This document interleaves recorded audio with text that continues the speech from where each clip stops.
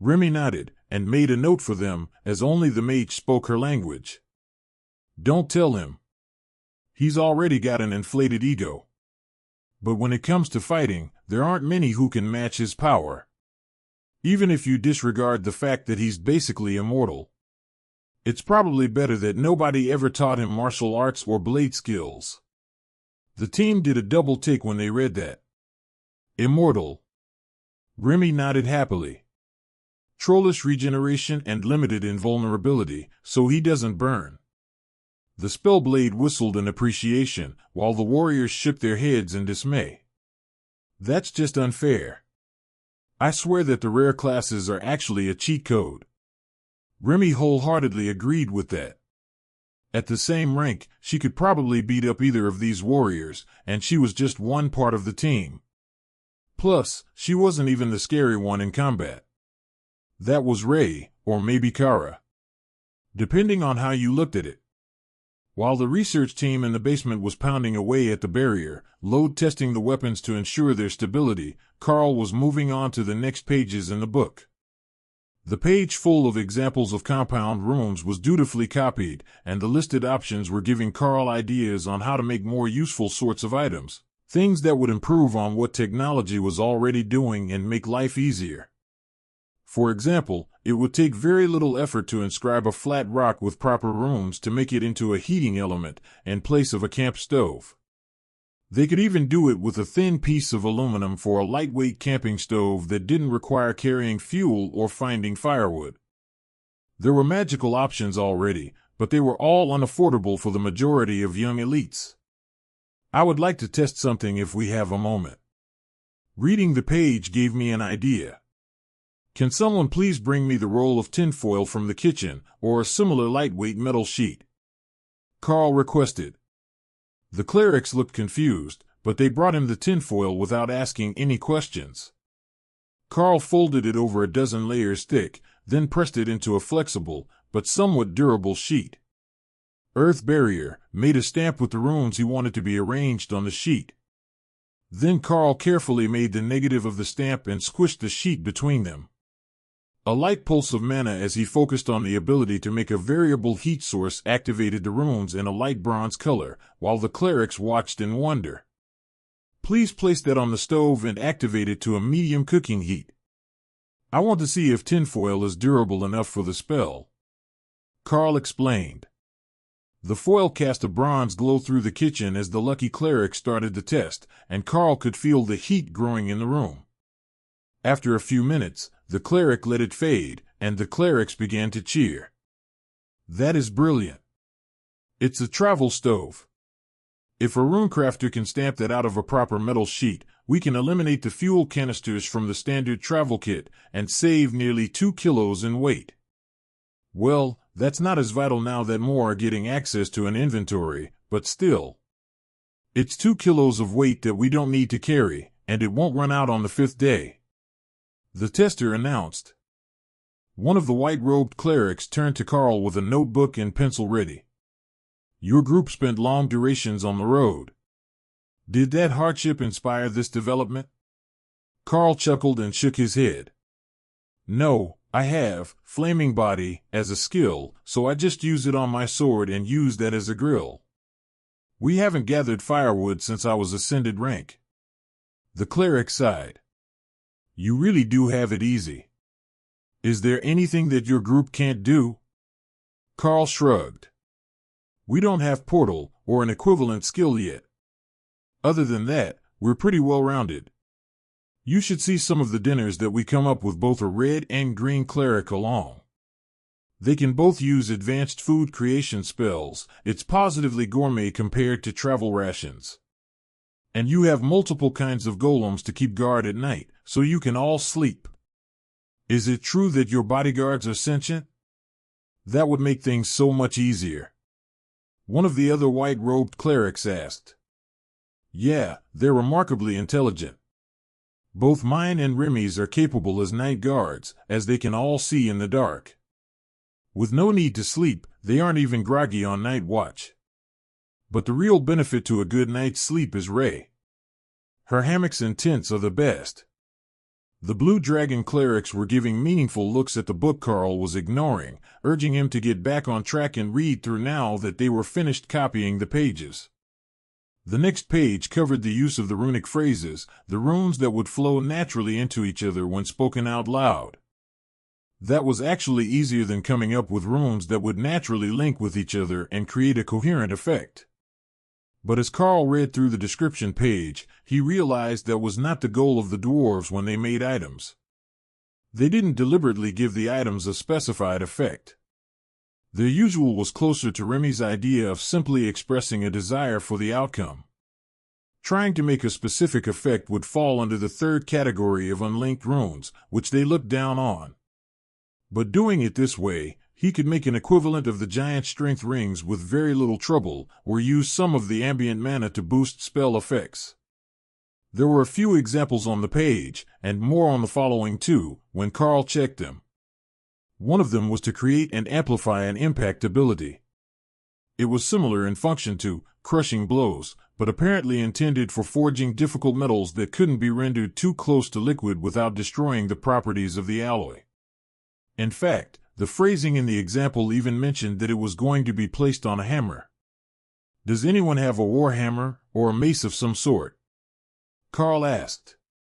One of the white-robed clerics handed over a war pick, a long-handled hammer with a spike on the back, and Karl began the process of deciding how to wrap the runes properly around its head. It was just a common-grade magical weapon made by the church, with a mild dose of holy energy, so Karl decided to incorporate that into the runes. Amplifying the holy magic flowing through the weapon should improve the effect with minimal input. After a few minutes of careful carving, the process was complete at the commander rank, and Karl passed it back. Please take that downstairs and test the effect. I am quite certain that the God of Knowledge is eager to see how it turned out. The cleric sighed as he realized that he had just been volunteered to make reports for the librarian and her assistants, but this was his personal weapon, so he didn't see a reason he couldn't keep it when they were done, even if it was now enhanced to a level well above his rank. The next few dozen pages were all descriptive ones, describing techniques for using the runes. The translation was questionable, as many of the words appeared to be Dwarven technical terms, but they were faithfully copied to the duplicate tomes.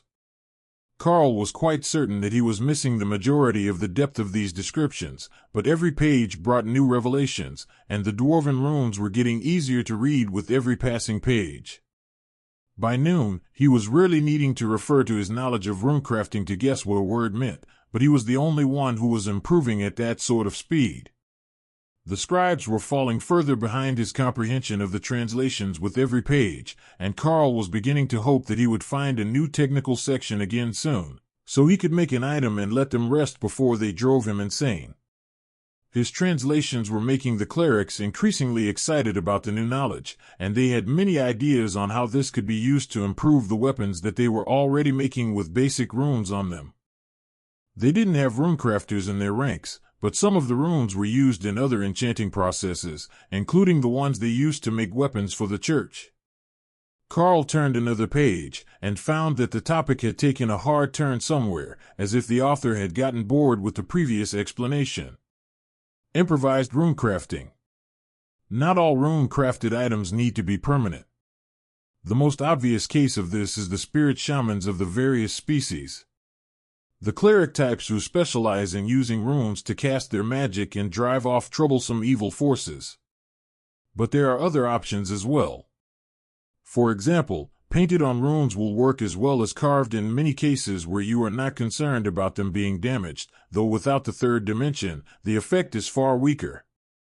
Alternately, those with elemental magic, such as the Forge Masters or the Earth Shamans, can create the runes with their elemental magic and add a more profound meaning to their spells. An Earth Shaman might engrave the rune of destruction into a mine wall to carve away the rock between themselves and the next vein. A Forge Master might create the runes in the ash pile of a makeshift forge to bring it up to the needed standard. Or they might place the rune in the foam of cheap tavern ale to increase the liquor content and improve the taste to a tolerable level. That caught the interest of everyone who read the translation. None of them had considered that was even an option. Would that be a sort of creation spell? Perhaps a transmutation? And what element did that even fall under?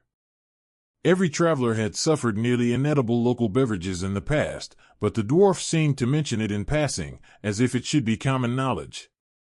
Once the pages were copied, Karl moved on, and found that the comment really had been in passing, as the examples that were drawn and described were simple single-compounded runes.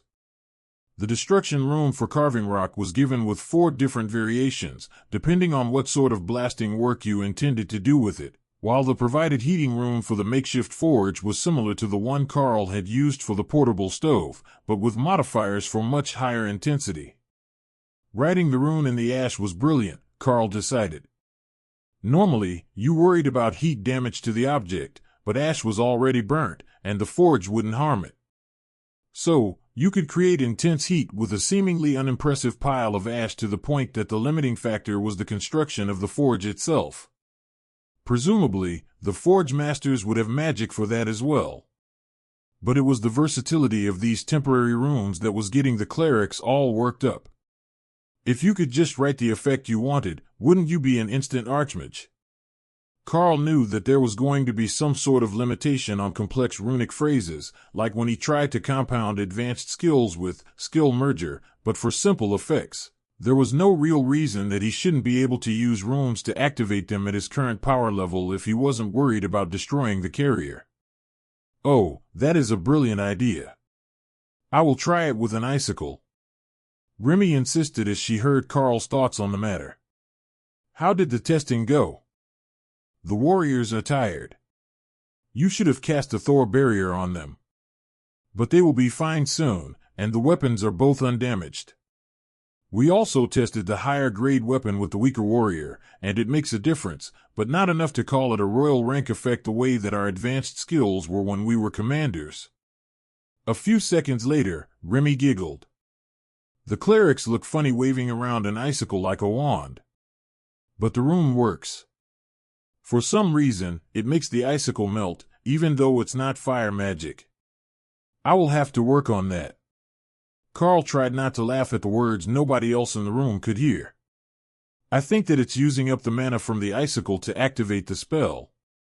How is the power output compared to their rank? Oh, you're right. It's better than expected. I made a monarch rank icicle for the task, and it melted, but if the extra mana is going to the spell, it makes sense. That also made her wonder if she could make a higher density item, with more mana, to make the item more useful to lower-powered creatures. Like a portable smashing post that would transfer some stamina to the user on impact. Brother Thor would love to have that for his trainees. Across the park, at the training grounds, the beasts and their trainees were causing quite a scene. Though, it wasn't really fair to blame it on the beasts. Firstly, the Lightning Sarrow group had all grown to the size of large dogs, while the Moor cats were already the size of a mountain lion, weighing well over 100 kilos after only a week of quality feed and hard training. The regenerative sprints were doing them all worlds of good, and the physique of even the mage-class trainee, Owen, was phenomenal. But more importantly, the overlords had joined them to help with the trainees, passing along as much of their knowledge as possible in the few remaining days that they had. The majority of the team from the Special Forces cadets was very close to reaching the awakened rank, thanks to their beasts, and Nicky the Tiger Monk was already there. Today, they had gathered over 200 soldiers who wanted in on the training, and Thor was happy to help them with his barriers as they ran laps up and down the bleachers. They weren't elites, and they would not advance, no matter how much training, but they were rapidly gaining muscle mass and physical stamina that would save countless lives on the battlefield. The same Red Dragon High Priest that had met Karl after he altered the trial instance had come to watch as well, and assist Tessa in training John, their new acolyte. It had been agreed that instead of the seminary academy, she would go with the old man to the academy, where he would train her personally, and they would do the duties of the church for the students. Healing, support spells, guidance. The natural roles of the war clerics. You know, Sister Tessa, the number of skills that these students have already learned is incredibly impressive. Not just from using the points they gained in battle, but the ones that they have learned through hard work. To think that just a change in teaching methods would make such a large difference. He whispered, not wanting to stroke the ego of the students. Tessa smiled at her senior. It's not just a teaching method, but a teaching skill. Or, rather, a group of skills stacked to help them learn, along with a load of high-grade resources for the beasts. But I had an idea the other night. You know how the Drake Riders have a huge advantage in combat due to their mounts, even without the system. We should implement the same program on a limited scale.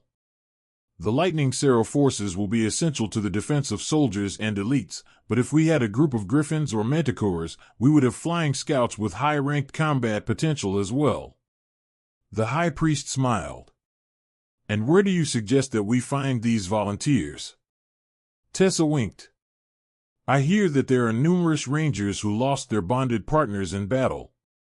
It's a common occurrence for them, and they can bond a replacement.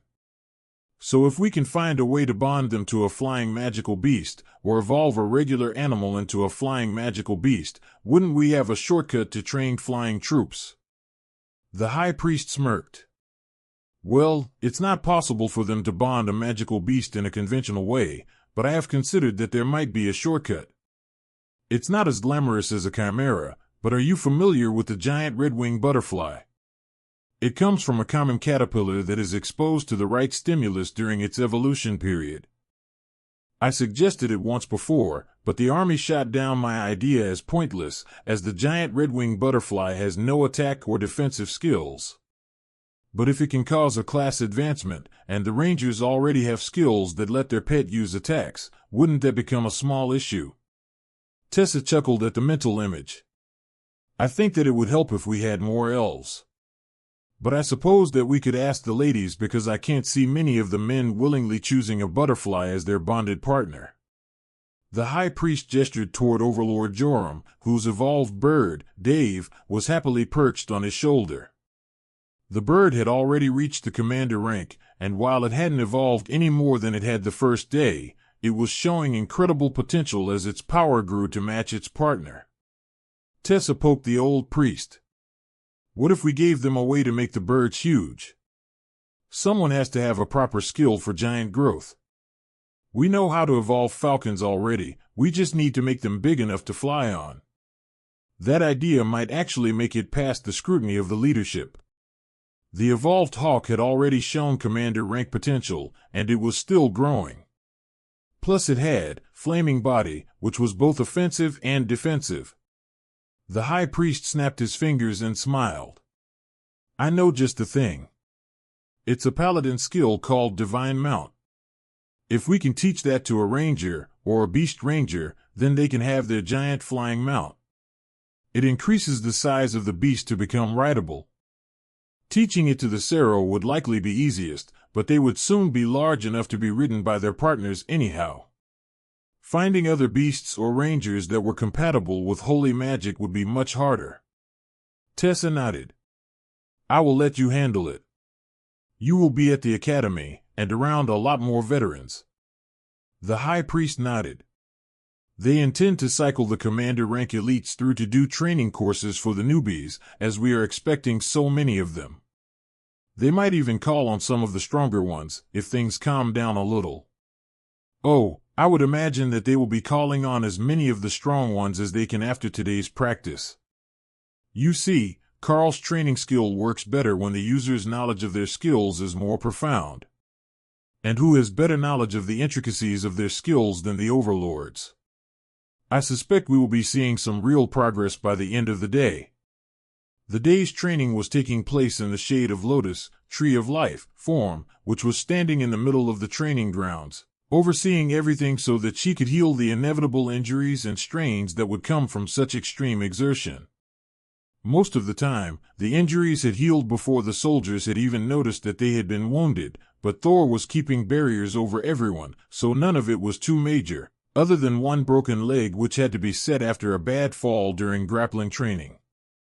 Such accidents were to be expected with hard training, and there were plenty of clerics on hand to take care of the issue, even if they didn't have Lotus in tree form in the middle of the training grounds. But that was a minor setback for him, and the soldier was back to regular training again within a few hours. So, with everyone so focused on training, they were caught completely off guard when a horde of reporters descended upon the training grounds. "High Priestess, can you tell us anything about your feelings on today's announcement from the President's office?" One of the reporters shouted to Tessa, who was near the edge of the sand. Tessa gave her a confused look, and walked over to see what they were on about. "I'm not sure what you mean.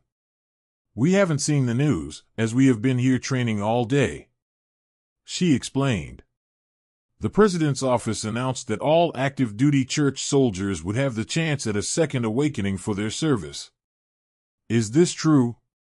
What are the odds for the soldiers to gain elite status? Does the war goddess have any thoughts on the matter?" The questions were asked all at once by different reporters, and Tessa put on her best public relations smile. "These soldiers here have already been given that opportunity. As I understand it, close to 1 in 10 soldiers was moved from the standard unit to a special training force, but I am not privy to any more details than that. The war goddess is naturally pleased that there are more capable combatants, but it will take time for them to be ready to serve as elites, much like the students who were awakened with the divine injection. Unfortunately, for any more details than that, you will have to go to the strategic planning office," she explained. "Are these young elites not freshly awakened soldiers?" one of the reporters asked. Tessa shook her head. "No, these ones were awakened early as part of a separate project. They are not soldiers of the church, or at least they aren't yet. However, they are performing quite admirably, and I am sure that they would not object to being the backdrop for your daily news articles.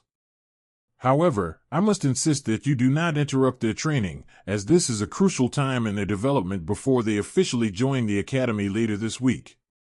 That was good enough for the reporters, who were happily clicking pictures for the news of the intensive training program for the next few minutes, as well as taking short videos of the young elites practicing their skills. It was all great footage for the news, and the faces of the cadet elites would be blurred if the content was deemed sensitive, as they hadn't been officially inducted or signed any waivers for the use of their likeness. The chaos that the videos would cause when they were leaked later that day was not even part of their calculations. After all, how were they to know that the presence of the handful of obviously inhuman and unknown trainers in the group would cause an uproar among every nation that found out about them? Thor could be passed off as a human paladin, but only if he had his helmet on. With his extended ears and green hair, there was no doubt that he was not a human. Ray was much less human, while neither Kara nor Hawk were even trying. Hawk was just using system messages to give instructions on the proper use of fire magic, while Kara enjoyed the show and occasionally volunteered as a training partner. The overlords were already well known to everyone else, so the respect that they showed to the new inhuman arrivals was a sign that they were not commanders or other mundane trainers. Then there were the skills that they were teaching. The warriors were practicing a shield bash to overhand chop with / combo that just seemed to be off somehow. Shield bash, the skill, had a distinctive motion and glow on the shield that this skill didn't have. But the effect was clearly intended to be the same. Compared to that, the fact that the young mage was using a golem and magic missiles to train in defense against multiple attackers was much less concerning. The rogue, on the other hand, was incredibly concerning. Everyone who was anyone knew Neil was the head assassin for the Inquisition, and the fact that he was training a young prodigy in public with an unknown foreign assassin was extremely concerning to the leadership of every nation on the continent. The first thought was that this was a subtle flex by the Golden Dragon Church, showing off one of their new killers in training. She was obviously young, but her combat skills were far beyond the average. Sybil was highly motivated that day. Lotus had discovered that there might be a way to fix her hearing. Her eardrums had grown in wrong, a developmental anomaly. But it was how her body thought that they were supposed to be, so healing spells didn't change it. Lotus' plan was to let Kara Precision disintegrate the inner ear, while Lotus regenerated it. If her theory was correct, unlike damaging it and healing it, completely disintegrating it should cause it to grow back in the way that Lotus understood ears to work, not how Sybil's body had grown it the first time. It was definitely not a church-approved method, as a small error would cause permanent nerve damage or obliterate a portion of her brain. But Karl was confident that she could do it. 3 days later, Karl was ready to deploy himself back to the border just to escape the Blue Dragon clerics and their never-ending quest for knowledge. But today was a special event that they simply couldn't miss. It was time for the annual Elite Recruitment, and this year was expected to be a huge spectacle. The Bureau of Elite Development had been teasing the reporters for weeks that the success rate would be going up, and the injection ceremony would have minor celebrities in the form of Karl and his team. Normally, it was done by doctors with a few commander rank and lower elites on guard. Karl looked down at the suit he had on, freshly made by Ray for the occasion, then smirked at Dana, who looked uncomfortable with the amount of gossamer fabric among the layers of her cream and gold-colored Hanfu-style dress. Ray was particularly proud of that creation, and she wouldn't take no for an answer when Dana had suggested that she should maybe change into something less flashy. As Dana had repeatedly mentioned, it was a recruitment for students, not a red carpet event. I have already told you. You're a princess mage. You need to look like one. Ray insisted again. How about a coat? Dana compromised. Ray considered that. She had seen mages in long coats that split up the back before.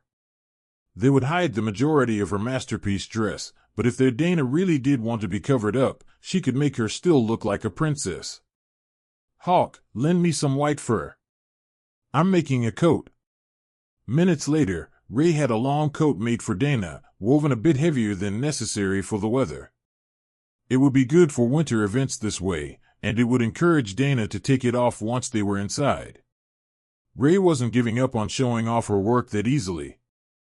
Besides, Tessa and Lotus hadn't agreed to let her dress them up, as they had formal wear for the occasion, and Ophelia flat out refused to wear a dress, so she was in a similar suit to the one Karl was wearing, except that Ray had made the shirt a bit more flashy and ruffled, and the cut much more flattering.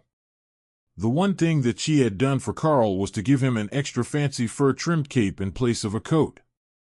All kings needed capes. She had seen it in a book. Plus, it was part of the official uniform for monarch rank elites, though nobody ever wore it. While she hadn't gotten to do all the decorating of the humans that she had hoped, she had managed to get the honors of delivering the weapons that Karl had stayed up all night making for their students. They were simple ones, just a commander rank weapon suited to their preference, mostly short swords, with daggers for Sybil and spiked gloves for the monk. But getting to sneak into the dorms at the cathedral to deliver the weapons, all gift-wrapped for their new owners, had been great fun while it lasted. Nobody had even seen her do it. Librarian Kelethusa came to meet them at the apartment to escort them to the meeting. The librarian wouldn't willingly miss out on the first chance to see a mass recruitment, so she had nominated herself to accompany the group that the Archbishop had sent to assist with passing out the system-linked items for the first round of testing. Lady Kelly, it's a pleasure to see you again. Hopefully, we are properly dressed for the event. Karl greeted her. The dragon's slight smile told him that even though she resisted the nickname at first, she didn't actually dislike it. You are worried about being underdressed while wearing a suit that would buy you a house in the suburbs. I believe you will be fine. Lady Dana looks exquisite, and Princess Ophelia is quite dapper today as well. There was no need to mention the clerics, as they were wearing their formal robes, so the blue dragon simply gestured for everyone to follow her out. There is a bus waiting for us. I had suggested a limo, but policy says that outside vehicles are a security risk and shouldn't be used to arrive at the awakening ceremony. She added. The bus was one of the plain white church transports, empty except for the cleric who was driving. Once they were moving, the librarian began to detail the plan. Once we arrive, the mages will open the barriers so we can access the floor of the auditorium. Then there will be the customary tearful speech from the superintendent of schools, followed by the acolytes passing your group items to have the students try on. Once the first batch of successful students is identified and removed from the auditorium, we will proceed with the usual injection process, using doctors. Unless you believe it would work better with one of you performing the process. Ray smiled. I don't have any objections to stabbing people. The blue dragon gave her an indulgent smile. I have no doubt that is true on many different levels. But it would set the students' minds at ease to see a friendly face during the most stressful moment of their lives. Ray shrugged. Well, keep me in mind. I can see every vein from across the room. While that was a useful skill in many different situations, the divine injection was given as an intramuscular injection. They didn't need to find a vein. The security teams parted the crowds who were still waiting for entry to the auditorium, and the bus passed smoothly into the loading bays, where a group of white-robed acolytes were waiting to escort the team inside. This way, please, sir and madams. The Minister of Education is waiting for you. Karl bent his arm for Dana to take as they walked through the corridors, which were lined with paparazzi once they were past the loading area. They made quite the spectacle entering together, looking like nobles from a storybook, followed by the priestesses and a lady knight. The hushed whispers made Dana self-conscious, but Karl could hear that it was almost all praise for her dress, or speculation about who these dignitaries were. Some of them were familiar faces, but it seemed that they didn't immediately recognize Karl and Dana in their formal best and with their hair styled. The minister fell in step beside Karl with a polite nod, and silently guided them to the barrier around the auditorium floor, where the mages opened the barrier a little for them to enter. As soon as they walked onto the hardwood floor, the crowd fell silent. Please welcome our special guests for the day. Minister of Education, Davies. Overlord Kelethuza, Chief Librarian of the Cathedral Library. Monarch Karl, with his partners, Lord Thor and Lady Ray. Princess Dana. Princess Ophelia. And finally, the Royal High Priestesses Tessa and Lotus. The announcer stopped after every name for them to make a polite bow or curtsy, and then waved to the crowd. Then the superintendent began his speech, and Karl realized that many of those in line would not get to hear the opening ceremony. Schedules were schedules, and everyone was eager to get the process underway. The speech was just as dull and long-winded as the one that Karl remembered, and he wondered if the local school superintendents all read from the same prepared speech.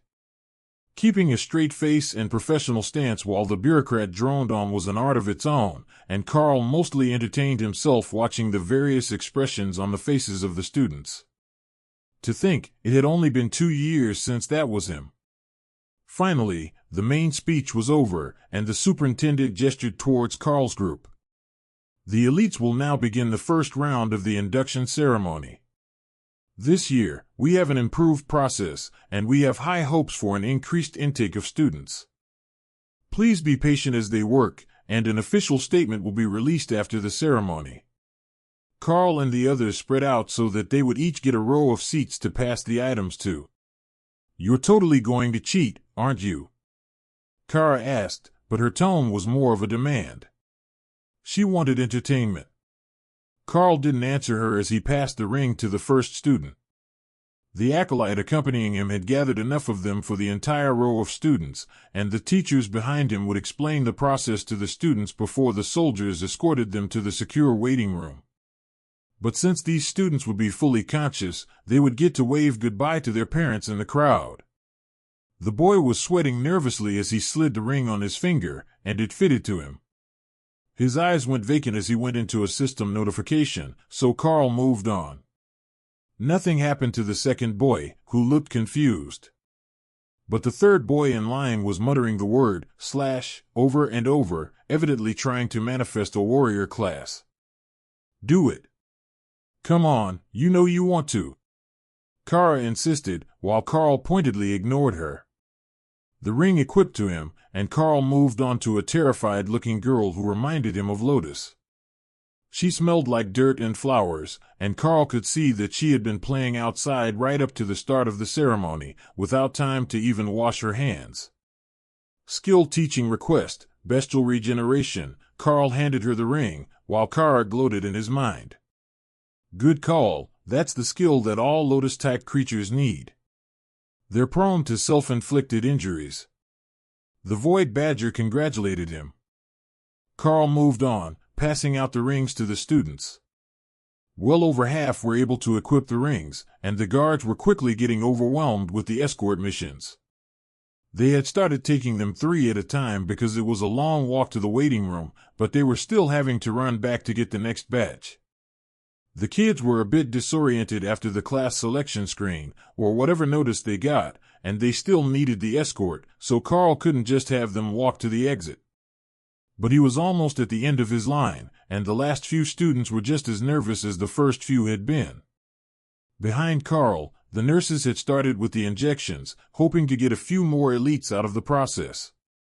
The second wave was renewing the hope of the students still seated, as well as their parents sitting in the crowd. The clerics had an area healing spell active, hoping to give the ones who were minimally compatible with the injection a better chance of success when injured by the power. That was normal in the capital, and other large cities that had powerful clerics present, and it greatly reduced the number of lingering injuries that the students they sent to the train would have. It wasn't looking too hopeful for the students, but the success rate was generally not great with the injection to start with, and presumably most of the successes would have awakened with the first method. Karl finished with one final success, and turned back to watch the nurses make their way down the line. There was a success in Ray's line, then one in Ophelia's. But that was it. Karl could see that a few were having bad reactions to the injection, but the healing spell in effect was keeping them stable while the power passed through their bodies. The mood in the crowd was jubilant, with the overjoyed parents outnumbering the defeated ones for the first time in history. Normally, Karl assumed the crowd would be congratulating the lucky few, but now it was a mix between sympathy for the parents of the students still sitting, and congratulations given to the parents of the ones who had been led away. The rest of the ceremony was supposed to be focused on the students who would be going on to further classes, or looking for work, so Karl and his team retreated to the back of the podium, so they wouldn't interfere with the inspirational speeches and songs that were coming. Fortunately for everyone, those would be given by someone other than the superintendent. Karl turned when he heard someone enter, and watched as the crowd followed his gaze. It was an amusing sight, watching thousands of people all turn in unison because he had heard footsteps, but it worked out perfectly as a young elite in an idol's short frilly dress waved to the crowd and strutted up to take the stage. Only, once she got into the open, all her attention was on the gathered guests. Nobody had warned her that things were changing this year, and she had been expecting a few school officials, plus the nurses. Not a whole group of royal and monarch-ranked elites, plus the head librarian. The idol was probably someone famous in the capital, but Karl had no idea who the ascended rank girl was. The feeling was mutual, but she was well-trained and managed to keep to her routine as she took the stage. Not even the massive number of empty seats on the auditorium floor was enough to throw her off her performance. Good morning, everyone. Congratulations to all of our new elites and their families. But for everyone else, today is still a very special day. For today is the Capital Job Fair. Once the sales pitch for the job fair was open, the announcers declared that the students could come up and meet with the elites. There was no need to do that for the others, they were about to become the elites, but for those left in the auditorium seats, this was a big event for them. Karl came down from the stage to meet with the kids, who looked shocked that someone was actually coming down to talk to them, not just answering questions from above. Mr. Monarch, is it true that you led the soldiers to defend the north side of the city? One of the kids asked, eyes sparkling with hero worship. Not just me. My whole team spread out along the north side of the city so that we could coordinate. With so many brave soldiers on the line, we had to do our best. Karl agreed. A group of the kids immediately swarmed him to hug him, reminding Karl that many of these people had family in the army. The rest of the team remained on the stage with the school officials, though Lotus was sitting on the edge to talk to the students. The kids were mostly chattering to each other as they formed another question, then one of the girls pointed at Karl and gasped. I know who you are. You were on the news with the lightning Cero. I think you were still a commander or a royal then, weren't you? Did you just advance? Can we see the Cero? She asked. Karl smiled. Thor is standing up on the stage right now. Green hair and shining armor. It's a transformation spell that lets him look human. He will be glad to hear that you're a fan, though. However, I do have one more friend that could come out to say hello. Kara, would you like to meet the students? Kara came out to stand on the edge of the stage, looking down at the students, then spread her wings to hop over to Karl's shoulder. She leaned down with her paws on his chest to get a closer look at the kids, then nose bumped the girl and licked her cheek. Kara reveled in the attention as the kids began to praise her, and Karl sensed Thor mentally rolling his eyes. Were the kids not praising him and looking forward to seeing the Cero only seconds ago? That shameless sister was just happily stealing all the attention. But Thor was fine with watching over his pack while they were among so many strangers, and not many things in the world could harm Kara. Not that the kids were trying. They seemed to think that Kara was some sort of domestic pet, and she had no problem basking in the attention for a few minutes. We have a plan. Remy and Lotus and I are going to go find the baby rogue and fix her ears before she leaves. Make sure that the humans don't try to stop us. Kara informed Karl as the attention began to die down. I will get you an escort. Karl gestured for one of the soldiers to come over and briefly explained the situation. Remy would come out once they were in the back rooms, so they didn't terrify the public with the Naga Queen appearing out of nowhere. Ray thought it would be great fun. But she was also considering just turning back into a spider for a bit to make people stop asking her dumb questions. Kara was happy to communicate with system messages so that Sybil knew they were coming, and Lotus didn't misunderstand what they were up to when they started using destructive magic on the rogue. It took them a few minutes, but after carefully examining the inside of Kara's ear and comparing it to Sybil's, Lotus was certain that she could shape her healing magic to recreate the destroyed tissue into a properly functional inner ear construct. Sybil was still quite leery of this whole idea, as it did involve using disintegrate to destroy her entire inner ear, then a healing potion and Lotus, regrowth, healing spell to rebuild the missing portion of her head. Lotus patted the rogue gently as they finished their preparations. Relax, and sit perfectly still. We will have you fixed up in no time at all. Remy has done extensive research on the topic, and she made custom potions to help you recover. The odds are excellent that you will be able to hear as well as anyone else in the group before we leave this room. The rest of Sybil's team was watching in tense anticipation as she reluctantly nodded, and Remy took out 2 small potions before nodding at Kara. The Void Badger focused intensely, then activated Disintegrate a half-second before Remy splashed the potions in both of Sybil's ears at the same time, and Lotus began her healing spell. For 5 long seconds that felt like hours to those watching, blood trickled from Sybil's ears, then slowly vanished. When the process was over, her ears had changed shape, getting slightly pointy instead of small and round. But other than that, Lotus was certain she had done the spell properly. It was probably just because she thought pointy ears were cute. That had to be it. For a few more seconds after they finished, there was silence in the room, then a squeak from Sybil, followed by a wince of pain. I can hear heartbeats. You did it wrong. Hearing is painful, make it stop. She complained by message. Oh right, there is no earwax to dampen sounds.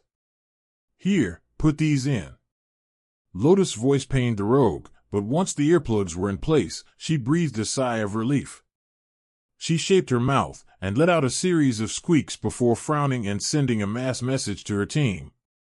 I don't know how to make the mouth noises. Collective facepalms ensued. I didn't think about that. Do you even understand what people are saying? Lotus asked quietly, not wanting to hurt her delicate ears. Sybil nodded and gave them a thumbs up. I think that the system translates for me like Mr. Karl said it does for orcs because I understand perfectly without even seeing you talk. I've never heard words before, but I believe that you have a beautiful voice. Lotus hugged Sybil, who was laughing silently at how happy the priestess was to get a compliment. Is the world supposed to be this loud? Is there a volume control? I can hear people talking in the auditorium, and it's distracting. Sybil asked, messaging everyone in the room. The rest of the team of recruits looked at her like she was crazy, but Kara just shrugged. Sounds right. Our Dana has candy in her pocket. I can hear the wrapper crinkling. Joan snapped her fingers, catching everyone's attention and making Sybil wince again. You used Kara as a pattern. Kara doesn't hear like a human does. You made her hearing far too sensitive. I can't hear heartbeats or anything outside this room with the door closed.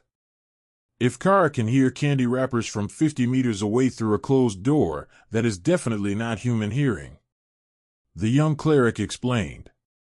Kara and Lotus stared at each other for a moment, then Kara shrugged. Echolocation should work really well now, though. Right. Sybil sighed as she realized no help would be coming from the beasts, who viewed the mission as a success, now that she could hear. Fortunately, she had some points available, and there was one which she could use to solve her problem. Silence dampens all sound within a specified area. If she just cast it on her head, she wouldn't have to listen anymore. After 15 minutes of chatting with the elites, the job fair was officially beginning. The booths were set up in the park outside the auditorium by employers who were looking for workers and apprentices, with the first hour dedicated to the new graduates and then the rest of the weekend for the general population to job hunt. It wasn't just companies in the capital, but those in the surrounding regions as well, and many of the positions would be filled by the university-educated and lower-ranking elites. The librarian nudged Karl with her shoulder. Are you going to go look for a full-time job? You know, something to build up your public image and reputation with the people. If you wait for overlord rank, you'll be too busy for such leisurely pursuits. Karl shook his head. I already have a plan in mind. I just didn't expect things to change so quickly. But that reminds me, I need to talk to a certain banker to speed up the plans. Librarian Kelethusa nodded, then turned to join some of the university researchers who were pitching projects looking for workers. Dana poked Karl in the ribs. You have a project planned. Karl laughed. Sort of.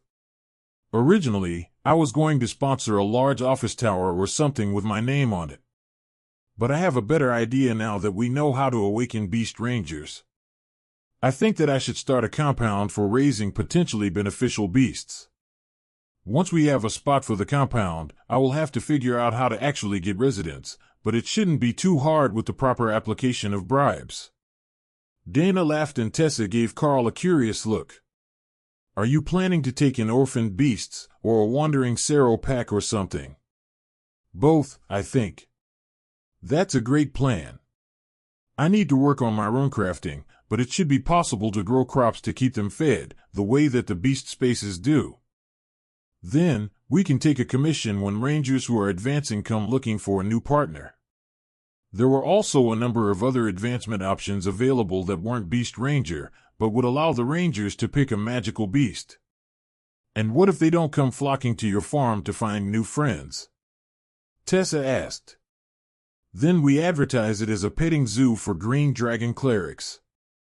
We will be rich. Tessa and Ophelia burst into laughter, while Dana sighed and leaned against Karl's side. He wrapped his arm over her shoulder and smiled at the mage. See, it's a brilliant plan. Plus, if we bring in Sero, we know that they're not going to object to people coming to give them attention and head pats every day. That sounded good to Thor. In fact, he wondered why nobody had thought of that before. No need to travel to find the good food, and nature cleric head pats. Pure luxury. Ray thought about reminding him that it came with a loss of freedom, and that they would be stuck within a compound, but quickly realized that the lightning Sero wouldn't see that as necessarily a bad thing. They would just become territorial and protect the compound where the food was. The fact that there was a wall around it was a bonus in their minds. Karl kept Dana under his arm as he left the auditorium, leading the group.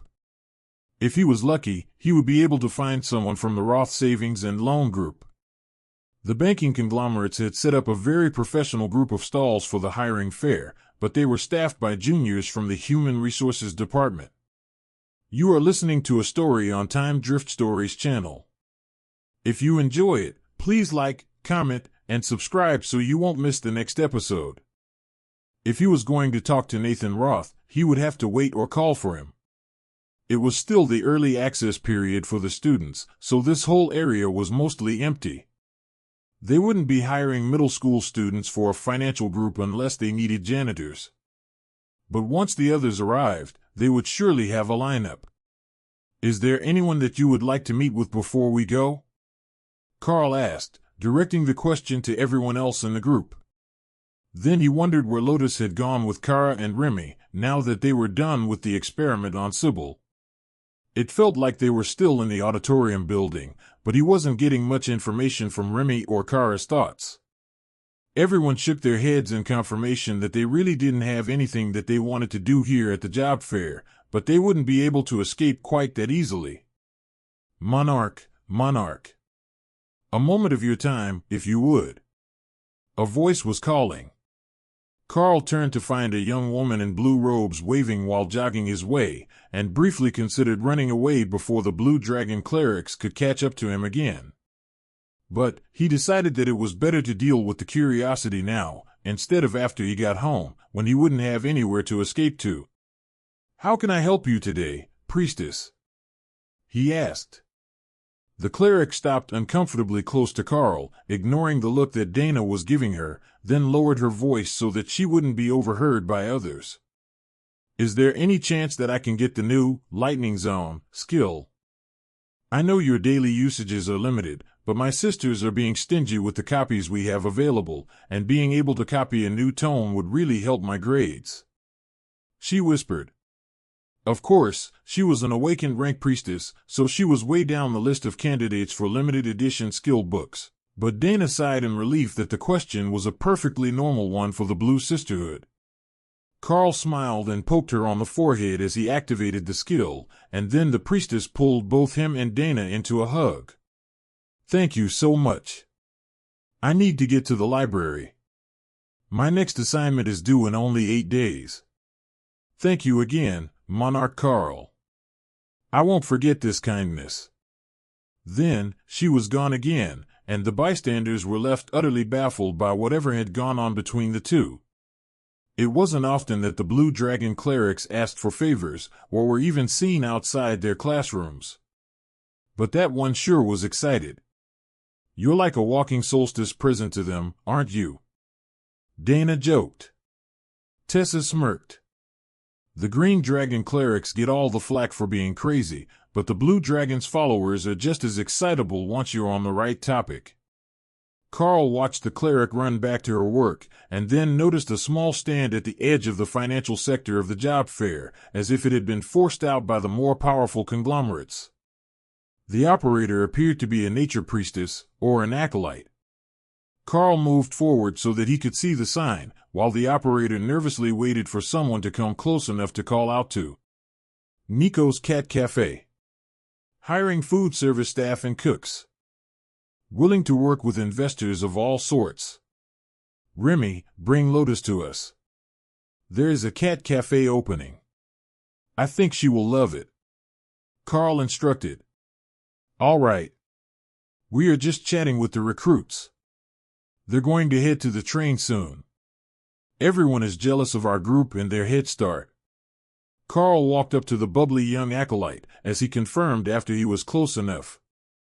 She was common rank, and wearing nature priestess robes, so she had to be an acolyte, who was working on a project she thought would please her goddess. Good morning, monarch, princesses, high priestess. Might you be interested in hearing about Nico's Cat Cafe? She asked hopefully. Yes. I also have a nature high priestess on her way here, and I am certain that she would approve of your initiative. The acolyte laughed. I somehow doubt that. Everyone says that my idea is dumb. Our dorm area is already filled with cats, so why would we go out to see them?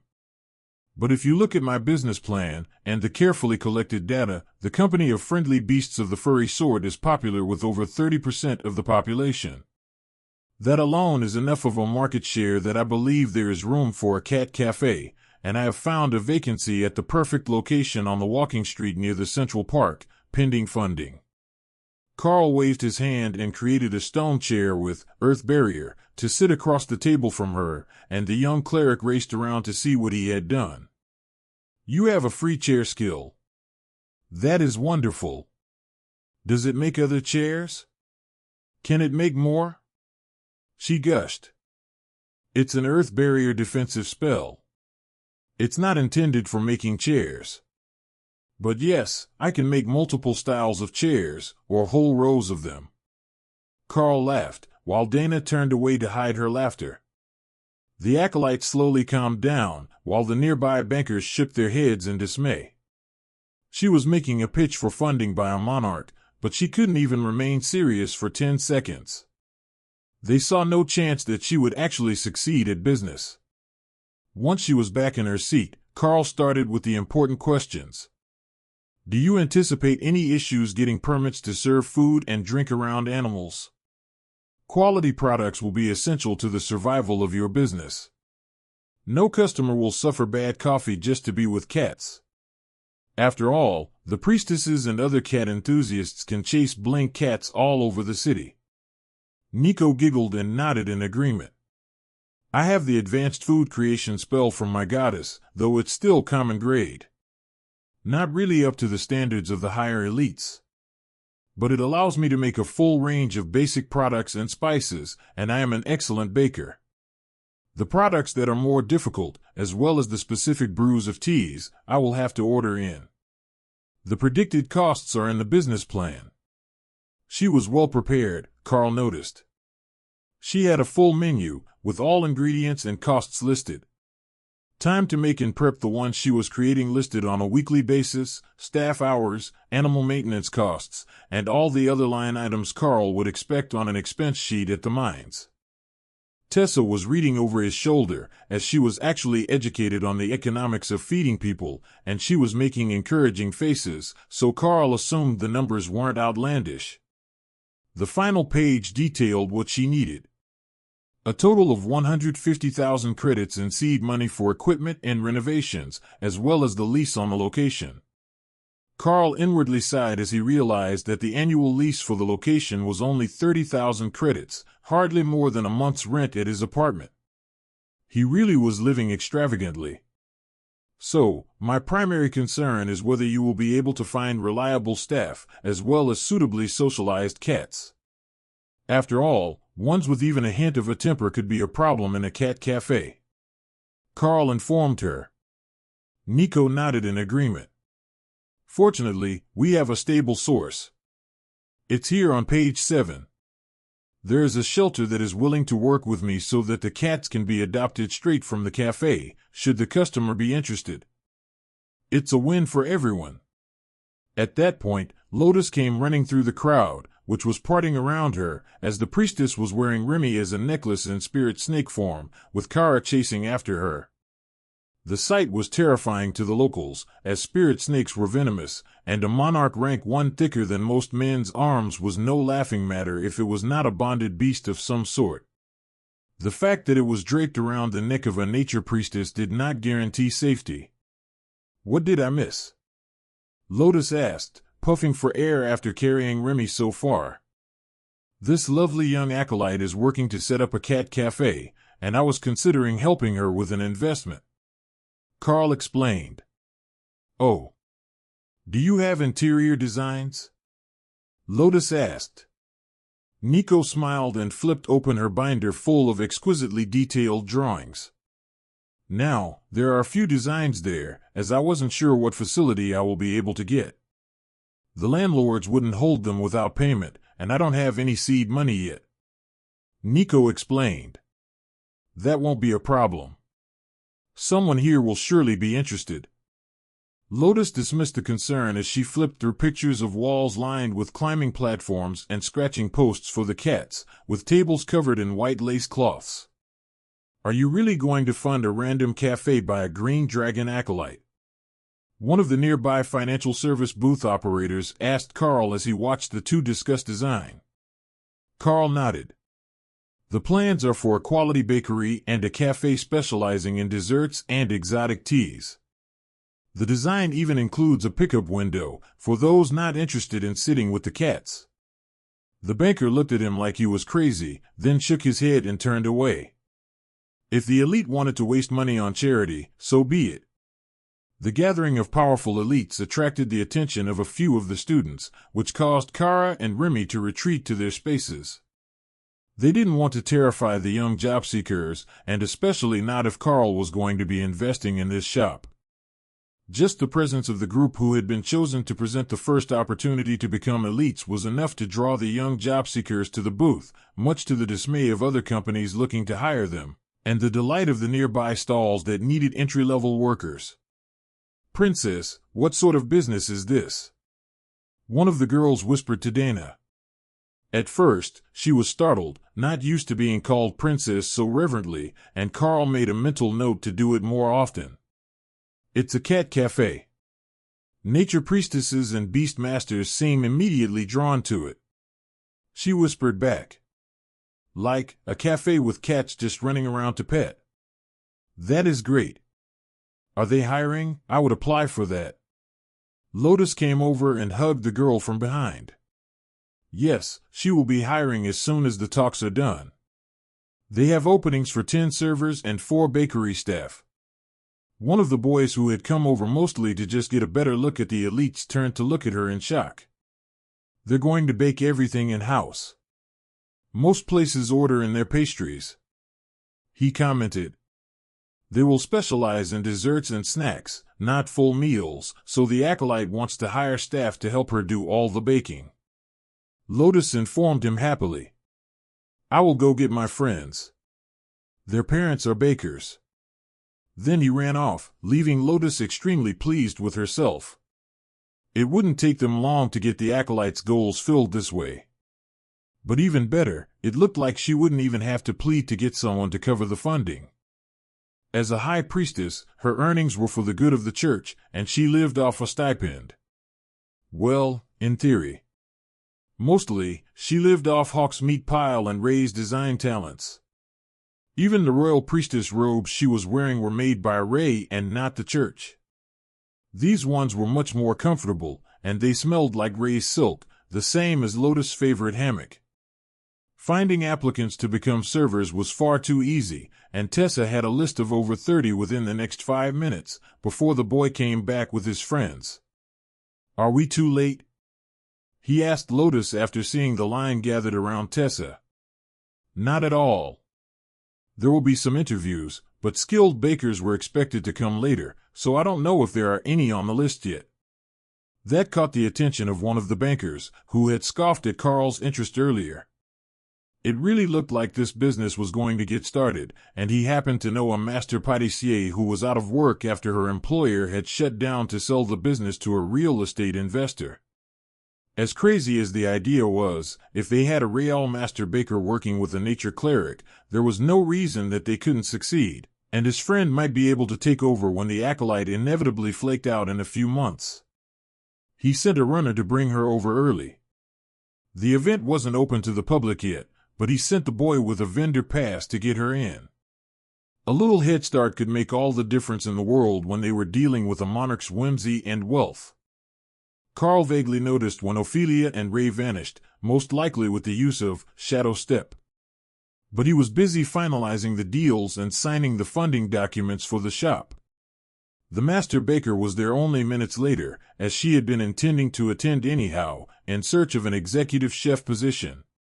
She approached on her own, but still wearing the vendor badge for the financial group. "Acolyte Nico?" she asked politely. "I am Master Baker Genevieve. I would like to apply to become the head baker in your shop. I have decades of experience making exclusively baked goods, savories, and desserts. If you have time, Could we talk? That made Nico extremely nervous.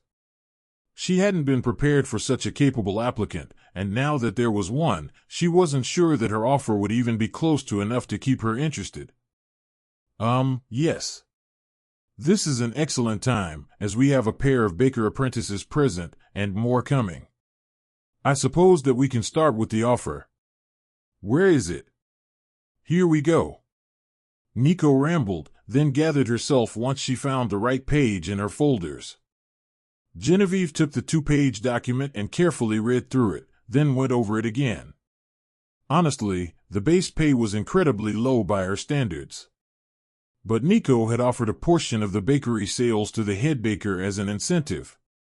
If she could build an independent reputation for fine sweets, even a small bakery could create enough revenue to make up for it. The fact that it was also a cat cafe would be irrelevant to the sorts of corporate catering clients that would pay exorbitant fees to have custom platters baked by a master chef.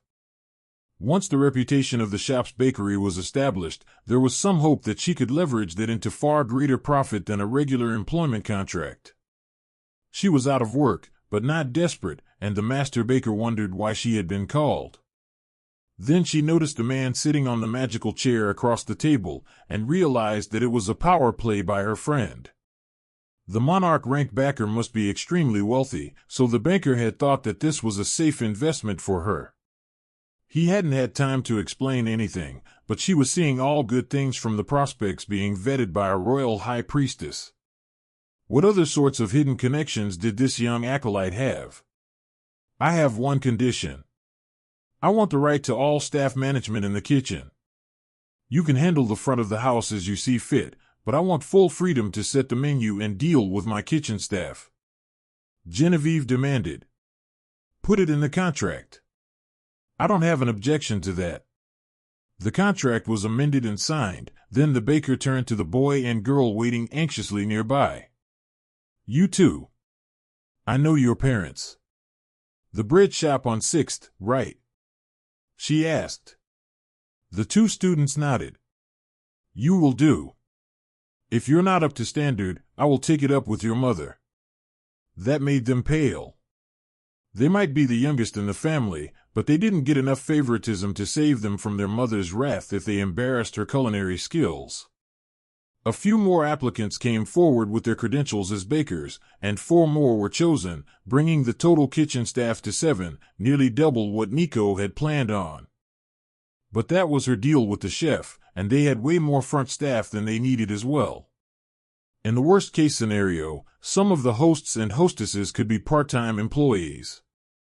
Then Ophelia and Ray returned with triumphant looks on their faces. We got the unit. Did you know that you can trade shiny rocks for a whole building? Ray asked. Karl rolled her eyes at her. Did you buy the building that Nico wanted to rent a unit in? Nope, Ophelia did. She reminded me that Hawk and I loot all the battlefields, so I really should share some wealth. Then she bought the building. It's pretty, and there are 2 other shops with apartments over them, plus this one and the empty unit above it. Ophelia says that the price was good, and the landlord didn't argue at all with her offer. Does that mean I'm Nico's boss now? Karl laughed quietly, and resisted the urge to shake his head as he replied. No, Ophelia is her landlord. You don't get to boss her around. But she is a nature priestess, so you can probably bring her to play with you and Lotus in the park later. Karl tapped the table to catch Nico's attention, as well as Genevieve's. The building has been purchased by my associate, so the rental contract can be guaranteed, and the residential unit over the bakery is included. Genevieve smiled, and Nico got up to hug the much taller woman around the waist. So, when do we start shopping for kitchen equipment? I'll take care of the front, and we will have all the funds we need for the renovation as soon as I process this funding document. Nico explained, holding up the papers Karl signed. The banker next to them cleared his throat. I have a mobile access terminal here. Would you like to open a corporate account with our capital branch? The faster everything was settled, the more secure his friend's new baking job was. Nico's smile lit up her face. Yes, thank you. That would be wonderful. Can you link it to my identification badge from here? Karl patted her on the head, then nodded to Genevieve. It's been a pleasure meeting you all, and I look forward to seeing how your business does. It might take years to get a full return on investment, but it was a big milestone for Karl. His first real investment as an elite. Now that the details were finished, Tessa handed over the short list of potential staff and their job was done. The train would be here soon to pick the students up, and then there would be an escorted parade of sorts as it left the city. This was the first stop, and the others would be picked up later in the day, when the cars were transferred between locomotives for the final leg to the academy. What is the plan for the rest of the day? Tessa asked, as she carefully tucked the folder with the land deed documents into her coat. That little rental property would provide a nice, steady monthly income for her parents, no matter where she happened to be in the future as an elite. 3 commercial units with shopkeeper suites brought in far more than was necessary to be called a comfortable living in her neighborhood. Karl smiled. Well, I should send a little something to my parents. I haven't heard from them in a while, and I missed them when we went on the mission to the area. I know my dad got promoted, and they're making good money now, but I'm sure I can do better than that for them. Dana smiled. Planning to bring them to the capital? Ophelia nodded, while Karl shook his head. Do you think I could convince my dad to leave now that he's one of the big bosses, setting company policy for his old friends down in the mines? No, he would rather stay there. But that doesn't mean I can't have them living a life of luxury while he works. That would only take a few minutes at the station in the cathedral, or any bank branch. His father made nearly 50,000 credits a year after his raise, when he made 9,000 a year before it.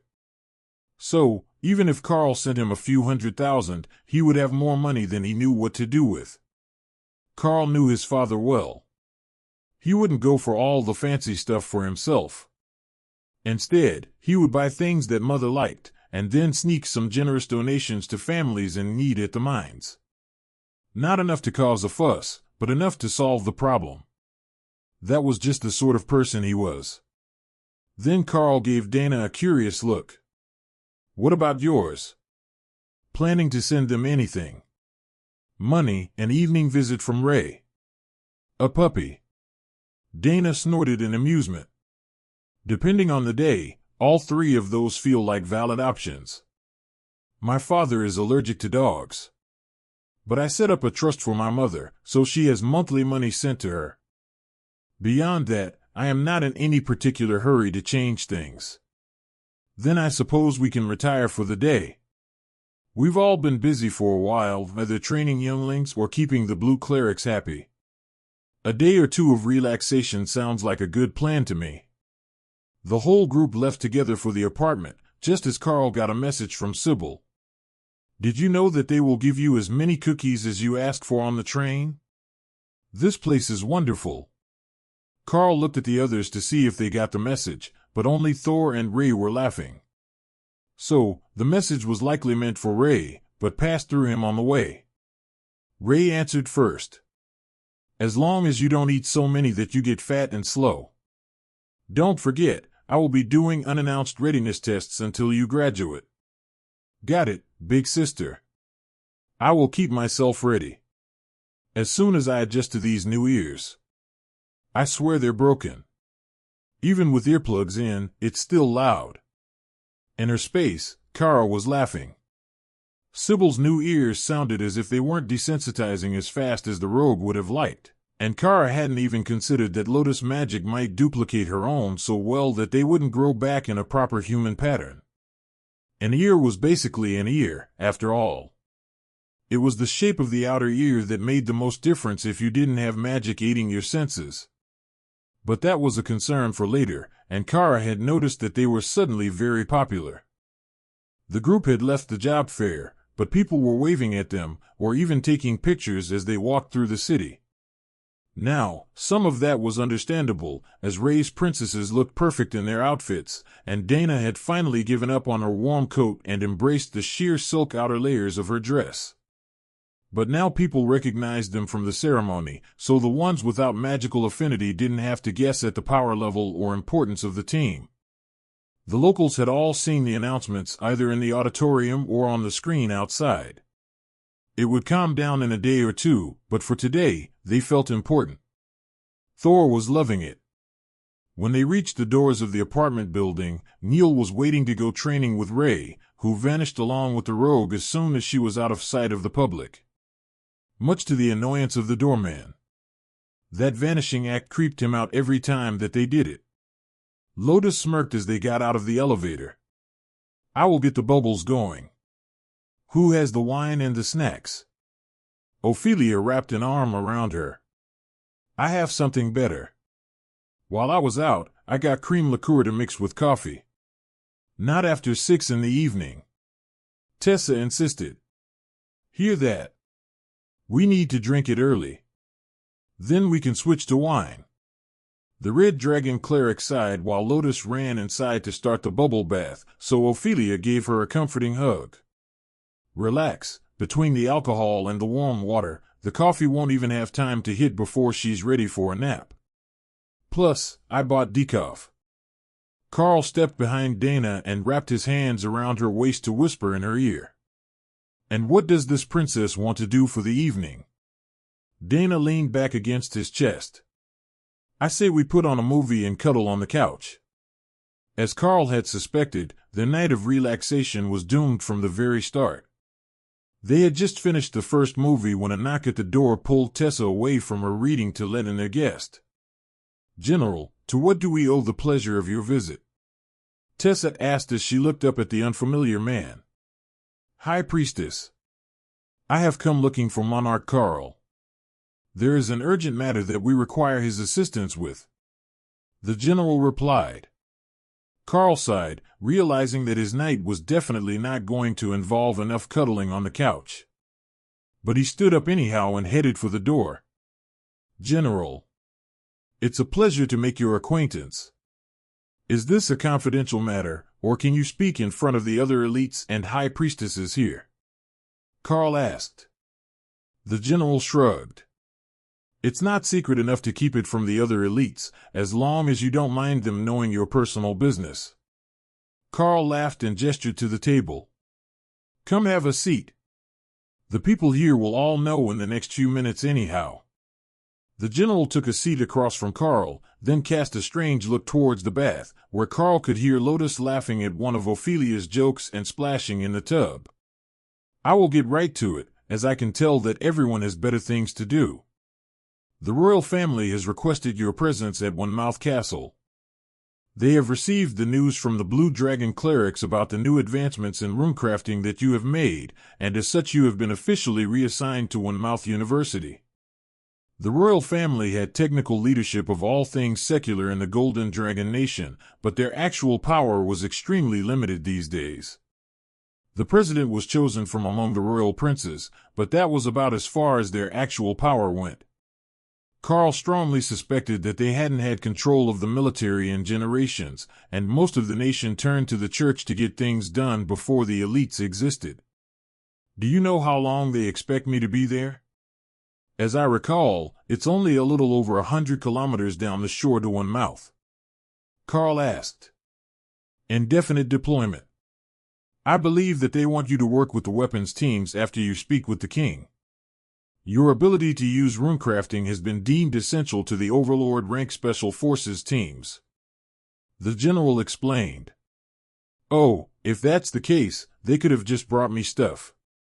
The general shook his head. The university is trying to develop better equipment for them. They have also called in foreign experts with skill books that we are hoping you can use.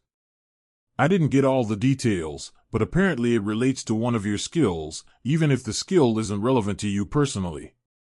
Karl nodded. I think I see where this is going.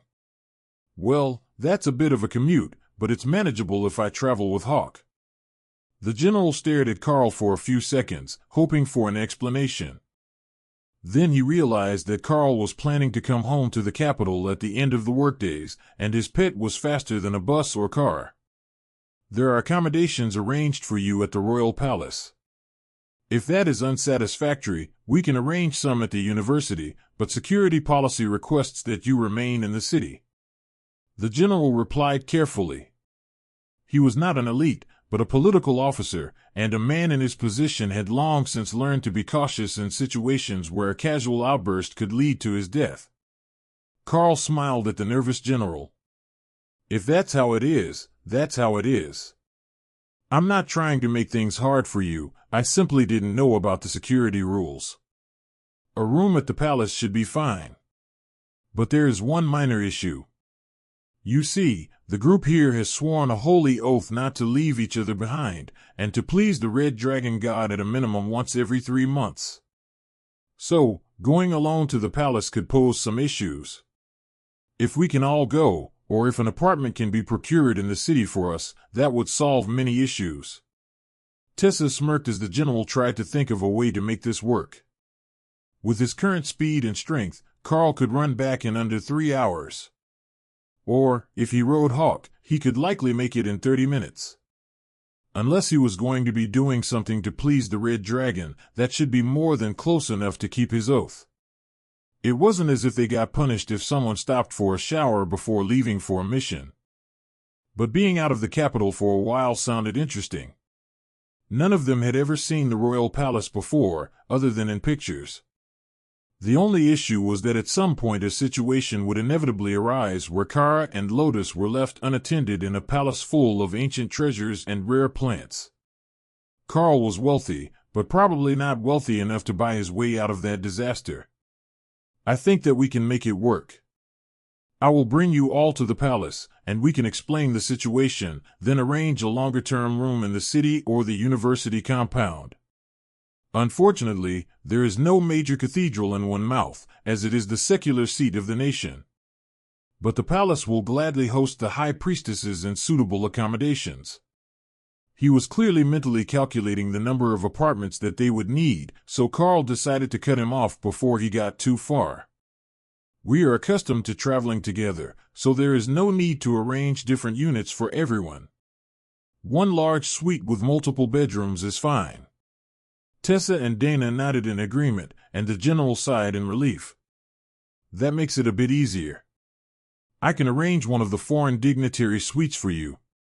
They're set up for 10 guests, and that should be enough for your group to be comfortable. That was when Karl noticed that Thor and Ray were both in human form, and with the 2 voices that could be heard from the bath, the general was assuming they needed rooms for at least 7. The fact that he hadn't asked about the obviously not human group members was startling, but perhaps it was just part of his job to not ask the awkward questions. The general nodded in satisfaction as the basic details were settled. How long will you need to pack up for a week-long trip? We can leave later in the evening if you prefer. It is safe enough with your group in the bus. He offered. I think we should be able to get ready for a trip within the next hour. We all have a fully functional system interface, so we keep the majority of our stuff in our inventory. Other than the clothing and personal items we wouldn't want to take into combat with us, of course. The general chuckled. We can provide clothing for the meeting with the king. Nobody owns the traditional cultural outfits anymore, and there's still the dress code for the throne room. Karl laughed. You mean canvas pants and a miner's apron? I come from the lithium mines, our traditional wear is a bit unsuitable for court. The general smiled. I would imagine. No, the traditional royal outfits are actually quite militaristic, from the founding days of the nation, when the entire territory was overrun with monsters and magical beasts. Lotus and Ophelia came out of the bath in their armor, and went to grab a few items from the bedroom. Karl never left anything lying around, so he just activated bestial raiment to give himself a proper traveling outfit instead of his casual silk house clothes. He stood to encourage everyone to get moving, and the general did a double take. That tabard. Where did you get it? He asked. Karl looked down. The spell had given him black drakescale mail armor under silver chest and leg plates, completed with the gold-trimmed and tasseled Dark Light Host War Champion tabard. Oh, it's actually a spell, not a physical tabard. It's supposed to pick what is best for the situation, and apparently the system thinks I need to impress someone. I got it during a little trip to the past when I fought a duel as champion for the Darklight host. Karl explained. The man began to choke until Tessa thumped him on the back. Thank you, High Priestess. I was somewhat unprepared for that answer. You see, we might have a small issue. The king himself wears a silver-trimmed Darklight host war champion tabard. I don't know what the policy is for wearing a golden one. It's never come up in the past. Karl shrugged. If it helps, I earned it. For a brief time, I was the Bunga City champion, until I passed the title to the Bronze Dragon Orthos so I could continue on my mission. Tessa thumped Karl on the head. You can't just casually say things like that. Look, now you've broken him. She wasn't lying. The man was simply staring straight ahead as he tried and failed to process the news. After a few seconds, he slowly blinked, sighed, grumbled to himself, then shook his head and straightened his back. Well, we can sort it all out once we get to the palace. The bus is waiting outside the building. Please follow me, if you are all ready. Ray and Thor both returned to their spaces to rest because riding on a bus was boring and bouncy, which left only the humans to suffer. The general didn't even seem to notice that they had vanished, and simply got everyone seated in the plush seats of the transport, which was set up like a tour bus, or possibly a high-end RV. Karl had seen videos where some of the elite idols lived and toured in vehicles like that while their shows were on tour, and that was what this interior reminded him of.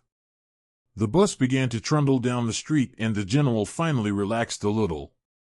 His primary objective was nearly complete, and the requested elite was on his way to the palace. The rest was someone else's problem after they arrived.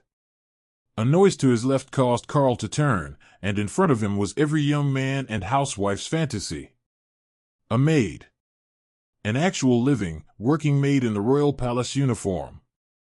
Oh, the number of times that he wished they lived a life luxurious enough to afford one so that he didn't have to do dishes or stand on the chair to dust the upper corners of the room. Once they reached the edge of town, Hawk pushed the restrictions of his space to the limit to appear 500 meters in the air. He could finally stretch his wings, and he was determined not to agree to remain inside and not scare the humans in the next city. They could get used to him. Sir, I believe we might have an issue. There is a blue phoenix overhead, and the bird is definitely tracking us. The driver of the bus quietly informed the general. That's not an issue. And he's actually a Ghostfire Thunderbird. One of my bonded partners. Karl explained, shocking both soldiers. You can hear that? The general asked. I can also hear the change in your heartbeat.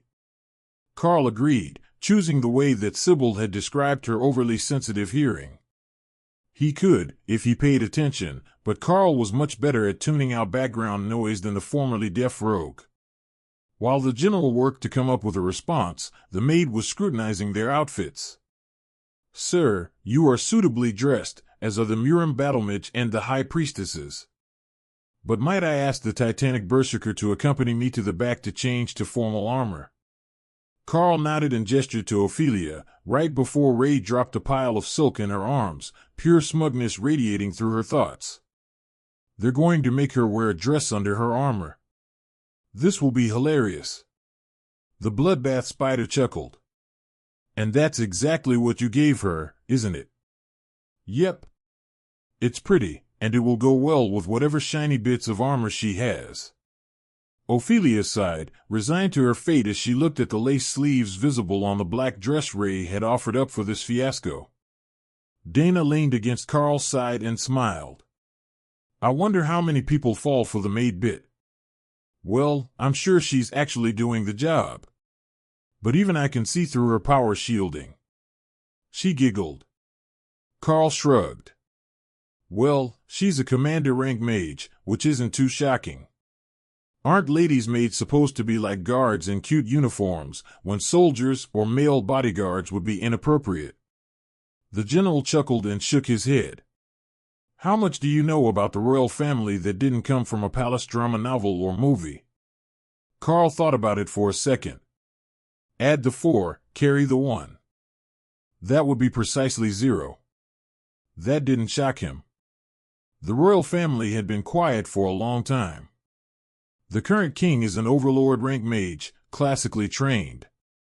The palace itself is more akin to a mage tower in function than the palaces in storybooks. You won't see any imperial harem, no gathering of useless fluff nobles. Instead, ranking is strictly power-based.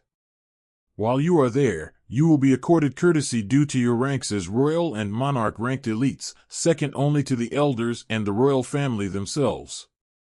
Despite all our efforts, the royal family has proven to be incompatible with the system, with few exceptions.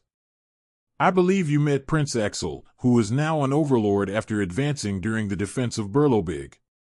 Karl almost didn't recognize the town name. Nobody used the actual name of the capital.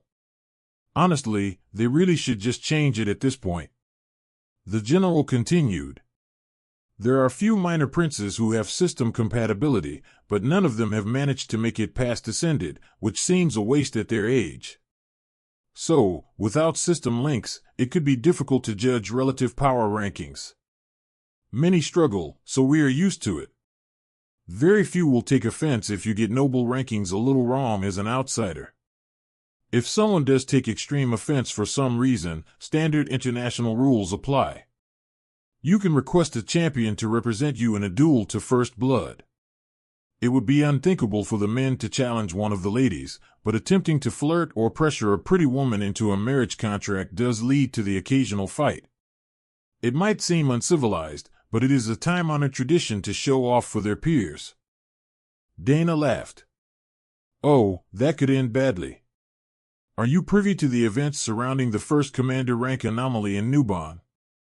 The general shook his head. I have the clearance, but I am afraid I was never given a briefing. Dana nodded in understanding. It wasn't that he wasn't allowed to know, it simply wasn't relevant to his job. Suffice it to say that challenging Monarch Karl to a duel will only lead them to crying bloody tears of rage. Now both the general and the driver looked intrigued. Karl winked at the general and shrugged. The current strongest ability I have is Nullify, and I have the physical strength to open-handed slap a royal rank hill giant to death in a single unarmed strike. The driver began to laugh. I can see it now. The mages would fail to do anything at all before they were slapped unconscious. Utterly humiliating, and it would crush their chances to impress the ladies. Lotus giggled. That's assuming that he gives them enough time. Compared to the rest of us, he is insanely fast. Not even my cuddle bear can keep up. I heard that. Ophelia shouted from the back of the bus, presumably the bedroom where she was changing.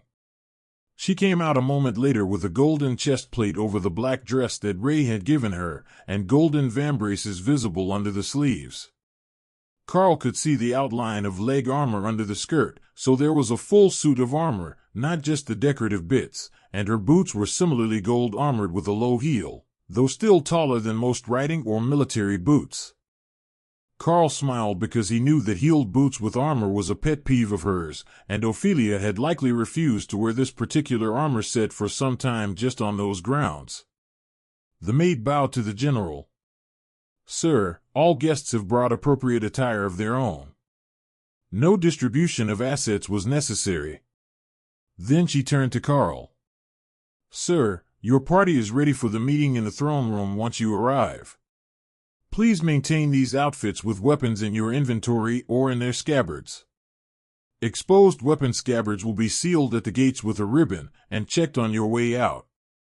That would make it obvious who drew their weapons, without actually stopping anyone. A sensible precaution, should there be some issue.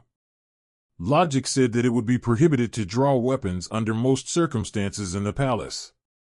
Karl smiled at the maid. What might your specialty be? I am curious about the training you have had to qualify for such a position. The phrasing was awkward, but the maid didn't take offense. I graduated from the academy 3 years ago. Since then, I have served at the palace. My specialty spell is invisibility. That is true of all the maids, and a requirement for the job. Karl nodded and activated, "Follow me, little one," at once to offer the mage silent movement. She slowly smiled. "That is quite the gift you have, Monarch Karl." "It really is, isn't it? I just need to make time at a skill library to gather a few more spells, and it will really shine." The general was lost, and looking expectantly at the pair. The monarch transferred me a new spell. Silent movement. Incredibly useful for my job. The general sighed and ran his hands through his thinning hair. "Great, just what we need. They already sneak up on me all the time," he muttered. The maid winked at Ophelia, who was struggling not to laugh. "You will need to practice your poker face, princess. Your hearing is far beyond average, and it's polite to pretend that you can't hear people talking to themselves." The general harumphed and then turned to look out the windshield, where Hawk had swooped low, nearly a kilometer ahead of them. He was just terrifying mice for fun. Nothing that might be a threat to the bus had been found along the route. Hours later, Hawk returned to his space as the bus pulled up to the well-guarded walls of the palace, much to the general's relief. He had been the butt of the jokes between the princesses and that vicious tongue made for most of the trip, and he was ready to get out and go to bed. As soon as the bus stopped, he stepped down to greet the captain of the guard with a grateful smile. "Captain, I have delivered Monarch Karl and his 4 holy oath-bonded companions. They are required to work together, by oath to the Red Dragon. Please find accommodations for them. I will be retiring for the evening," the general announced. The captain was about to object that it wasn't his job to settle guests, but the general was already politely retreating, and the two were old friends. He could do this much when the general was clearly stressed out by whatever had happened that day. He stepped onto the bus to find 4 royal rank ladies, dressed for their imminent meeting with the king, and a monarch rank man who was dangerously close to becoming as wide as he was tall. Whatever workout routine the monarch was using, the guard captain wanted to know it. From Karl's perspective, the captain was entirely too tall. In a way, he was similar to Professor Tank, standing slightly over 190 centimeters tall and impressive in his armor. However, he was much more slender, where the professor's muscles seemed to have muscles of their own. With his pale, blonde hair and a precise military cut, the captain was basically the poster boy for handsome playboy guardsmen in movies. Karl stood to greet him, and the royal rank warrior nodded politely. "Monarch, it's a pleasure to meet you. I am Guard Captain Scruggs, and I will escort you to your suite. We have been made aware of your situation, and a unit is ready for your team. The bus is not allowed inside through this gate and will proceed to the parking area once you have all disembarked." They stepped out of the bus, and Karl noticed that the guards all towered over the group. "Man, what are they feeding them in the palace?" Lotus muttered, craning her neck to look anyone in the face. The guards laughed. "It's a regional thing. My guess is that the 3 of you all come from the south, while the Red Priestess and the Berserker are from the west, correct?"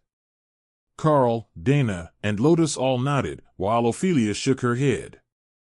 "I'm from the northwest, near the hill giant border," she explained. "Ah, that makes sense. All the guards are recruited either from the eastern nations, or the tundra region of Agelworthel, where the hill giant and mountain giant nations meet. It's not uncommon for men in either region to get over 2 meters tall. Do you know a berserker named Tank? He's from my hometown of Manchescast, and he's a monster of a man." Ophelia smiled. "He's still a professor at the academy, no matter how he claims it's just a part-time position. That excessive size issue could be annoying," Karl decided. If he wasn't using a skill to make himself taller, most of the men in the palace would stand a full head taller than he did. Fortunately, he still had Dana and Lotus around, and they were both struggling to claim that they were 1.5 meters tall. Dana poked Karl in the side. "You were thinking about activating brutality so that you were taller than everyone again, weren't you?" Tessa stuck her tongue out at Karl. He totally was. He got spoiled in Newbon, with the skill active all the time, so he was the tallest person in the room. The guard captain looked confused, so Karl demonstrated, growing to a little over 270 centimeters tall. Goddess, that is a terrifying skill. I don't know what they would mistake you as, but it wouldn't be human. Unfortunately, if you want to keep that active, we will have to change suites. You're too wide, and possibly too tall, to fit through the doors in the human sections, Guard Captain Scruggs laughed. Karl shrunk back to his usual size and noted that his bestial raiment spell had become slightly more ornate as it adjusted. There were thin swirling gold patterns on the rolled edges of the silver plate portions now. Two guards stepped up beside the captain and nodded silently. The king is ready to see you. Please follow me. We will go directly to the throne room, and then the maids will escort you to your suite, Captain Scruggs informed them. They were led through the winding corridors of the palace, which Karl noted were deliberately curved, though they were intended to look straight. Strategically placed curtains and drapery hid the effect from casual inspection, but he could feel the difference as they moved. They had also gone down at least one level, though they hadn't crossed any stairs. A pair of massive golden doors with a scene of dragons working to build a city barred their way after 10 minutes of walking and dozens of turns. It was an absolute masterpiece, and 6 meters tall. When you reach the entry, please place a bare hand on the door, and the magic will announce you automatically. It is a security measure, the guard escort whispered just loud enough for Karl's group to hear. After a few seconds, the door was cracked open, and with a gesture from the guard to proceed, Karl stepped forward. Former Lord of Bunga City, Grand War Champion of the Dark Light Host, Pagmaster Monarch Karl, Bane of the Giant Nations, Hero of the Beast Gods and Orcs, has arrived. Boomed through the room as Karl's boot heels clicked on the stone floor. Everyone was staring at him, and Karl could smell the fear in the air as he made his way to the mark on the floor. There, he stopped to kneel before the king, mimicking the gestures of thousands of previous visitors over the centuries-long history of the nation. For the nobles and powerful residents, greeting the king had become a well-practiced routine, to the point where the stone was worn with a single knee print and a boot mark at exactly the right spot. Karl repeated the gesture as the general had explained, with a military salute, placing his fist to his chest. Your Majesty, I have come to your call. For a few seconds, the king just stared at Karl, wondering what this young man had done in his life to get a list of titles like that. The presence of the Darklight Host Grand War Champion Tabard unsettled him, but the other titles were no less fearsome. Rise, Monarch Karl. The crown recognizes your contributions to the nation.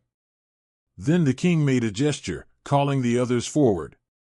Royal High Priestess of the Red Dragon, Tessa, Hero of the Piltash Satyrs, has entered. Royal High Priestess of the Green Dragon, Grand Healer Lotus, has entered.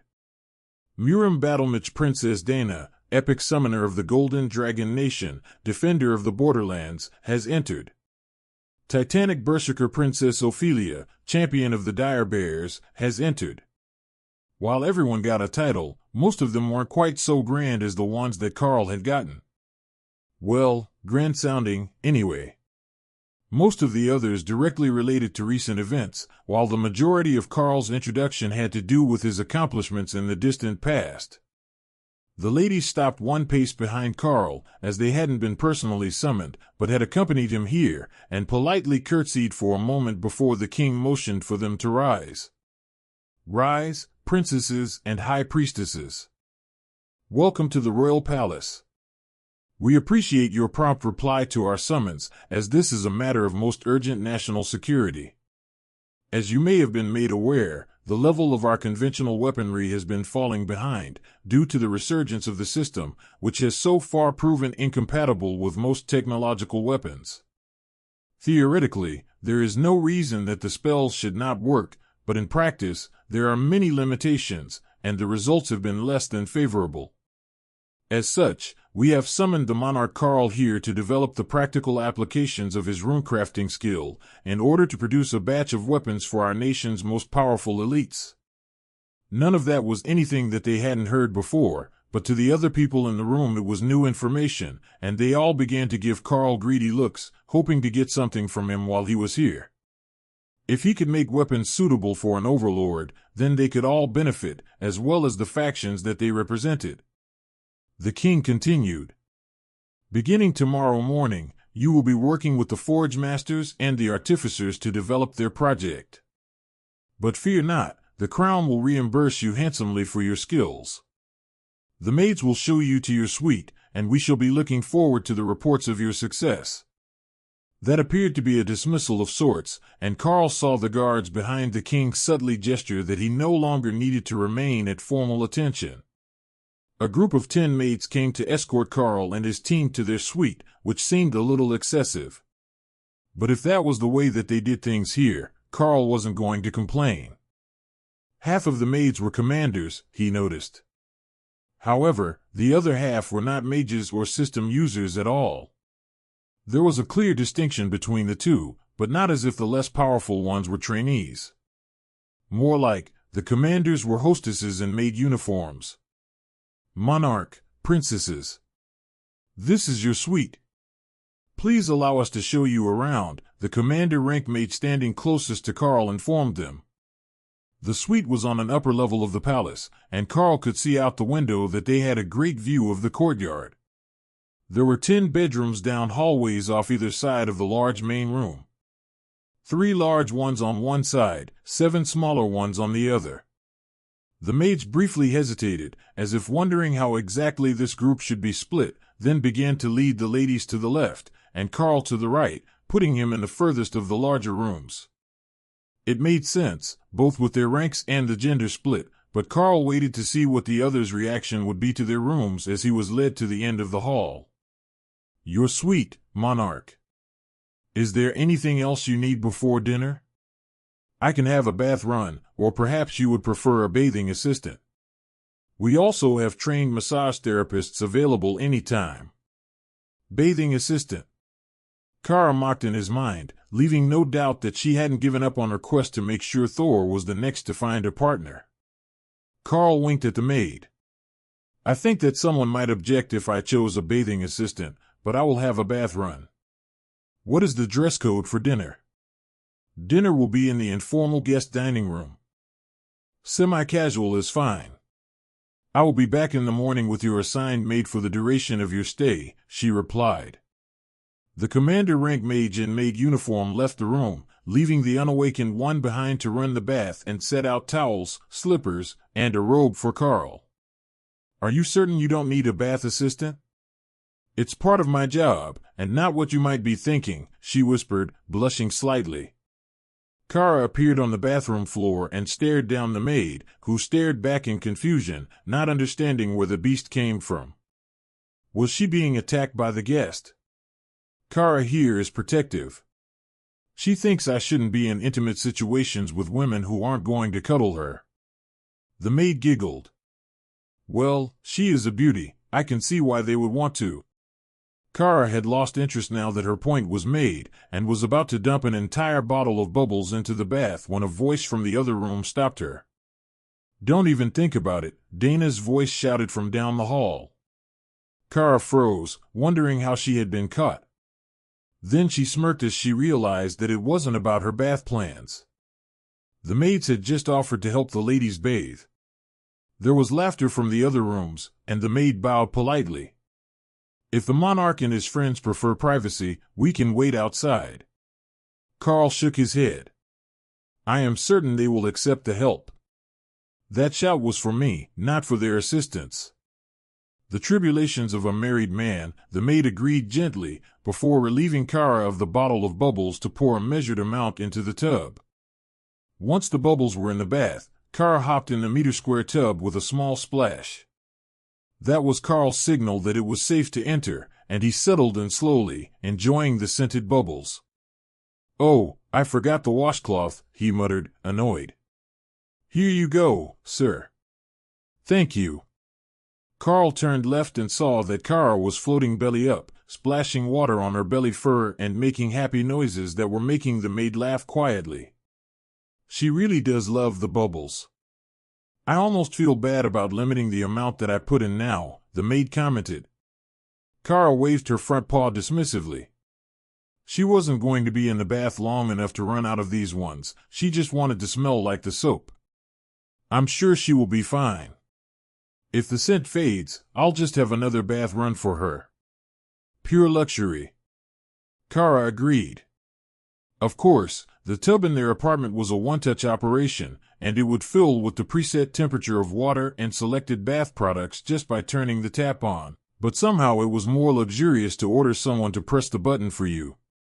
Before they got out, Karl scrubbed Kara down and gently lathered her wings, soaking the smell of bubble bath into the void badger, who then ran off to the main room the moment that a towel touched her fur. Karl accepted the bathrobe from the maid with a bit of confusion, then realized that it was intended to be used as a towel, and they would pat you dry through it. Very wholesome.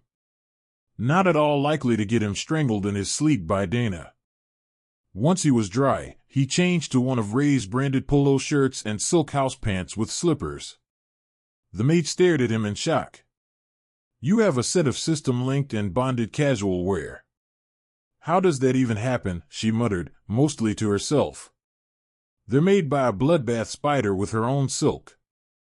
They naturally equip when they're worn for the first time. Tell me, have you been tested for system compatibility?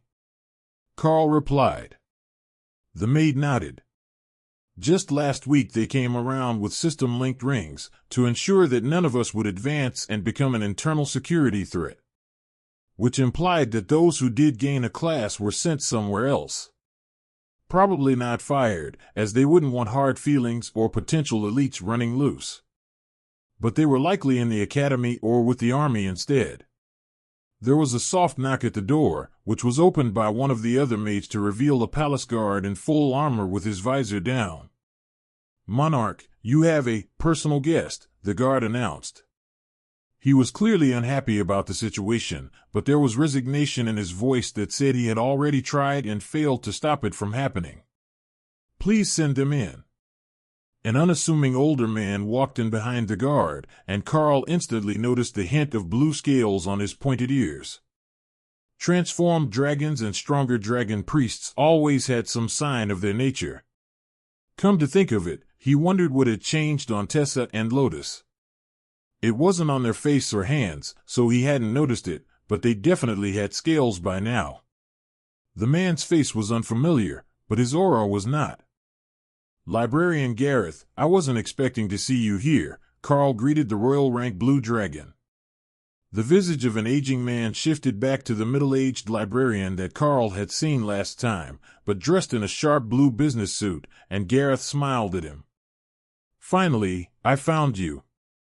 You wouldn't believe the route that these guards wanted to take me on. The exploration of the anomaly in Nubon was quite successful, by the way. I have the documents in my inventory if you would like to go over them tonight. Karl shook his head. Not tonight. But you're just in time for dinner. Guardsman, thank you for delivering the librarian to me. The guard nodded and closed the door as he left. What brings you here today? Surely, you didn't go to all this effort just to bring me a copy of the investigation records when I was at the Capitol until today, Karl asked Gareth once the door was secure. The dragon shook his head. No, I heard that you have a way of awakening a previously unknown system function, and I wanted to know what the method was. But that's not the important part. I have assistants for you. Acolytes who don't have a trade skill yet, so you can teach them runecrafting, and they will assist you during your endeavors here. Can you believe that they wouldn't tell me what it is? I'm here to bring you assistance, and they wouldn't tell me what the project was on national security grounds. The dragon was clearly pouting now, upset that he was so obviously being denied knowledge. Karl gave him a sympathetic pat on the shoulder. You will find out soon enough. Think of it like the anticipation before a holiday present. From the hallway, Lotus began to laugh. Blue dragons never wait to open their presents. Gareth rolled his eyes at her. We do so. We don't touch our solstice presents until precisely dusk on the evening of the solstice. Karl nodded. That sounded about right. The tradition was done the morning after. You said you have acolytes. I don't suppose you know where they might be right now? He asked. Gareth shrugged. They were left at the university dorms. The building closest to the library. That's where we came into the city. The dean of the university promised he would ensure that they made it to work on time, but he wouldn't tell me anything either, so I came to see you. You know, if I tell you now, you're stuck here until the project is over so that the details don't get leaked. They won't even let me leave the city freely, he reminded the dragon. Gareth sighed. What a wasted day. It doesn't have to be. Packmaster Karl offers knowledge, skill, lightning zone, will be transferred to the curious whelp Gareth. Gareth began a happy dance around the room, confusing the maids. Then they began to laugh as he took Karl by the front paws, and they began to dance together. What did you teach him? Lotus asked. Lightning zone. It's a great skill for blue dragons. The maids did their best to keep their professional expressions at the sight of a dragon dancing with a void badger. The only thing working in their favor was that Karl was still wet and shaking drops of water on the stone floor as she was spun around the room. Thinking about having to clean up that mess before someone tripped made it much easier not to laugh. The happy pair stopped dancing, and Gareth sighed. Perhaps I will stay for dinner, then. If I can't know what you will be doing here, then at the very least, I can get a meal for my trouble delivering the acolytes. The overlords will tell you when it's not a secret anymore. Karl sent as a system message. That had been part of Gareth's original purpose here, to awaken the messaging function. That was the only system function the dragon wouldn't have had operational yet. Oh, a new way to communicate. And it comes with a log. This really is much more convenient for research than talking. Karl was afraid to find out what the chat logs of the librarians would look like after even a single day of group discussions. They spent all day discussing the research subject, and without the need to wait for each other, they could just bombard the group with their thoughts in text form. Tessa and Dana came out together, both in casual wear. For the priestess, that was a simple red robe. For Dana, it was cargo pants and a hoodie. Karl turned to Gareth, who was wearing a blue business suit in this form. I have wondered, what are the rules on cleric outfits? Tessa and Lotus always wear robes, but you seem comfortable in a suit. He asked the dragon. Gareth smiled at the two priestesses. There actually aren't any rules unless we're doing official work or inside a cathedral. It's just a tradition that we always wear our god's color. Nature priestesses usually change outfits under their robes for different situations, since they have so many pockets sewn into their robes. But for the red dragon, robes are the official uniform in battle and at the orphanages. So, they would normally be worn while traveling, in case there was a fight. Tessa nodded. And dragons tend to underestimate humans, so I would guess that bright blue suit was intended to be camouflage for himself while he was in the city, to appear more like one of the common people. Gareth nodded happily. Yes, it was quite effective. They even thought that I was a petitioner when I arrived at the gates. Karl strongly suspected that they were humoring him, as Guard Captain Scruggs would have noticed instantly that it was a dragon in front of him, and not a human. But how could he say anything when the librarian was so pleased with himself? Lotus made her way over to the main room before flopping down on a plush chair. Did you at least bring us cute acolytes? We were going to go to the Witten Temple at the end of our last trip, but it got cut short by the Archbishop and his friend. She asked. His friend. Gareth replied, unsure how to take that description. The Archbishop had subordinates, assistants, faithful followers. But he wasn't aware of any actual friends.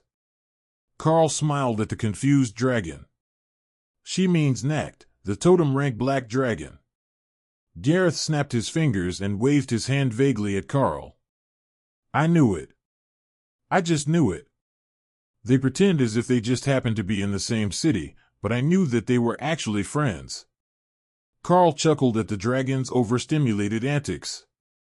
You are listening to a story on Time Drift Stories channel. If you enjoy it, please like, comment, and subscribe so you won't miss the next episode. They've been traveling together and having daily meetings for over a month now. Ever since they were in Nubon. I believe you met them there as well. I seem to recall that Nacht said something about being given directions to find us, and only you would have remembered where we were going. Lotus Maid whispered something to her, and the petite cleric moved towards the door. Dinner time. You know, we really should have gotten those acolytes from the temple and brought them with us. They could have done all the alarm clock work for us.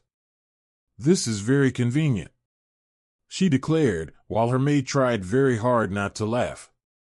The stone corridors of the palace were designed to be deliberately deceiving, and the entire complex was carved out of a mountain, giving dozens of kilometers of tunnels for visitors to get lost in.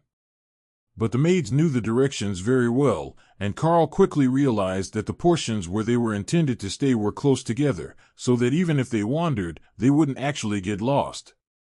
The informal dining hall looked more like the Capitol Cathedral mess hall than Karl had expected, given the opulent furnishings of the rest of the visitors section of the palace. It was simple, with banners of past leaders and generals on the walls, giving a sense of history to the room otherwise filled with long wooden tables. Each could seat close to 100, but there were only a few dozen people in the room so far, all gathered in small groups and widely spaced.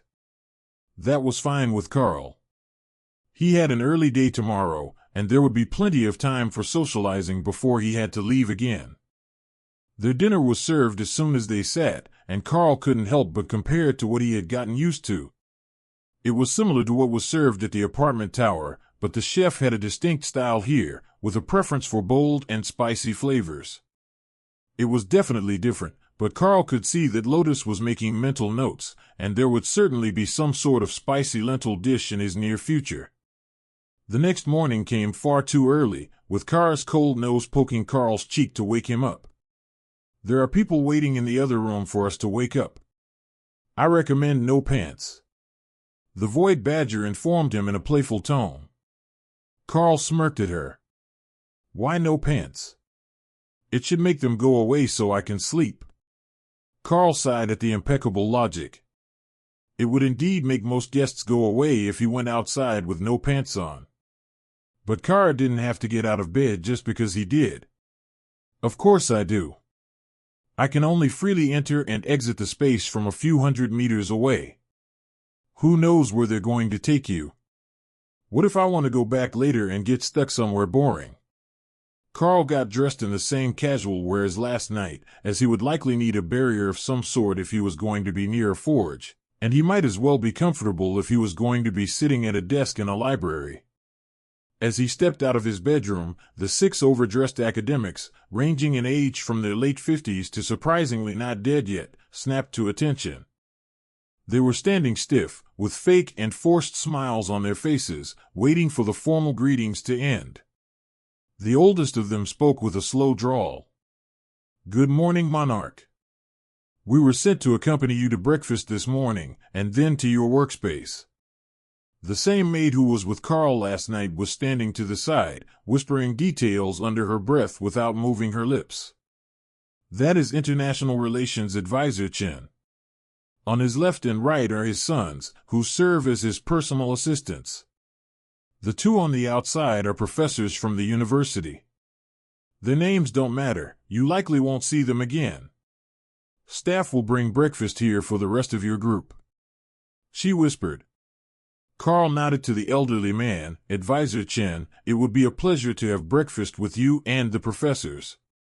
Please lead the way so that we don't disturb my team. Ray's voice whispered in Karl's mind. Take Kara and Remy with you. I will remain here to watch the ladies. The bloodbath spider was on the balcony outside their room, hidden by curtains.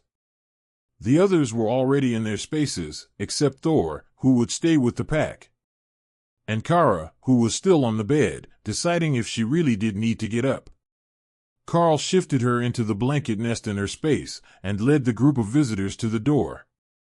The maid was with them, standing a half step behind Karl's shoulder where he could still see her as she guided them to the informal dining room. This morning, a buffet was set at the entrance for guests to make requests to be brought to their seat. Carrying your own plate appeared to be taboo for some reason, or perhaps beneath the dignity of the people who usually dined in the palace. As they took their seats, Karl let his gaze roam the room, using soul sight to inspect auras for possible traitors or disguised spies. Most of the guests appeared normal, though a few had a level of corruption to their energy that suggested they were horrible people in a general sense.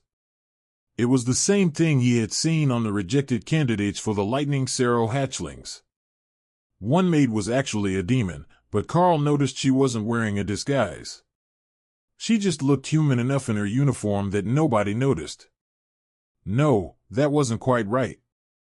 She was wearing colored contacts to make her eyes appear all black.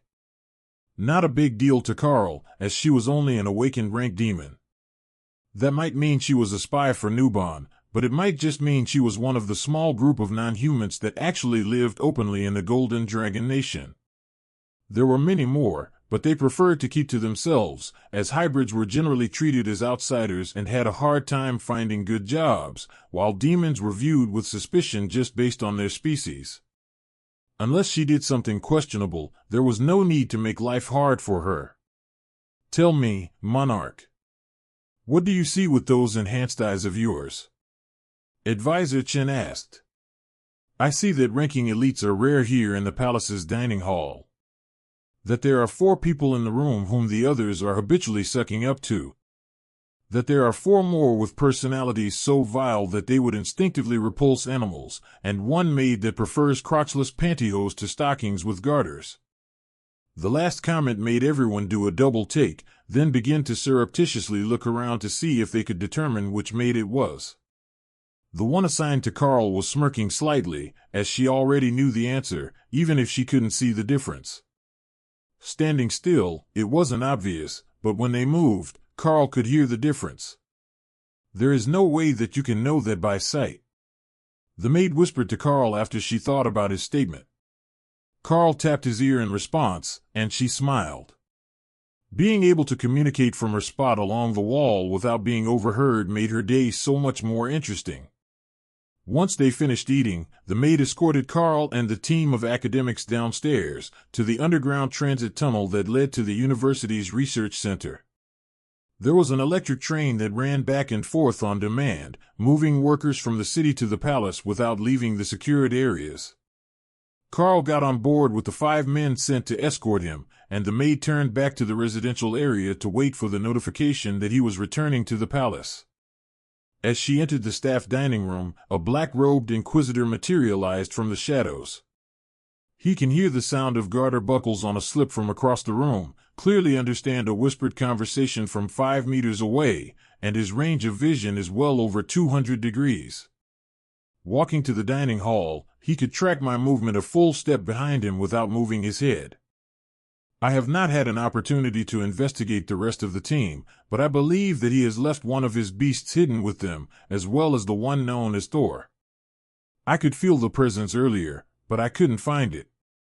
The Inquisitor nodded. Thank you, Melanie. I will assign an additional member to their security detail once we have determined who was left behind. Melanie waited for more details. There is a chance he left behind the bloodbath spider, and if she isn't warned in advance, there is a high likelihood she would kill and dispose of anyone we sent to shadow them. Melanie frowned. Is she that scary? The Inquisitor patted her on the head. We have confirmation of her lethality from the assassin group. There is zero doubt that she is a peak monarch rank threat, with stealth abilities and ambush skills. That was enough of a description for Melanie to understand. The Inquisitor simply vanished after their conversation, but he was surely still here somewhere. Waiting and watching. He was lethal to enemies of the nation, but the status of assassin went to people much more terrifying than he was. The train stopped at the university, and the advisor motioned for Karl to follow him. This is our stop, and then we have a short walk to the labs. They will have a security card for you once you are signed in so that you can open the doors yourself from tomorrow onward. Please keep it secure, as they are a pain to have replaced. The advisor led them through a series of magically reinforced double doors, then down an elevator and down a long hallway to another elevator going down. The sign on the wall when they exited the second elevator said Armory, and there was a whole team of commanders in security uniforms standing at the ready. The advisor and professors stepped out of the elevator and turned left, following the instructions of the guards towards a scanner. Then Karl stepped out of the lift, and red lights began to flash, while an alarm blared. The guards drew their weapons and Karl began to laugh. Relax, it's probably just because I'm a monarch. My name is Karl. I was invited to perform a number of rune crafting experiments. He explained over the blaring noise. A dart flew out of the wall in his direction, and Karl lifted a hand to catch it, wondering what sort of security system was shooting at him before anyone even investigated. There was shouting from down the hall, and the sound of pounding boots. Then Karl felt the shift of someone appearing behind him with shadow step. A slight shift of his body put his back to the wall instead of to the elevator, and Karl waited for the verdict. A young royal, holding an Inquisition badge in his hand, stepped out of the elevator, as he had appeared behind Karl an instant too late. Monarch Karl. My apologies for the noise. Someone forgot to inform us you were on your way down so that we could deactivate the alarms until you were in the system. Give us a moment, and it will be. There it is. As he paused, the lights went back to normal, and the alarm stopped. Karl looked left and saw that the 5 men he had arrived with were all on the ground and secured with zip ties around their wrists. Karl handed the rogue the dart that he had caught, and the man stared at it for a second. I had assumed that you were immune to the effect. He noted cautiously. I probably am. But I prefer not to find out. Some effects can have odd interactions. Karl agreed. Please follow me into the registration office, sir. The Inquisitor led him to a scanner with directions to stand inside with your arms spread. A bar spun around in circles as Karl waited, and then an angry beeping reset the machine to its standby position. Sir, do you have any magical alloys on your outfit? The operator asked, confused. I have a special constitution. The void iron body. I literally am a magical alloy. Karl explained. The operator sighed, and the machine turned on again. After a few seconds, it beeped again, and the operator motioned for Karl and the Inquisitor to come look at the screen, a masterpiece of magical engineering that displayed the results of the scan like a TV screen. It appears to be true. The entire skeletal structure and vascular system is metallic. I don't see any other metal on our guest, but the outfit is triggering the scanner as well. I believe it's monster silk. Karl nodded. Monarch rank, to be precise. All my clothes are. Unless you would prefer I use an armor skill. Please don't. The alarms for skill activation in the common areas are particularly obnoxious. That's what you triggered when you entered. I would assume that you have passive skills active that can't be turned off. The Inquisitor asked. That is correct. It's not doing anything at the moment, but there is no real option to turn passive skills off. Karl agreed. Well, other than echolocation, soul sense, and thermal vision. They were all passive skills that went into a dormant state when he wasn't paying attention to them. But that wasn't truly off, just not in use. Are there any other skills that you would normally have active when you enter? The Inquisitor asked. Normally, I have an Eternal Lightning barrier active at all times. I turned it off in the palace so that I didn't panic the guards. Please leave that off inside the facility.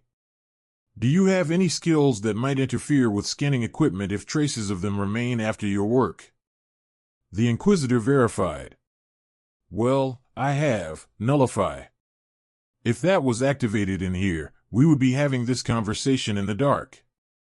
Karl joked. In the dark? The scanner operator asked. The power source for this floor is just over there, and it's a magical circuit. The lights are all magical, not conventional. The Inquisitor looked impressed. I didn't think that you would be able to locate the core device. You have great mana sense. Karl nodded in acceptance, and the Inquisitor continued making notes in a large binder. Other skills that might be dangerous beyond your range of sight. Karl shrugged. There were too many to list. How did he explain the danger of a curious void badger or a bored Naga Queen? Well, if the Epic Guard used Gravity Slam, that could be a bit of a mess in an underground complex. But I don't expect to be doing any fighting, and especially not enough to summon backup. The Inquisitor sighed as he finished the entries. That should be enough details. I don't know why they asked. Every Monarch-ranked elite will be an S-rank existential threat to the facility. But your pass is updated, and I have attuned it to the energy you are emitting right now, so as long as you don't change your passive skills, you shouldn't set off the alarms tomorrow. Karl hung the pass around his neck, secure in the knowledge that he would no longer set off the alarms just by showing up at work. All right, where do I go now? They were quite sparse with the details. The Inquisitor led Karl down a hallway opposite the direction of the scanners that the others were going to take him through, then down a set of spiral stairs, which led to another long hallway. That ended in a massive circular blast door with an entire team of palace guards standing at it. Interesting. The actual labs are not under the university facility at all, but to the west. This isn't under a residential area, is it? Karl asked. How can you tell that? The Inquisitor demanded, visually scanning Karl for a compass or other tracking device. I'm from the mines. Never once in my life have I been lost underground. Now, can you tell me what is a kilometer west of the university? I haven't had a chance to see the surface of the city. Karl explained. Woodland Hills Cycling and Recreation Park. It's a former gravel pit that was replanted and shaped into a public park when the city expanded past it. We're currently beneath the park. That would leave some risk of civilian injuries, but minimal, and if there was a blast from the battle, it could be explained away as the gravel pit settling, should anyone notice from the surface. 500 meters below it. 485, if my guess is right. Even with the air circulation, I can feel the depth. Karl added. It sounds cozy there.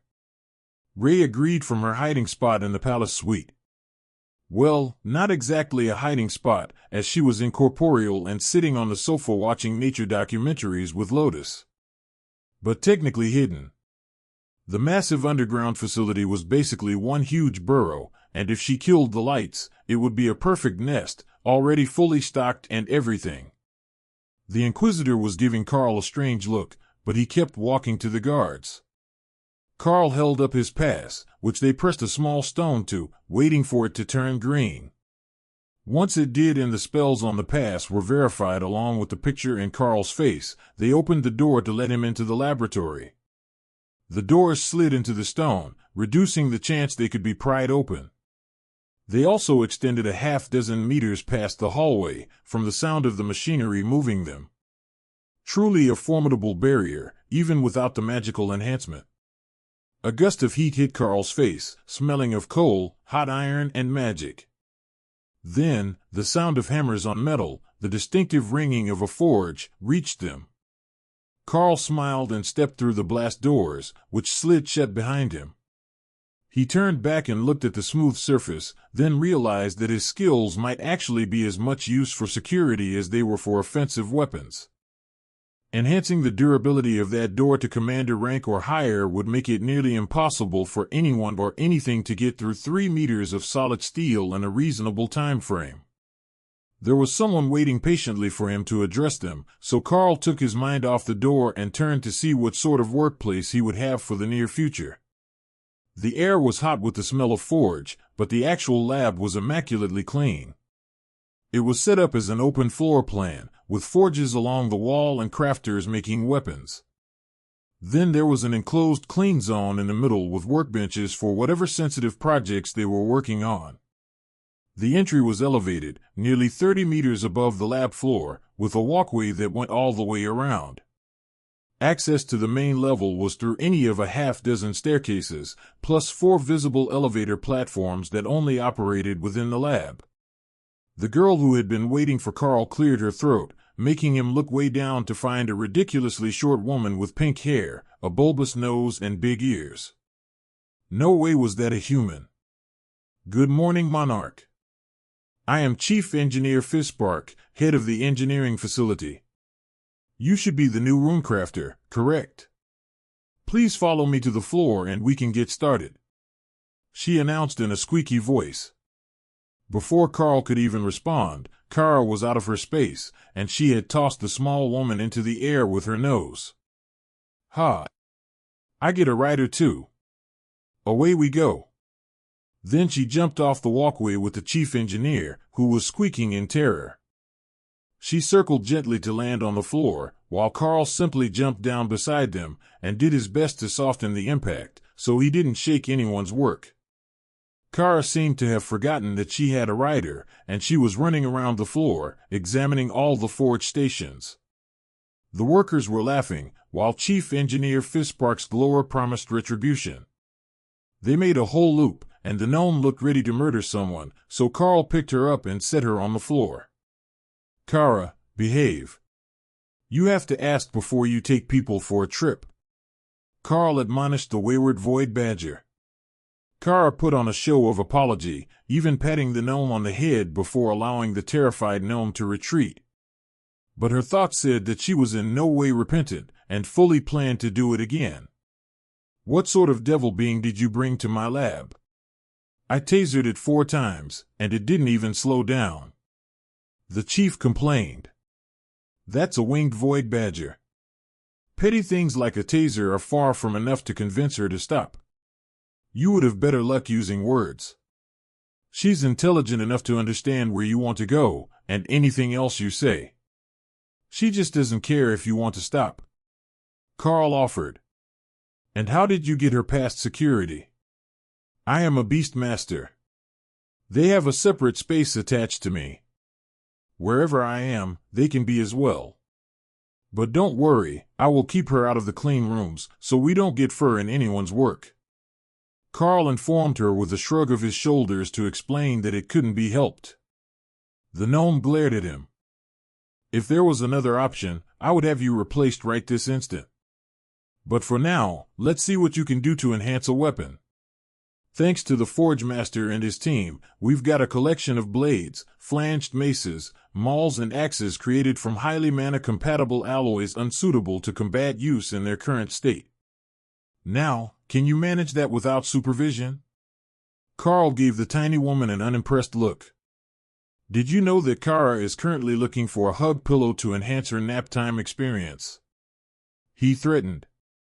The two glared at each other for half a minute, not saying anything, before one of the researchers, a blue dragon cleric with his head shaved bald, revealing scattered blue scales, came over to break up the standoff.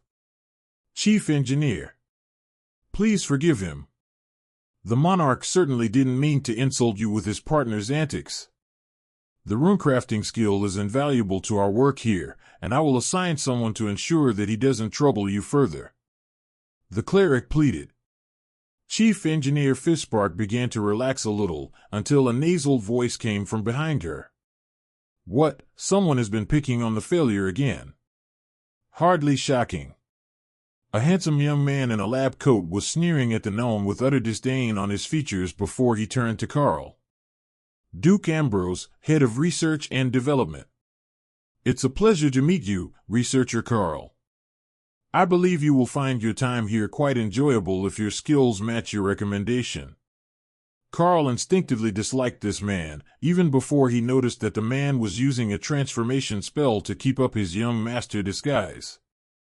He couldn't really judge the man for his vanity when he had also been considering using magic to increase his height, but something about him just struck Karl as off. Soul Sight told Karl much more about the head of research and development. He was definitely human, but his soul looked slimy. Like food scraps left outside to rot in a bucket of water, the outer layer of his soul seemed to have a greasy, rotten sheen. The man swung a lazy kick at Fistbark, only to pull up short when Kara appeared between them, baring her teeth. "Put your beast away, researcher. Such a creature doesn't belong in the lab." Karl sighed, but he didn't reprimand Kara. "I would recommend that you refrain from kicking coworkers. We enforce a zero-tolerance for bullying policy." Karl insisted instead. "Since when?"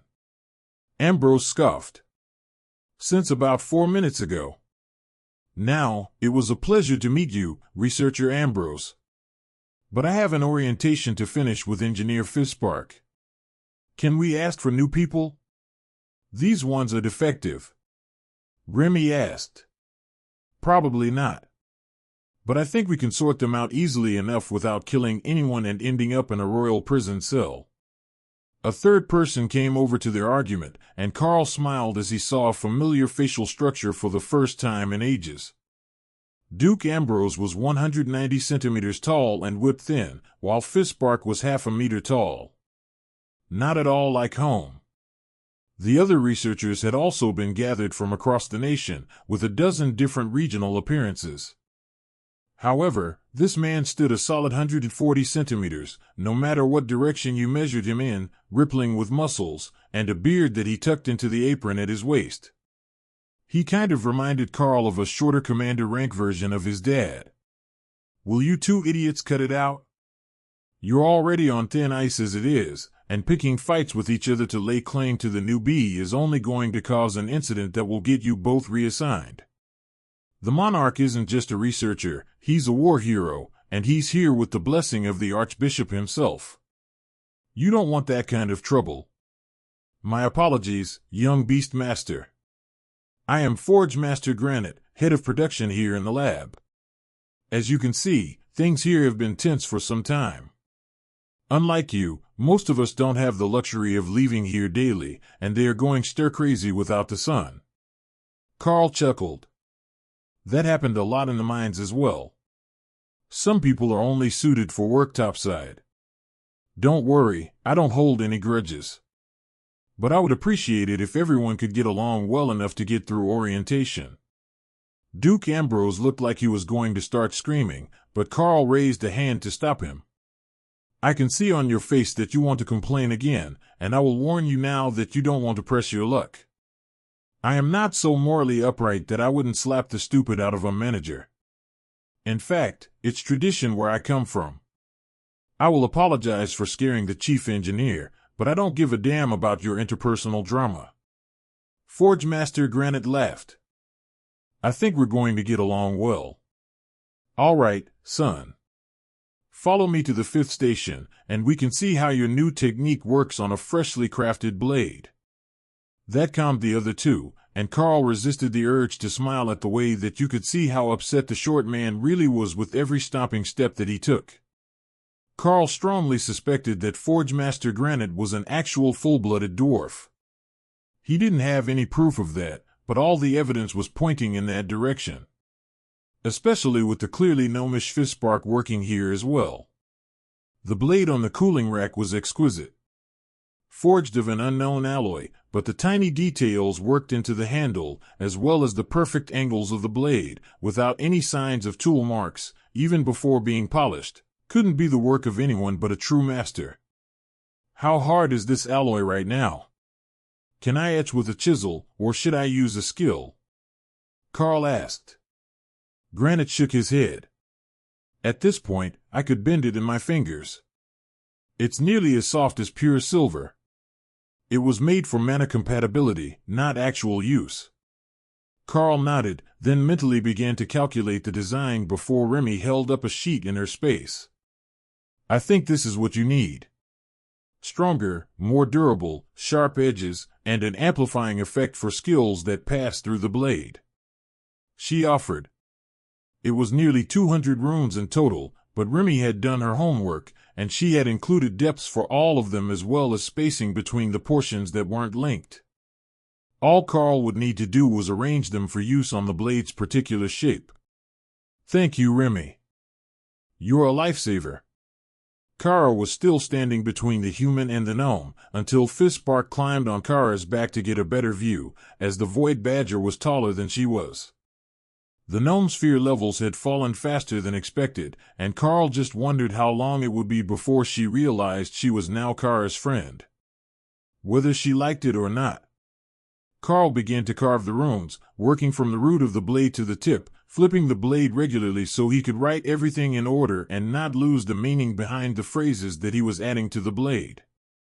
When he finished the runic inscription, it was time to test the blade's actual quality. The runes went from bronze to silver, then to gold. The three team leaders all breathed a sigh of relief, then Karl continued, bringing the runes to a rich amethyst as the inscription reached royal rank. Now for the moment of truth. Karl informed them. All three looked confused, but Karl continued, and the deep purple runes slowly turned to the glowing red of deep earth rubies. The blade pulsated with power as Karl's work reached monarch rank, then it settled to a gleaming surface so smooth it could be used as a quality mirror. That, ladies and gentlemen, is a monarch rank runic blade in the Dwarven runecrafter's style. Now, how about we test it to see how well the intended attributes merged? That would be my department. Please come this way, and we will go to the skill testing rooms. Fear not, they are enchanted to the same level as the training rooms used by the royal rank elites in the capital. Duke Ambrose bragged. Karl nodded. Then, should we call an overlord down here? I wouldn't want to break them. I am a monarch, after all. The head of research and development froze in his tracks, only now realizing the issue, while Forge Master Granite winked at Karl. The barriers were made by overlords, and reinforced themselves constantly from the mana crystals in the complex. As long as you're not landing constant strikes, there is no danger in letting you go all out to test the weapon. In fact, that's part of why you were chosen. If this project is to arm the special forces at Overlord rank, we need to test them as well as possible. But it's simply not realistic to take an Overlord for our team without their absence being noted by other nations. Granite explained, with his thick black beard bouncing on his chest as he quietly laughed. The training room looked exactly like the ones at the apartment, and the quality of the barriers was only a little lower. It would definitely hold up to a single strike, no matter what Karl did to it. Ambrose activated the training dummies, and the barriers in the room sprang to life. Both Karl and Kara took a moment to add some power to the reserves, anticipating that they would be eliminating that much and more in the near future. It was standard procedure in the training grounds at home, but the three team leaders looked at them strangely. Standard procedure at home. Replace what you're likely to use as a courtesy to others. Now, how would we like to do this? In theory, the blade should enhance a skill passed through it, as well as being more durable. Karl explained. We will start with the skill you want to use. Then again through the blade, to measure any difference. Then we will try direct impact testing on the blade before sending it to the production testing labs to check for flaws and perform quality control. Granite insisted. Karl nodded, then prepared, disintegrate. The attack flew across the room to hit the dummy, which made the lights flicker. Everyone turned to look up at the number on the wall display. That's impressive. Nearly peak monarch rank energy output. Is that a skill boosting your output, or are you close to advancement? Granite asked. It's a skill. I'm still in the early stages of monarch rank. But when it comes to combat ability, I have no trouble standing on even footing with most new overlords. Part of that was the fact he used nullify as a barrier in combat, reducing the damage done by incoming attacks before they even got to void body, but they didn't need those details. Now with the blade, if you would. Ambrose insisted. Karl repeated the attack with a casual swing of the blade, but the same minimal set of buffs active and full output, the same as before. This time, the lights really did flicker off for an instant. A 28% increase in energy output. That is beyond impressive. Fitzbark gasped. Ambrose nodded absently as he considered the implications of such an effective boost to combat power. Such outstanding equipment would turn the tides of battles down the entire length of the borders. Now, to test the durability. The dummy has an impact sensor in it. Hit it as hard as you can, and we will test the yield strength of the weapon after your enhancement to see if it is suitable for combat use or if we should focus on ranged weapons. Ambrose began. Karl smiled. This part would be the fun one. With the blade back, he crouched, tensing his muscles for a charge. The trio stared at him in confusion, as Karl was 10 meters from the target, far outside melee range. But then Karl cast a barrier over them and leapt forward with an earth-shattering crack of supersonic movement. The barriers on the room vibrated with the impact, sending ripples of light and dark sections through the room's perimeter. Both the blade and the target dummy were intact, but the researchers weren't sure that would still be true if Karl hit the barrier again. Karl checked the edge of the blade, and found no visible flaws. Well, I didn't coat it with any skills or barriers, so that was a direct impact with the barrier at high monarch rank. For pure physical force, that's pretty impressive. In combat, there would normally be a barrier or skill over the blade to protect it. Normal weapons don't hold up to that sort of abuse, after all. Karl reminded them. I thought you weren't supposed to use any skills for this test. Ambrose asked in a shaking voice, rattled by the unexpectedly violent attack. That wasn't a skill. That is the physical strength and speed that you can expect any of the elites who will be using these weapons to possess. Monsters. The thin man muttered, then looked at Kara, before returning his gaze to Karl. He's trying to decide which of us is scarier. Kara laughed. Probably you if he keeps trying to mess with your new gnome. Karl joked. Remy giggled softly as she looked outwards from a study project on the altar in her swamp. I don't think that he's going to do that again. At least not while you two are here at work. He looks terrified, like he has never actually seen a powerful elite up close before. Hawk squawked in amusement. Researchers are like earth mice. They hide underground and never go out to see the dangers of the world up above. It's only natural that he is terrified the first time that he meets a predator. Kara thought that was sage-tier advice. You could only hide in the burrows so long before you had to go out. But that creepy human had his food delivered, so he had never gotten to experience the real world before. Karl and Kara both put a bit more energy into the storage for the barriers, as they had done more damage than expected, and the array was likely to suffer for it until the draw was replenished. There we go, that should make up for the usage of the room. Now, I suppose that we should send this blade off to be tested for any production issues. Was there anything else we needed to do before repeating the process with different combinations to test for viable alternate effects? Karl asked. Do you have more variations prepared? Forge Master Granite asked. I have a few. The viability of them hasn't been tested. But theoretically, they should work. Duke Ambrose frowned as he realized that he had been entirely cut out of the process. He was the head of research and development, but they had sent someone here with a skill that he didn't know. Someone who had already prepared designs for the testing phase, which was what research and development was supposed to be doing. But how could they do their jobs when they couldn't provide any actual input into his design process? Karl's entire presence here was an insult to his authority within the facility, and a challenge to his position. For years, Ambrose had been here, toiling thanklessly to create new weapons for the nation. Now, some upstart young runecrafter just showed up and crushed the performance records of everything that they had produced in the last 2 years. What Ambrose couldn't know was that in order to make powerful runes, the creator had to be at an equal level. So, They wouldn't be able to mass-produce them for distribution at monarch rank.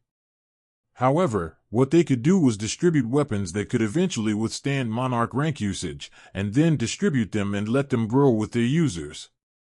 With the assistance of a rune master, the runes would adapt to the power pushed through them if you deliberately overloaded the stage they were at. So, if the weapon didn't explode, it could be improved when the user advanced. That was a long way off, as they didn't have a single other rune master yet, as far as Karl could tell. He vaguely recalled that there were supposed to be acolytes sent by the blue dragons. But he hadn't seen them yet. The best thing to do was ask. So, when will the acolytes arrive? The sooner we can get working, the better. Granite shrugged. They're in security somewhere. They arrived before you, but with 10 of them sent at the last minute, none of their passes were ready. That was one problem down. But there was something off with the chain of command here. Who was supposed to be arranging for their arrival anyhow? Karl addressed the group. Well, until they come down, we can continue on this project path. Should we start with the most or least likely to succeed? Forge Master Granite smirked. I say that we start with the least likely. Doing things that you know will work is how we ended up so far behind the power curve to begin with. That was clearly a direct jab at Ambrose, the head of research and development. But Karl ignored the bickering and motioned for someone to bring him another weapon. This one was much different than the last one. Not only was the material different, the quality of the workmanship was far inferior. Karl turned it over in his hands, then sighed and began to plan the runes. The dwarves didn't believe in specific effects. They wanted grand concepts in their runecrafting, to the point that even the language supported working that way. So, Karl thought for a few minutes and came up with the most absolutely ridiculous compound rune that he could fit on the blade. In a literal translation, it meant a divine sundering blow that splits the earth, shakes the skies, and instills fear into the hearts of men, dragons, and gods. But the supporting runes to shape the concept without breaking the single rune, as well as the addendums for power, an earthquake that would split the earth, and inspiring reverent awe of the wielder added quite a bit to the sigil. The dwarf stared at the rune as Karl finished writing the draft, then began to laugh out loud, his whole body shaking with mirth. Do you not have any fear of divine retribution? I am not certain I would dare to think that one, much less dare to actually inscribe it on a blade. Granite laughed. Well, I have limited invulnerability. At worst, I should only be 90% dead. But if the rest of you want to stand outside the room, I totally understand. Karl joked. The rest of the group was baffled, as they couldn't even attempt to read what Karl had written. Karl decided to tempt fate, and used disintegrate to carve the runes as he envisioned them on first one side of the blade, then the other. The runes appeared down the blade, as if drawn by an invisible finger, while Granite held his breath. He was waiting to see if they would be hit with divine wrath for hubris, but when the inscription was carved, nothing had happened. Now, to see what happens when we empower it. Karl began to add mana to the inscribed blade, and felt the air around him begin to tremble. He had probably overdone it with the runes to enhance the power of the blade, and even when he pushed the power level to commander, they still weren't lighting up. Royal rank brought a faint purple flicker to them, so Karl pushed it to monarch rank. Now they were glowing faintly red, as if beginning to activate. Then the blade exploded in a shower of blackened shards that rapidly dissolved into ash as the freshly imbued mana dissipated. Well, that was unexpected. I guess that blade wasn't up to the inscription. Karl sighed. Forge Master Granite cleared his throat and pointed at the table in front of Karl. There was a black scorch mark on it where the blade used to be, and the protective enchantments were shattered. Minor technical difficulty. Do we have someone on hand to fix the tables? Forge Master Granite shook his head. Those tables weren't intended to be consumable items. First off, how did you shatter an Overlord rank barrier with a Monarch ranked crafting failure? Karl shrugged. It likely pulled the mana out of the enchantment when I didn't have enough to feed it.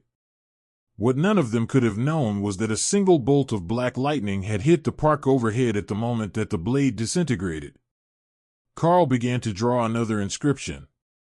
This one is a bit less overblown. Can you get me a blunt weapon? A maul or a war pick of some sort, preferably. I will try to enchant this one to add both durability and large amounts of impact damage to strikes. It was a much less obnoxious enchantment than the other, and it would fit easily on the head of a hammer. An assistant came in with a cart holding a freshly crafted maul, still warm from the forge. Karl grabbed it to set it on the table, then froze halfway as everyone screamed in terror. I haven't even started yet, he complained. No. That maul, how are you all right? Ambrose asked. Karl looked at the hammer for a moment, then realized that the warmth on his hand was actually flesh-melting heat to most people.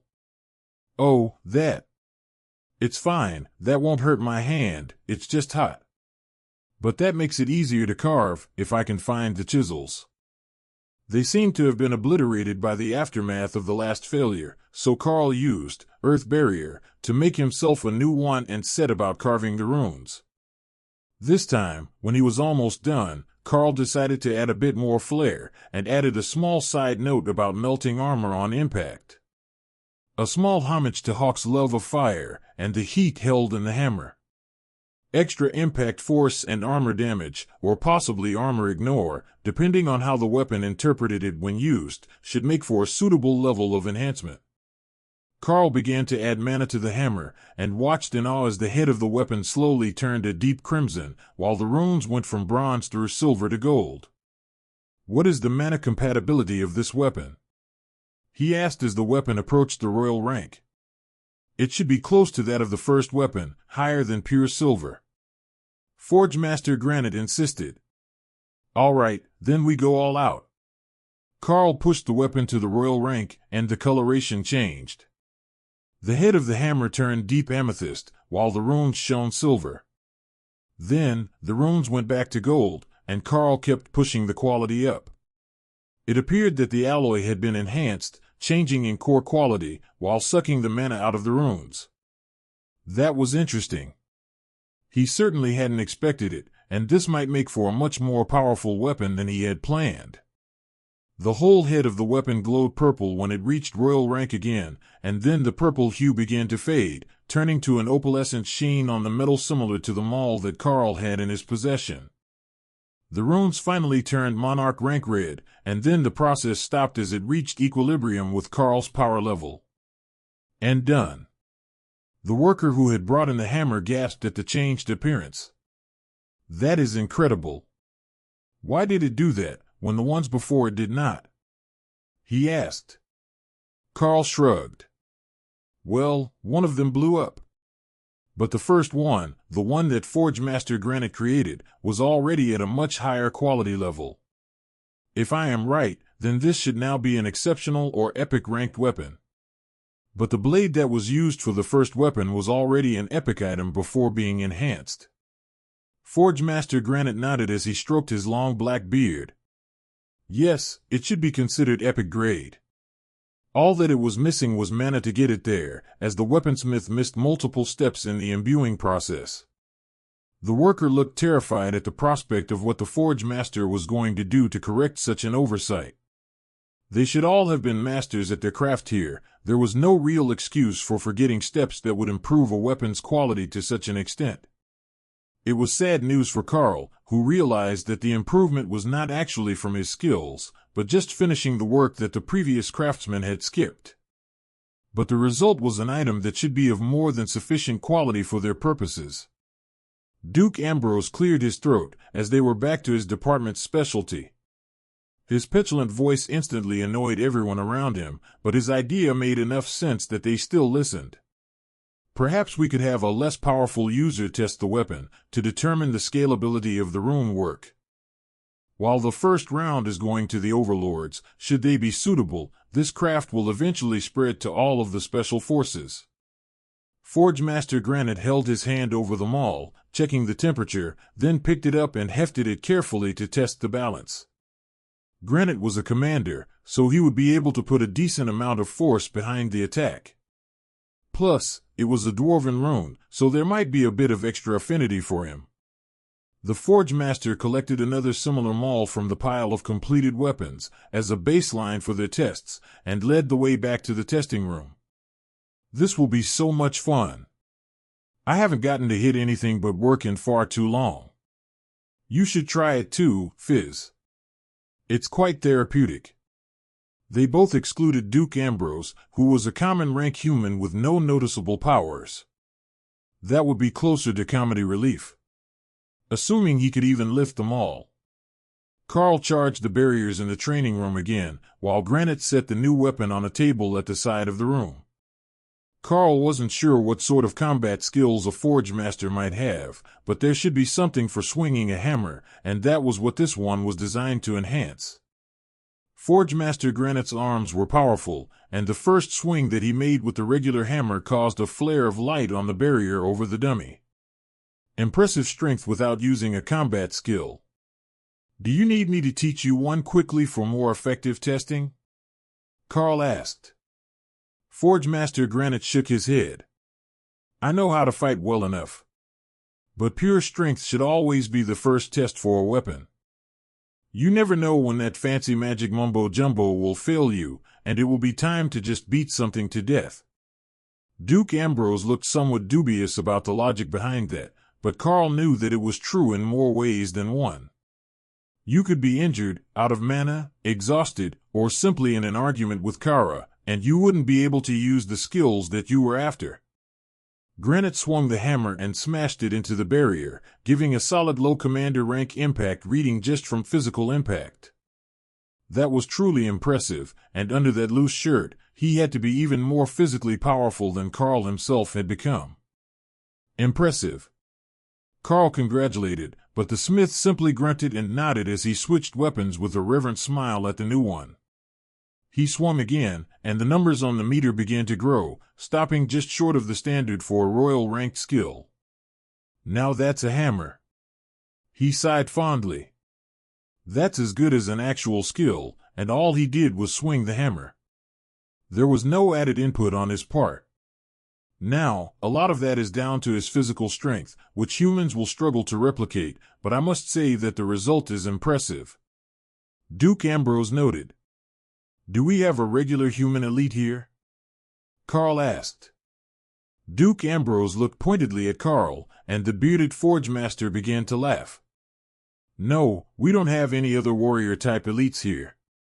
Most of the apprentices have system skills, but they're the ones that awaken research and crafting-related skills, so they're not officially elites, they are researchers.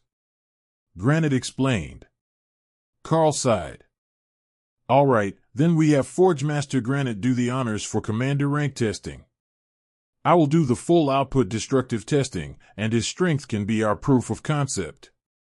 I strongly suspect that we won't be having too many problems with the quality of the weapons his subordinates have been turning out. But with every new design, there is a need for testing. Now, we have a blade design that will enhance skill output. A hammer to improve impact force.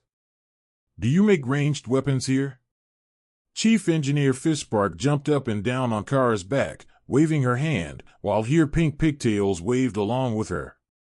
That is my department.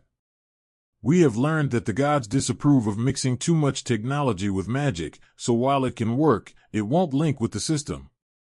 The operating theory is that the nature of the world dragon as a nature god prevents perversions of nature from working properly. Complex chemical compounds like potions work great. But complex chemical reactions to create substances that don't exist in nature, like gunpowder, don't interact with the system. There are 10,000 or more years of research, including the most recent research, as we were working to improve our base technology. But so far, nobody has found a proper answer, and the more you try to mix them, the worse the outcomes become. So, we have worked out 3 different paths. One is thrown and hurled projectiles, such as knives and spears. Second are the bows and catapults. Third are grenade launchers. Karl stared at her for a second. I thought that you just finished saying that system-linked items and technology don't mix. He asked. They don't. The grenade launchers are actually just a rifle-shaped magic wand that fires fireballs. They're wonderful. Granite chuckled. They come in pistol form too. Fantastically dangerous for the user. Fistbark shrugged. Minor technical difficulties.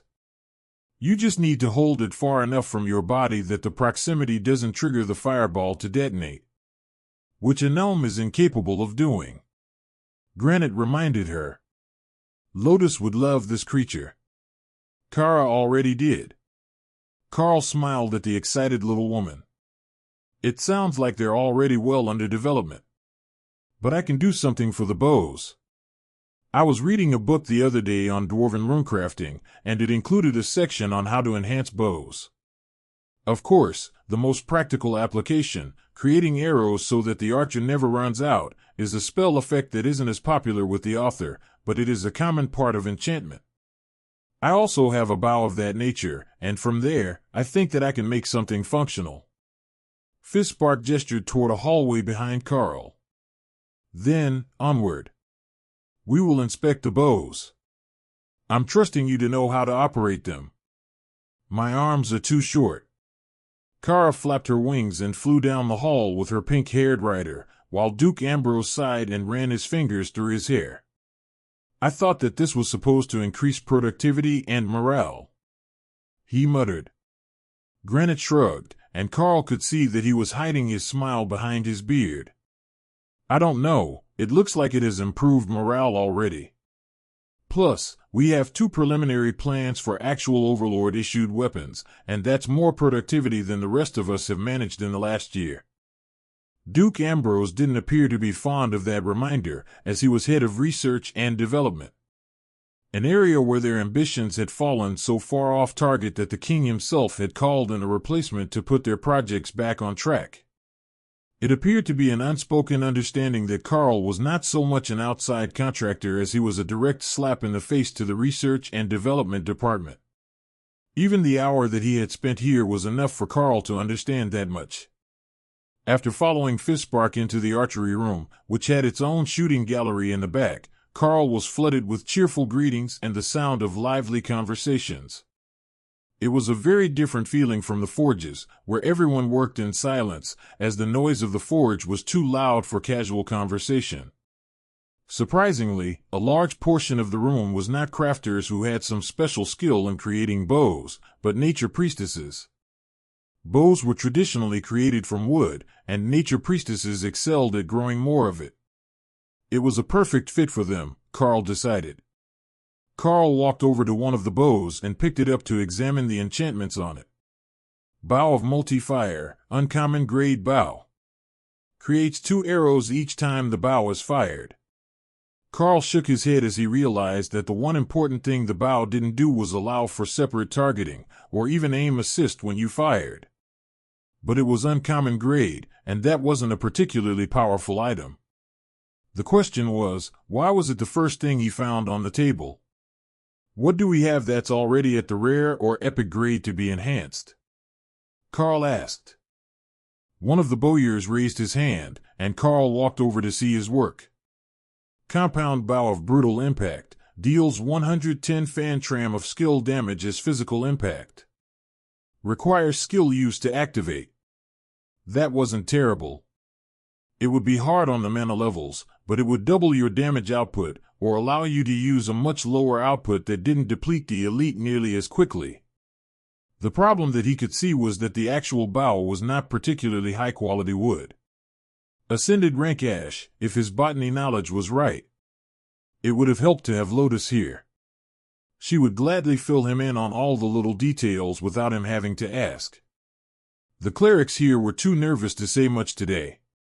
But he would be able to work with that. It would just take more rooms to reinforce the wood, which Karl noted was in a carefully crafted composite. It was quite a modern weapon, with its compound designed for improved arrow speed and shorter overall length while retaining power. Karl made a quick mental plan, then borrowed a paintbrush from the tools on the counter. Carving into the composite of the bow would do more damage than help, so he would have to do what he could with paint. I have a marker, one of the nature priestesses suggested helpfully. Oh, that would be easier. She handed it over, and Karl noticed that it was a rainbow-colored marker, with sparkles. Whoever got this bow once they were done testing had better have a sense of humor if the runes didn't change colors. Karl decided on 2 phrases. One to strengthen and stiffen the bow, and one to greatly improve the travel speed of projectiles. Adding mana to the marker runes was not easy, and Karl suspected that it was the changing composition of the multicolored marker. Even when he brought it through awakened and ascended rank, it retained its sparkles. At commander rank, the runes turned shining gold.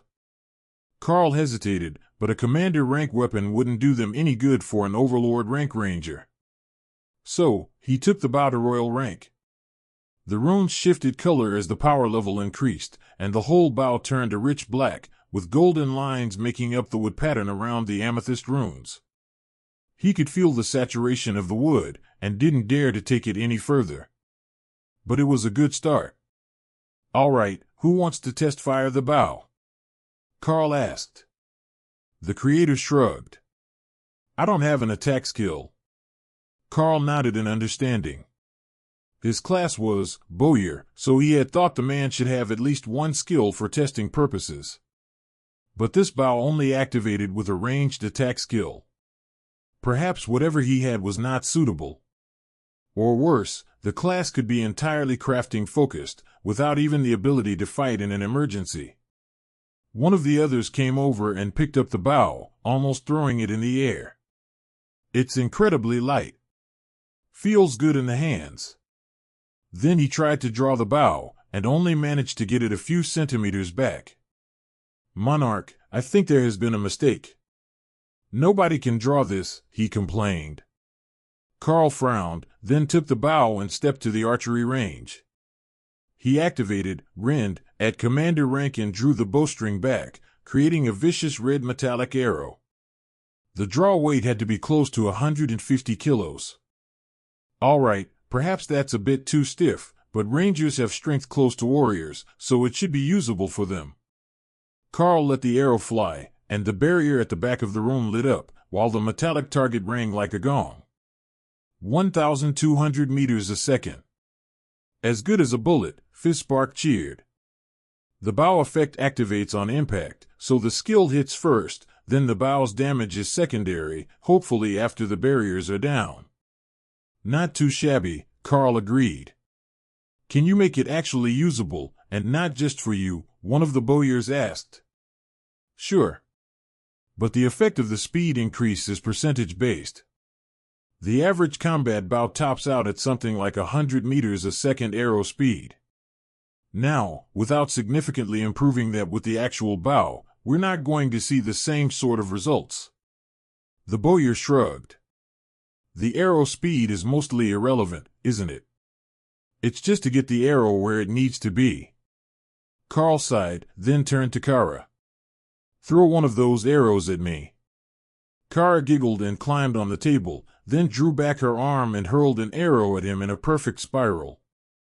Karl shifted slightly to the right and easily caught the projectile, while the crafter stared at them in horror, and Fizzspark tried not to lose her seat on the rapidly moving badger.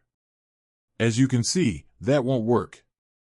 At 100 meters a second, not only can I dodge the arrow, but I can catch standard projectiles. The gnome sighed. We have underestimated the stronger elites. I told them that something like this was happening when they returned the last batch of weapons we tried to send them. What feedback did they give you? Karl asked. Duke Ambrose scoffed. Our researchers didn't have clearance to discuss the matter with the end users. It was determined that such interaction could unduly affect our development plans to favor the ones who had responded, instead of creating weapons for the majority of the elites. Determined by whom? Karl asked. The answer was clear on the man's face. Determined by him. All right, that's not going to work. It's clear that none of you actually understand the usage scenarios for the weapons that you are creating. If the enemy can casually dodge your attacks, what is the point in wasting mana? No, we need bows that will fire fast enough that even the mighty overlords don't have an easy time dodging them. So, don't shy away from stiffer bows. If you have doubts, ask one of the blacksmiths if they can test it for you. If they can draw it, then it is usable by an average warrior or ranger. But for the overlords, an exceptional set of equipment is needed. The issue they have is that nothing we can get elsewhere is actually high enough quality for them. Even what I turn out to the peak of my skills and power is still an entire rank below what they truly need, and my limited skills means that there is a significant chance that we will still be lacking in quality compared to the items created by the Cyclops Forge Masters. As Karl finished his speech with a mention of the giant's craftsman, Granite spat on the ground in disgust. Unacceptable. No way will we lose to the giants. But the Forge Masters should be extinct. Where did the giants get more? He asked. There was a monster spawn, where multiple Cyclops Forge Masters were obtained by the giants at royal and possibly monarch rank. Forge Master Granite's disgust turned to something bordering on rage, until one of the nature priestesses handed him one of their signature cigarettes, already lit. The dwarf smiled at her and took a drag, then put it out. Thank you. Damnable giants. All right, I think I know why there is such urgency now. If the giants have their legendary smiths back, and we're working with no information and a design team that has 2 functional brain cells fighting for 3rd place, things are about to go south. Duke Ambrose stormed out of the room, sick of their insults, but nobody seemed sad to see him go. How many people are on the research team now? Karl asked. Just him and a couple of paperwork clerks. The last of his subordinates quit last week, and none have been sent to replace them. The acolytes coming with you would presumably be the new team, Fizzspark whispered. Karl gave her a surprised look before responding. This doesn't seem like the sort of place that you can just quit and head home from. The gnome nodded. They have the mages mind wipe your time here, so you can't spill secrets when you leave. I don't think that they'll try that with you, but most of our team doesn't get any consideration at all. Kara chuckled, making Fizzspark vibrate on her back. Kara has a point. Even if they wanted to, they probably couldn't. I am somewhat resistant to negative magical effects, and we already know that they don't have an overlord here to do the job every day when I head back to my room at the palace. Fizzspark gasped. You get to stay at the palace. Lucky. I heard that it's really nice. What does the city look like? Karl shrugged. I went underground from the palace here. I haven't seen the city at all. Security reasons, they say. But there is a train that goes from the palace complex to the university, then it's all indoors from there to the entrance. Rather dull, really. Their conversation was interrupted by the sound of the main doors opening. That was unusual enough that everyone in the main room turned to see what was going on. There were no scheduled deliveries today, and they had already gotten a new person who made the head of research and development cry. More excitement seemed like too much for one day. 5 young acolytes, all in their 1st and 2nd years at the seminary academy, were led in by a security guard.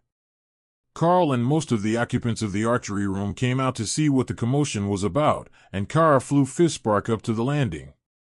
Then she poked the chief engineer with her nose and made a get-on-with-it gesture for the gnome to begin her welcoming speech. Acolytes for the runecrafting project.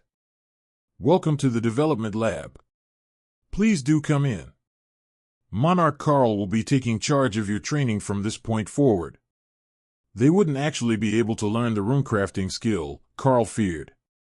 Nacht had said that it had incredibly high standards as a skill. But there was some hope that they could learn some subset of it as a trade skill. If nothing else, they could help Karl with his preparations while he worked out a way to alter the skills he had to the point he could train them properly. What would you even blend it with?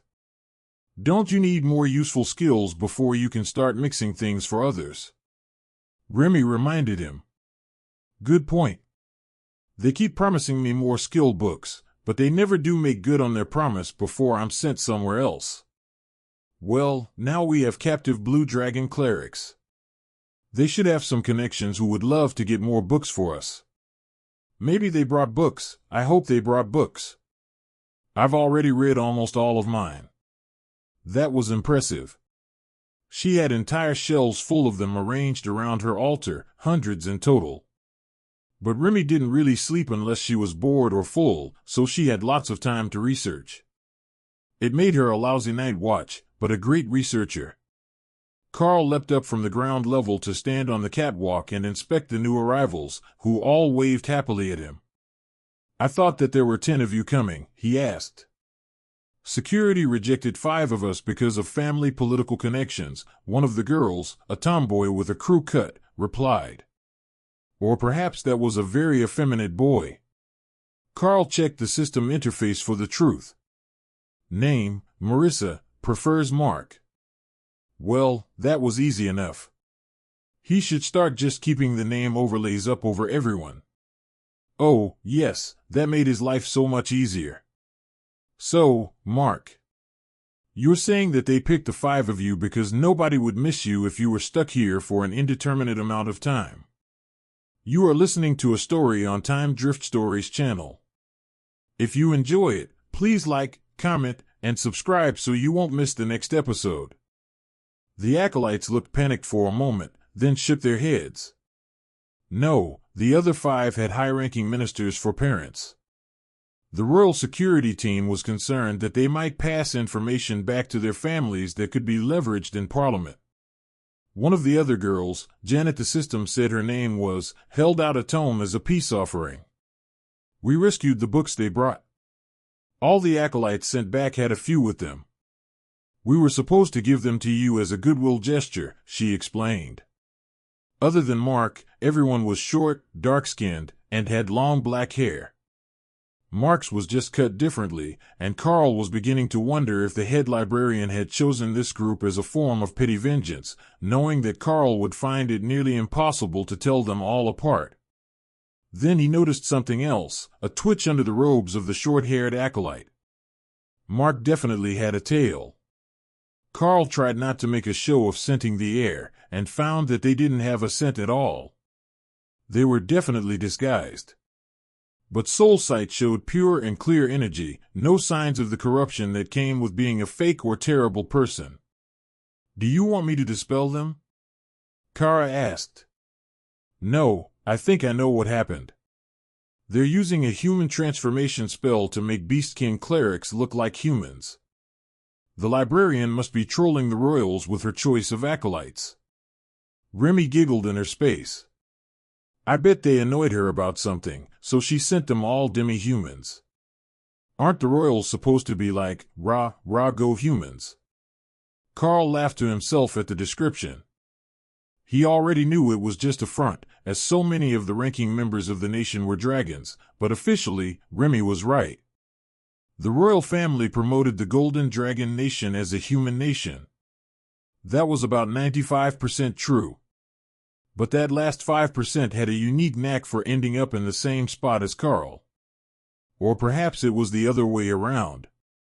Karl took the book from Janet before the hesitation grew awkwardly long, and admired the cover. Introduction to Inscription was the first book they had offered, and Remy was ready to come out and steal it from him if he didn't turn it over quickly. "Thank you, Janet. That will be very useful in the future." One after another, they handed him books. They were all crafting based, but Karl noticed that Janet had another one out, likely the book that one of the others was supposed to present to him as their welcoming gift. He returned to the start of the group and picked up the book from her hands. Learn skill, smite. Skill learned. Karl patted her on the head and smiled as the acolyte's cheeks turned bright red. "Thank you very much." He accepted the next book in the line, Poison Arrow, from the acolyte named Mabel, and repeated the process. Only Mabel didn't have as much self-control, and when he patted her head, the disguise broke and her ears broke free, twitching happily. "Unfair. You knew, didn't you?" she pouted. They must have been wagering on who would be the first to fail. That you're all beastkin. Yeah. You forget that I am a monarch-rank beast master, Karl agreed, before moving on to Renee, who handed him a book of Life Leech. Now this will come in useful. Imbuing this on a weapon will improve the survivability of our elites by a large margin, Karl thanked her. The acolyte known as Renee freed her ears before Karl even took the book, revealing fluffy black cat ears and the twitching of a tail under her robes. She passed him a book of Talisman, a shaman spell that was essentially a devolved form of runecrafting. But the knowledge that he gained from learning the skill added an incredible amount of useful practical information to his knowledge base. Finally, Mark handed him a book of Blessed Item, the skill that the clerics used to create holy weapons. Seriously? Karl asked. Mark nodded. The chief librarian herself wrote you that copy at the archbishop's request. Handing that skill to someone outside the high priesthood was unheard of. It was not an epic-ranked skill, but it was the exclusive skill of the clergy, and it would never do to have someone passing out fake holy weapons that weren't aligned to one of their gods. I will use it well. And so will most of you, Karl replied with a smile. Sir, we don't know the skill, Mark reminded him. I will fix that later. First, say hello to Chief Engineer Fispark, who is responsible for ranged weapons, and Forge Master Granite, in charge of melee weapons. The acolytes instinctively curtsied, before Mark caught himself and bowed. Granite didn't miss the slip-up, but he didn't want them to be doing either on his behalf in the first place. His gruff tone startled them all when he began to speak. Right, good to meet you acolytes. Now, we have a lot of work to get done, so what are you all standing about for? Head down to the central clean room and get scrubbed in for your lessons. The acolytes ran off, used to being given orders, and the dwarf smirked at Karl. You're going to have your hands full with those ones, monarch. They worship you like an idol, and you haven't even started showing off yet. Karl smiled. I'm sure the novelty will wear off. But I should start teaching them the skills they'll need. There are only so many members of the Special Forces teams, and I will have to make their weapons personally. But these young ones will need to know the ways to make more flavors of weapons at lower ranks.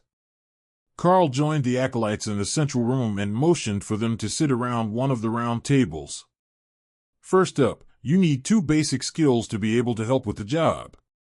Life Leech and Holy Weapon, he announced, then used, follow me, little one, to transfer the skills. He didn't have high hopes for Life Leech, but it transferred without issues. Blue Dragon clerics had an affinity for knowledge, and even if it wasn't something that they would use, they had an easy time learning most skills, even when they didn't have Karl to just imprint it in their brain.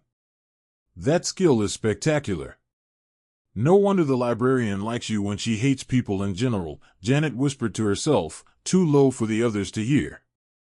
You all can drop the disguise spells now. Keeping them active will use up energy that you're going to need by the time that we're done training you on these techniques, Karl insisted. But before that, he had to try skill merger and see if he could come up with something. If he combined runecrafting with holy weapon, what would happen? It took an immense amount of focus to bring up 2 such technical skills at once, especially when he couldn't activate them in his mind to see the effect.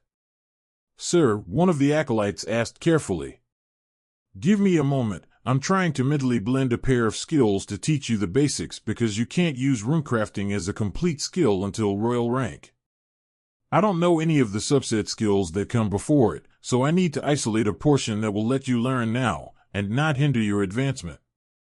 Karl's answer had tails wagging furiously, and Kara was laughing so hard at the sight that Fispark nearly fell off her back. Karl lost track of the time, but eventually, he had something workable. He had to eliminate 90% of the knowledge in runecrafting, but with the knowledge from Holy Weapon, he had a new skill. A skill he couldn't use. Trade skill already known, the system informed him. But he could visualize it in his mind, so he started with Mark. Packmaster Karl offers knowledge, skill, apprentice runesmith, will be transferred to gentle pet Mark. Mark frowned. Why is the system making fun of me? Karl chuckled. It does that to everyone when I use that skill. Did you accept the skill? Mark nodded. Yes, it taught me apprentice runesmithing. It's incredible. This is precisely what we need to add runes to weapons and make them better. Used with holy weapon or life leech to create a base enchantment. The acolyte trailed off, seeing all the possibilities for future creations. Exactly. The smiths here are already turning out high-quality weapons. If you add holy weapon and life leech along with some enhancing runes, we should have something that any commander would drool over. Behind Karl, Forge Master Granite cleared his throat. Before we get too far, is there some particular reason that the church sent you a whole group of catgirls as acolytes? Karl sighed and made a noncommittal gesture. Yes and no. I am a beast master, so they're naturally drawn to me. But I suspect that the reason was more of a power play, a flex on the royal family. They sent half the team away for being politically connected. But we still needed acolytes, which left them no choice but to send the other 5 to us. The scans would have told them right away what the truth was, and it would have detected the transformation spell. Honestly, it's above our pay grade, and it's easier to just let them play their games while we make new smashing tools. Smashing tools. Thor cheered. He really wanted one of those hammers. It would work great with his gravity slam skill in human form. Mark, can you use that skill you have to enhance bows? Or is it limited to metallic weapons? Karl asked, changing the topic. Mark thought about it for a bit, then nodded. It should work fine on wooden weapons. It's more like I've got an introductory primer to the skill and basic runes. There aren't many restrictions, just a lot that I don't know yet. Well, if I can teach it to everyone, then we can start getting you all to work. Karl sent the skill out to the other acolytes, and the girls giggled as they read the message. All right, we have more melee weapon users than ranged, so we will split the tasks. Who wants to do bows today? I need 2 volunteers. Karl requested. Janet and Mabel raised their hands. Perfect, you 2 will do bows today. I wish I had a better written primer to help you get started, but I will write you out a handful of options for the base runes. If I understand how this works correctly, you will need to add the runes and the spells as the weapon is created, so you will have to work with the existing bowyers.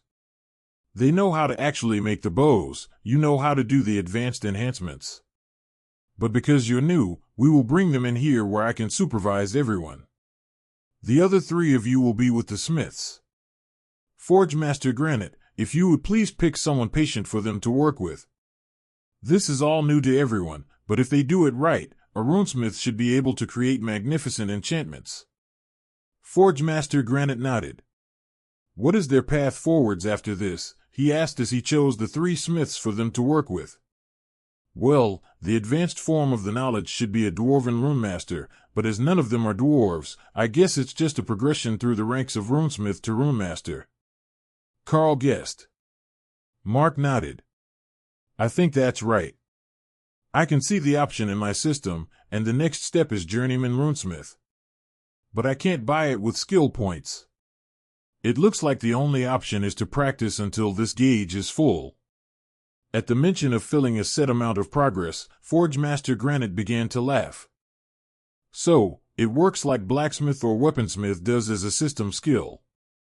You need 1,000 points of progress to reach journeyman. Not every creation will give you an advancement, but sometimes when you learn more than expected it will give you more than 1 point. Now, it's all up to talent and time. If they're starting as apprentices, it might be a year or more before they're journeymen, and a decade before they are getting close to being called real rune masters. But lucky for us, the system will give them new bursts of knowledge when they advance. That was the one saving grace for the new crafters of all sorts. If the system wasn't giving them knowledge, the entire craft that they had gotten a skill for might remain lost to time. Before the apprentices could head to their stations, Hawk came out to stand on top of the armored glass enclosure of the clean room, startling everyone with his massive and majestic presence. "What's up, Hawk?" "Decided to say hello to everyone," Karl asked. "They don't know fire well enough." That explained it. "My friend Hawk says that he's willing to help enlighten the smithy on the wonders that can come from fire magic," Karl explained, as Hawk began to draw mana into his body. The fires of the forge began to flicker, then turned faintly blue as runes appeared on the walls above the forge pits. "What is he doing?" Granite gasped as he read what was appearing on the walls. "It's something that I found written on the wall of a Dwarven forge in a trial. He's improving the forges here with his innate ghostfire ability. I don't know what it will do to the weapons, but you won't have to worry about the forges being hot enough for your alloys anymore," Karl joked. But the forge master was already out the door and headed for his forge station. While there was no doubt that many of the others would be able to turn out high-quality weapons with a ghostfire forge, the forge master himself could make a true masterpiece with this sort of quality equipment. It was almost painful for a dwarf to work with a human forge, no matter how much they insisted that technology made it just as good. So, he happily tossed a handful of coal in the forge, not for fuel, but for the carbon that the steel would pick up as it was stuck in the ash bed to warm. One way or another, it needed to make its way into the alloy, and this was still the best way, even in a magical forge. The blue light would take some getting used to, but the steel heated quickly, and the bellows kept the forge heat exactly where he wanted it to be. "Monarch, how much of the Dwarven forge did you record?" Granite asked as he realized the bellows were linked to the enchantment as well as the airflow. "All of it, I hope. The city was damaged and abandoned, so there might have been more that wasn't carved into the building itself, but we got everything that was written on the walls and the forge base." "Is it working out all right?" Karl asked curiously. "We will know in 5 minutes, but it looks promising so far." As the forge master turned back to his work, Karl settled into wait, and Hawk observed the smiths from the top of the clean room. They were so happy with his fire that the Ghostfire Thunderbird was beginning to see some logic behind Thor's help people all the time for no particular reason logic. The Forge Master was making a mighty two-handed battle axe, so Karl began to plan the runic design to turn that weapon into a true masterpiece of their combined arts.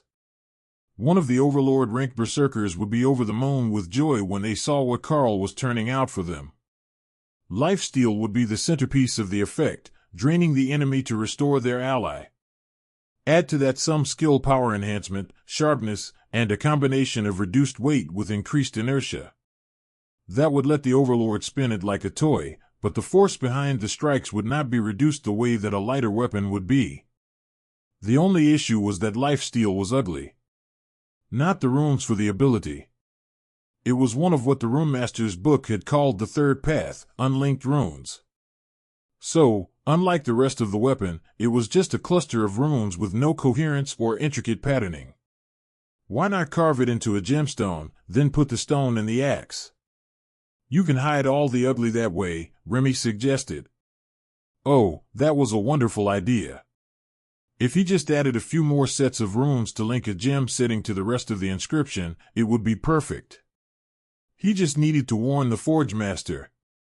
"Master Granite, please put a setting for a half-fist-sized gem in the blade." "I will need to set an enhanced stone to create one of the effects," Karl warned. "Understood, Monarch. I know just how." Karl thought about his pattern for a second. "Make that 2 gemstones, if possible. If he put Life Leech on one side and Brutality on the other side, it would balance out the design, and an Overlord would get a 70% strength and size increase from the second buff. Utterly terrifying." Hawk dropped a few stones out of his space, and Karl showed them to Granite before he started the carving. That part only took a few minutes a stone, as he wasn't trying to recreate the whole spell, only described the effect well enough that it would merge with the rest of the runes on the weapon. "Runemaster, the axe is ready," Granite declared, half an hour after he had started to forge the axe. It glowed faintly blue, the same color as Hawk's flames, and there was a stone sitting on either side, where he had embedded the 2 stones, ready for Karl's handiwork. Already, it would have 3 spell effects on it, from the forge and the stones. But they were just getting started. Karl decided not to use tools, but to use a careful application of rend on a pencil to carve the runes, in honor of Hawk's first skill. Somehow, it just felt right for Rend to make the first weapon that was imbued with Hawk's fire. Hawk had chosen deep red fire element stones for the 2 spells, which should go well with the runes when Karl was finished. The amount he wanted to add would stretch his skills to focus on all the effects at once. But with the gems completed separately, at least it lightened his load somewhat. This might actually be why so many ancient weapons had enchanted gems, purely practical reasons for the enchanters. With one long stroke, Karl wrote the runes across the entirety of the axe head, never once lifting the pencil, while continuously imbuing power and intent into them. Then, with the last rune carved, he began to increase the energy level until he felt the 2 gems link at commander rank. After that, it was smooth progress as the runes turned purple, before becoming a deep and rich ruby red. The weapon gave off a sense of foreboding, as if simply looking at it threatened the life of the viewer. Most of the room was in hiding, only sneaking glances. But Blue Dragon clerics weren't afraid of new knowledge, even if it did get them killed, and the Forge Master was never going to be intimidated by his own weapon. "Should we test this?" Granite asked reverently. Karl shook his head. "If I do, it will bond, and I don't think that I will be able to break the link to give it away again. We need to call a Berserker-class overlord in here, or bring the weapon to them." Granite nodded decisively and walked to the stairs, where a phone was mounted on one of the railings. "Base Commander. We urgently need a Berserker-class asset here at the overlord rank. We have a finalized product that needs to be bonded immediately," he declared. 3 minutes, the voice replied simply. Sure enough, 3 minutes later, a portal opened, revealing a massive overlord that Karl suspected might be part orc, with a strong jaw and the way that his lower teeth dented his upper lip, but didn't quite extend to tusks. The face was wrong to be part troll, but Karl supposed that he had only seen a small sample of trolls, so it might be one of them as well. "Garrick here," the burly overlord announced as he stepped through the portal. "Thank you for your prompt response. I want you to pick up that axe and bond with it for testing. It will be yours if it survives the tests," Karl announced. The Berserker's eyes flashed green with magic as he smiled and stomped to the weapon. At first, it flared with fire when he tried to pick it up. But the Berserker simply growled at it and grabbed it by the handle to hold it up and smile at it. "Oh, we will be good friends, you and me," Garrick insisted, talking to his new weapon. The portal was still open, and Karl gestured through it. "Is there somewhere on the other side that we can test this? I don't think that the barriers in the room will hold up."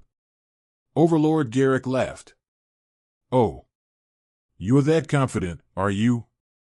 Karl and Granite both nodded silently. "All right, there is an empty valley by my house. We can test it there." Karl motioned for the acolytes to follow them, and Kara brought Fizspark along to watch the action from the back of the procession. Karl wasn't sure where it had dropped them, but there were 2 more Overlord-ranked warriors present, plus a mage Karl didn't know, and a royal-rank high priest that he vaguely remembered seeing around the capital. "This is my team. We won the lottery to be first, apparently," Overlord Garrick explained. Karl smiled. "Well, then I will make weapons for them all next. Just write down your wish list and I will see what I can do." The mage chuckled. "Oh, we all get custom, but poor gentle Garrick gets what he's given." The Berserker laughed and held up the axe. "Don't underestimate the power of random gifts. This one is feisty. Can you believe that it actually tried to resist being bonded? It wasn't a matter of free will. The spells were in balance as they were, so it took an exceptional amount of willpower or magic to force them to bend to the point that the weapon would bond with the system. The mage set up a series of barriers and target golems for Garrick to test on, but the Overlord immediately went all out, buffing himself, then pouring power into the weapon, which activated the brutality effect and increased his size. He swung the axe down hard into the ground using earth-splitting, an epic-grade version of Sunder that split the earth for 200 meters in front of him and sent out a shockwave that shattered Overlord rank barriers and golems like crystal. Shards of earth, golem, and plant life flew into the sky, hiding the area for a few seconds while the mage stared at Garrick in shock. "What the hell is that thing?" he finally stammered. "Bloody good axe, it is. It's even got life leech. I got a nice little trickle from the things hidden underground," Overlord Garrick declared proudly. Karl and Granite stepped forward to examine the axe, ensuring that it didn't show any signs of damage, overload from being used by an Overlord, or magical stress from an improper rune. Everything looked good, and the axe's power felt more stable now as it adjusted to its new wielder. "It looks like there are no flaws. You will have to test it in battle to be certain, so don't discard your old weapon. But I would say congratulations on your new weapon," Karl said. Garrick smiled as he returned to normal size, then tweaked his power a little and grew again, then shrunk.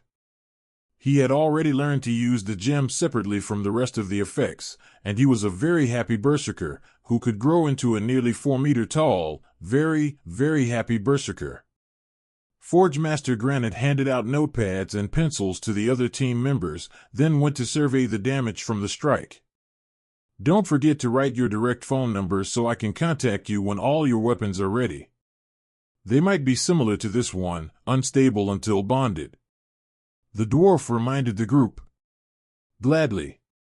If punctuality is all that it takes to get a Monarch-ranked class customized weapon, I will bring the team to you as many times as necessary," the mage agreed. The other warriors were crowded around Garrick, examining the tool work on the weapon. "Are we allowed to know where this came from? Is there a resource that might produce more like it?"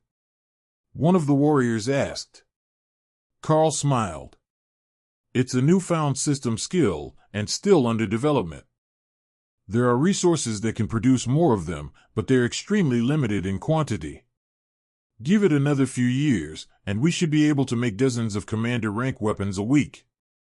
But until then, a slow production of these Monarch-ranked blades for the Overlord-ranked Special Forces teams will be all there is." The mage smiled at Karl. "I think that I see now. The craftsmen can't make weapons above their own rank, so the number is limited by the time that it takes the available crafters to make it, and we don't really have any spare high-ranked elites who can be trained." Karl winked and leaned closer to whisper conspiratorially. "If you don't have a trade skill, I might be able to sneak the knowledge to you." The mage whispered back. "I will have you know that Overlord Dallas might have been born at night, but it was not last night. If I knew what you do, I would be the one locked in a lab for national security reasons." Karl laughed and raised his voice. "Well, if you change your mind, let me know. I can make it worth your while. Maybe sweeten it with an epic-grade summoning skill."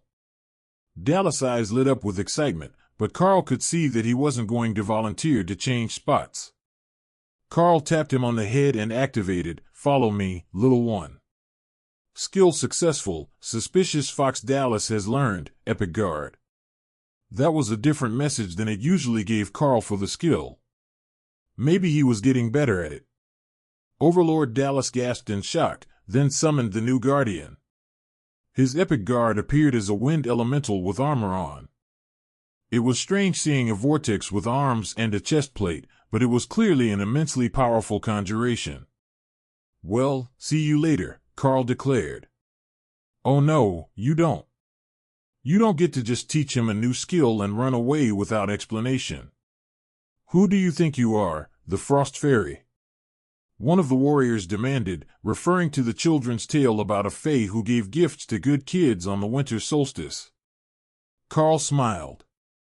"Just wait, we've got to make more weapons, so you'll see us again. That's 2 gifts in a day, I'm at my quota." Overlord Garrick laughed. "You say that with such conviction that I almost believed it. But you should go. The others will need their weapons as soon as you can make them. This is too good to keep delaying you. Karl ushered everyone back through the portal to the lab, and once the portal was closed, Forge Master Granite turned to Karl with an accusatory look. When were you planning to tell them it would take about 4 hours to make the rest of their weapons? We already have base stock under production with the new Forge Fire to fill all these requests except the wand, the dwarf demanded. In about 4 hours.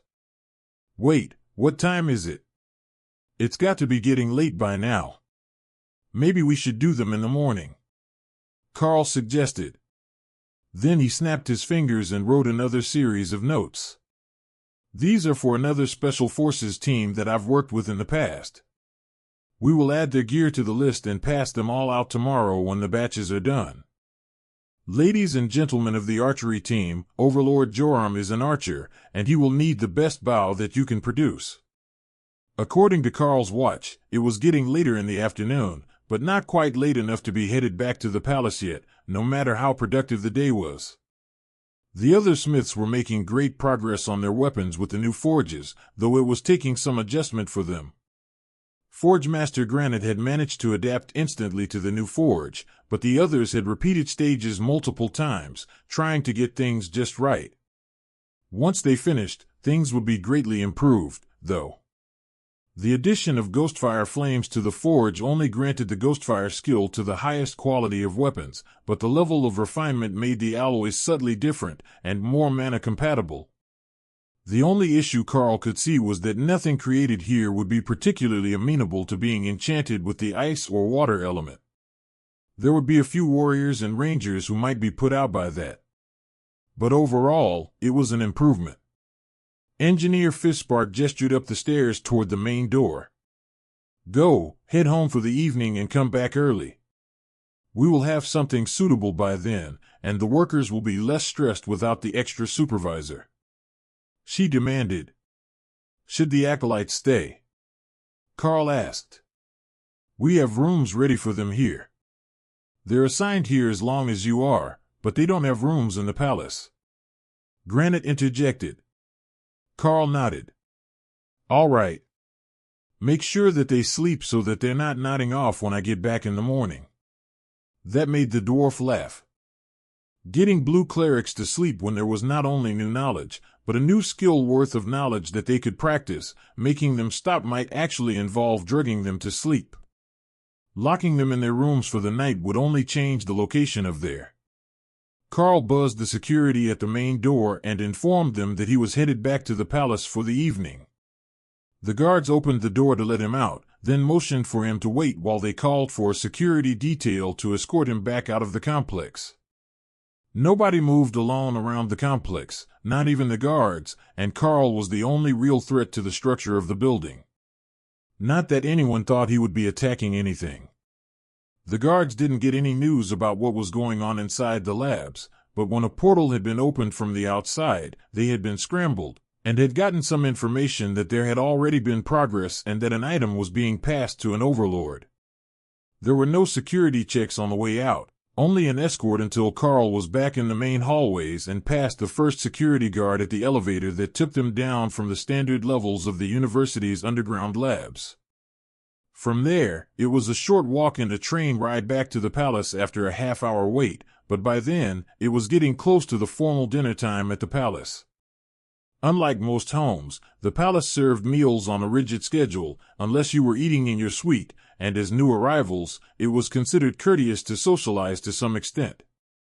The ladies might have done that for him while he was at work, but after weeks of daily training, he wouldn't blame them for simply resting in the suite, watching movies, and snacking for a few days. So when Karl got off the train and found the guards at high alert, weapons drawn and in defensive formation, it took him a moment to understand what was going on. Ray, did something big happen while I was gone? He asked, suddenly concerned by her silence. Not to us. The guards are all running about like someone stepped on an anthill, though. Karl could sense that she was incorporeal and enjoying the comfort of a web sit in the main room's upper corner. The guard captain on duty nodded to Karl as he entered the palace from the underground train station. Sir, there has been an incident. We have placed guards on your team, but we ask that none of you move about without a guard detail. The captain announced. That bad? Can you give me details? I am quite capable of dealing with most threats. Karl asked. There were 2 attempts today to infiltrate the palace with modified portal skills. We don't know who the target is, but the rest of the guests have been relocated out of the palace, and the second attempt occurred after that time. Karl nodded in understanding. So, it's either us, or the royal family. I was hoping that it was something as simple as spies. I have an assassin on staff that would delight in ferreting them out. The captain smiled faintly. Yes, we were made aware of that. We were going to assign an infiltration team to covertly keep watch on your associates, but we were unsure where the bloodbath spider was. The guard's frustration made Karl chuckle. Well, you made the right call. She's been in the suite all day, keeping watch over the ladies. Have you introduced the guard team on duty to them yet? It would be best. The captain ran a hand through his short blonde hair and smiled down at Karl. Yes. We made them lift their visors as well, so that they could be personally identified if they needed to interact during their shift. The Red Priestess insisted. Karl considered that for a moment. Well, we could relocate outside the palace as well, so that we're not interfering with the workings of the palace guard, or reducing the number of available assets if there should be an attack. The guard captain sighed. We did consider that. But if your team is the target, which is possible given your recent visibility, especially in defense of the capital, then it would put you all at excessive risk. It might be your skills that brought your entire team here, but if something should happen to any of you while under our care, it would be a public relations disaster. Karl sighed. You have a point. I was going to say that I could leave more of my beasts with them, but if they went on a rampage against attackers, there wouldn't be a city left. The guard general laughed. I don't think that it would be that bad. But I get where you're going. You have less to worry about than most. We're in a tough spot, but we can't afford not to have you at the research facility. Or so I'm told. How did things go today? Are they close to making anything? Karl patted him on the shoulder. I passed out the first of the new weapons to the overlords today. They had a good enough base that I could just add to it to make functional monarch rank weapons. It will be a long time before the supply is more than a trickle. But we should be able to get a few dozen out to the overlords in the next few weeks. The guard captain smiled. Well, once they're done with the overlords, us monarchs are next on the list, I would assume. Plus whatever the trainees can contribute to the mix. Karl sighed. Yeah, that could be a bit. The trainees they gave me are all acolytes. Awakened rank acolytes. They're going to be a while before they can even turn out the commander rank mass-produced items we're hoping for. But give it a year or two, and we will get enough of them trained. The guard captain chuckled. Well, I hear that the dungeon is giving a steady trickle of commander rank items as well, so we have a little something for the elites until then. Getting good equipment is always the hardest part of preparing a force, even here at the palace. Lotus stared expectantly at Karl as he entered the room. So, where are the acolytes? Did they send cute ones? Why aren't they here? Karl patted her on the head and gave the little cleric a pitiful frown. I'm afraid that they sent all blue dragon acolytes, and they couldn't be pulled away from new knowledge so easily. They're still at work, and they will be staying at the lab tonight. However, they are all Beastkin clerics. I suspect that it was a little prank played on the lab, as half of them were sent home, leaving only 5 acolytes. But they have all learned the basic skills that they are going to need, and from there, we can start building their skills. Lotus frowned. So, am I going to have to go there? No, I will bring them back in a day or two, once they sort out the dangerous situation here. But one day I will have to bring everyone from the lab out to meet you. There is a gnomish woman named Fizzspark there that you would get along very well with.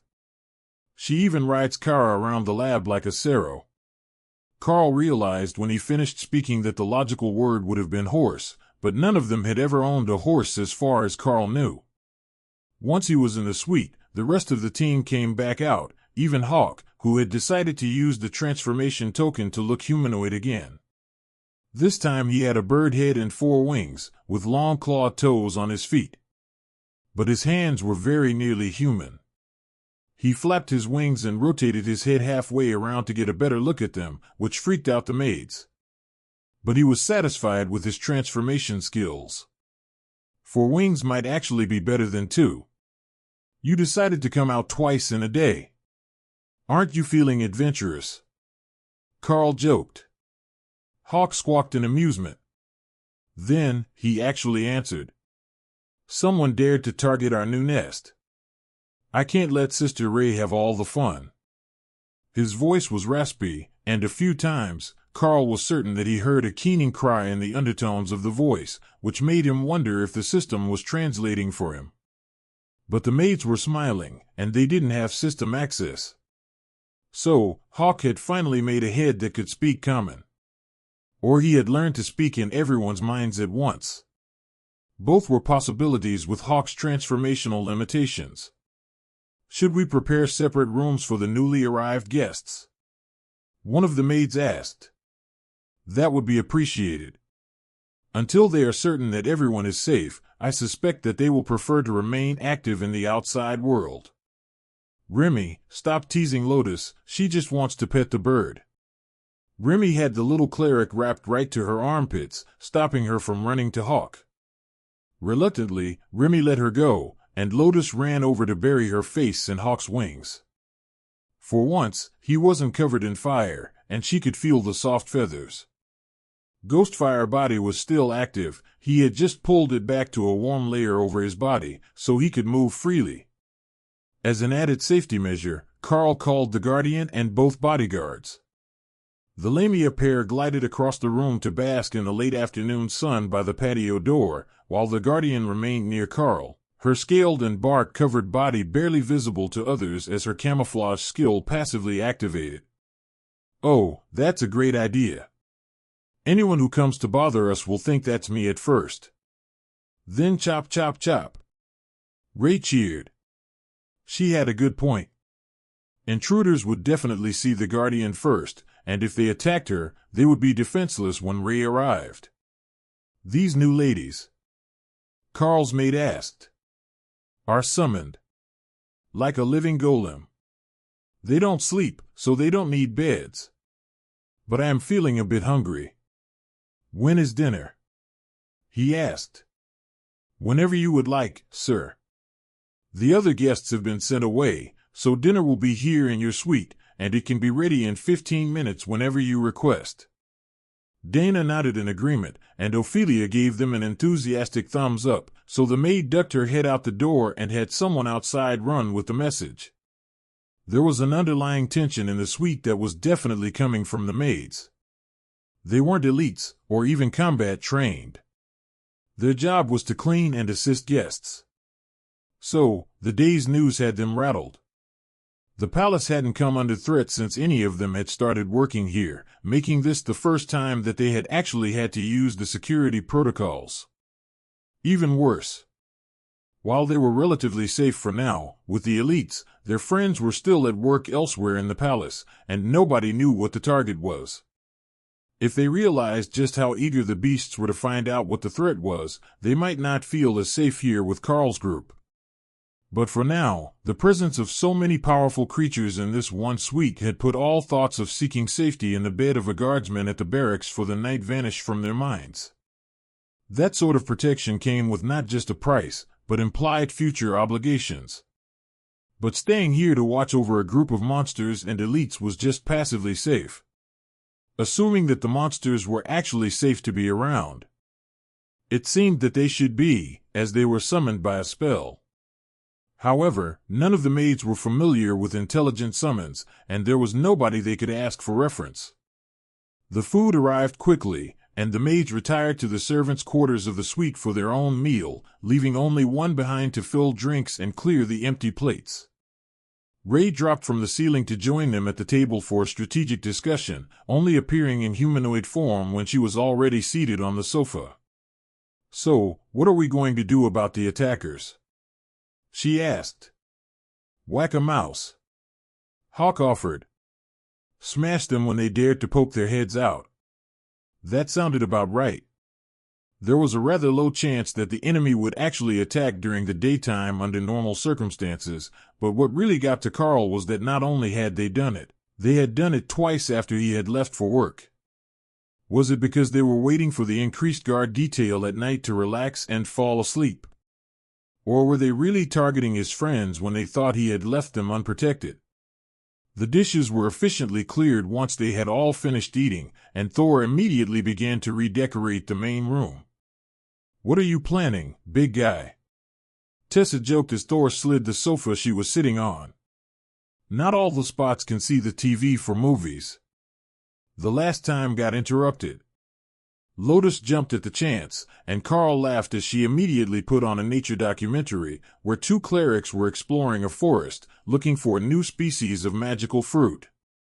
That wasn't quite what Karl had in mind for movie night the last time, but the plan brought the maids with a tray of snacks and drinks, while Tessa settled in next to Thor and Lotus used Kara as a pillow on the floor.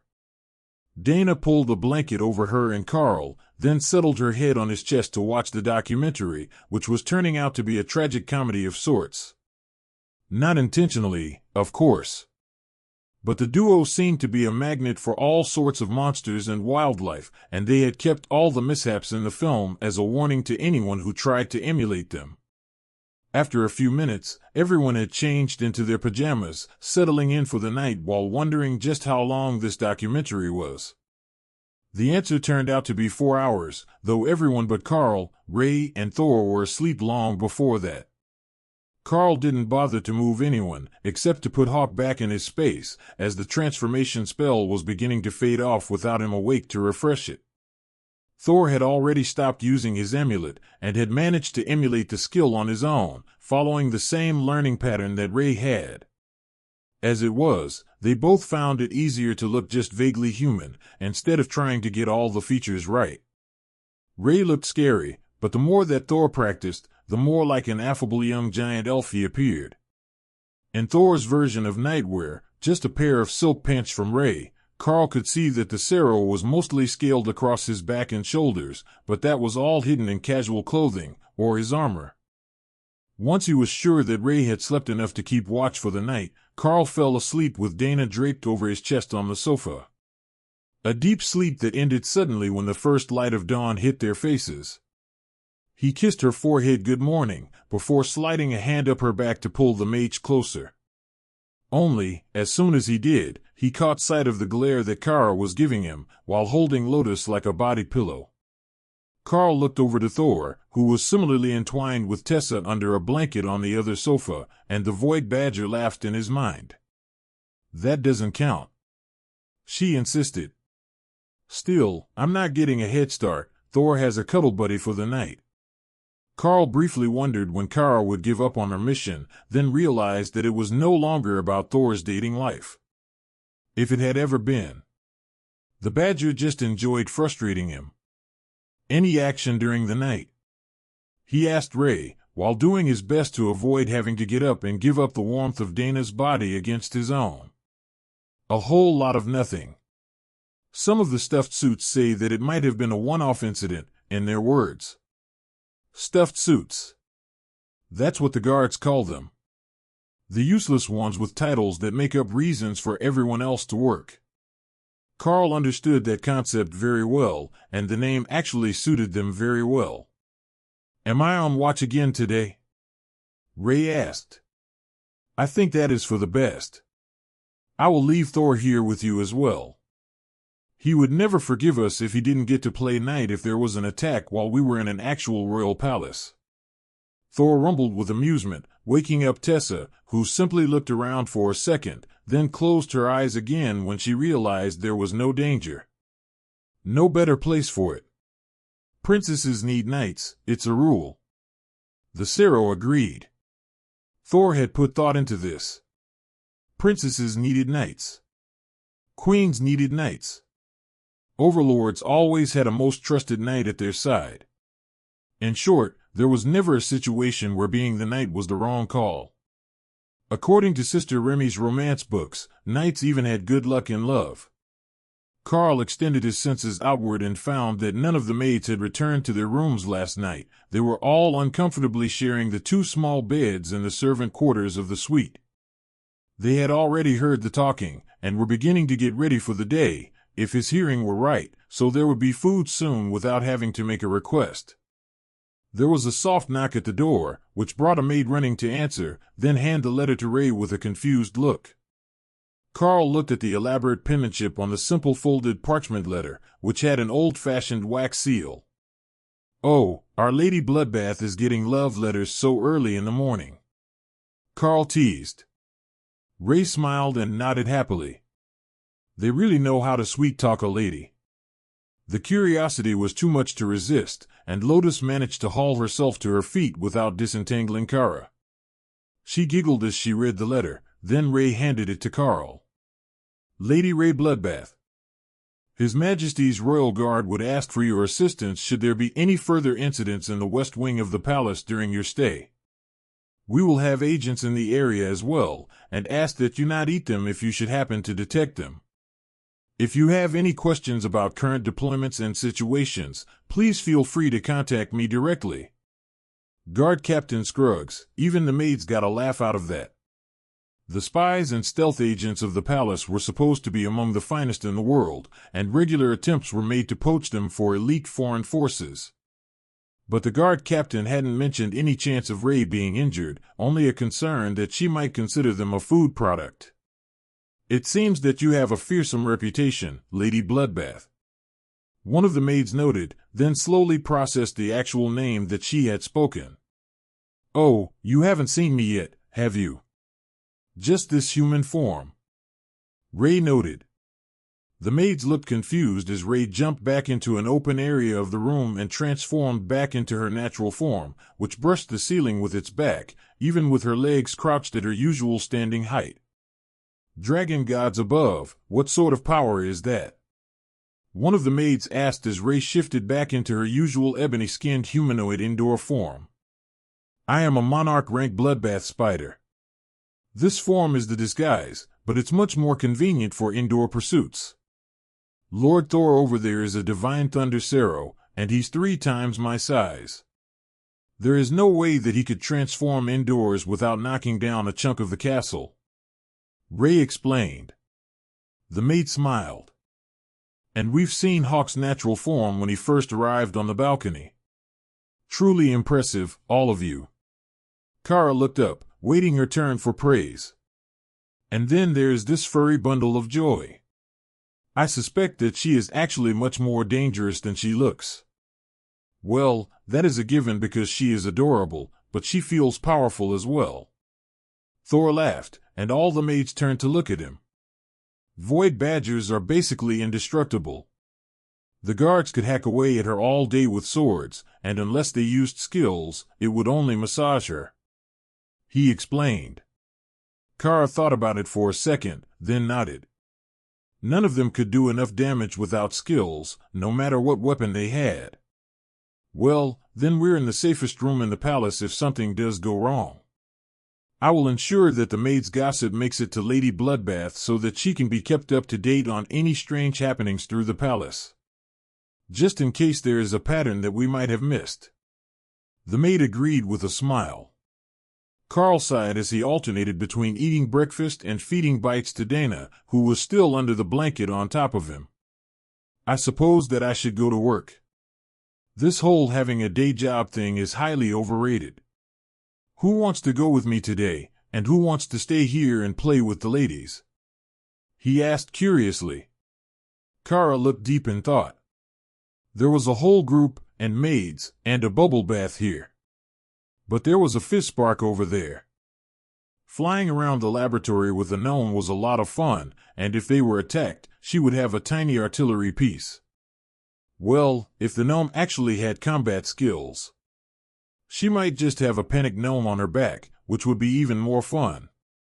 In the end, the higher chances of fighting if she remained here with the others seemed like the better option. Now, where was that bottle of bubble soap? Remy returned to her space, more interested in the research of runes. She was learning a lot in the lab, and she didn't want to miss the second day of lessons. So, it was only the two of them that went, along with the epic guard, who just silently followed Karl once it realized he was leaving. Nobody else even seemed to realize that it was with him, other than the guards, who did a double take when they noticed it silently trailing him. Karl got on the train, trying to ignore the eerie feeling that the abandoned station was giving him. It was morning, and there should have been workers on shift change coming and going. But there was absolutely nobody. Even the guard on duty gave Karl a confused look.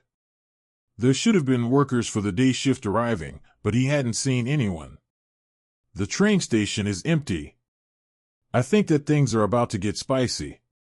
Karl's warning made Ray do a little dance in the living room of their suite, much to the confusion of the maids. Has anyone arrived? Karl asked. The guard shook his head. The train was exactly on time, but empty. The driver is as confused as I am. There was nobody at either station waiting for the train.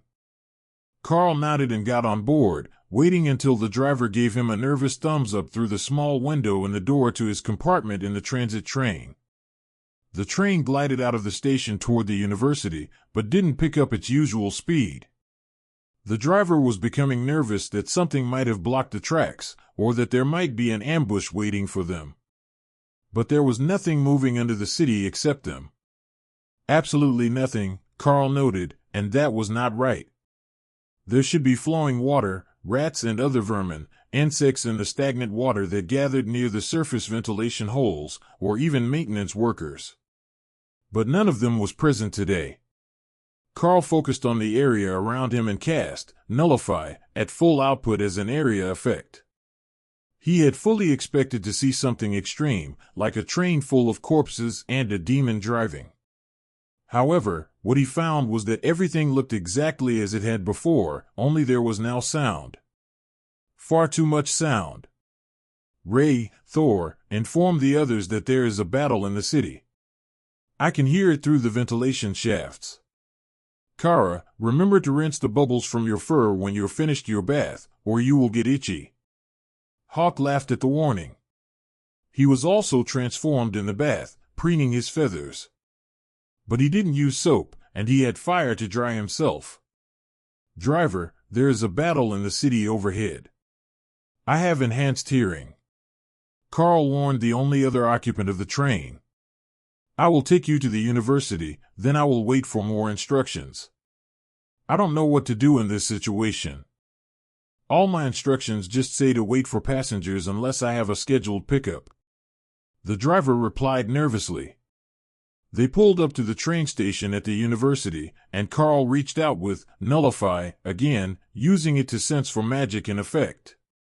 He didn't want to mass dispel the whole area, as there were labs above and below him that would be using magical barriers. But he didn't sense anything on the platform, and Soul Sight didn't find anyone waiting for him. Karl quickly moved down the hallway, wondering where the guards had gone. There should have been some on the platform, some at the first corner, and more at the elevator. Karl cast Nullify again, targeting the hallway. There was definitely a spell on it, but Karl didn't see any changes until he got around the corner and saw the next guard station. All 6 were dead, hacked apart with dozens of blade strikes. Whatever had attacked them had to be close to or at the commander rank, as the guards had put up a vicious fight before they had fallen, and there was blood everywhere. But there were no signs of the enemy, and all the blood smelled human to him. Some species had very distinctive blood, but there were no strange colors here, and no distinct scents like orc or ogre blood had. Karl borrowed one of the security cards off a fallen guard, then noted that only one of the others was missing his lanyard. Whoever came before him had the same idea. The elevator in the next room didn't just need a keycard, though. It also had a passcode to call it. A small detail that the first group had failed to notice. They had pried the doors apart, most likely using a spell, as Karl could feel the lingering magic in the air, and they were blown right off their rails. With nothing to stop him, Karl hopped into the shaft and let his fingers bounce off the rungs of the safety ladder as he fell.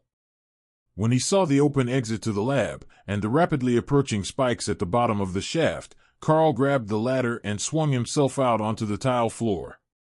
The security area was filled with blood and bodies, both guards and mages in spellblade outfits. Karl kicked one to roll it over, but it didn't have any sort of insignia on it to identify the faction that might have sent them. The robes were black and enchanted with stealth spells, but not as good as what the Guardian was using. Even Karl could hardly see it as the construct landed behind him. He activated Silent Movement and Void Body on them both, then moved toward the lab, where he hoped the blast doors were still holding. There was noise ahead of him, frustrated orders, and the sound of some sort of fan, along with a crackling hum. A sharp whistle let Karl know that they had seen him, so he summoned the bodyguards behind him and warned Remy to stay hidden for a second, though she summoned her bodyguards as well. "Good morning, ladies and gentlemen. It seems you are determined to make my workday more difficult than it needs to be." He greeted the mages in front of him, then noticed that they had an overlord with him. In an enclosed space, this was going to be very, very brutal. The overlord didn't reply, and chose to charge at Karl, who hit him with a nullify halfway across the gap, canceling his movement skill and putting him off balance as he hit the floor. The maul came to Karl's hands, stacked with disintegrate. The hallway rang with the displaced air as he swung, and the head of the weapon hit the mage's barriers. The overlord was flung 2 meters to the right, into the wall, which crumbled on impact, along with the barrier that he had nearly instantly replaced. A flurry of blade skills flew in both directions as the bodyguards engaged with the spellblades, and the epic guard launched herself into combat. Karl equipped the Haint Claw on the epic guard in preparation for the final ambush, and charged at the overlord again, but the mage used a blink type spell to appear halfway down the hall behind him, putting their fight away from the others. All of the other mages were at the low royal rank, and they wouldn't last long against the bodyguards, but they wouldn't last a single attack around Karl or the overlord. Karl attacked again, hurling disintegrate at the mage, who countered with a rapid flurry of sword skills that knocked down the skill and then flew at Karl. One of the Naga warriors hurled a spellblade between Karl and the spell, which simply cut through him without slowing as horror dawned on the doomed man's face. Karl smacked the spell down with his maul, then reactivated the spells. He was burning through a load of energy, but the Haint Claw that the Guardian was wearing was pulling energy from all around the room as the spellblades died, and her innate skills shared it. The overlord was obviously looking to run, but a portal wouldn't be fast enough to open, so he would have to make it up the elevator, or into a secure room. Karl charged, and the spellblade attacked again. He was slower than Karl, in a purely physical sense, but his spell activations were nearly instant, and he had more stored energy.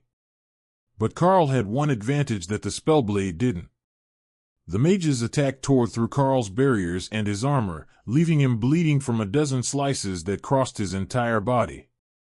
But it didn't slow his swing, and the overlord's barriers fell under the mass onslaught for a split second. Karl could see the victorious smirk on his face, then the pain as the Shadow Drake Trent's long fingers pierced fully through his chest and tore apart his internal organs. The Guardian seemed to absorb the blood from the body, while the Haint Claw tore the soul free of the corpse with a keening shriek, as if in his last moments, the mage realized the horror that awaited him. His corpse fell to the ground, flesh shredded, with a look of disbelief permanently etched on its features. Remy snatched it up before it could be further mutilated. Ray would want whatever blood was left in there, as she was short on human varieties. Then the Naga shaman picked up the rest of the bodies, guards and spellblades alike, and placed them in her swamp to keep until they could be sorted. "Master, the job is done," one of the Lamia bodyguards announced from behind him as Karl dismissed his armor and stood nude, watching Void Body regenerate the torn sections of his flesh. That process was exhausting, but he was as good as new in half a minute. Just in time to refresh his armor and smile at the Lamia before the tunnel began to collapse. The Guardian grabbed him and the world went blue for an instant. Then Karl found himself standing inside the lab, and the haint claw on the Guardian. Rumbling outside the blast door and a sense of loss told him that the area had collapsed, crushing the bodyguards, which he immediately summoned to his side. Monarch. Thank the dragon gods, you're all right. Have the security teams rescued us from the intruders? Wait, how did you get in without opening the door? Fistbark demanded. Karl patted the Guardian on the head and felt the pulse of energy from the haint claw. It wasn't awareness, more like a preset safety mechanism. The haint claw could inhabit the Guardian, and in that body, it could use its ethereal form to move between targets, the way that it had in combat against Overlord Ahmed's golems. Secret skill. Is everyone in here all right? Karl asked. The gnome smiled. Yes. As soon as the alarm was sounded, we activated the full lockdown barriers, preventing portal openings and reinforcing the lab. I can still feel the shaking. What did you do out there? Karl sighed. I got into a fight with a foreign overlord. We might have caused the tunnels to collapse. Fistbark gave Karl a confused look. Tunnels. There are no tunnels, at least not in the conventional sense. The whole area is one huge underground building, and the part by the university is constructed for 50 floors before it reaches ground level.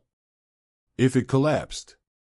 If more than just the last section collapsed, then the entire research wing of the university lab complex collapsed in on itself. Ray, what is happening at your end? I broke the university. Karl asked, while motioning for the gnome to wait a moment. Nobody is in the palace yet. But we can see the fight in the city. 4 portals and a lot of combat. No, 5 portals now. I think that 3 of them are our team.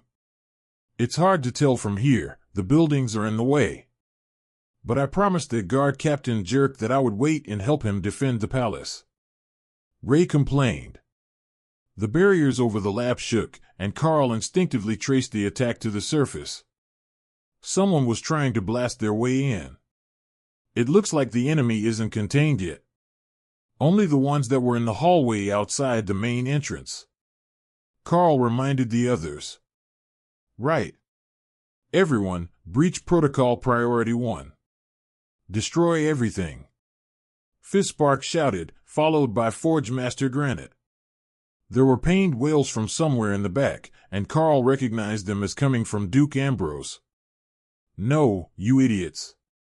If we destroy it all, they will kill everyone. You have to stop, don't you understand? I've already. The human researcher stopped, but everyone was staring at him. You've already what? Forge Master Granite asked in a deadly tone.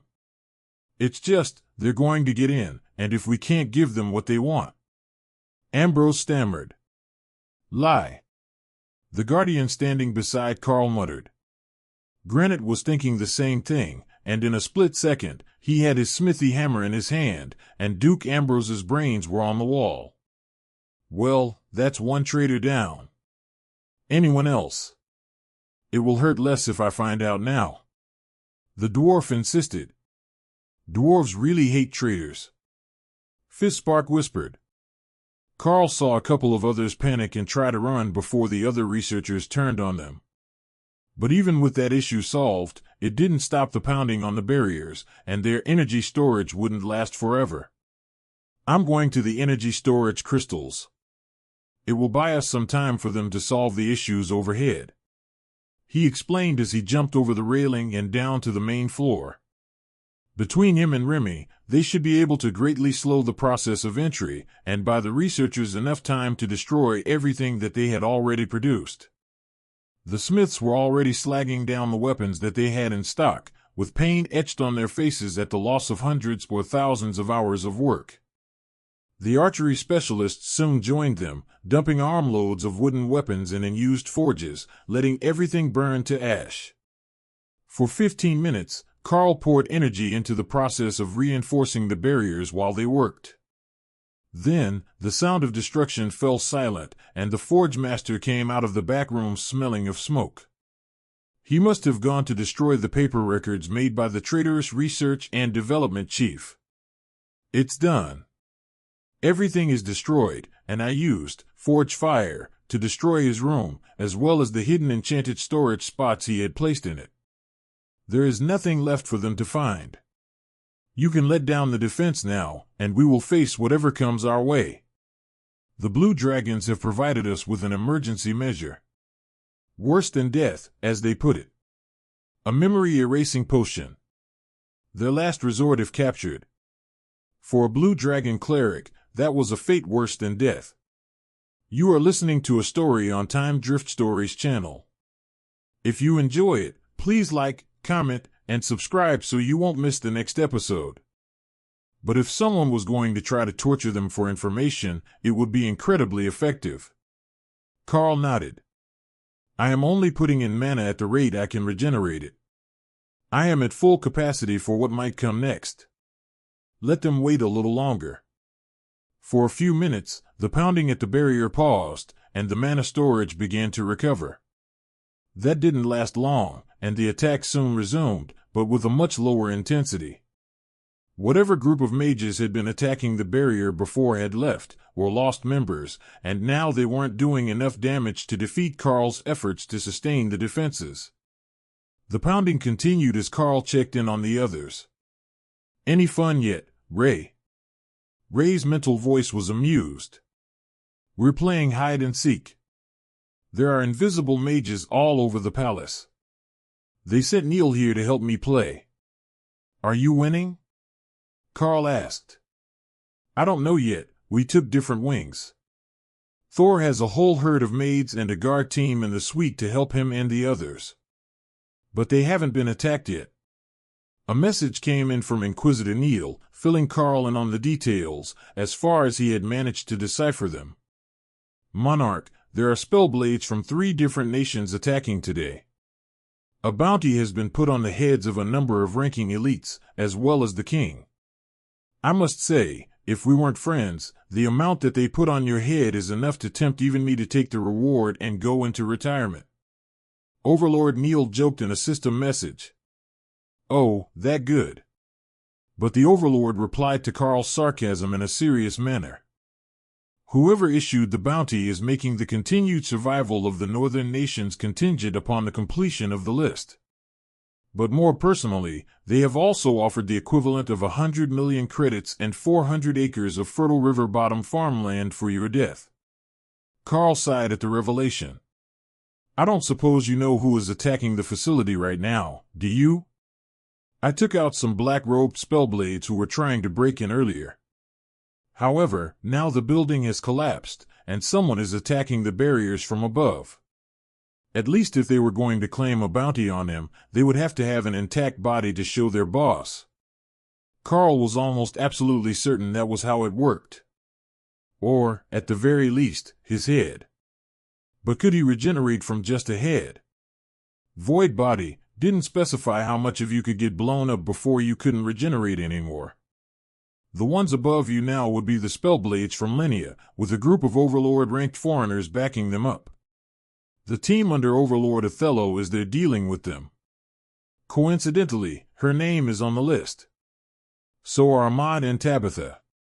The invaders had a serious abundance of confidence if they were willing to put those names on the list. For a few minutes, the damage being done to the barrier was minimal, and Karl wondered if Othello and her team were winning the battle above him. Then a massive lance of power smashed clean through the barrier and into the floor of the lab in front of him. 3 overlords in pale blue robes floated down from the hole in the ceiling, smirking as they stared at Karl. Ah, we have found you, little rat, hiding in his hole. To think that it would be our team who gets the bounty on the Beast Master. The mage on the far left, an elderly man with liver spots on his bald head, chuckled in a sinister whisper. Karl smiled and stacked 5 layers of obliterate on his maul, which made the overlord laugh even harder. But when Karl fired the 5 stacked spells layered in, nullify, the Overlord ranked skills shared by Kara, the mage's barriers shattered like glass and his body simply vanished. Karl turned to the other two. You seem to have fundamentally misunderstood something. Karl began. We're not stuck in here with them, they're stuck in here with us. I heard that one in a movie. Remy cheered in his mind. The Spellblade stared at the spot where their ally had been for another half-second before recovering. You were never going to live long enough to see the reward. Karl finished, while Remy booed him silently for not going with the cliché. The two overlords charged for him, only to have the bodyguards throw themselves in between, grabbing with their serpentine bodies and sacrificing themselves to buy the time for Karl to recharge his spells. Karl sent out another stack of disintegrate, coded in, nullify, and the younger of the two overlords vanished in a puff of ash, along with the bodyguard wrapping him. The overlord died at the exact moment that a flash of purple magic blinded Karl's eyes, and he winced as a blade ran through his stomach, bare steel stripped of its magical enchantments by the barriers it had broken. You were saying? The last overlord asked, his sword buried to the hilt in Karl's body as he prepared another spell. Karl grabbed the sides of the mage's skull, shattering his barrier with nullify, before physically removing the man's head from his body. Karl slumped to the ground, and Remy left her space to douse him in healing splash, while activating both of her healing totems. Oh, that's not good. It destroyed most of your insides. Are you sure that the Kara healing can fix that before you die? She asked. Karl didn't have the energy to even make a mental response, but his body was surrounded with black smoke as he regenerated. Forgemaster Granite ran up the steps and dumped a potion in Karl's mouth. Stamina and mana potion. It helps with regeneration-type spells. He explained to the confused Naga Queen. Remy made a mental note that she would have to add that step next time, but Karl was still in rough shape even after his body had healed. Then power began to flow from the Haint Claw to him, restoring the metaphysical damage that healing his body could not repair. Karl gave the dwarf a weak fist bump and carefully sat up to inspect himself. Well, that sucked about as much as expected. But aren't they too weak for overlords? He whispered. The old dwarf laughed. They're researchers from a tower somewhere, not trained assassins. They've likely never cast a spell with intent to kill in their lives. See the talisman that was on this one's neck. It's a translation amulet. The sort that the Blue Dragon clerics use to help with books they can't read. Above them, Karl saw a familiar face. Overlord Othello's polished silver armor was shining in the sun as she looked down into the labs. Karl called up to the Overlord. We're all right down here. How is your team doing? I have limited healing here, and a resurrection-capable cleric in my suite at the palace. We're not dead yet. But I don't think that we can get you out of there. I can't fly, and the university is rubble. The entire complex is gone. She shouted back. I can get out with Earth Barrier. Do you want to retreat and rest? The paladin nodded, and gestured to someone near her on the surface. Karl began building a stone stairwell to the surface, a narrow spike of stone with thin runners in a circle around it, made using the stone that had tumbled down as the barrier was breached. Othello, along with 4 monarchs, made their way down the stairs, then slumped down in the chairs of the ruined clean room. What a mess! There are hundreds of attackers in the city, half of them are invisible, and they brought overlords with them. How much do you know? Othello asked. Overlord Neil gave me the rundown. What do you need? I've got a whole group of researchers here to protect. Though, it sounds like they're not a primary target, and we've already destroyed all the research material here. Othello blinked in shock. You did what? Standard practice.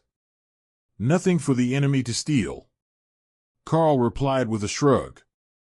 Right, you didn't know that they weren't here for it. Or perhaps they are. They are after you, and we can't say for certain that they're not under orders to take certain targets alive. The Inquisition had a friendly chat with the spy, and that's where the little information and the target names we have come from. The mage with Othello sealed the ceiling with a barrier, and Karl closed it completely with the stone barrier spell, locking them all back inside. Then the mage cast a spell that brought the main barrier back online, though it was nearly out of mana storage. We can open the barriers again when it's time to leave. But for now, we all need to rest and recover before we make ourselves a vulnerable target. He explained. Karl shrugged. That's fine by me. But isn't this a bit too much? It sounds like a full invasion of the royal palace and surrounding area. Nevertheless, they're so confident that they're not even trying to hide their identities. I get that we're not exactly the most feared nation on the continent, but they've got some serious guts. The group with Othello nodded in agreement, but the paladin frowned. Some of the bounties say that the claimant will get a large plot of land in return. Now, I don't know about you, but unless it's the leader of a nation, doesn't that sound a lot like they're planning to completely topple the Golden Dragon Nation? Karl paused while he considered that. I think it is possible. If there was some rumor spreading among the other nations that the Archbishop was in poor health, would that not embolden them? Without our totem rank strength, we're even less organized than other nations, who have overlords and towers all over their maps. Othello chuckled.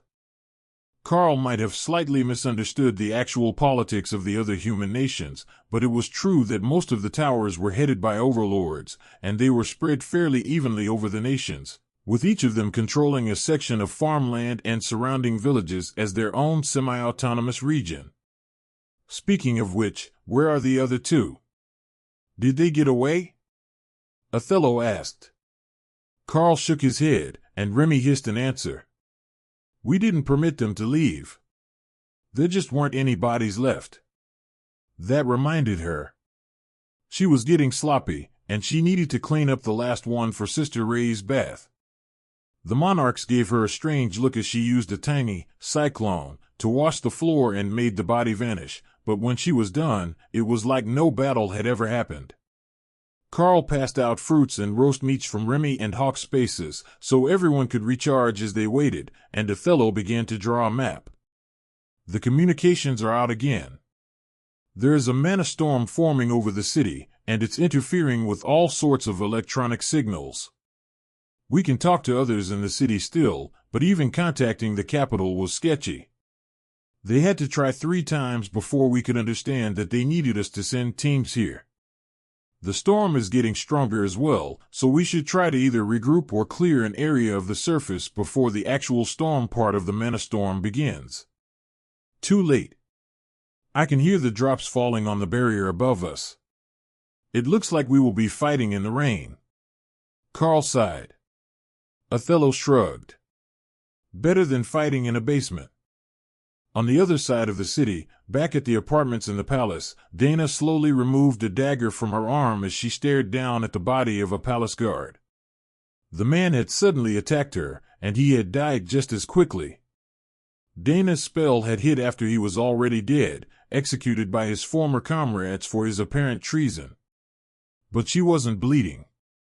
A waft of black mist extended from her arm as the dagger was removed, and it healed before Lotus even had a chance to see if it was poisoned. What was that? She asked, shocked at the sudden assassination attempt. Kara knew it instantly. Thor, tell her that she's got void body active. Remember how Karl said that the new scaly leaf golem heals the whole team? Well, he's got void body active all the time. We just didn't notice because nobody is dumb enough to stab one of us. Thor relayed the explanation to the rest of the team, while the guard captain stared at Dana in awe. Then he snapped out of it. You need to cleanse her anyhow. That dagger is poisoned. When whatever healing spell she has active wears off, the poison will take effect. He insisted. Once that was done, a tense situation began to build in the room. One of the guards was a traitor, which meant that there might be more traitors among the palace guard, both in this room and elsewhere in the palace. but they had no way to tell who was and who wasn't. It wasn't like they were disguised giants, just humans with different loyalties. A foreign spy didn't see himself as a traitor. He was loyal to his actual employer, and possibly even a noble person, so his soul wouldn't look suspicious with soul sight. And they had hired far too many foreigners for the royal guard. Outside the room, the storm was raging. The air crackled with lightning and magic, while the wind howled and the rain poured down. It was getting stronger by the second, and the gardens outside were already starting to flood. The radio calls had mostly fallen silent, as the constant thunder made it too difficult to get a clear signal through, and the battle was beginning to wind down. The attackers had begun to retreat, either after completing their assignment, or when the danger level got too high for their power. The declining battle hadn't reduced the fury of the mana storm building over the city, and Tessa could feel the power crackling on her skin as the events in the region drew the attention of her patron deity. In contrast, Lotus was nervous, as the storm was not a natural phenomenon. Something was happening, and all of her training as a priestess hadn't covered anything like this. Especially when the power in the clouds began to rotate, creating mana tornadoes in the upper atmosphere. That was the signal for the last of the attackers to flee the city before it was no longer possible. The storm would interfere with any sort of spell casting, and soon it would be nearly impossible for a mage or magic type class to even defend themselves. In the lab beneath the ruins of the university complex, there was not much that Karl could do about the storm other than wait for it to pass. There were no more sounds of nearby battle, and Othello's entire team was exhausted after battling the allies who had arrived with the overlords that Karl had defeated. The fact that she had held the foreign overlords off 4-on-1 before they had separated and broken in to attack Karl was truly impressive, but it had taken a toll on her team's stamina levels, even with Eternal Lightning now active on the 5 of them. High above the city, the final battle of the day still raged. But not as an assassination attempt, or for control of the city. Overlord Ahmad stood on the shoulders of a wind elemental conjuration, facing off with Overlord Kenichi, whose black drake mount was lazily flapping its wings, hovering in place. But both of them were wary of the third arrival to their party. "Gentlemen, you might as well go home. This opportunity is mine." The arrogant young overlord sneered. "Ah, Reginald. So good to see you again. Did you know that your entire family was just killed by a Naga queen who didn't even understand what they wanted?" Overlord Kenichi taunted. The young overlord did his best not to rise to the provocation. "You won't get me to leave the eye of the storm on a fool's errand." Reginald replied in a tone much more calm than the seething hatred on his face. Overlord Ahmad smiled. "Actually, he's not lying. Well, probably not lying. I felt all 3 of their souls vanish only seconds apart, and they were nowhere near a portal." There was a pause as all 3 of them looked at the massive floating mana crystal between their positions. The battle in the city had formed it, bonded with the souls of the deceased, and it represented one of the greatest opportunities that any mage could ever hope to see. Each of them would willingly fight to the death to get their hands on it, and from what they could tell, there was nobody else willing and able to challenge them for it. The problem was, it was a single-use item. The massive amount of mana and soul power that it contained would be transferred to the first user, and only to them. Nobody had expected this particular outcome when the battle had started. It was a 1-in-a-million freak chance. But so many overlords had died today, and so many more of their acolytes, that the gods of war and death had both been intrigued by the power play and granted their blessing. Suddenly, Reginald surged with power, and the other 2 immediately reinforced their barriers. But it was not them that the spellblade was aiming for, but Kenichi's mount. Of the 3, his personal skills were worst suited to flying, and the overlord tumbled away from the stone as Ahmad attacked Reginald. This was a fight that the spellblade was sure he could win. Ahmad was a golem mage, and his golems were not a flying type. So, he had to rely on a simple conjuration or air magic to fly, and neither was his specialty. Lightning struck his armor, tossing him backwards as Ahmad worked to drive Reginald away from the Mana Stone, which was now nearly done forming. A barrage of magic missiles formed in return, met by an identical spell from the Catman. The two peak overlord area suppression spells shook the ground far beneath them as they collided, sounding like thousands of concurrent peals of thunder. But the match was not even. When it was over, Reginald gave a victorious laugh, while Ahmad spat blood and held a large wound on his right shoulder to staunch the bleeding. "Sorry about your luck. Maybe next time, beastkin," he crowed, mere meters from the stone as it solidified in this world. Then Ahmad smiled. "Yes, perhaps in your next life. Neil, I need you in the air. Bring the spider." The two assassins appeared in the dim light between lightning strikes before both going incorporeal. Reginald began to panic, reaching for the Mana Stone, only to see his arm falling away toward the ground. Piercing pain shot through his back, and the black-masked face of the Golden Dragon Nation's chief assassin appeared before him. "Too slow," Neil chided as he began to fall from the sky. Once he was below the waist of his opponent, he struck straight up, using vibrating blade, so it didn't hit Ray, who had stabbed her legs through the mage for balance. Reginald's flight spell failed as the life left his body, and Neil grabbed Ray's spider form.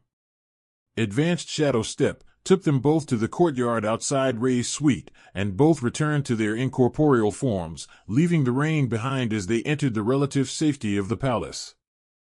Dana jumped as the two appeared in front of her, sitting on opposite sofas with pencils and paper.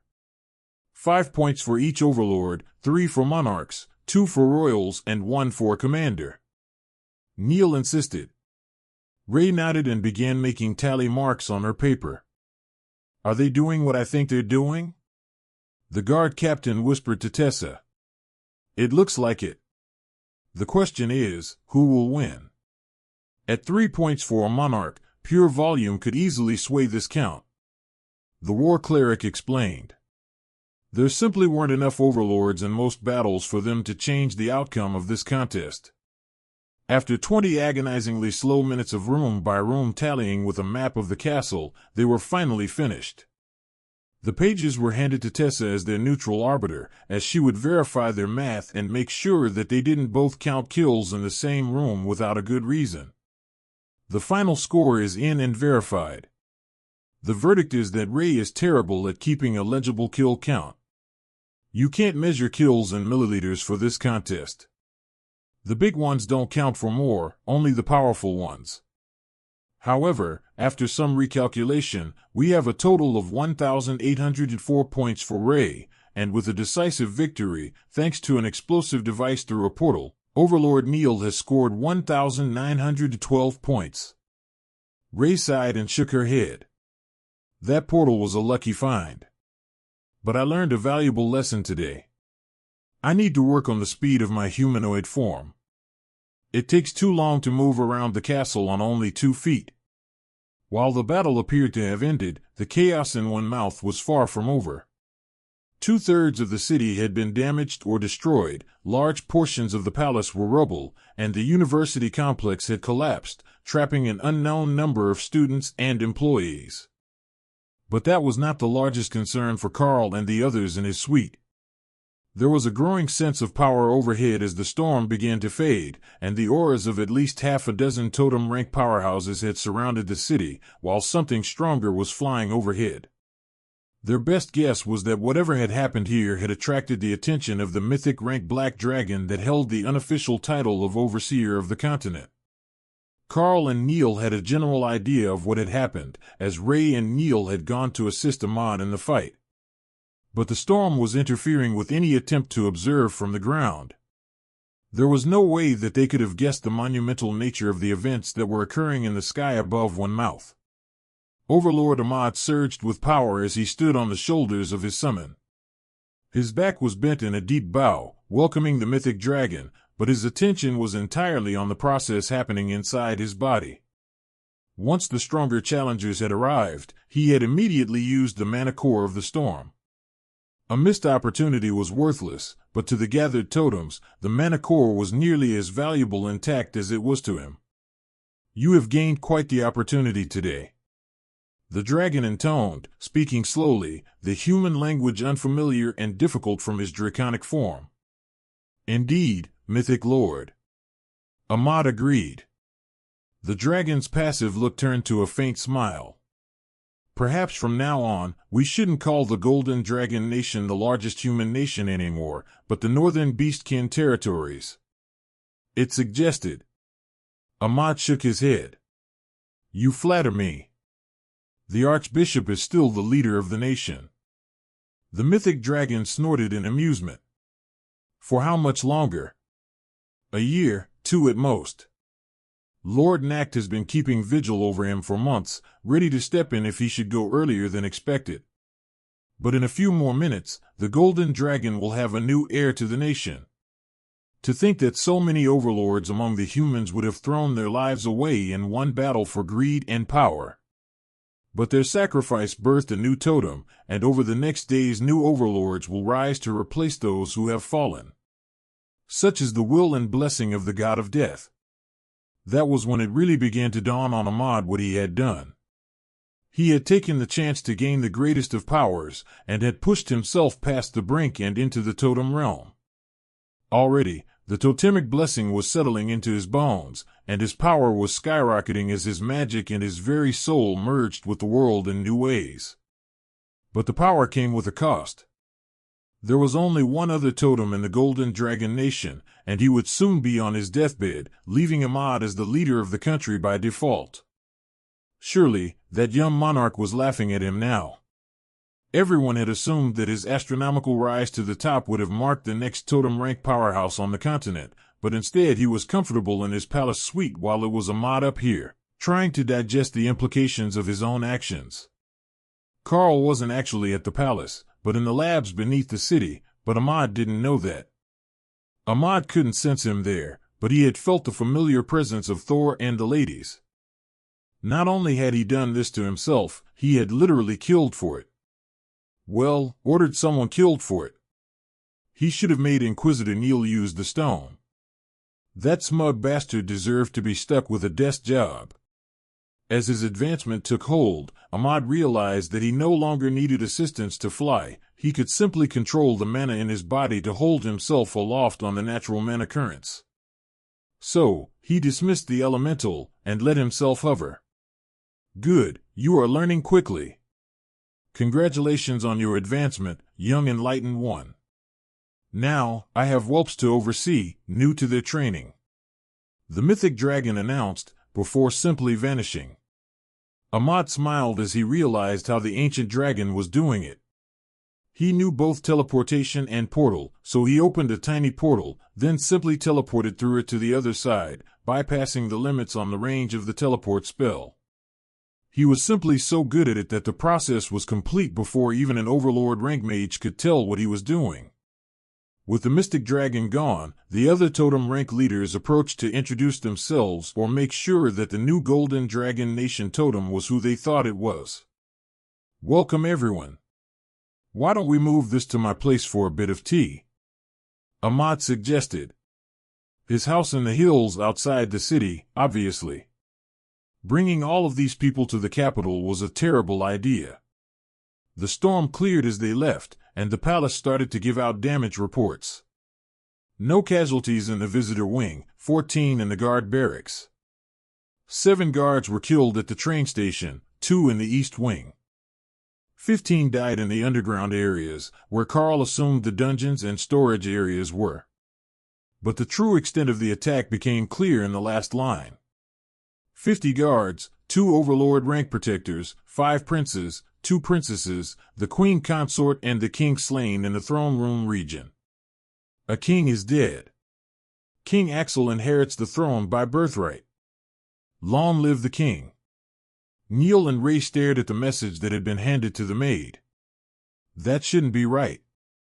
We cleared that area. Ray insisted. Neil nodded in agreement. And I killed 4 other overlords with their retinue just over here, only one turned down the hall. They were on their way in, not out. Ray vanished and started counting bodies in her space.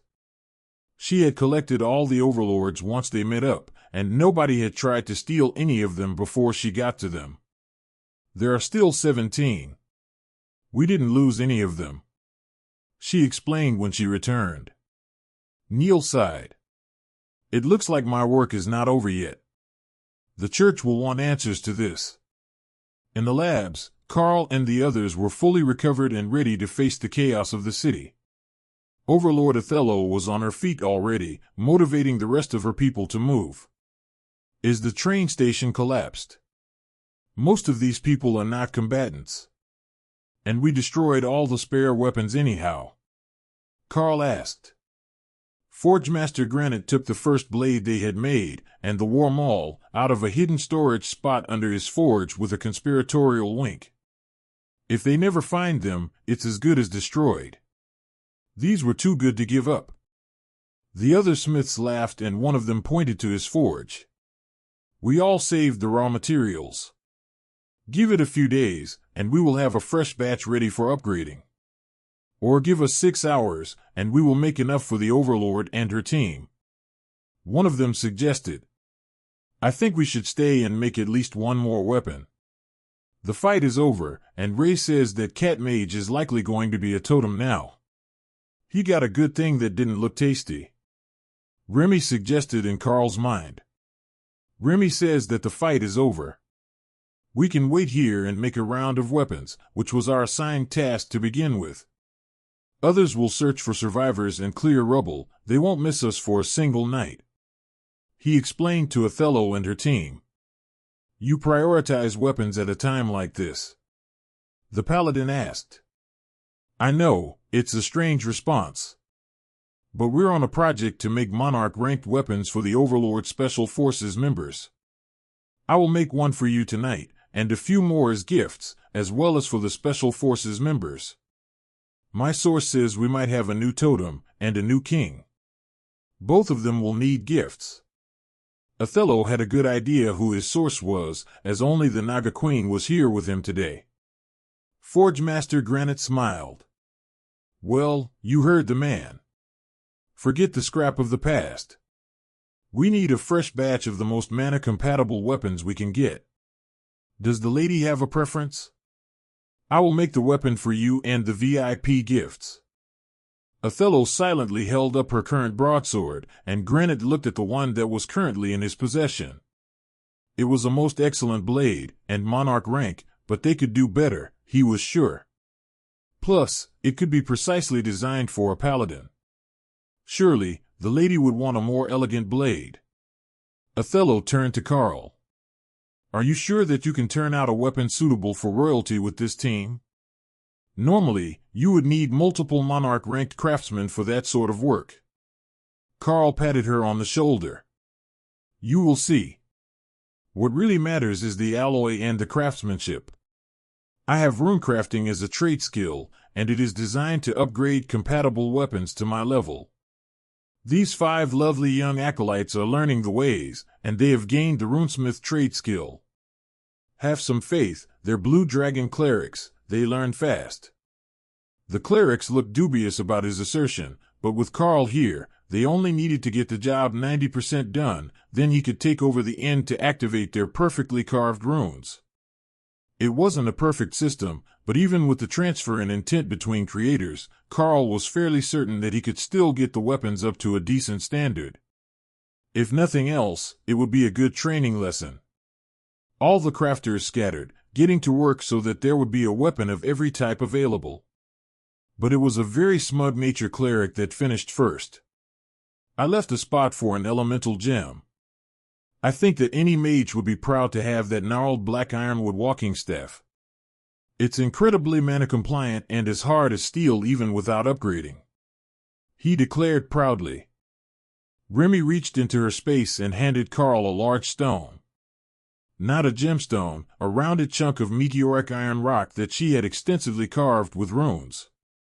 Karl turned the rock until he found the start of the inscription and read it as it wound around the rock. She had inscribed the meteor storm spell effects description on the practice piece a few days ago, and it seemed ironically perfect for this purpose. Thank you, Remy. Now, let's see what we can do with this lovely staff. It would be a nightmare trying to get the runes placed properly for such an oddly shaped weapon, but that was part of the appeal of a true work of functional art. Karl made plans to increase the spell power, but split the effect into 8 times as many smaller stones, with increased coverage area. The damage per meteor would end up being less than half of the original, but the meteors would fall like a hailstorm of head-sized boulders.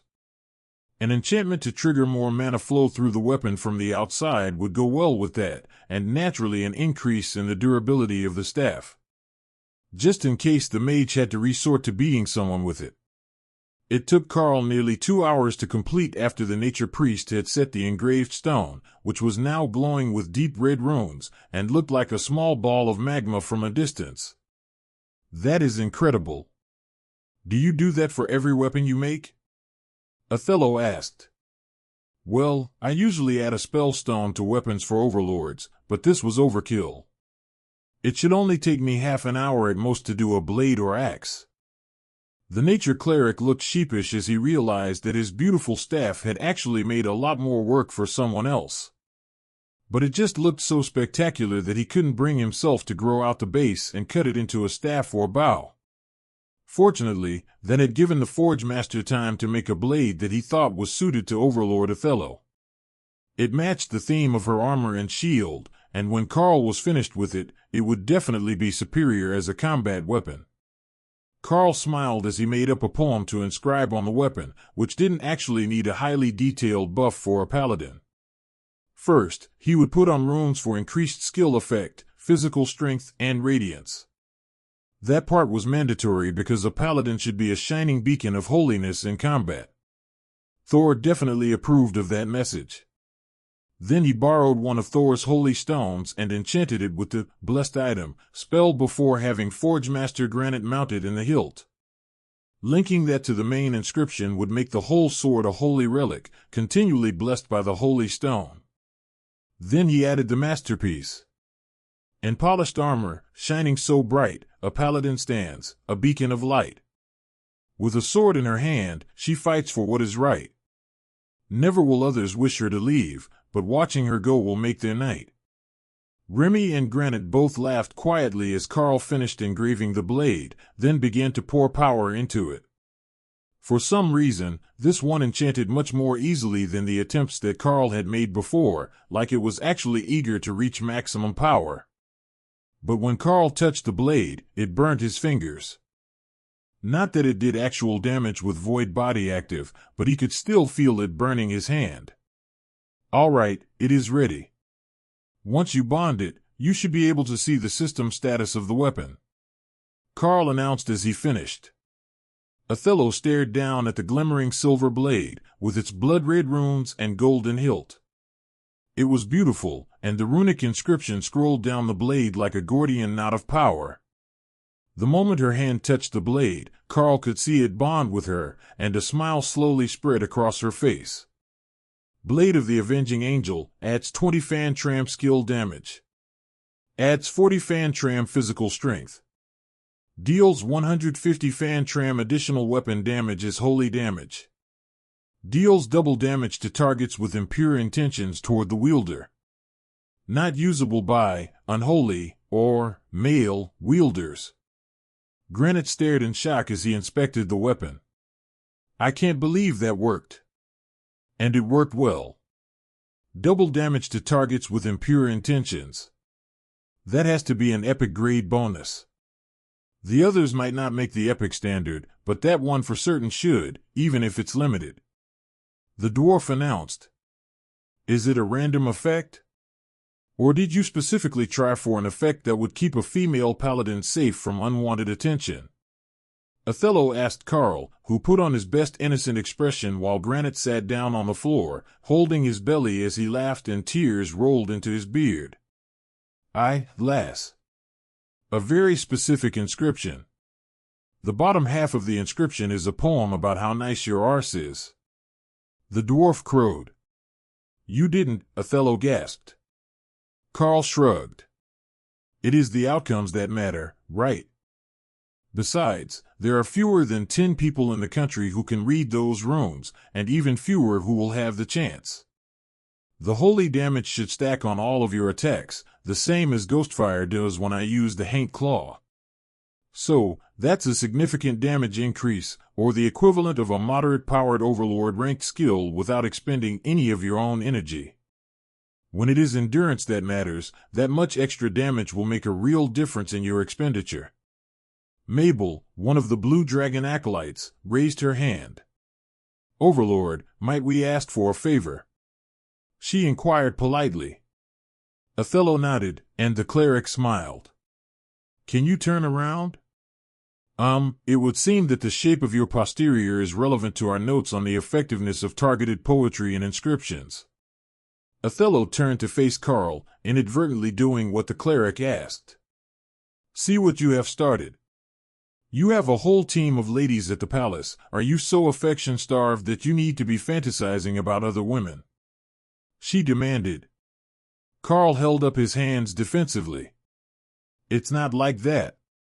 You see, if you put a rant about how bad human craftsmanship is on a human-made weapon, with the rune to strengthen it, the effect is amplified. So my logic was that if I put a cheeky poem about the virtues of a female paladin on a weapon specifically for you, it should increase the other effects. I didn't know that it was going to add a whole other spell effect. The intent was to increase the other 3 effects. Then Karl gestured at her shield. Can you hand me that for a moment? I can see that it's just a commander rank holy item, but I think that it can be improved if you're fond of it. I promise, no weird inscriptions on this one. Overlord Othello's trust in Karl's runecrafting, not in his skill but in his intentions, was evidently low. But she handed over the shield, and Karl quickly sketched a set of runes on the back, not going for a full coverage runic inscription. There you go. More durable and better at channeling skills like Shield Bash. Othello smiled as she picked up the shield, then giggled when she saw that Karl had added, property of Othello, and at the top.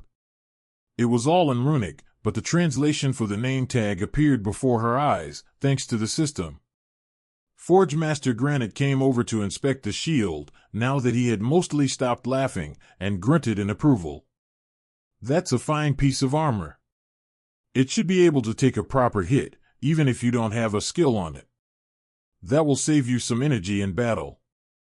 I don't recommend that you just let the shield take everything, but if you can't get a skill up in time, one hit shouldn't destroy it. The dwarf decided. Unfortunately for Karl, he didn't know a rune combination that would actually lead to a self-repairing piece of armor, which would limit the value and longevity of defensive items much more than a magical weapon was limited. Returning them to storage in your inventory often repaired small damages on items, though. So, there was some hope that stronger magical items would be able to ignore small amounts of wear and tear without needing to go to a forge regularly. The rest of Ophelia's group stared at the weapon in envy. If she gets something that excessive, I can only imagine what the consolation prizes are going to look like. One of the warriors joked.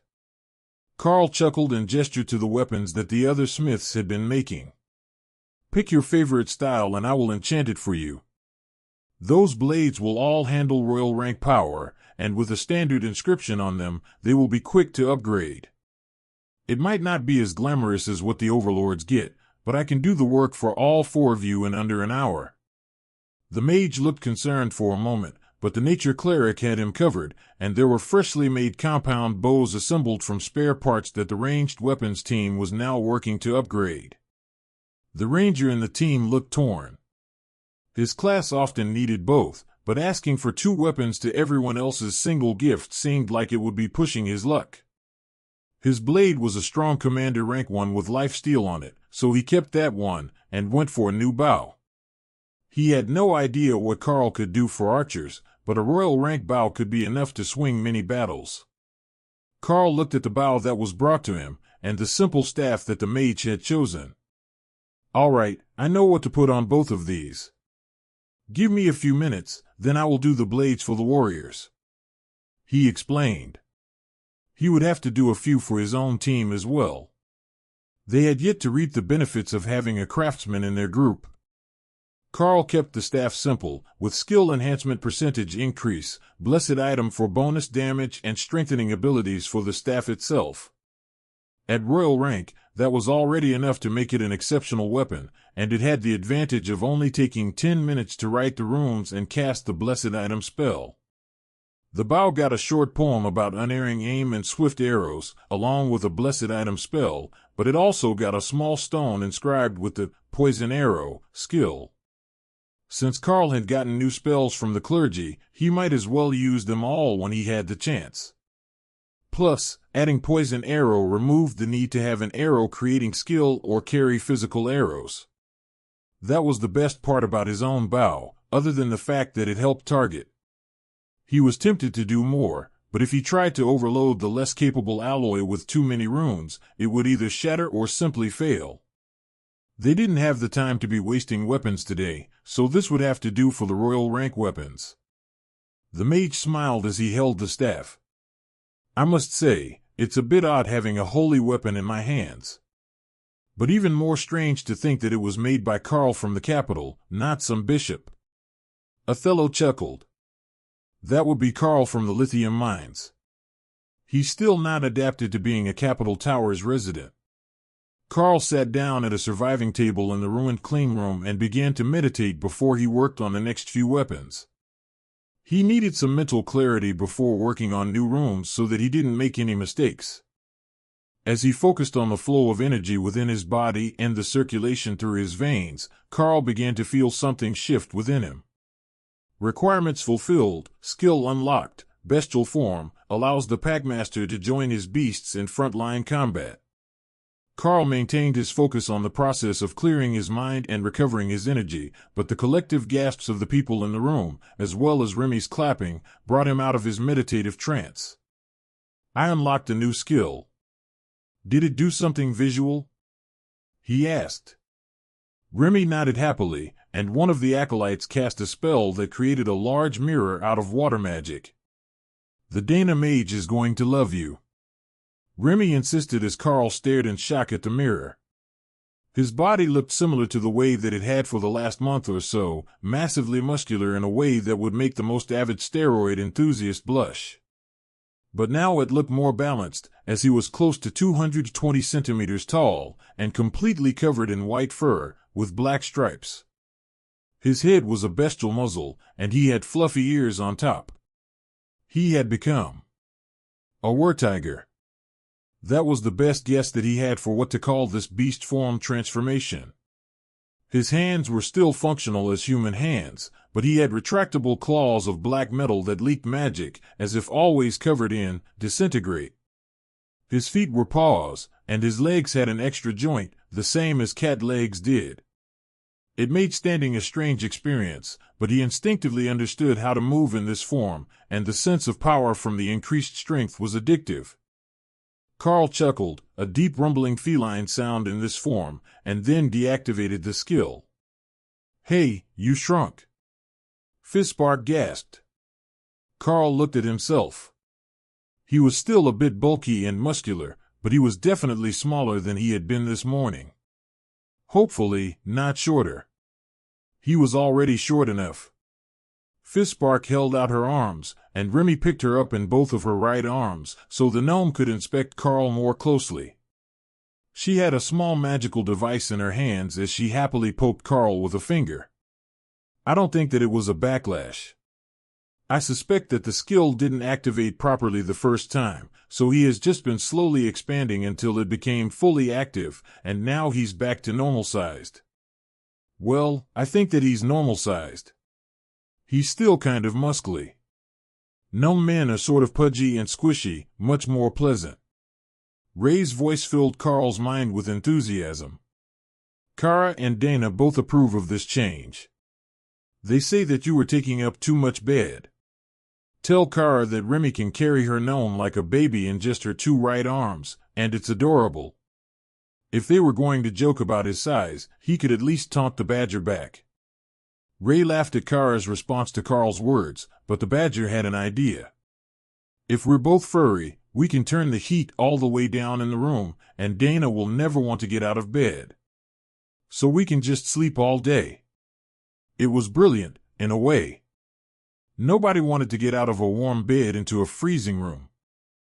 But they might need Remy to use ice magic to make the room that cold until next winter. Karl sighed and waved Remy back a step so that he could get started on the blades. 2 more for the team that was here, then weapons for his own team, and finally, he could make something for the new king. The fancy staff for Ahmad might not be as cool as some of the other things he would get, but it was as good as Karl could do. Runes didn't have to go on weapons to be useful. He could make the new totem some jewelry. Surely, Forge Master Granite knew how to make more than weapons. That would be an exceptional gift for him, as Monarch-ranked accessories were even more rare than Monarch-ranked weapons. Especially ones that were tailored to the user. Karl quickly finished the blades for the Monarchs in Othello's team, and turned to Forge Master Granite. I have an idea if you're up for it. Weapons are fairly common, and everyone looks for one, so our new leaders will already have something. But what they might not have is some quality jewelry. How are your skills as an artist? He asked. The Forge Master smirked and looked at his forge, which was currently glowing bright with Hawk's Ghostfire. Oh, I think that I can come up with something. I didn't get the title of Forge Master for nothing, and dwarves are well known for their artistry. Granite nodded to himself and went to his forge, where he pulled out a sheet of alloy from a side storage cabinet while Karl got to work on the weapons for the warriors in Othello's team, plus a pair of axes for Ophelia, which would get life-steal stones in them, though they were only royal-rank-capable materials. Fistbark laughed as Remy turned her to watch Granite's work. Oh, he's serious this time. He's using the rare materials. There are some very suitable materials for mana transfer, but they're so rare and expensive that we don't have much to work with and can't use it to make weapons. How much room do you need for runes? Granite asked as he heated the metal. That depends on the material. But my eyesight is good, and my hands are steady. If the material is up to it, I could make a proper enchanted item out of a hoop earring. Karl's joke made the dwarf laugh, but inwardly he was sighing in relief. He only had the one small sheet of this material, and if he was going to make 2 masterpiece-quality items from it, he would have to conserve. But if he could just make a pair of small bracelets, he would have enough for a dozen or more additional items. So, that was what he did. Wide dwarven bangles, with a flat rear surface to give Karl more room to work without interruption. It would also give him more than enough spare material to replace mistakes, and an excuse to add a decent-sized gem for a spell ability.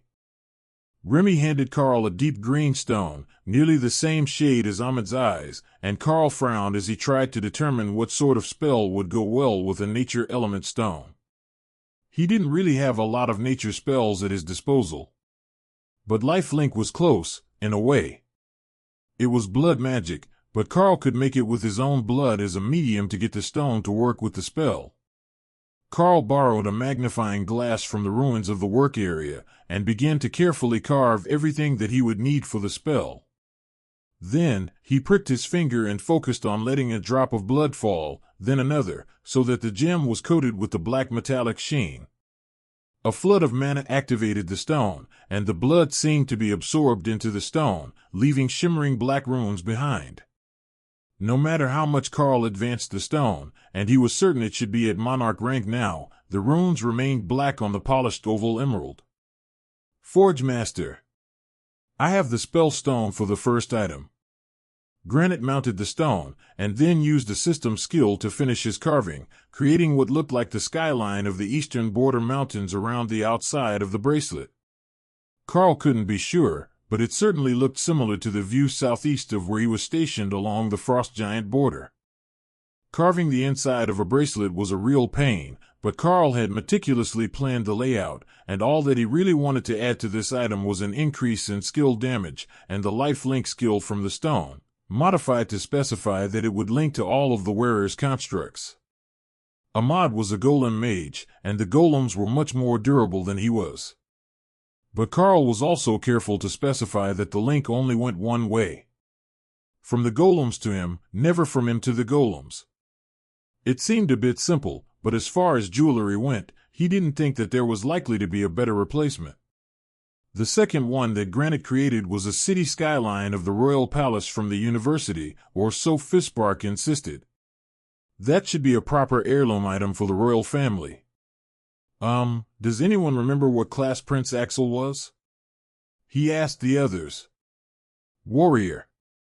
Granite replied with a shrug. Well, then that is easy. Warriors are easy to please.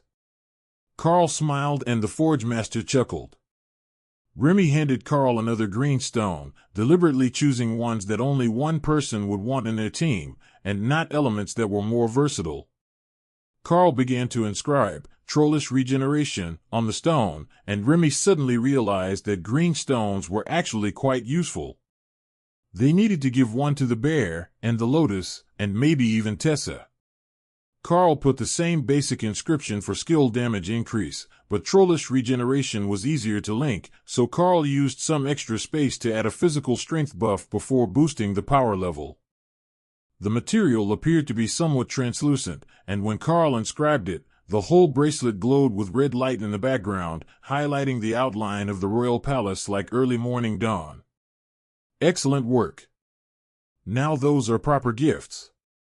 Even if they never wear them, we don't have to be ashamed of our present. Forge Master Granite insisted. Karl nodded in agreement. What do you say we all go to the palace now? The guest area is nearly empty, so we can find spots for everyone before the other visitors start to show up. There will be all sorts of chaos with the new king's coronation and with whatever advancement party that they're going to have for Totem Lord Ahmad. Othello looked up at the ceiling. Well, it should be safe enough to go out there now. It's a shame we can't use the train, but everything collapsed, so we can't get to it, and we will have to walk across the city. Once they had everyone to the surface, Karl realized that making it all the way across the city was going to be easier said than done. Everything was destroyed, and while they were in the middle of a park, Karl could already smell the death mixed with the fresh rain. Most of the city was leveled, and the civilian casualty rates must have been horrific. Othello noticed his unease and patted his shoulder. There was an emergency alarm at the start of the fight. Casualties won't be too bad. I don't see any smoke signals from breached civilian emergency shelters. Karl didn't even know that was a thing. But in a city that expected disasters or attacks, it did make sense to get everyone who couldn't take a hit out of the way. The buildings could, eventually, be replaced. Well, most of them. Rebuilding the university and its labs was not going to be an easy feat, even after they had dug through all of the hazardous materials and damaged experiments to remove the rubble. Fortunately for them, there were no major injuries, and everyone was in good shape for a long walk. Well, Remy was carrying Fisbark, as the gnome's legs were very short. But the others were capable of a brisk walk. The bodyguards surrounded the convoy of researchers, with Othello and her team in the lead, followed by Remy, and Karl in the rear with the Guardian. The dust had mostly settled after the rainfall, and an eerie silence had fallen over the city after the enemy had retreated. Karl could sense, and sometimes see, elites in the distance. But with Othello leading their group, the others recognized them as friendly right away. Even with a decent walking pace and minimal damage to the road they were walking down, it still took them 3/4 of an hour to walk from the lab to the palace's servants' entrance. The palace itself was on a hill, and the servants entered from the bottom levels after passing through the gates in the outer walls. The entrance was heavily guarded, and Karl waved as he recognized Guard Captain Scruggs among the soldiers on duty. Guard Captain, this is Overlord Othello and her team, as well as the researchers from my lab at the university. It appears that our facility was one of the targets today, and the university has been destroyed. Would it be possible to get suites for everyone? Karl asked, raising his voice from the rear of the group. The captain sighed. We're already being flooded with requests, thanks to the damage in the city. But if you're willing to share space with the Overlord and her friends, we can find room for the others in the lower visitor quarters. Othello nodded. That works well enough for me. We will sort out sleeping quarters when we arrive. Karl, bring the whole team with us until we can get rooms sorted out for everyone. They will need to be kept abreast of developments. Guard Captain Scruggs, if possible, do not put the others too far away. If you do, the acolytes will drive you crazy trying to get to the leaders. The guards brought out a haggard-looking maid and gave her some quiet instructions. She nodded, then gestured for Karl and the others to follow her. I will deliver Monarch Karl and the Overlord's team to their suite first, then we will find quarters for everyone else nearby. Unfortunately, all of the noble suites are booked, but we have some other quarters available that are nicer than bunking you all in a room in the servants' quarters. She explained in a dry tone. One of the Blue Dragon acolytes laughed at the thought. The servants' quarters in the palace were likely more luxurious than their rooms in the cathedral library's residences. Not only were the rooms simple in nature, there were usually so many books and random items packed into them that you could hardly move from the door to the bed. There were only 12 researchers in total, not an excessive number, excluding the 5 acolytes and the Green Dragon cleric. If they could find decent rooms, then this would practically be a vacation for them, as there was neither a forge nor a woodworking shop here in the palace. Halfway to the suite, they were joined by Melanie, Karl's assigned maid here in the palace. She silently stepped up beside him, then produced a wineskin and a stack of plastic cups. Beverage. I heard that there is heavy damage to the city after the attack, so your mouth might be dry. She whispered. Karl nodded, and the maid began to pour drinks for the group, starting with him. The scent from the large soft bag was not wine, but fruit juice. Better for refreshment, but stored in a soft bag slung over her shoulder, with a push button on the cap for easy pouring. The closer that they got to the suite, the more guards they were seeing, and Karl could hear a lot of chatter from the area ahead. Did something happen in the suite? Karl quietly asked the maid. One minor issue involving a traitor. No injuries that I'm aware of, but the entire guest wing guard contingent is gathered nearby, except those on patrol and on courtyard duty. She explained. They arrived at the suite a few minutes later, and Othello whistled in appreciation. All this room for the 5 of you. That's not even half full without shared bedrooms, and I know that most of you probably are bedfellows. She joked. Karl shrugged. While that is true, and it's much more space than we need, I believe your team is much less cuddly than mine. Othello's teammates snorted in amusement. Can we trade? We will share rooms with your team. One of the warriors joked. Ophelia gave him a dangerous smile. I don't think that you thought this one through. I sleep in warbear form. That left the clerics and the mage, but one of them was likely involved with Karl. Unless he was sharing his bed with the Void Badger. I think that there should be enough room for everyone here. I believe the servant quarters are taken by the maids, but if the researchers aren't too particular, I believe that we can make just one suite work. Melanie cleared her throat. Actually, there is an entire personal guard dorm at the end of the hall. We've just been using it because the beds are more comfortable than the standby room.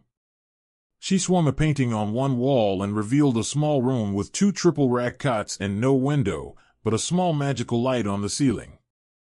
Karl frowned. I think we can still make this work. What are the other rooms like? The ones on the ladies' side. 2 large beds, 2 dressers and vanity stations with an ensuite privy with a shower. Very much like a standard hotel room. If we put your sleeping group in one of the large rooms and Lady Othello in another, that leaves 5 of the 7 double rooms open and one of the larger. Or did you want to change rooms and keep the segregated wings? Karl shook his head. Free for all is fine. That was a signal for the others, and the maids quickly moved to block the 2 rooms that the ladies had been using. I'm at the end of that hall. Karl informed Othello, who looked in the first room and nodded with satisfaction. That works for me. Why don't we put the forge master and chief engineer in the room between us? Or do they have someone they prefer to share with? Fizzspark shrugged. I'm fine with that. Granite doesn't snore.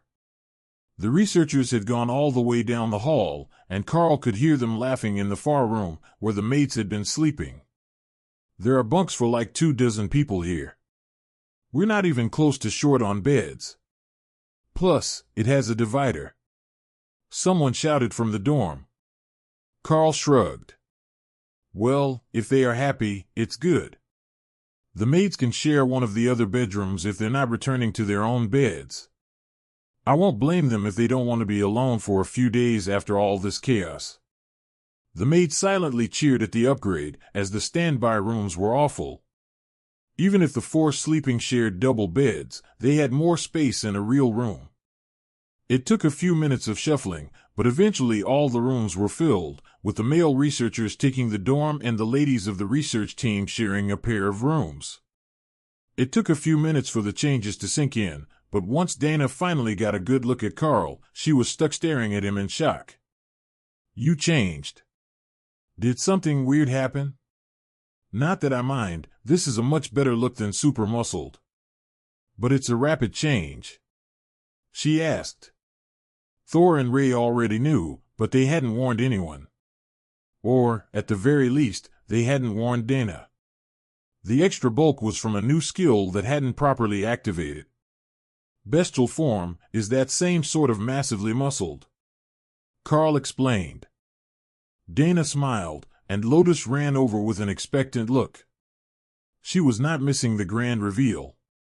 Karl activated the skill, and Dana gave him a secret smile while Lotus clapped and cheered. Now we have a tiger and a bear. Nap time will be spectacular. The nature priestess cheered. The others had more subdued reactions, but some of the guards had conflicted expressions. Built so wide that your shoulders brushed both sides of a door frame was a life goal for a few of the more muscular ones. Nobody got past you in a hallway if you took up the whole hallway. Being massive was the ultimate passive defensive build. Karl was going to settle in and watch a movie, but the excitement level in the suites was too high, and even Overlord Othello was eager to see him keep working on the project that had been disrupted with the destruction of the labs. But that reminded Granite of one important oversight. Should we have destroyed the Ghostfire forges before we left? He asked. Karl shook his head. No, I think that they will make a new entrance to the lab soon, and then you will want to have your forges intact. We sealed the roof with earth magic when we left, so it's not going to fill with water or anything, and most of the spells are still online. That was enough to assure the workers that they weren't permanently unemployed, and with heavy encouragement, Karl sat and brainstormed runic inscription ideas with the acolytes and the workers from the lab all through the afternoon. They only stopped long enough for dinner, and then called it a night when it got dark outside. The acolytes had all been taught the talisman spell, which would let them create a paper version of a spell that they knew. But it could also be used for more creative magical effects, such as a custom rune string. They had quickly mastered the basics, such as locking a door shut with the talisman when it had no lock, and creating a barrier of silence to prevent eavesdropping. But a talisman didn't have to be paper. They could also create a single-use wooden or other type of talisman. It was only the temporary nature of the spell that made paper the best idea. For the acolytes, it only lasted a few hours after activation. For Karl, the spell had lasted half the day. However, that meant neither was suitable for engraving on a permanent object, and none of them had mastered the art of simplifying runes to make runecrafting as easy as creating a talisman. Karl suspected that the simplified nature and reliance on the casters was the reason they were temporary, and that it wouldn't be possible to make them permanent. But they had already been able to get a good grasp of the spell's possibilities, and using the runic language was much more compact than writing in common. Just after dark, a messenger came from the royal family. Elites, nobles, and gathered employees of the crown. The coronation ceremony has been moved up. King Axel will be crowned by the Queen Dowager tomorrow at noon. Please be in attendance. Also, attendance at breakfast has been requested for the elites. Not for the king, but for Totem Ahmad, who will be arriving in the morning. The messenger announced. You are listening to a story on Time Drift Stories channel. If you enjoy it, please like, comment, and subscribe so you won't miss the next episode. Then he handed them a formal announcement card addressed to the residents of their suite as a group. That was a change. From what Karl had heard during his brainstorming session today, the ceremony was normally exclusive to the ones closest to the king, and then there would be 7 days of public parties which he would attend, so the people could see him. Or her, if the new leader was a queen. This was incredibly quick, though. Especially with the city mostly destroyed, and heavy damage to some portions of the royal palace. But perhaps they wanted to get it out of the way so that the new king could focus on fixing things. Bright and early the next morning, Melanie tapped at the door to wake Karl up. Not that it was necessary. Lotus and the other nature cleric had been experimenting with new coffee blends since before dawn, and they had enlisted the Blue Dragon acolytes as their taste testers. Few beings could sleep through that. Karl put on a casual outfit of slacks and polo shirt made by Ray, then gathered both teams of elites and headed for the dining room, where Ahmad was waiting for them. Being a new totem rank mage, it wouldn't do to keep him waiting. Plus, Karl had a gift for him. The Catman's ears perked up when they entered, and Karl smiled at his excitement. Lord Ahmad, it's an honor to get a breakfast invite. Othello greeted him with a slight bow, which Karl copied with a wink that made the mage laugh. I've known the two of you for how long now? No need to stand on ceremony. Welcome everyone. I wanted to see you all before the ceremony, and I have some news for you after. He explained. Karl nodded and patted him on the shoulder to transfer Meteor Swarm, the combination spell that he had modified for the staff originally intended to be his gift. Then he held out the bracelet with the lifelink gem on it. A combined effort between myself and the research team. Congratulations on your advancement.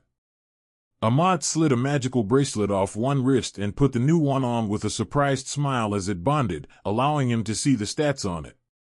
This is amazing. Lifelink to my golems. All of them, it seems. Now that's a cheat code for a mage. And the extra skill power as well. I have never seen a monarch ranked created item before, but if they're all at this level, I can understand the context behind the news I have for you much more clearly. But that's for after the ceremony. First, let's eat. Breakfast took nearly to lunch with all the interruptions and people showing up to talk to the ranking elites. After the first hour, everyone but Karl, Othello, and Ahmad managed to excuse themselves. The monarchs with Othello's team didn't make it far before they were caught by someone with propositions or a history with them. But at least they got to try. The coronation was exactly at noon, so Ahmad ended up leading them directly to a VIP box in the throne room, above floor level. The rest of the teams would be in the crowd below, and Karl spared a moment of sympathy for the guards who had to maintain security with so many active skills in one room. After the recent events, nobody who had the power would agree to go without defensive spells. Especially not here in the throne room, where the resident members of the royal family were killed. The cause hadn't been officially announced, but both Ray and Neil were certain nobody went in or out. Even the guards outside the door survived the battle. Neil had questioned them, but the door remained barred from the inside, and they hadn't heard anything thanks to the silencing spells on the throne room. Ahmad smiled as Karl extended Eternal Lightning over him. A totem was nearly impervious to the attacks of those below his rank, but activating a totem rank barrier would be an incredibly oppressive force for the unawakened humans in attendance, as well as most of the elites. Trumpets began to play a marching tune, and the room fell silent.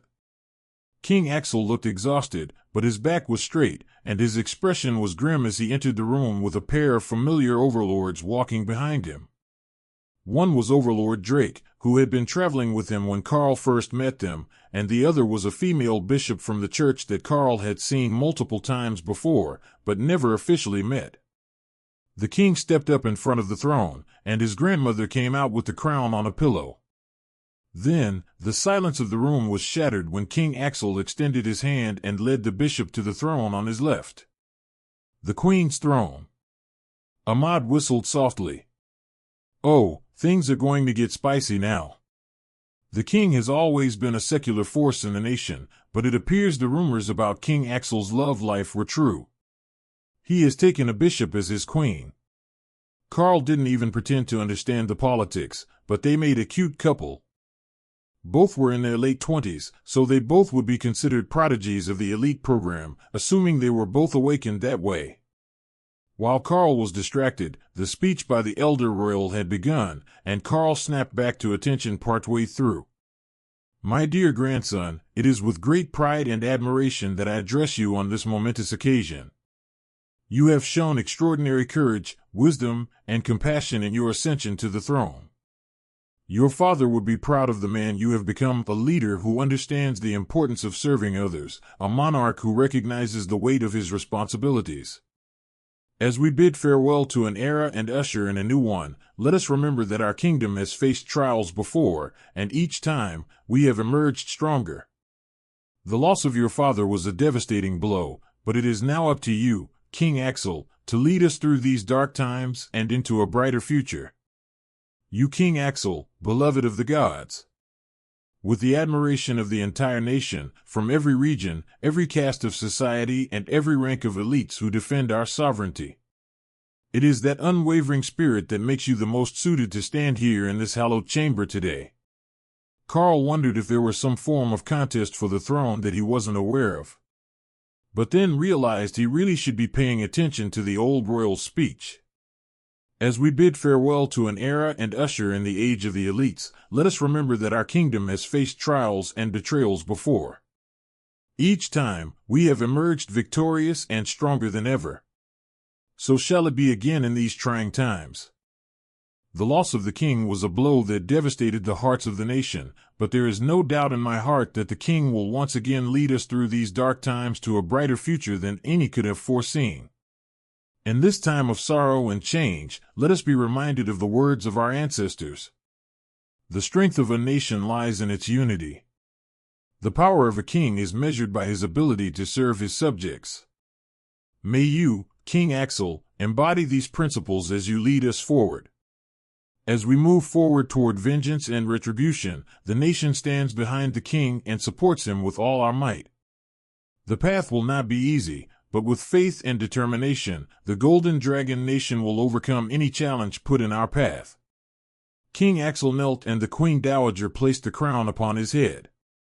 From beside him, the new queen raised her voice. To King Axel, may he reign forever. The room burst into shouts and cheers, accompanied by a stomping that shook the stone of the throne room.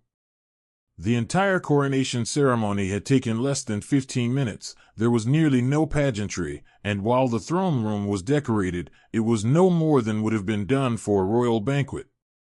There simply hadn't been time. But to the new king and the elites in attendance, it didn't matter. The old queen had been right. What was coming was vengeance and retribution on those who would dare to launch such an audacious attack on the nation. Karl could hear the murmurs among the elites, plans to exact revenge, sharing evidence of the specific forces that had been found dead in the capital after the battle. None would escape their wrath. Once the coronation was over, Ahmad took Karl's hand and used an air spell to deposit them both, along with overlords Othello and Neil, in front of the throne. A few other overlords were in attendance, and they were filling the path to the throne behind them, while everyone else waited for their turn. Take out your gift for the king. You did make one, right? Not just something for me. Ahmad asked with a system message. Yes, I made him a custom bracelet with trollish regeneration on it and some warrior buffs. Ahmad was the first to the throne, where he refrained from taking a knee, but bowed deeply before the king. Your Majesty, on behalf of the elites, I present Monarch Karl with a custom-crafted gift to begin your reign. Oh, that was devious. It saved the rest of the elites from needing to turn over a particularly valuable gift of their own. They could rely on the one given on behalf of the elites as a group. Karl moved forward at the totem's direction and bowed in a military manner, left knee down so that he could easily get at his blade if necessary. Not that he was openly wearing a weapon. There was no need with an inventory. Karl held out the bracelet on a small black pillow that got nearly as much attention as the actual gift. Ray had made it of her silk, and it was a precious treasure on its own. But once he saw the bracelet on the pillow, the new king's eyes went wide, and he quickly picked it up to place it on his wrist. That wasn't protocol. He should have recognized the gift, and then had a maid place it to the side. But King Axel surged with power as he put it on, and trollish regeneration took effect, along with the other buffs that Karl had put on the item. This is a most wonderful gift. The crown thanks the elites for their generosity. Then he motioned for a maid to take the pillow, and Karl hid his smile. They were giving him 2 gifts today, it seemed. The 4 of them stepped aside, and Karl noted the relief on the faces of a number of overlords behind him. Now they only needed to give something worthy of being a personal gift to the king, a much lower standard than trying to come up with something that would be noticed and prove goodwill from King Axel's fellow elites. Mostly, they were giving him dungeon gold and magical gems. A practical gift to help rebuild the royal city of One Mouth. Such gifts were considered a standard form of goodwill, and the city was going to need a lot of them. But Karl did notice a few of the mages had scrolls in their hands. Work pledges. They are volunteering to help rebuild the city with earth magic. Those are mostly mages who have a link to the city. Ahmad explained with a system message as he led Karl away. Karl gestured to the other members of the team that he was fine, and then asked Ray and Thor to hand out treasures to the others to give to the king. Ray made small bags and pillows, since the king liked the pillows so much. By the time they were all done, he would have a whole pile of them for his bed. Ahmad led Karl to an extremely fancy suite not far from his own, then dismissed all the maids and put 4 layers of barriers over the room. Karl double-checked it with soul sight, and with all of his various vision abilities. It appears clear to me. I don't sense anything living within your barriers. Karl explained. Ahmad nodded in relief, then sighed as he sat down. Well, I suppose that I should start from the beginning of this shit show. First off, the king was assassinated by one of his brothers. But what the idiot didn't know was that the magical device he obtained wasn't targeted, and it killed everyone in the room. No, that's not the start. Recent events in the war with the giants have raised concerns in the other nations of the continent. Firstly, because the archbishop's power is beginning to fade. There is a successor among the bishops who is likely to gain enlightenment soon, but possibly not soon enough. So, the other nations all saw that as an opportunity to split our territory between them. Strangely, Nuban and the Divine Beast Nation sat it out, but there were forces from every other nation in the capital. All 3 giant nations, every human nation, even a few overlord-ranked divine beasts from the wilds came to join the chaos and attempt to claim parts of the south as their own afterwards. It was my ascension that prevented the complete collapse. The other totems didn't dare to push their luck when I was here alongside the archbishop. No matter how bad his health is, he's not dead yet, and between us, we're one of the strongest forces on the continent. But on a more personal note, I don't think you are aware just how much danger you were in. Karl waited to see if Ahmad would continue, then explained what he knew. I was informed by Overlord Neil that there was a rather large bounty on my head. I personally dealt with a total of 4 overlords from 2 different forces who had come for me. Ahmad nodded. And that is the root of the problem. Your powers are viewed as too great of a threat to be allowed to roam free. I don't know how, but it has become common knowledge among the totems that you have the ability to elevate a skill above your rank. When you hit Overlord, that means you will have a chance to elevate a skill to the totem rank. and they are not willing to allow that to happen. If you could threaten the totems, that would be as good as a third totem in the Golden Dragon Nation, and nothing short of a declaration of war in the minds of the other nations. You see, there is a reason that each nation only has a few overlords and a single totem, 2 at most. When blessed ones, the ones that can threaten the balance of power, are found on this continent, they are either killed or exiled. That is what the totems are demanding now. That you are sent off the continent, or that I turn you over to them for execution. Obviously, that second option isn't going to happen, but keeping you active on the battlefield will not be an option either. Now, I get what the Archbishop was hoping for, that you would advance quickly enough to replace him. But now that I have advanced, with a strong likelihood that a new Archbishop will advance when the old one passes, the timeline doesn't work. But the 2 nations most likely to take you and also already have 2 totems apiece. Nubon and the Divine Beast Nation both suggested that you be transferred to them as an alternate solution. Karl needed a few minutes to take that in.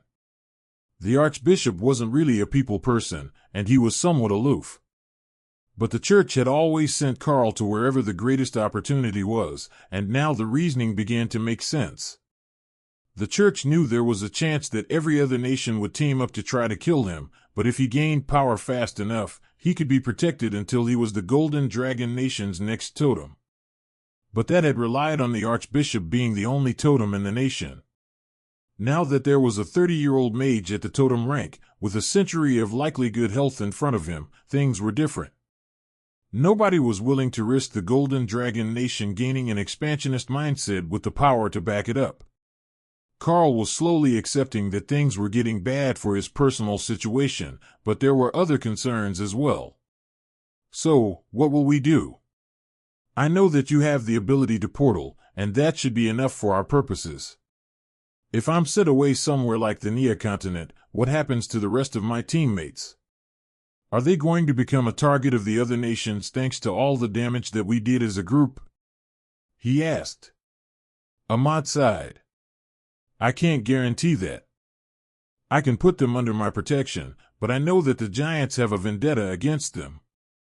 The other nations don't view them as nearly as high of a threat level as they do you, but that might only be because you're there to dim their light. If you weren't around, then Dana, and likely both the clerics, would be viewed as shocking prodigies for the speed that they are growing. But if I'm right, they probably wouldn't be growing as quickly if you weren't there, so it might be a moot point. Karl nodded. That made sense, as a lot of their combat power was the beasts, and the system seemed to reward acts of massive excess to a greater extent than the average soldiers. If I asked, and they agreed, would it be possible for us all to go into exile together? I know it would be a lot to ask of them, but we do work very well as a team. Ahmad frowned. It might be possible, but asking an entire team to give up their lives to join you in an indeterminate exile is big. It's not a year or 2. You may never be able to return, and the only likely scenario that involves you coming back is one of the nations losing their totem rank guardian, and you being the first one back with the ability to claim it. Now, those odds aren't 0, as you would have me on your side supporting you. But there are likely to be other exiled geniuses who might have reached totem rank with the desire to return.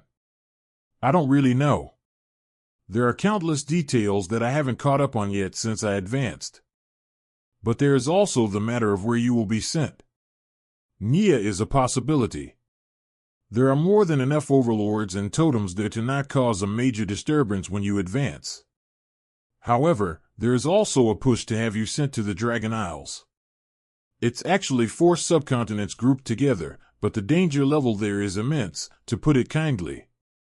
The Dragon Isles have the highest mana concentration of anywhere on the planet, and I am not aware of any human nations at all. It's all monsters, dragons, and subdragons. There will likely be humans, but as slaves.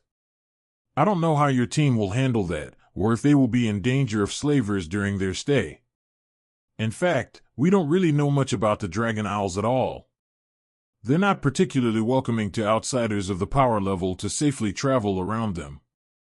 The dragon clerics might be all right, as they are slowly becoming dragonkin. But you do have 2 humans in your team. That could definitely change the plans. He wouldn't want to put them in that sort of danger, and needing to rescue the princess from slave caravans was a bit too cliché. On the other hand, Karl felt like he had always been with his group, and he was reluctant to leave them behind, even if he knew that he should, and that his selfish desire for companionship was likely to ruin everyone's life. Would you have time to explain the dangers to them for me? I have never even heard of the dragon owls before, and I know precisely 0 about them. If it is Nia, I do know a bit about how it was 10,000 years ago, but nothing current. Karl asked. Ahmad nodded. I don't have a problem with that. After all, you did give me that most wonderful meteor swarm skill plus the bracelet.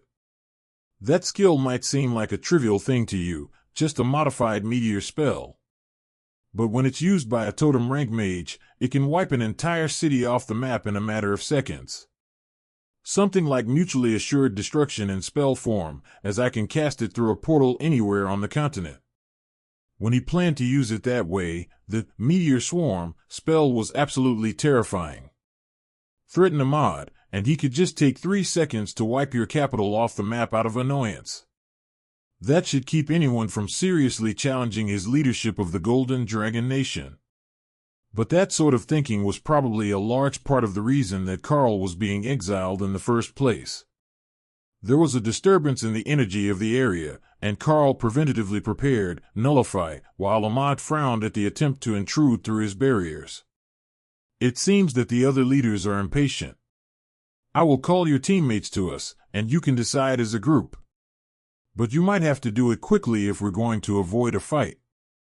Karl nodded. Let them in. Unless they're willing to go all out in an enclosed space, I'm not particularly concerned about a few eavesdroppers. In his mind, Karl laughed. Between the 2 of them, they could just spam nullify, while the golem cats slapped the intruders around like disobedient children. The thought made Remy laugh, but Thor agreed with Ahmad. They enjoyed causing trouble far too much. Letting them be humbled a bit might be good for his sisters. Ahmad let down his barriers, and a group of 6 spellblades in different colored robes, plus the general from Nuban, appeared through a portal. Karl waved to the one totem that he knew, and the Naga general smiled back before shaking Ahmad's hand. Totem Lord Ahmad, have you made your nation's prodigy aware of the situation? One of the spellblades asked. Indeed I have. We are just waiting for a few others to arrive. They may wish to enter exile together. The foreign mage gave a vicious chuckle. Oh, I don't think that they will be so enthusiastic when they hear the verdict. Ahmad nodded at Karl. That was what he had expected. It would have been better if there was time for them to discuss in more detail, but the others appeared impatient to send the young prodigy away. The rest of Karl's team entered, then stopped at the door when they felt the power of the gathered visitors. One of the mages turned to them, and his evil smirk turned to an honest smile. Well, this is unexpected. Yes, this works very well. I approve of sending them all together, he announced. Dana turned to Karl, who motioned for them to move to a side room. I will keep it short because they're getting impatient. I am being exiled as a threat to the power balance. They haven't said where to yet, but it's unlikely to be somewhere nice, and the danger level will be high enough that if I do reach totem rank, it won't even make a ripple in their local power balance. The problem is that it's almost certainly not going to be somewhere human-friendly. You all have the choice if you want to go with me, and possibly never come back, or remain here under the protection of Totem Lord Ahmad. Karl couldn't remember if that part had been explicitly stated, but he was certain that the mage could be counted on for at least that much. Dana understood right away what the danger was, and Ophelia wasn't far behind her. Both looked vaguely horrified, but Tessa had a placid look, as if she had made peace with her decision, whatever it was. In contrast, Lotus looked outraged. You're not taking all the beasts and leaving. Nope, no way. If you go, I go. Yeah, that was about what he should have expected. Ophelia sighed. You know it's impossible for me to say no now. If you had left without saying anything, I would have made peace with your choice. But given the option, I can't just abandon my friends.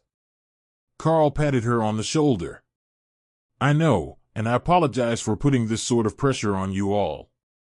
I also understand if you all want to wait here for me to return one day. It's not like I will be alone, and Lotus will still have a cuddle bear even if you all stay here. Lotus calmed down a bit when she realized that one cuddle bear wasn't a total loss. Plus, Ophelia was probably the most risk-averse one in the group when she wasn't raging. Not that it was a high standard. Dana straightened a bit and nodded to herself. If it's not human-friendly, we can use disguise spells. I'm coming with you. Tessa nodded, as did Ophelia, which left Lotus to shrug. I guess we're going on an adventure, then. The nature priestess agreed. They walked back into the main room with grim looks, and the totem-rank Naga general of Nuban nodded happily. The eldest of the Spellblades nodded politely to the group before he began to speak. Prodigy Karl and friends. We have decided on the location of your exile. We have signed a magical contract not to interfere with your lives after you arrive, and to keep your location secret from anyone not involved in this negotiation. You will be sent to the kingdom of Drod in the Dragon Isles. It is a primarily demon-inhabited nation, with a much higher population density than anywhere on this continent.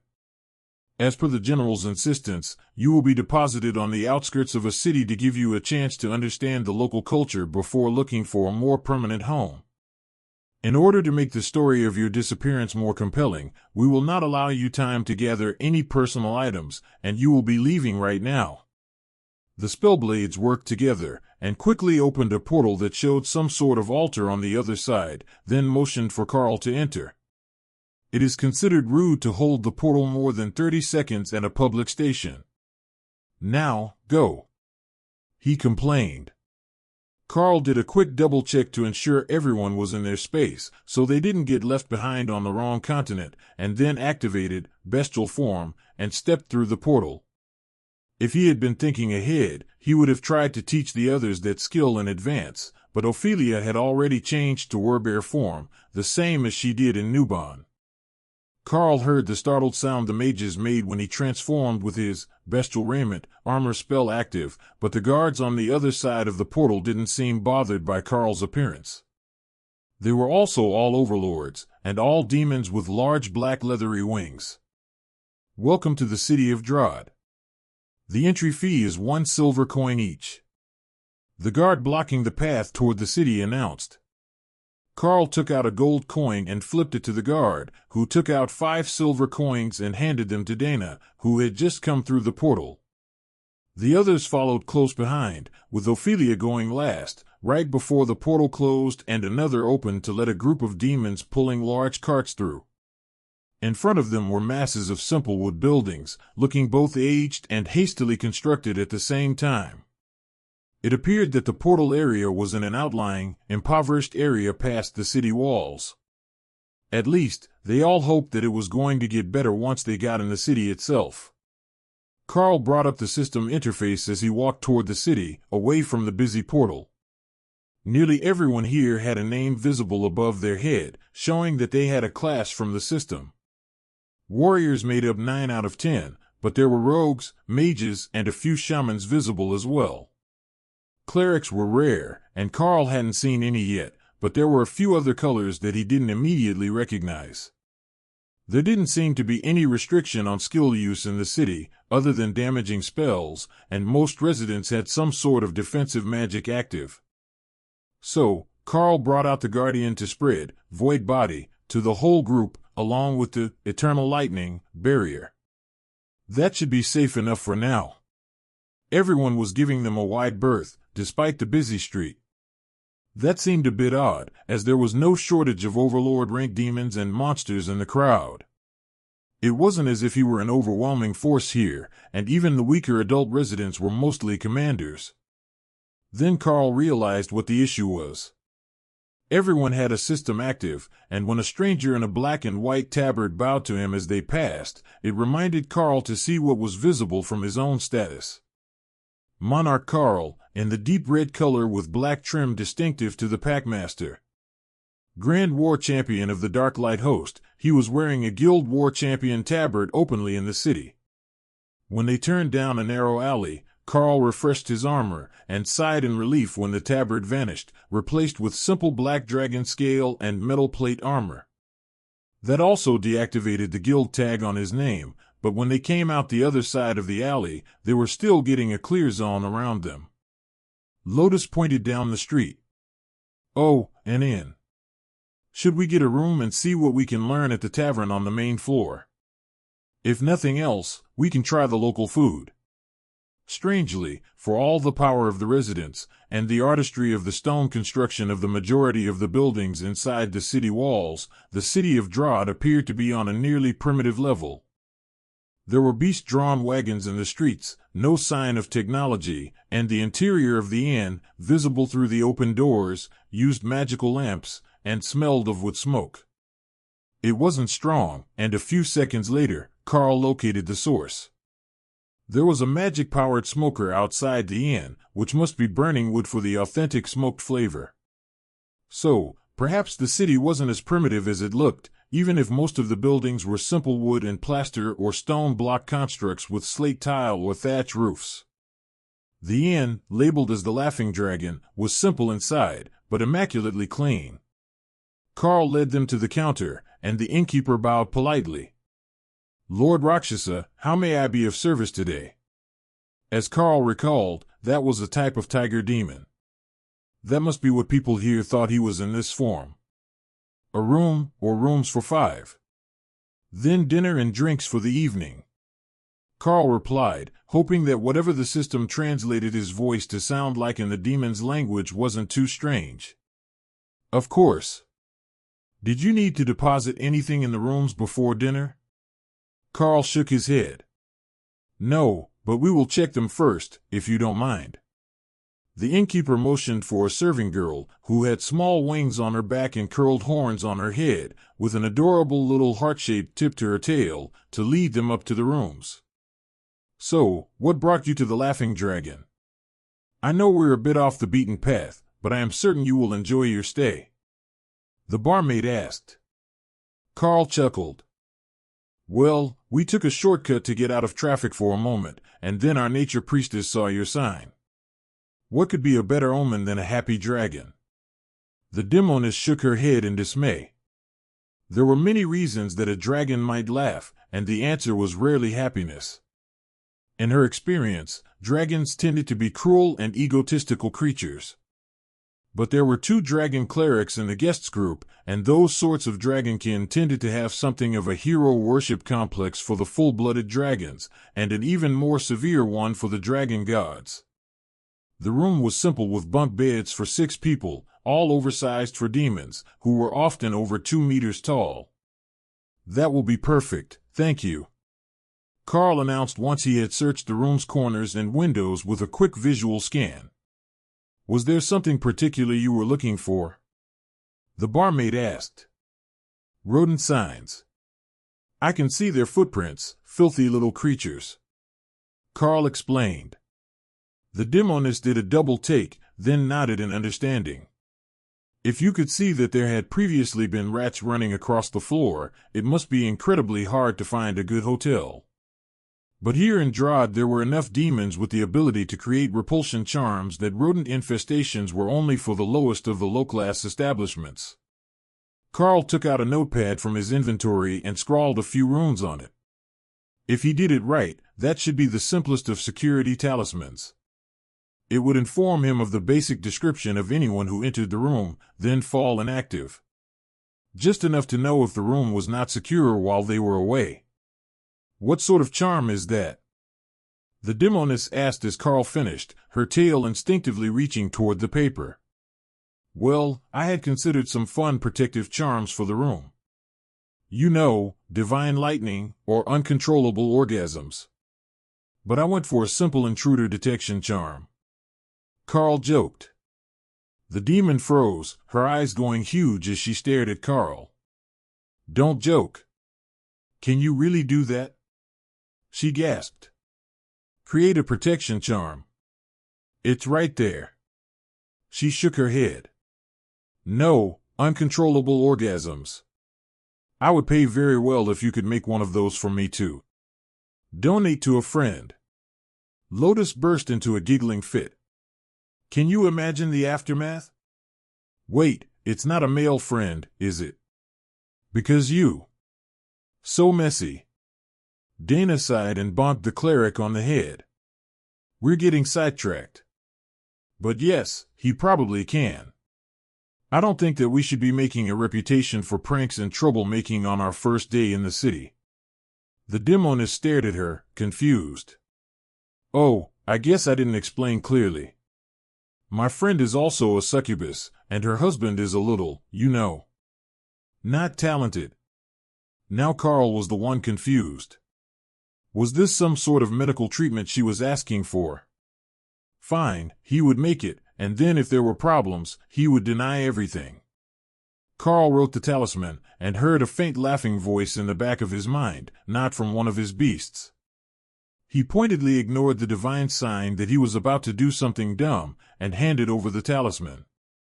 It's single use, but it should last a few hours. Remember to focus on the target when you use it. Or when your friend uses it. The barmaid tucked it in her inventory and gave him a happy thumbs up. Let's head back down to the tavern. I will cover your first round of drinks. Now they were making progress. And new friends, Karl discovered once the other demons in the tavern saw that the server was bringing them free drinks. Making friends with the staff tended to make you friends with the regulars as well, and Karl's group was odd enough to get a lot of interest from the early afternoon crowd. So, Karl, was it? What brings you to Dwarven? If you're transiting between ships, I am looking for a few more hands. Nobody minds an extra cleric or two on board, and it looks like your group can take care of themselves. One of the men, an aging demon with one missing eye that still radiated curse damage, asked. Nah, we were thinking of going inland and finding somewhere comfortable to relax for a season. Karl replied with a shrug. Not comfortable in the city. Can't say that I blame you. But I always end up here for the dungeon between voyages. You've got a good group for it with a mage and a berserker plus 2 healers. It might be a bit dull, but it's a decent living if you sell off the excess loot. A couple of extra gold coins for the month never goes wrong. The man beside him, a lithe violet-skinned demon with 4 arms, chuckled and tilted his chin to the kitchen. Never goes wrong, indeed. It goes here instead. Old Jared takes 1 run a month from here to the city of Lard, and when he's back at the end of the week, he goes to the dungeon and then drinks away his pay, hoping that Beth will give him a bit of attention. The barmaid turned at the sound of her name, then realized that it was just mentioned in passing. The old sailor was old enough to be her grandfather, and contrary to popular belief, even a succubus has standards. The group around Karl started to tell tales of the dungeon, the city, the sailing routes off the coast, as Dwarven was both the capital of the nation and a major trading port thanks to the fertile farmlands inland of them. A few hours later, a whole team of guards came in and flopped down in seats, taking up half the room. They had to be regulars, as the bartenders started pouring before they had even finished adjusting themselves in their seats. But Karl noticed that he pulled from a different keg, and whatever he was pouring them didn't smell nearly as good as the ale that Karl's team had been drinking. The sailors were drinking wine and taking shots of rum, but this new drink smelled almost rancid. The captain of the guard team pounded down an entire pint of the drink, then motioned for another. Having a rough day? Beth asked, gently rubbing against his shoulder, which immediately relaxed the angry guard, whose eyes went vague under the effects of whatever hypnotic suggestion she had hit him with. Now that was a useful skill for a waitress. The Gold Regiment is back from their mission. 10,000 strong, with a dozen warships, and no respect for the local guards. Can you believe that the city governor let them take over our posts? Said that we weren't competent, and now we're all being sent for additional training." The captain complained.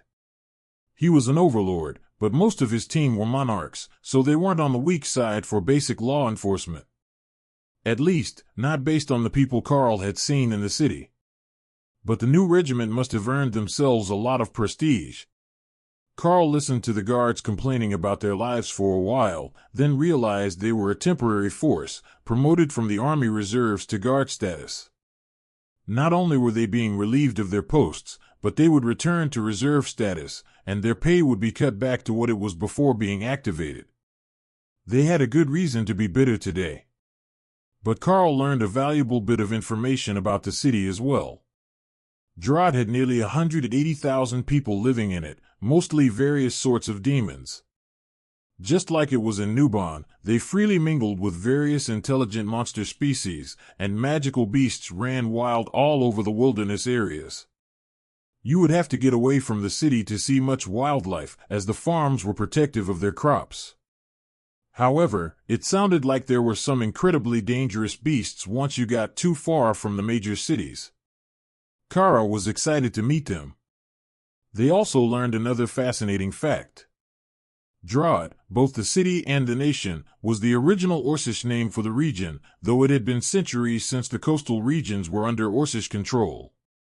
There were still large Orc tribes inland, and majority Orcish cities, but while Dwarven still held to a lot of old traditions, it was definitely a demonic city these days. After a half-dozen rounds, the guards were starting to get morose, and Karl could sense that they were looking for a reason to lash out. Fortunately, there were a few tables of sailors between him and the guards. If the ladies were right next to them, things might have gone downhill quickly. But Karl's luck was not with the guards today, and after a bit of an argument spilled out into the street, dozens of uniformed soldiers rushed in. Well, what do you know? Drunk and disorderly in public. Just what you would expect from a bunch of untrained reservists. The leader of the guard patrol began. Karl sighed, and Tessa facepalmed as she realized what was about to happen. The battle started out as an unarmed conflict between the guards and the soldiers. Then someone knocked over a freshly loaded table of drinks, and the sailors were pulled in, throwing punches indiscriminately. Beth appeared unconcerned by the chaos as she brought a tray of cheese and bread to Karl's table, along with a fresh pitcher of ale. "I'm going to be cleaning for hours. But at least we get to close early," she joked as Karl watched half the tables get destroyed in the melee. Lotus popped a cube of curiously blue cheese in her mouth. "I can help you fix the tables. If there's one thing that a nature cleric is good at, it's fixing wooden tables." The barmaid laughed. "I would appreciate it. We have a repair amulet with a mending spell on it for the tables. We have to repair furniture at least twice a week." Karl was out of his seat in a flash as a soldier came flying at their table. He set the man down on the floor, and the soldier swung around, ready to continue the fight, until he looked up and saw Karl's face. He instantly turned and grabbed one of the sailors who had been knocked out, which let him drag the man out of the tavern. Karl sat back down, and old Jared, the one-eyed sailor, laughed. You should have seen his face. I think he might have wet himself when he realized he had run into you. The extremely drunk sailor laughed. I'm not that scary. I'm not even an overlord. Karl reminded the sailor. Does that really matter, though? He's an obsession demon, and the tigers are known for their strength. You could likely rip his arms off and hurl the rest out the door from here. The sailor was clearly on the verge of passing out from excessive drink, but Beth agreed, and even Ophelia was doing the mental calculation on whether you could throw someone out the door from here with the roof beams and the pillar in the way. Beth smiled at Karl as she refilled his drink. Plus, you can teleport. To someone with normal eyesight, it really might look like he had teleported out of his chair. But Karl was actually just very fast. After a few minutes, the soldiers had dragged almost everyone out of the tavern, leaving only a few tables along the wall still drinking. The innkeeper sighed and put up a closed sign on the door, which was still miraculously intact. Then he brought out a pair of brooms and got to work cleaning up the mess, with Beth starting at the other side, so the rubble could be swept out the door in the middle. Lotus got up, a bit drunk, but fairly stable on her feet, and began fixing the legs back to the tables. She wasn't trying too hard to match them to the right table, and if she got the wrong one, she would just regrow the leg until the table was steady. It was actually quite efficient, and she had the tables all back upright before the mess was even swept up off the floor. Then she started on the stools, fixing them as she did a very bohemian dance around the room, waving her hands like she was dancing to a song only she could hear. The bartender picked up one of the chairs and shook it, then nodded in satisfaction. "If they're not up to standard, you can just fix them the normal way," Karl called from across the room. "I'm more worried that she might have made them too durable. The chairs are supposed to break instead of the skull that they're smashed over," the innkeeper explained. Ophelia winked at Karl. "You know, this place isn't half bad. I'm regretting this choice less by the minute." Of course, the berserker would approve of that plan. The only reason she didn't get involved was because she didn't know what it would take to get her back out of the brig, or county jail, wherever it was that they took drunks after a fight in this city. Once the bar was cleaned, and the rubble swept out the door, the innkeeper changed the sign back to open. "It's still early, might as well give them a few hours." "Sorry, Beth. No going home early tonight." A few minutes after they reopened, a ridiculously buxom woman with long pointy ears and a tail just like Beth's with the same heart-shaped tip came running in, excited about something. She grabbed the smaller woman and shook her while smiling. "Is it true? You are the one who found a talisman for Ramona. I can hear her from my room. They didn't even close the windows, and it's totally working." Beth gently freed herself from her excited friend's grasp. "Yes, I found the spell, but it's a single use, not a long-term solution." "Still, what sort of genius alchemist did you locate? Can we get more? Do they also do fertility charms?" Lotus looked up. She did fertility charms. She did excellent fertility charms. Dana sighed. "Why do I get the feeling that we're going to be getting into some sort of sketchy business venture?" Karl shook his head. "No, I think that we will skip this one. At most, maybe we will let Lotus do a few fertility charms." The two demons came over, and Beth introduced her friend to them. "Sir Karl, this is midwife Musa. She runs a clinic in the palace for demons of the royal clans who have issues with fertility." The older succubus made a hurt look. "And again, she casually pretends she's not my daughter. But as a midwife, my job is to help brides with the little issues preventing an heir to the families from being born. I know how most species look at us, but in the name of medical science, I would appeal to your—" "Never mind. I have money." Tessa laughed and Dana poked Karl in the side. The demon had gotten halfway through the sentence, then decided that Karl probably didn't have anything resembling a kind nature or a sense of empathy. "Well, we do have a nature cleric with us, and she can do a fertility charm, but we're not going to be in the city forever. However, for the right price, I think that I can provide you with a magical item that will help. It won't be available until morning, though." The midwife nodded. "I can wait. In fact, I will come back at breakfast, if it will be ready by then." Karl nodded. "I think that should be possible." Really, all he had to do was to carve a stone with the effect he wanted, then have Lotus cast, blessed item, and her fertility charm on it to give it the nature god's blessing. But for safety, he would make sure that you could only use the item on yourself.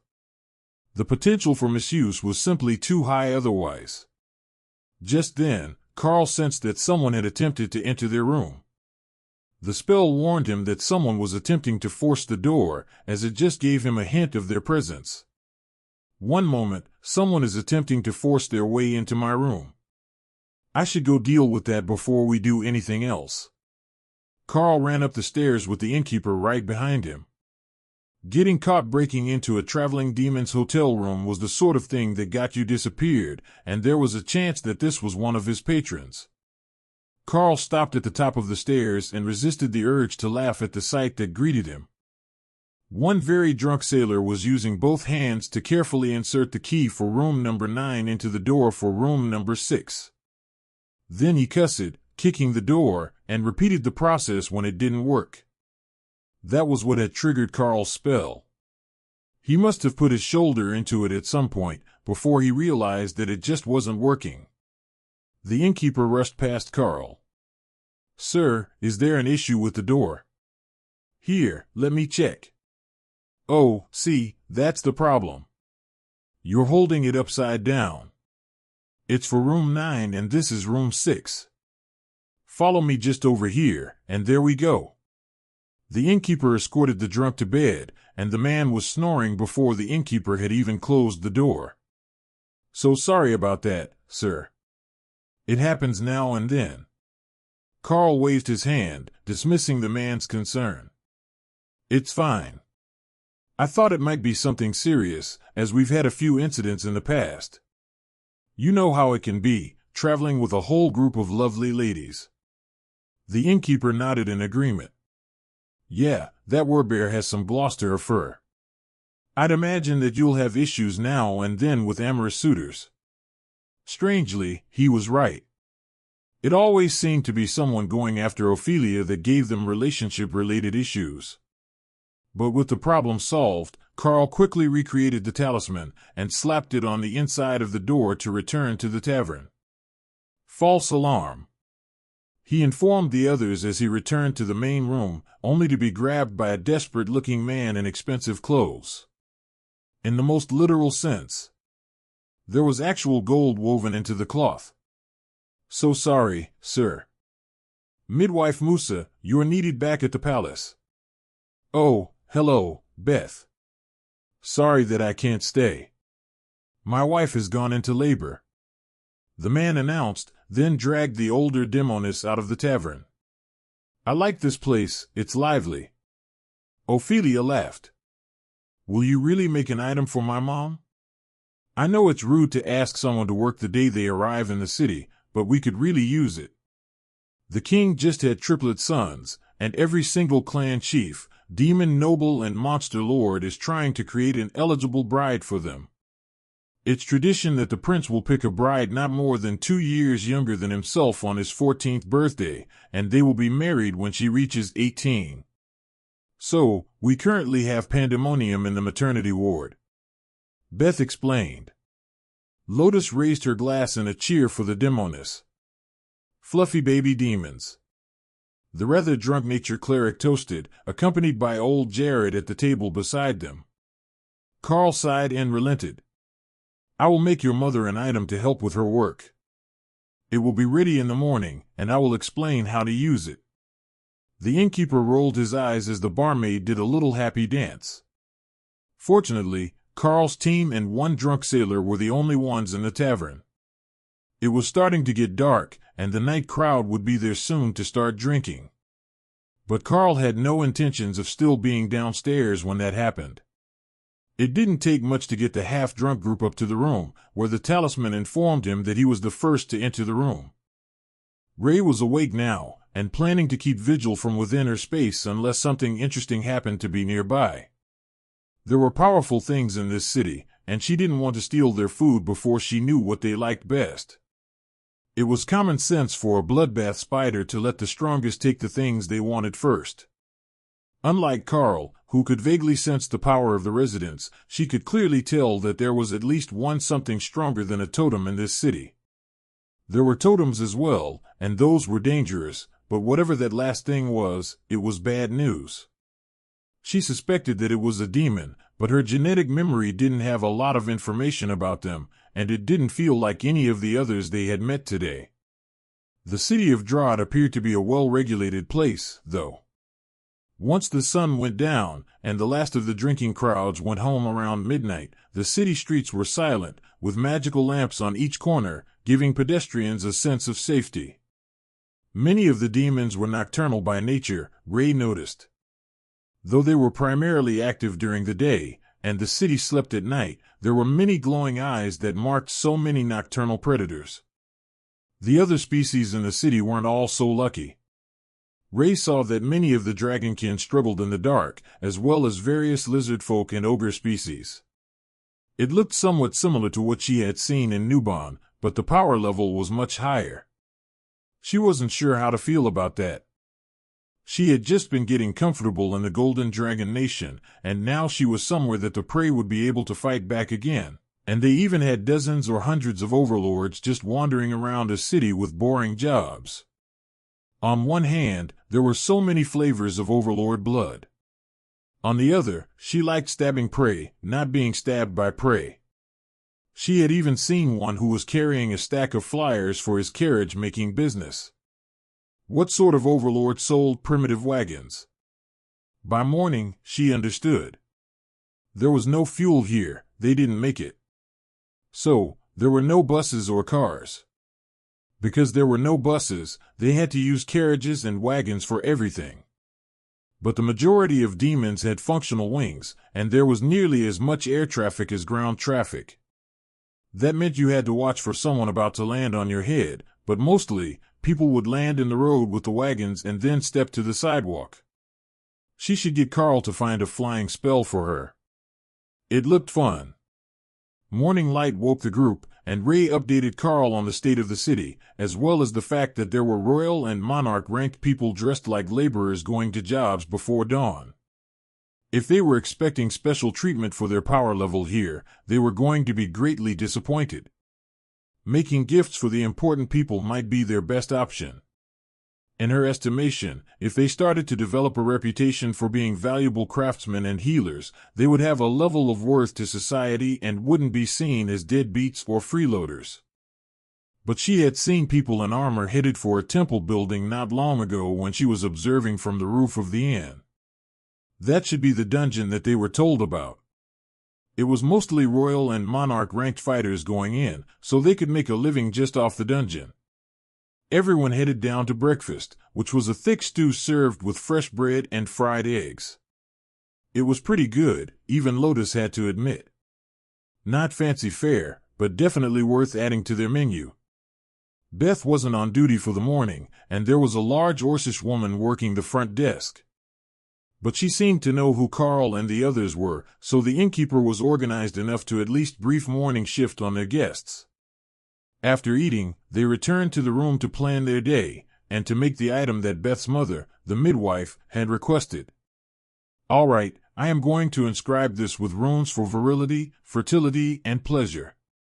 You add a holy item blessing as I enchant the runes, and we should have a nature dragon enchanted fertility treatment. Karl suggested to Lotus. The little priestess gave him an enthusiastic thumbs up as Karl began to carve the egg-sized green stone. The process went much more smoothly than Karl had expected, as if the stone was willingly accepting the power, instead of passively having the power forced on it. The finished product had violet glowing runes, and the entire stone shimmered with the green of nature magic. Lotus examined the stone. It looks good. I think we need to give it a way to test it, though. Testing it ourselves would be unwise. That was an eloquent way of putting it. So, Karl went down to the front counter to get directions. Miss, I am looking for Miss Beth, or her mother, Musa. They had requested an item to help with midwife Musa's work last evening, and I have it completed. Karl explained. The Orcish woman gave him a huge smile, and Karl realized that the system had translated to Orcish for her. He didn't know if it didn't do that for everyone, or if it was just that his accent translated well, but orcs seemed to be fond of him. The barmaid is off until lunch. But I can draw you a map to her mother's work. You only need to go straight down this road until you get to the castle wall. Then go to the west side, closest to Frostfire Gate, or ask any of the guards to take you to her. They will all know who she is. She has been the midwife at the castle for most of a century. Karl thanked her, then went to check with the others. I think that we will wait here for the morning. The streets are packed with the morning rush, so we can check out the city after everyone is at work. Ophelia suggested. All right, that works for me. Ray will wait here with you, and I will be right back after I deliver the item. Karl agreed. Let's fly. Hawk suggested. It wouldn't be the strangest thing that they had seen this morning out the window. So, Karl went down the hall to the back patio, where Hawk exited his space and Karl hopped on his back. It was a shame that he didn't have a harness like Thor to help him stay on, but Hawk just used a Ghostfire body barrier to hold him in place. The Ghostfire Thunderbird spread his wings and lazily circled up to 100 meters in the air, above the morning commuters, but closer to where longer-distance flying traffic was. Most of it was winged demon species, but there were some manticore riders, and a few messengers riding giant eagles. I like this place too. I can fly around in the city without anyone freaking out. Hawk informed Karl as he scoured the castle for their target. There, on the second-floor balcony, west side of the castle, just like the orc lady said. Karl spotted the midwife at what was likely her office. Hawk circled and swooped down outside the castle gates, a mere dozen meters from their target. He vanished into his space just before he reached the ground, letting Karl make a dramatic entrance in front of the guards. The man was suitably impressed. Of course, he thought that Hawk was a transport skill, but an epic grade and monarch rank one. Captain, I have a delivery for midwife Musa. It's urgent for her work. Karl informed the guard, after noting that there was a lineup of workers waiting to get into the castle. The guard nodded, then motioned for someone to escort Karl. When they got to the balcony of the inner building where she worked, Karl gestured up. Would it be too rude to just jump up? He asked. It's your head. The guard shrugged. In that case, let's go knock on the door. The young soldier chuckled and led them down a corridor, then up a flight of steps to a door marked with the sign of a healer and a bassinet. He knocked politely, and an exhausted young woman opened the door. This had better be important. We've been assisting labor for the last 14 hours. She shouted at the guard, who flinched away from her wrath. Maybe I should have jumped up and faced them alone. Karl whispered, to which the guard smiled softly. Midwife, I have a courier with an urgent delivery for your mistress. He explained. Then send him in and piss off. What are you still standing here for? The guard did just that, and Karl stepped inside, closing the door behind him. There was an old saying in the Golden Dragon Nation. Discretion is the better part of valor. Nowhere was that quite as clearly exemplified as the moment that the guard turned and ran from a woman a third his size and half his rank. Truly, he was a man of great wisdom. Musa was resting on a rocking chair, but her eyes lit up with bright pink light when she saw Karl. Did you have the thing my daughter mentioned? What do I owe you? Karl took out the stone. First, you should test it to make sure it works. I haven't actually made one like this before. But once you have verified it, we can negotiate. It was only after he finished talking that he realized everyone in the room was staring at the glowing green egg. What is that? Musa asked. A fertility stone. Put some mana in it and have the recipients use it on themselves. If it works properly, conception chances should be greatly increased. Musa looked confused. Why would we rely on them using it? I could just activate the stone, and they would never know it existed. Karl shook his head. Safety measure, so it's not used for nefarious purposes. You have to willingly use it on yourself. The assistant midwife smiled, and Musa gave him a motherly pat on the shoulder. You know, you're all right, for a cat. All right, there are nobles waiting in the other room. Do we need both of them? She asked. And a private room. I forgot to put a timer on the effect. Karl agreed. That made Musa laugh out loud, waking the new mother in the main room. Sorry about the lack of space, we've only got one delivery room, we usually go to the mother. But we had 2 emergencies last night which came to us. She explained. Karl shrugged. Don't worry about me. I'm not the exhausted one on a folding cot. Musa led him to another room, where a dozen overdressed people were waiting for her attention.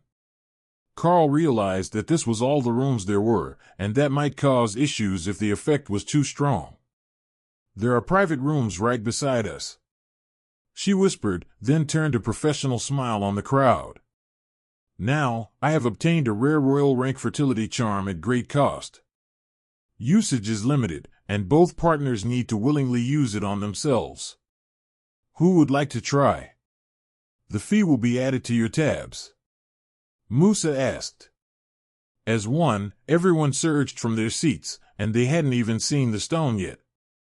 They truly were desperate to get access to such powerful fertility magic, which was uncommon among the demon clans. After a few seconds, they adjusted their positions by some internal ranking, and Musa took out the stone. Both partners, please use the stone one after another, then go to a sitting room down the hall while it takes effect. I have been informed that it might have variable activation times. Musa explained. A few of the gathered demons and monsters flushed in embarrassment, but that was why they were here. The first pair, both 2-meter-tall coal-black demons with golden tattoos all over the visible parts of their bodies, activated the stone. The woman's eyes flashed bright green, and she physically dragged the man out of the room. His feet weren't even on the floor. Well, I think that is a success. Next. Musa cheered. One after another, the pairs used the stone. The effect was the same every time. Their eyes glowed bright green with the nature magic, and they hurried out of the room. Well, except one pair, who seemed intent to get started before they were even out of the room. Once they were chased out of the midwife's office, Musa smiled at the stone, then looked down the hallway in shock. No way. It's that effective? She asked. What do you sense that I don't? Karl asked. Pregnancy. I have motherhood-specific foresight. I can sense the instant that someone gets pregnant within my range. I use it to prepare for customers in the castle. We're up to 3 couples already, but they are not ready to celebrate yet. That part is just my succubus senses, not a spell. She explained. The assistant giggled. I don't think you needed to tell him that. Half the doors aren't even closed to activate the soundproofing spells. That stone is far too effective. Karl shrugged. You wanted a stone to help with fertility, and that is what I made, with the help of a royal rank high priestess of the green dragon. The midwife nodded happily, then handed a note to her assistant, who ran off somewhere in the castle. She will come back with the payment. This is worth more than I have on hand, and I will give you a bonus for the Duchess, who has been trying for a long time for her heir. The first couple? Karl asked. The midwife nodded, and Karl sent a short prayer to the gods for the safety of her partner. How long does this last, anyhow? Musa asked. It's a spell effect, so either about 4 hours or until they choose to deactivate it. Karl replied with a shrug. The halls were quiet now, someone had closed the doors. But the assistant was flushed and sweating with exertion when she returned, followed by 2 guards and a man in a crown and a deep purple cloak. Musa dropped to her knees and bowed as the totem released his aura a little, letting Karl know who he was. Karl dipped to one knee and put his fist over his heart, the traditional salute to the king of the Golden Dragon Nation. The demon gave him a curious look, but didn't say anything about the difference as he motioned for them to rise. I am told that you have obtained a fertility item. He spoke directly to Musa, skipping any sort of preamble. Yes, Lord Governor. You are listening to a story on Time Drift Stories channel. If you enjoy it, please like, comment, and subscribe so you won't miss the next episode. It is royal rank, and has already proven repeatedly effective. The pale demon sighed. The king is going to hate us for this. He's already annoyed at the uproar over the princes, and now half of his advisors will be either pregnant or new parents for the next 2 years. Musa smiled at him. But on the other hand, you won't have the cranky and stressed nobles who are struggling to conceive for the next few months. The city governor of Drought sighed. That is fair.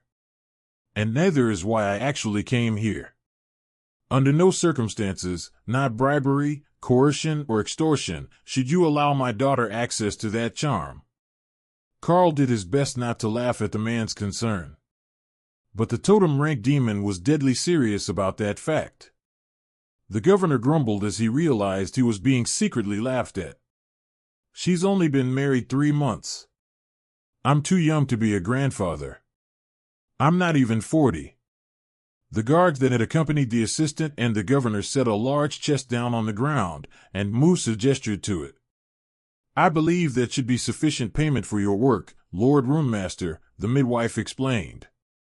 The guard opened the lid, showing that it was mostly full of silver and copper coins, with a scattering of rough magical gems and other items. If my suspicions are right, this is your entire life savings, Karl replied.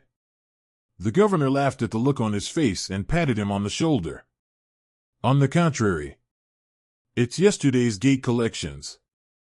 The midwife is an employee of the city government, so her expenses are covered by the city. Karl smiled. Well, that does make me feel better about it. All right, I agree with the price. Thank you for your patronage, and you are welcome to look for me in the future if you need my expertise again. The midwife nodded happily as Karl moved the chest to his inventory, but the look on the governor's face said that he planned to do no such thing. Surely, he didn't think that Karl could only make fertility charms. Remy spoke up as Karl bowed and turned to leave. No, I have been researching since people started treating you strangely. Cat demons, which look a lot like you do now, have a reputation for making deals too good to refuse. Deals that put you permanently in their debt, or that take something much more valuable than you thought you agreed to. For example, it wouldn't be uncommon for a Rakshasa to have written the purchase agreement in a way that all the children born of the fertility stone belonged to them. She even brought up the pages in the Compendium of Demons tome that she had acquired somewhere. You know, you can acquire more than priestesses from the library, Remy reminded Karl. But priestesses come preloaded with knowledge, Hawk noted. They smell better than books, too, Thor agreed. Kara nodded in agreement. They even tasted better. Books weren't even worth licking. Ray agreed with her sister. Humans definitely tasted better than books. Remy sighed in exasperation as her siblings failed to understand the basic appeal of gaining knowledge from books. But they had her, and with her guidance, their Karl could guide them all to new skills. Karl made his way out of the building towards the gate, where the guards were doing their very best not to laugh. Sir, might I ask what exactly you delivered to the midwife? The guard captain asked quietly as Karl reached the exit. A royal rank fertility charm blessed by the green dragon god, Karl replied happily. Ah, I had hoped that it was finally the delivery of growth potions for premature children. They've been on backorder for ages. Karl shook his head. Sorry. But I can inquire if you're desperate. However, premature children normally catch up to their peers once they're school-aged. They just need to endure until then. The guard nodded. Please do. You're at the Laughing Dragon, right? I remember that the guard said something about a werbear and a cat demon hanging out with a bunch of priestesses. Yeah, that was most likely us. I didn't know that we were so memorable, Karl replied. No offense, but with so many soldiers just returned to town, I think they've made a note of every potentially single woman of marriageable age. Karl frowned. I will have to keep an eye on my friends then. It wouldn't do to have something happen. But tell me, as I'm new to the city, how likely is it that someone might try to push their weight around? The guard shook his head. The governor would bust their balls in public if they did, so it won't be the soldiers, though you can expect them to flirt constantly. You might have some trouble with the drunks, but that's true anywhere. Normally, we would be more afraid of the Lord, but with the triplet princes just born, he doesn't really leave home these days, and the governor is doing all his duties. Hawk was happy resting in his space, so Karl began to walk back across the city toward the inn. There were shops all along the main street that led to the Laughing Dragon, so Karl stopped and grabbed some snacks to taste test, and then a jeweler operating a small street stall caught his attention. "What is that, or?" Karl asked as he examined the oddly colored items. "It's mana jade. All of these pieces are carved from a single slice of stone," the shopkeeper explained proudly. It was beautiful, but not magical. However, Karl suspected that it could be. If his goal was to reach totem rank as quickly as possible, it would take money and effort. The dungeon in the city should help on the effort side of things, but making runic jewelry and items should make up the necessary funds to get the rest of what he needed. "How much do you want for the 4 bracelets?" Karl asked. "All 4 of them." The pale violet demoness asked in shock. Perhaps they were more expensive than Karl expected. 2 gold coins each. Or maybe this was a less affluent area than he thought. "How about a bulk discount?" 7 and 5 silver for all 4.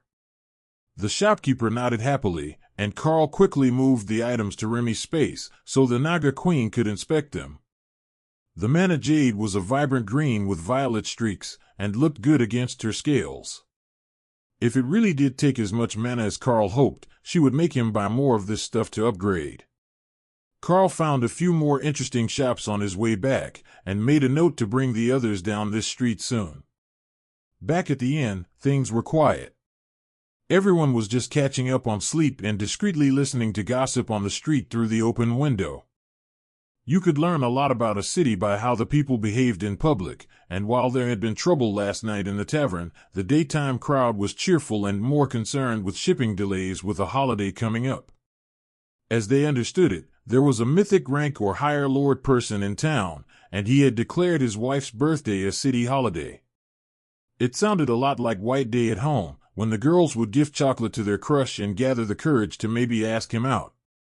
But the gossip had given them a good idea of the power structure of the city, where a handful of totem rank leaders working under the governor controlled the districts, while the lord was actually the leader of the nation, and a form of royalty, as his sons were referred to as princes, but not in relation to their power level. But much more shockingly, that seemed to be a normal thing all over the nation, to have at least a few totems in every major city and most towns. That final bottleneck was where most people here were getting stuck, and while there were many overlords, there were relatively few totems. Unfortunately, all the talk was about the upcoming Matriarch's Day parties, and nobody mentioned anything about events outside the city, except that some of the deliveries were late. Once he was finally back in his room, Karl sat down at the small table and took out the 4 bracelets he had purchased from the market. "Oh, did you get us all gifts?" Dana asked. Karl smiled. "If the runic inscription works as well as I hope, not only did I get you gifts, I might have found a good way to make money here. Did you all learn anything today? I see that you have the window open. We learned a bit about the city, and that there is a holiday upcoming, but nothing too extreme. How did the delivery go?" Dana replied. Karl laughed at the memory. "Very well. The city government paid us well for the charm, and they've already started using it. The only condition was that we should refuse if ever the governor's daughter comes to request a similar service." With that explanation, Karl began to plan out the carvings for the first of the bracelets. Skill power and mana regeneration would stack up quite well. But Remy had a better idea. She had found a set of descriptions that could be translated to runes that should allow the item to store mana as well as helping to regenerate it. That was an interesting concept, and it would put a lot of reliance upon the actual item, as the runes themselves did not store the mana. However, according to the description in the inscription tome that the Blue Dragon Acolytes had provided, an item should be able to store 2 seconds worth of its maximum mana flow without affecting the function of other spells put on the item. That was for inscription, which was similar, but not the same as runecrafting. It should be a good enough baseline for his next attempt, and even if he misjudged, he could either stop early or simply replace the item. They weren't that expensive. The basic inscriptions wouldn't take long for Karl to do, and he didn't want to overdo it when the primary purpose of the bracelet had now become a reserve mana storage device. It might only be enough to cast 8 or 10 spells at moderate output, or fewer than 3 full output spells. But the bracelet would refill itself, and given time, it would provide more free energy. Karl finished the runes on the inside of the bracelet, and then began to upgrade them. From common to royal, the process went smoothly, but as soon as the runes changed to the rich amethyst of royal rank, Karl felt the matching streaks in the stone begin to leach mana, saturating the bracelet. If he pushed harder, it would almost certainly explode. But with the enchantment at royal rank, and the mana storage runes included, the bracelet contained a significant amount of power, in addition to the skill power and mana regeneration effects. Dana, try that on and let me know what you think. Karl handed the bracelet over, confident in its worthiness, then began to make another one. The final 3 bracelets were finished in a matter of minutes, all at royal rank, and the ladies now all had matching accessories. Lotus was smiling like she had just won the lottery. This is enough stored mana to cast a resurrection spell. If I keep this in reserve for the worst-case scenario, I will always have enough mana available to bring a fallen comrade back. She explained. Tessa nodded in agreement. This would be enough mana to put up holy weapon and holy armor spells on an entire 500-soldier regiment. Truly fantastic. Dana nodded in agreement with the assessment of the power, but she had another idea. We should get more of these. Or possibly rings made of the same material. You could make enough for us to get all the resources we need to keep pushing for the monarch rank that way. Or, enough to buy them for Remy to grow more and make us what we need. I know that it's cheating, in a way. But if we can combine strengthening potions and some trips to the dungeon, we might be able to reach this place's power standard. She explained. Karl nodded. First, we will need to see what magical items are going for here. The jewelry itself was cheap, so I don't know what the upgraded ones will go for. After all, there is a royal rank dungeon here in town, so there should be a steady supply of royal rank items available for sale. Not long after, they went down for lunch, intending to check out the shops down the main street that Karl had noticed. But first, Karl needed to get some information. Innkeeper, do you know where we might find some royal rank accessories? He asked. The innkeeper frowned. Good luck with that. There are a few shops near the dungeon that resell them, but most of the ones that come out of the dungeon get sold to exporters. They ship them all over the country, and south to Lard. Besides, the dungeon has only been open a year, and accessories are a 1 in 1,000 drop. Hardly 1 in 5 gets a weapon, but armor pieces and potions are fairly easy to come by in the shopping district. Karl nodded. Thanks. That changes our shopping plans for certain. But we're going for lunch. Is there anywhere you recommend? Perhaps somewhere with cake. If you go east to the river, down through the Fool's Walk district, there are all sorts of fancy cafes and shops. The boardwalk runs most of the way to the wall from the port. It's impossible not to find somewhere with good food. Not that your food is bad, Karl added, making the innkeeper laugh. No offense taken. My food has always been more popular with guards and sailors than young ladies with a sweet tooth. It was only a few minutes' walk from the hotel to the river, and Karl easily led the group to the boardwalk. There, the crowds of the city began to thin, replaced with couples casually walking, and joggers exercising on the open wooden walkway. Now, where do we start looking for lunch? There were stalls with sweets and street foods every few meters down the boardwalk, restaurants and cafes in behind them, and a number of more specialized shops spread among them. Lotus quickly pointed to a spot further up the walk, where Karl could see the picture of a twin-tailed Nicomata on the sign, next to a slice of cake on a tray. Did we just find a cat cafe on another continent? Dana asked as they followed the nature priestess to the shop. Possibly, Tessa agreed. But the shop was not what they expected at all.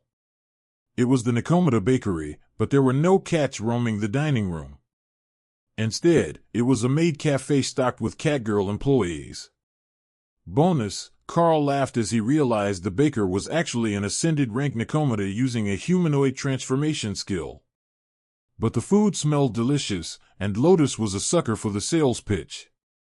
She had been ushered into a table so fast that the staff hadn't even realized she was part of a group. Tessa sighed. It's like being back in school. Every new thing gets her sidetracked. The hostess welcomed them into the restaurant, where Lotus was already beginning to order for everyone. A different flavor for each, so that she could steal a taste and sample them all. The staff slid an extra table together with the one Lotus was at to make room, and started to bring out cakes, croissants, puffs and other treats, along with various flavored coffees. Now Karl knew why the cleric had been in a hurry. If she hadn't ordered first, Tessa would have never let her have caffeine. But she wouldn't humiliate her friend by taking her drink away once Lotus had started. Are you new in town? We welcome all lovers of sweets to our shop, the fluffy-eared server in a frilly-made outfit asked. Lotus nodded happily. Yeah, we're on an adventure. They sent us to a random city to start over, and here we are. The maid looked confused for a moment, then realization hit her. Wait, you were exiled from your home island, weren't you? That's wild. You're so cute, who would have thought that you were that sort of badass? Lotus smiled at the compliment, not realizing that the woman thought they were criminals from another one of the Dragon Isles. Technically, Karl was exiled, and we all chose to go with him on an adventure. But they said we can come back when he reaches totem rank, so it's not like it's permanent, Lotus happily explained, then winced as Tessa thumped her on the head. The short one misunderstood your words, I think. We weren't exiled as criminals, but for political reasons, Tessa explained. Oh, so it's like that. Well, welcome to Drod. We have some of the best baked goods in the city, and you've only seen half the menu, the server replied quickly. But the Nicomita baking in the back laughed quietly to itself, but just loud enough for Karl's sensitive hearing and the catgirl standing by the kitchen to pick up. With an aura like his, the definition of crime might be somewhat different from usual. Treat his friends well, that man is dangerous. One matcha latte later, Lotus was wired, and ready to explore the city. Fortunately, there was a whole boardwalk full of interesting things to see, and then Karl would lead them through the shopping streets to get more of the Mana Jade jewelry.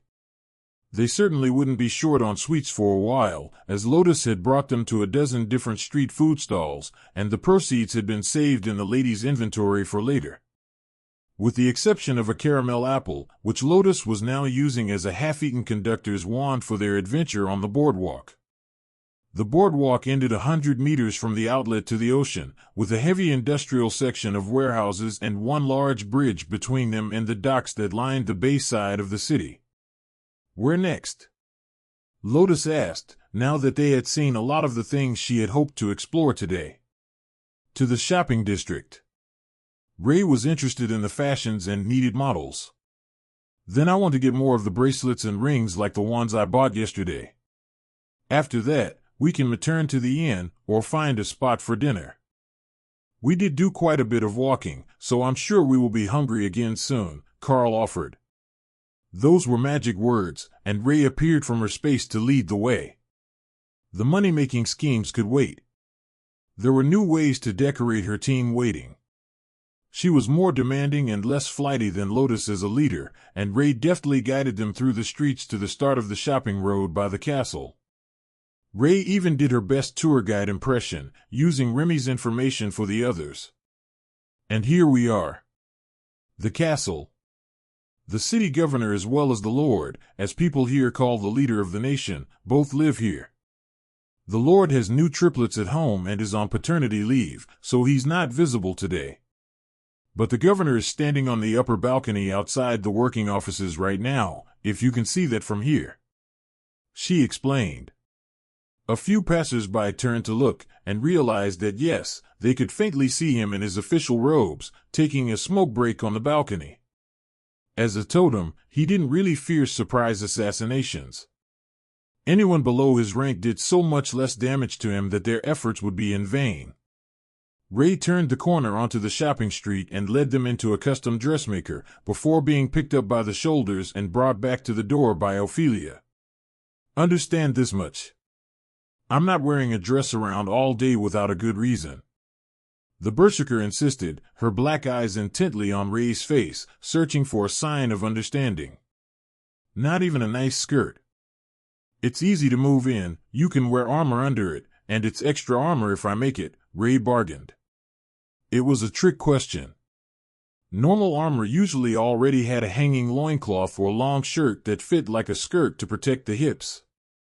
If Ophelia tried to reject the idea, Ray could use her current armor against her.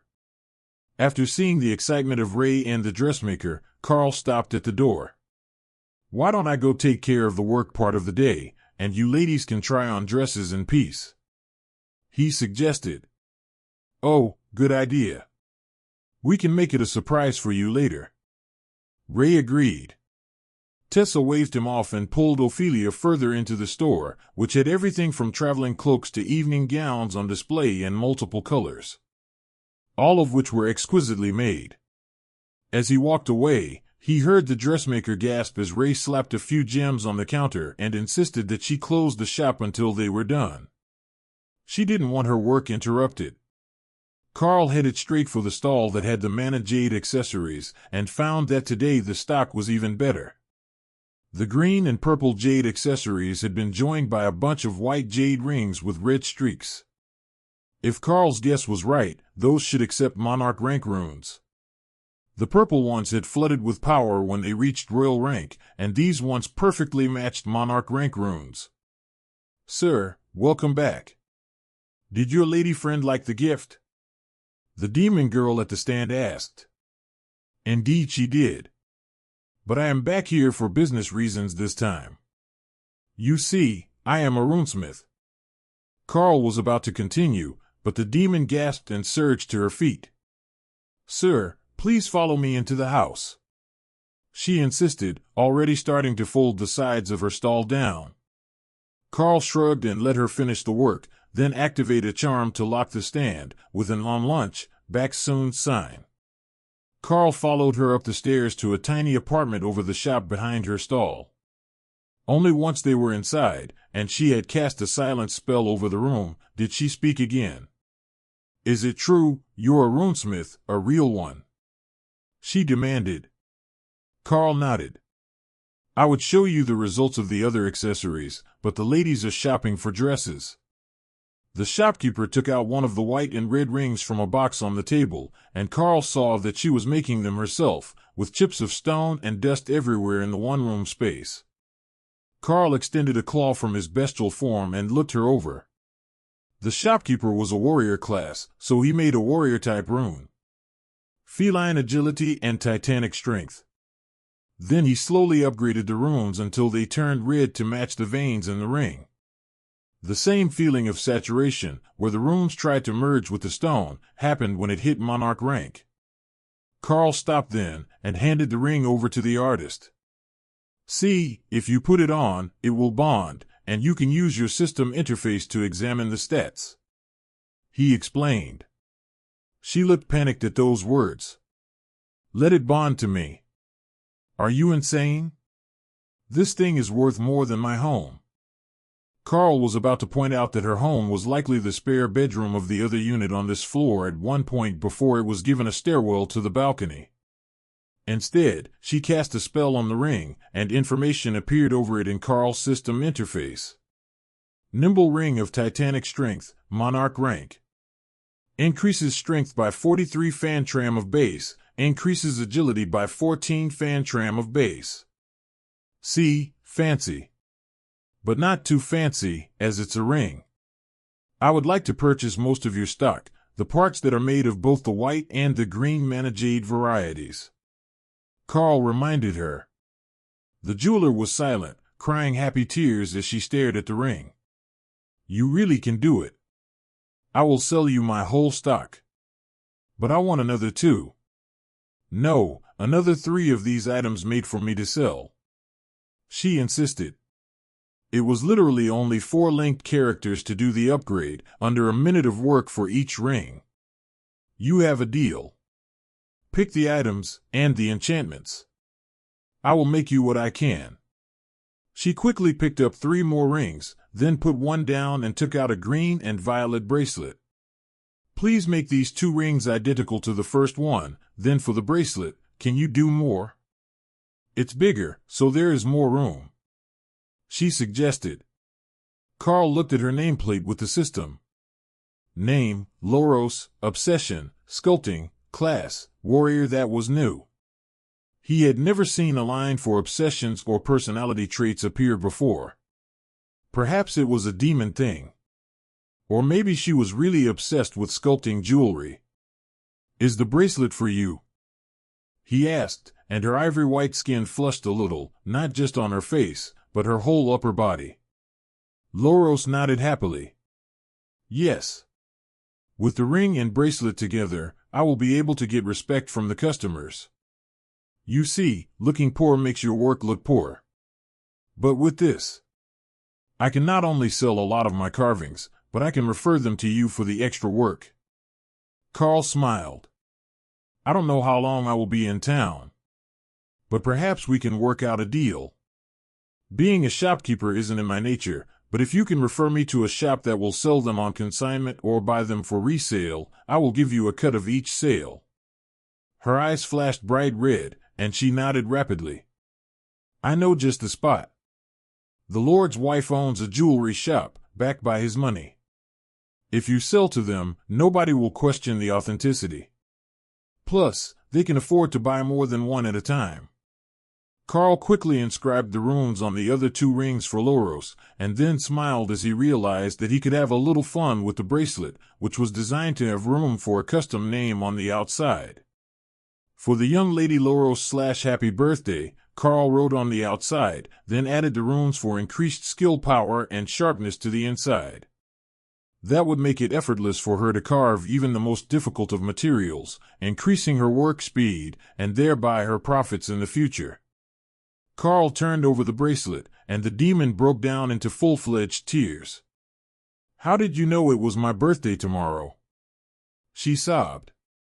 Divine inspiration. Karl lied smoothly. Now that she was crying over it, he was not about to admit that he had intended to make it look like a childhood gift for the daughter of a noble family. Karl picked up a dozen rings from the table, all the green and violet royal rank mana jade, and quickly inscribed, Giant Strength, runes on them. Nothing else, just royal rank Giant Strength. Do you think that this will be enough for the shop? I heard that magical jewels were difficult to come by, and I didn't want to go overboard with the first sale. He asked gently, while Loros washed her face in the sink. Yes, that should be enough. With the shop cut, and a small cut for me, that should be 85 gold pieces per ring for you, at wholesale price. Don't accept less than 100 before deductions, they will sell them for at least 150. She insisted, becoming determined when it came to money. How far is it to the shop? Karl asked. It's actually just around the corner. On the street that faces the palace, so the Lord can keep an eye on his wife when she goes out to inspect her shop. He's quite protective, and even more now that she's just given birth. Loros explained. Karl looked down at the casual gray polo shirt with the spider on the pocket and the black pants he had chosen for the day. That should do. But Loros was a mess of stone dust and tear streaks. Do you have something fancy? Or do they already know you? He asked. The demoness laughed. Of course they know me, I live next door. They walk by and make fun of me every morning. You see, if my skill was higher, I could make magical items with my crafting as well. But until then, I'm just another poor street vendor. All right, follow my lead when we get there. I'm told that my aura is somewhat terrifying, and it helps in negotiations. Loros stuck out her tongue at him. You know that almost all demons can see auras, right? It's not exactly a secret what your aura looks like. Well, that was embarrassing. But she had brought him into her home, knowing that his aura was deep red and black. Perhaps the slender sculptor was braver than she looked, or more obsessed with getting recognition for her work. She led the way, and Karl noticed the disgusted looks when she entered the shop, but Loros quickly bowed her head and apologized. Jeweler Muggos, forgive the intrusion, but I have brought you a business opportunity, she whispered. The short, four-armed demon known as Muggos was an overlord, and unnaturally bronze, a color he complemented with an all-black suit. Muggos turned to Karl. I suppose that you're the business opportunity. Karl nodded, and placed one of the rings on the counter between them without saying a word. The demon did a double take, then slowly smiled and reached out a lower arm to pat Loros' head. Good work, little street vendor. Now, sir, how much were you hoping to get for this ring? Karl smiled, and one by one he placed 9 more on the counter, keeping the last 2 in reserve. Given the time and effort involved, I would ask for 150 gold coins for each. Karl insisted. The demon stared at the rings for a moment, then cast a spell to identify them. That told him instantly that they were all identical, with only a few percentage points of difference in their strength buff. You made these? He asked. Loros made these. I upgraded them. Karl agreed. That brought a look of enlightenment to Muggos' face. Now he understood why she was brave enough to come into the shop while he was on duty. That is too much. I can offer you 1,000 for all 10. That was the minimum that Loros had suggested he accept, and he hadn't even negotiated yet. Karl put the last 2 on the counter. 1,300 for all 12. Muggos quickly swept the rings into a velvet-lined box, using deft hand movements to drop them on the finger-shaped protrusions. You have a deal, sir. Please wait here while the accountant prepares your funds. Karl waited for someone to come out, and then a system notice appeared. Trade offer. Royal Jewelers offers you 1,300 gold coins. Karl accepted, then quickly transferred 180 to Loros. Her face lit up with joy, and the jeweler bowed politely to Karl. It seems your skills are exceptional. Should your collaboration with this young lady lead to any other successful creations, please think of us first in the future. Karl nodded. Of course, Jeweler Muggos. I intend to have a few monarch rank items with more diverse abilities for you soon. I do hope that your shop will be able to assist me. Muggos looked down at the ring on Loros' finger, and his eyes lit up in excitement. Thank you, Lord Runesmith. They left the shop, and Loros returned to her stall. She unlocked the boards on the side and flipped the sign to open. Such dedication. Karl joked, knowing that this was the most money she had likely ever had at one time. Oh, right. You intended to buy the entire stock, didn't you? She realized. Karl nodded, then stopped her from packing up. How about this? I will take the monarch-ranked items you have today, and all 10 of those green cloak brooches. Those are large enough for a proper upgrade. That's payment enough for today, and then you can make me an equivalent number of items later. These all have similar engravings on them, but Muggos would be much happier if they were all distinctly different with one identifying mark on them, so he could trace them back to his shop later. That worked out well for Loros. You're not worried about me running away with the money? She asked. I could tell Muggos that you ran off with the raw stock for the next batch, and it wouldn't take long for someone to find you. Karl shrugged. The pale demoness shuddered. Please don't. That man is a savage. There are rumors that he beat his cook to death for burning his dinner. Karl smiled. See, we have an understanding. But I'm at the Laughing Dragon with my friends. You can bring the items over when you finish. So, Even if you want to move apartments now that you have a load of gold coins, it's not a problem. And give up my spot. I'll wait for a bit before I move." She giggled. So, the rights to the spots out front were part of the rental deal. That made sense, as the shop behind her was a furniture store and not a competitor. Most likely, the furniture shop owner had the rest of the apartment on the second floor as well, and Loros simply rented the small suite in the corner with the outside entrance. It was a functional solution for a crowded city with so many street vendors who wouldn't want to live too far from their spot. After all, they could take the items home, but the stall had to stay to save their sales location.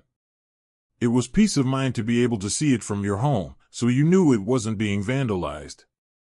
With Loros hard at work selling her existing stock, Karl returned to the dress shop where he had left the ladies. There was a large mound of dresses in 5 different stacks, presumably one for each of them. Then, Remy came out in Naga Queen form and gave Ray a pleading look. The shopkeeper didn't see her appear, only after she had entered, and quickly held up a hand. "Ma'am, my apologies, but the shop is closed for the moment for a private shopping group," she announced in a firm tone. "Oh, she's with us." "Hello, Remy," Ray replied, waving the Naga Queen over. "There are some dresses here that didn't look right on us, but might on you with the extra 2 arms. Here, put this on. It should be your size, you're pretty slender." Karl could practically see the cash register ringing up new sales in the woman's eyes, so he leaned in to quietly ask her the important questions as the assistants catered to Remy.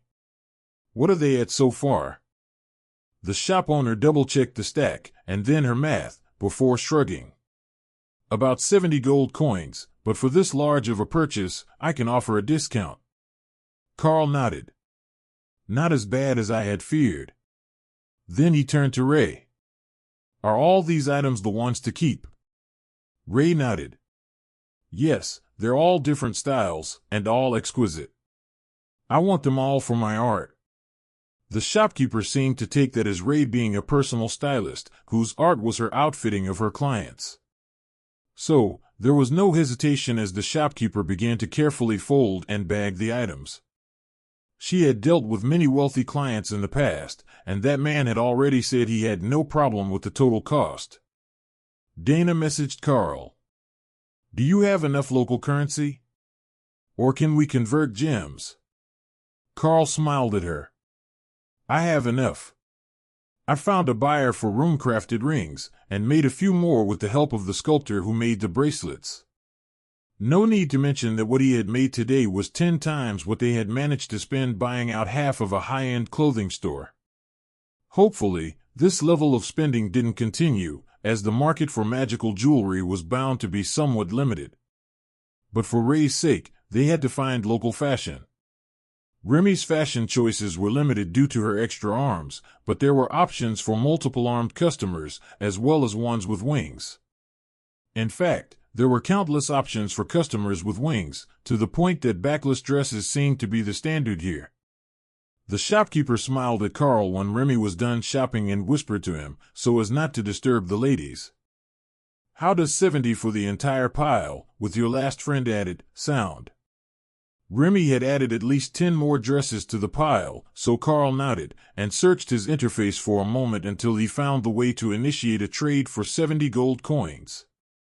He shook hands with the shopkeeper, and the carefully bagged items were moved into Ray's space.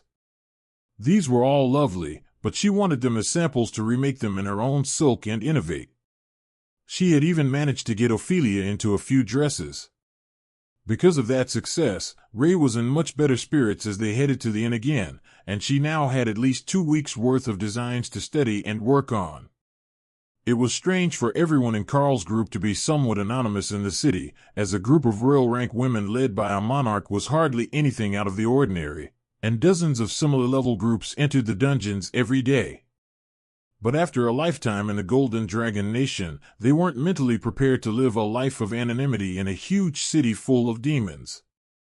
They could certainly make enough to survive, even without Karl and his rune-crafting skills. But that didn't feel like enough for any of them. Dana was keenly aware that it was a spoiled and selfish notion that they should remain as special people when they were on another continent where everyone had some sort of power on their side if they wanted to live a life better than cattle. It wasn't obvious here in the city, as the weakest had been driven out of the city many years ago. The slums of the Black Shade, as the locals called it, were the residents of the species that couldn't exceed awakened rank. In the city, even janitors and housekeepers were normally required to be ascended rank or higher, unless they were children. It appeared to be normal for apprentices to follow their parents to work before they were even teenagers, and the young faces in the shops that they passed only served to remind Dana that they really were in somewhere entirely different from anything she was familiar with. But the most notable fact about the city was its cleanliness. There were no rodents anywhere, no rot or filth in the alleys, other than around the garbage bins. Old Jared, the one-eyed sailor, waved and greeted them from a stool at the bar as they entered, looking much worse for wear than he had the other day. He hadn't been part of the fight at the tavern, but it was obvious that he had been in one sometime today. "Old man, are you sure that it's wise to go picking fights in the middle of the day?" Tessa joked. The sailor laughed and ran his fingers through his shaggy hair. "You're a funny one, priestess. I was at the dungeon today, and our healer was worse than useless. Some Knoll shaman who seemed to forget that they were supposed to heal someone other than themselves." Tessa patted him on the shoulder and cast a healing spell to remove the bruises and cuts from his body. "Well, you'll be all right now." Old Jared laughed, then waved to Beth, who was in the back room. "Bring my friends a drink. They fixed my face as good as new, and that lingering cough has cleared right up." Karl's group retreated to their room before dinner in order to make plans for the upcoming days. "Do we have enough local money to get by?" "I know Karl said he had made and sold some items today," Tessa asked, ever the practical one. Karl nodded. "Yeah, I've got about 1,000 gold coins left. If we keep spending like this, I might have to make more rings soon, but now that Ray has cleared out a designer shop, our basic costs even staying at the Laughing Dragon would take years to go through that. But I suspect that sitting around all day is going to get boring quickly. We could also check out the dungeon and see if it helps our power levels grow.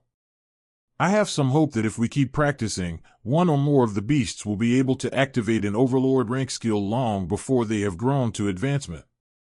The extra combat power or defensive abilities would put us in a good spot." All four women nodded, and Tessa spoke for them. "That's what we were thinking. The way that the locals speak of it, being in the dungeon helps you grow faster. It might only be true for demons, but the dungeons are system relics. So, logically, it should help everyone with a fully active system grow as well. I know that Thor loves his job, but we would rest easier if we didn't actually need his protection most of the time. We would still gladly accept it, but it would be best if it were just an extra layer of safety." Then Lotus smirked. "Plus, who knows what the dungeon might give us? It's like a random treasure box." Karl wholeheartedly approved of that idea. The smell of fresh bread wafted up to their room from the kitchen below them, and they all headed down to get some additional information, though they weren't particularly hungry after loading up on cake at lunch. There was a younger lot of sailors in the tavern tonight, along with quite a few soldiers, but none of the old guards who had been cycled off duty. Karl took them to a table along the back wall, away from any chaos that might happen, but with sailors and soldiers all around them. "Oh, it's the new arrivals. Have you ladies had a chance to see the city yet?" one of the guards asked. "We went to the boardwalk and did some shopping today. We were thinking about trying the dungeon tomorrow. Anything we should know?" Ophelia replied with a toothy grin. The burly demon smiled back at her. "Well, it's a water realm dungeon, so everything is swampy. The dungeon is full of ogres, though. Kind of a strange setup, but at least the running water makes them smell a bit better than usual. There is a 5 gold coin per group exit fee. The last lot charged it on the way in, but we found that it's much easier to charge it on the way out. At least on the way out, they'll be guaranteed to have money, and nobody can accuse us of robbing a dead man. A tall blond man that almost looked human, except for his eyes, whose eyelids operated in the wrong direction, nodded in agreement. It's a 5-person run, and you can go in every day if you're feeling spicy. I don't think anyone really does, except that one group of adventurers from Drurker, and they're trying to save money to buy a farm. If you clear everything, it usually nets you about 3 gold a member, plus loot, so the fee is only a third of the average income, and even if you skip half the mobs to go for the boss drops, you'll still at least break even. Ophelia nodded in understanding. Then it should be good for us. With 2 clerics and plenty of combat power, it should keep our bar tab funded. The guard laughed. Now, you make it sound so easy.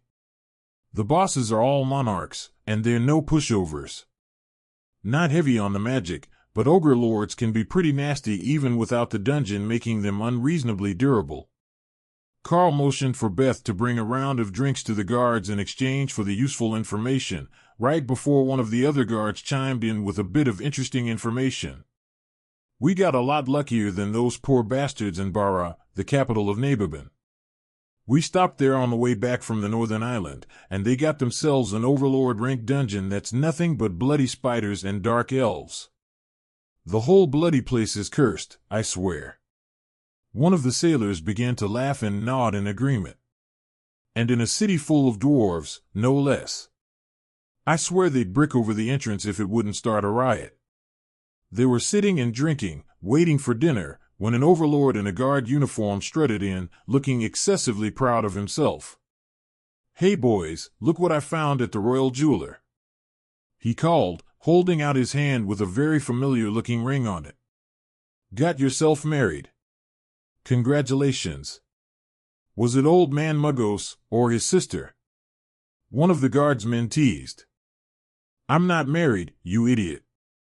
They got a whole batch of royal rank strength rings in today, and I got my hands on one before they sold out. Now, it took a fistfight and twice the asking price, but look at this, 30% strength increase on top of my base," he boasted. All the ladies looked at the bracelets on their wrists, then turned to look at Karl, who was trying not to laugh. The guards whistled in appreciation. "Now that's a good strength ring. Is it on your personal base, or on the royal rank base?" one asked. "Mine personally. I checked it once I bought it. With the increased base strength warriors get, this thing is no joke by the time you get to overlord rank," the captain confirmed. The jeweler might require some sweet talking next time Karl came in to make a sale. After this round caused fistfights in his store between overlords, there was no telling how he would react to a monarch-ranked item or two. The guards were highly entertaining, and they had nearly as many tall tales as the sailors did after their recent deployment. Karl and the others only ended up heading to their room near midnight, with plans to go to the dungeon after breakfast. Waking up late meant that the tavern was quiet as they ate, but the streets were still busy as they headed out to the dungeon to try their luck. Fortunately, it wasn't a long walk, and there was no lineup to enter. All they had to do was let the guards check their ranks as they passed by so that nobody took on a stupid bet and got themselves killed. Or dragged someone unwilling and under rank into the dungeon to kill them and dispose of the body, Karl assumed. Karl led them into the entrance, then called out the whole team, including the bodyguards and the guardian. Thor sighed as he could finally stretch his Sero body, and Hawk flapped up into the air. "This is nice. Human bodies just aren't the same," Thor informed them. "Sorry about that. I will try to come here as much as possible, so everyone can be themselves for a while." Ray snorted in amusement. "Speaking of being ourselves, Kara has pulled the first group of ogres. We should likely go save them from her." That was a good description of the situation. Kara wasn't even trying to kill them, she had disintegrated their feet and was in the process of turning their pockets inside out. Skill, pilfer, successful. 8 silver coins obtained. Skill, pilfer, successful. Fire opal obtained. Well, that was unexpected. You really could loot them while they were alive. The Void Badger had become a menace to ogre society. But more importantly, they still gave a reward of coins that was split between the group members when they died, and a few common grade items dropped beside their bodies. They might be good for raw materials, if Karl wanted to practice his rune work. But not much more than that. Karl realized a second later that the humans had been left behind. The beasts and the summons had all gone ahead to pick a fight with the second group, following Thor's exuberant charge. Ophelia looked like she was going to chase them as Hawk began to bombard another group, pulling them to where Ray was watching the fun with her golems. Don't hurry. They've been cooped up in their space for days. Let them burn off some energy, Karl advised. Ophelia snorted in amusement and gave Karl an "and I haven't" sort of look. She was a berserker, and yet that insufferable spider had forced her to wear a dress. The fact that it actually looked good on her warbear form only made the indignity worse. Karl took out his bow and followed as Ophelia headed in the other direction, transforming into dire bear form before raging and expanding to tower over the hapless ogres. Don't engage the bosses. We will clear out everything else first, then do them as a group, Karl warned, focusing on Kara and Ray, who were most likely to get curious and attack them.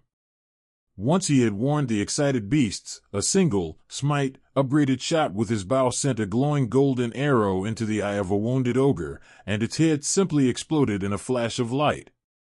If Karl had realized that skill was so overpowered, he would have started using it as soon as he got it. But his bow was feeling a bit lackluster now that he had experience with his abilities to upgrade others. It was also limiting his attack power, and if he wasn't careful, he would break it. This was already a completed item, he couldn't mess with it any further, so he would have to purchase a high-quality non-magical bow somewhere to upgrade. Or have Lotus make him a new one. However, that wasn't the only weapon he had. The Maul might be falling behind a bit, but the skill stacking ability was as good as ever. As long as he didn't push it too hard either. He really was outgrowing his weapons, Karl realized. The weapon was quickly reaching its limits as a commander rank weapon, and he had been pushing his luck using it with overlord ranked skills, even when at commander rank himself. However, it was the Blade of Champions that really stood out. It was overflowing with power from all the absorbed energy that it hadn't been able to transfer, as Karl wasn't using it, and with the Haint Claw in his hand, it glowed with an eerie pale green light. Karl charged forward to join Ophelia and used a disintegrate, covered, rend, to attack the neck of one of the ogres. The head came cleanly away, and Karl paused to look at his blade in shock. Blade of Champions, grade, artifact, effects, each kill cumulatively increases the user's strength and skill power. Harvests life energy to transfer to the champion. Life steal on hit. Karl didn't remember the description saying all that before. But the power that it had stored was beginning to flow into him even as he cut down the ogres at a walking pace. Of course, he couldn't go too overboard, as Ophelia was venting her frustrations beside him, and he didn't want to steal her kills. But the already exaggerated abilities from the Packmaster class and the Bestial Champion skill that came with it were becoming ridiculously overpowered now. Overhead, even Dana was holding back, only using some basic blade attacks, while practicing her form, and letting the golems herd the monsters to Ophelia. The Berserker needed the release more than anyone. By Karl's calculations, his fully buffed combat power was well into the Overlord ranks now, but his base power was still lagging, and the beast spaces were still making their steady upwards climb. Whether it was Karl's side of the battle with Ophelia, Dana, and Tessa, or the beast's side, which had been joined by Lotus, this dungeon was more of a massacre than a fight. If he was being honest, just the summoned creatures could likely clear the dungeon on their own. Maybe not the bosses, but that remained to be seen, as the bodyguards had gained Life Leech when Karl had learned the skill. Lotus was mostly just a cheerleader at this point, and Remy didn't even have her healing totems out. Just the poison fireball ones. But Tessa was only casting buffs on Karl and Ophelia, as they both had lifesteal as well, and they were gaining much more than they were taking in damage. Guys, come back this way.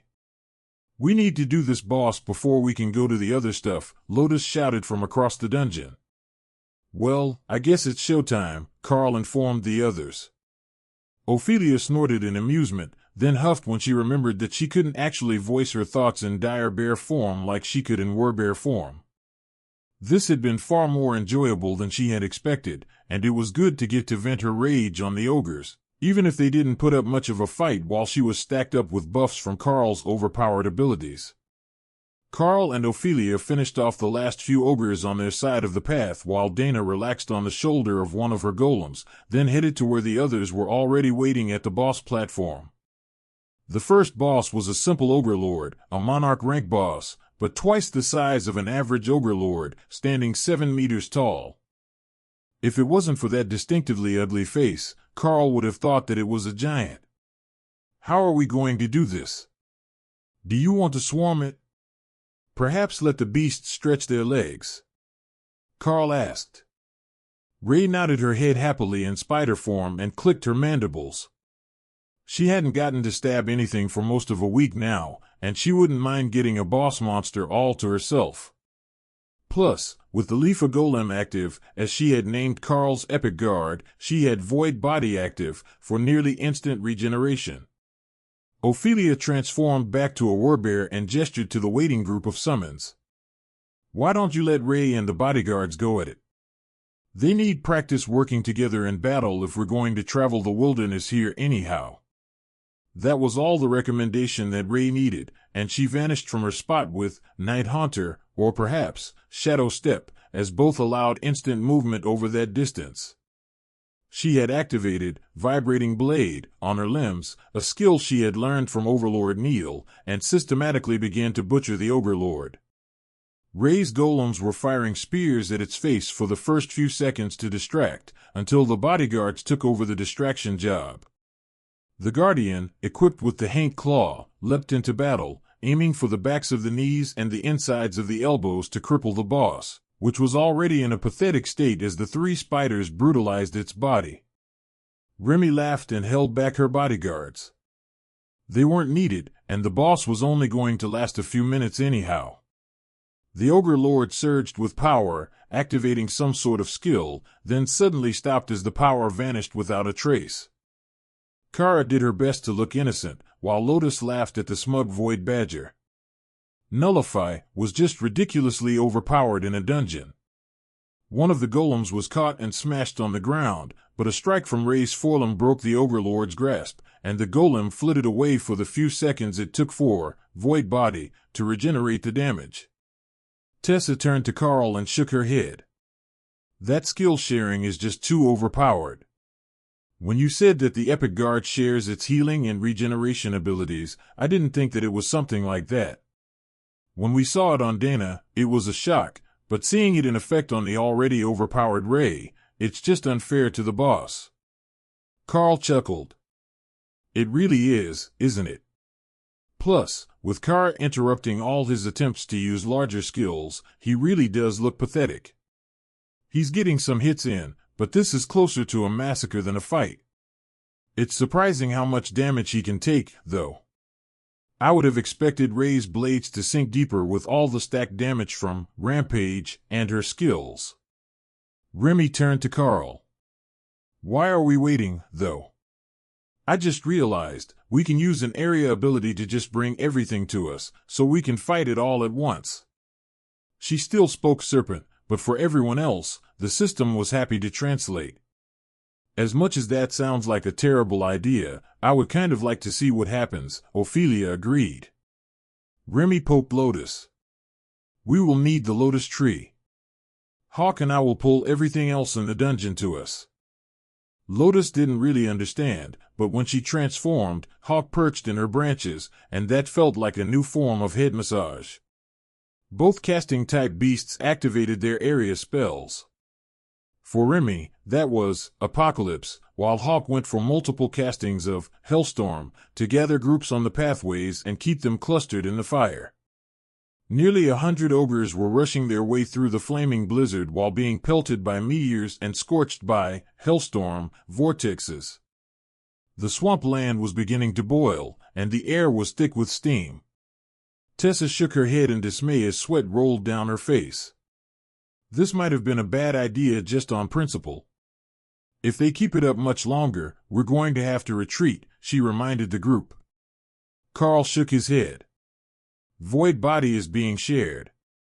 You won't take damage from the steam, it will just be exceedingly uncomfortable. However, as the two beasts' mana levels began to deplete, the dungeon monsters began to fall. One after another, they succumbed to the spells, leaving only two large ogres in heavy armor slowly charging across the dungeon.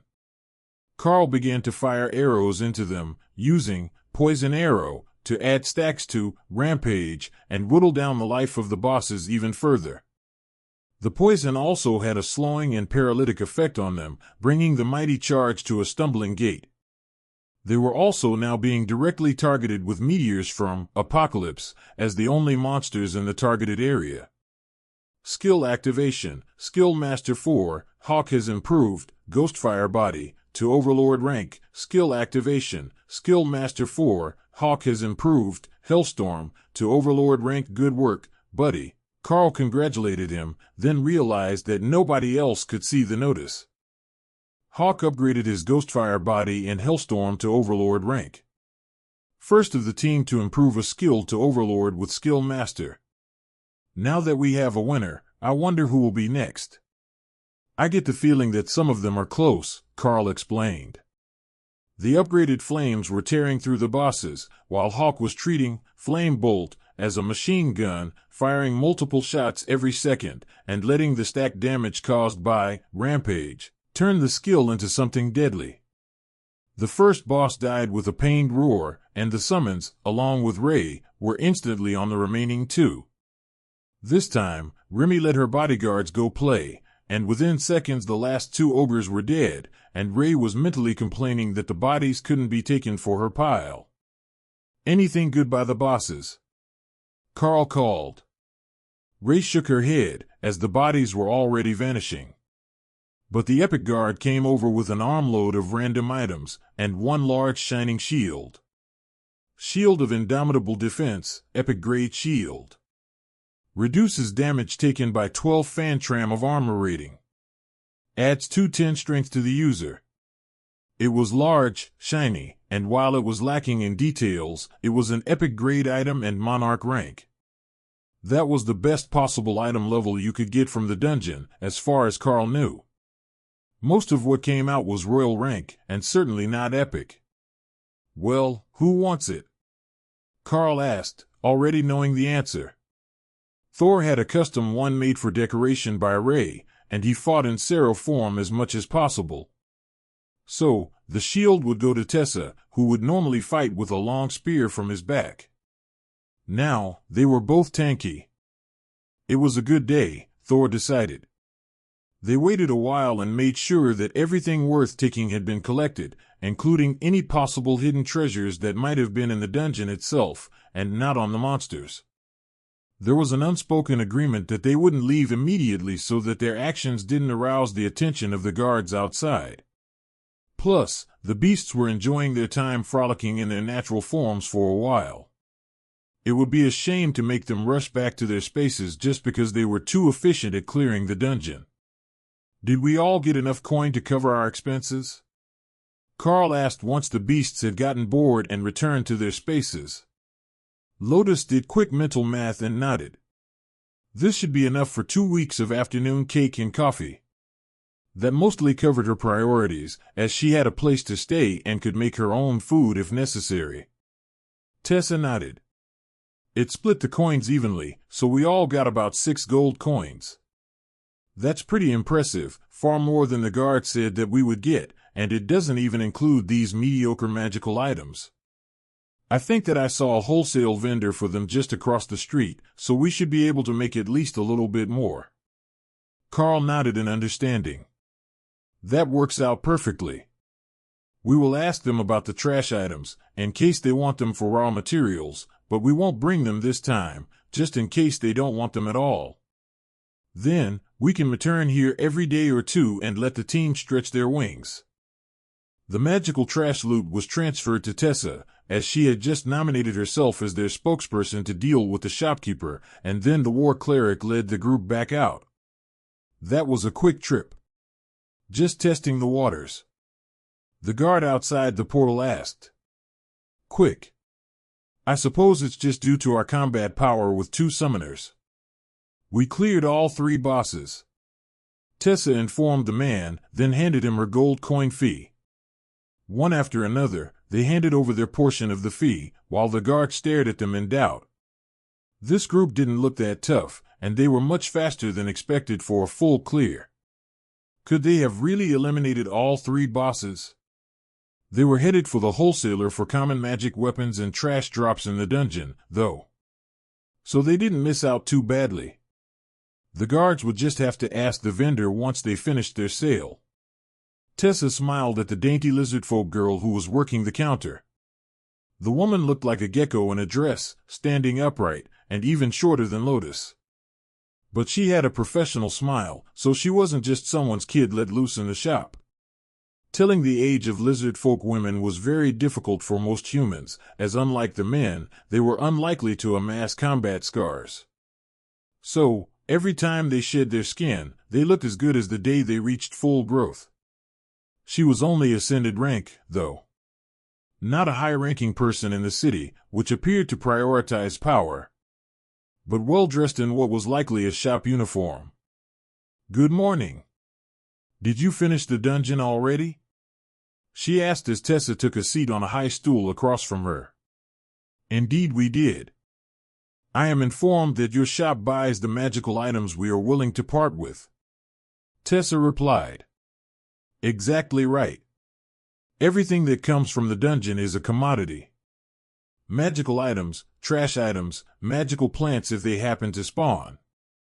We will purchase it all and find buyers for a modest markup. Tessa laid out the stack of magical weapons of uncommon quality, all things they didn't want. Oh, wow. You really had good luck. Did you clean it out entirely, or just these items? She asked. Just these. We left the rest laying where it fell.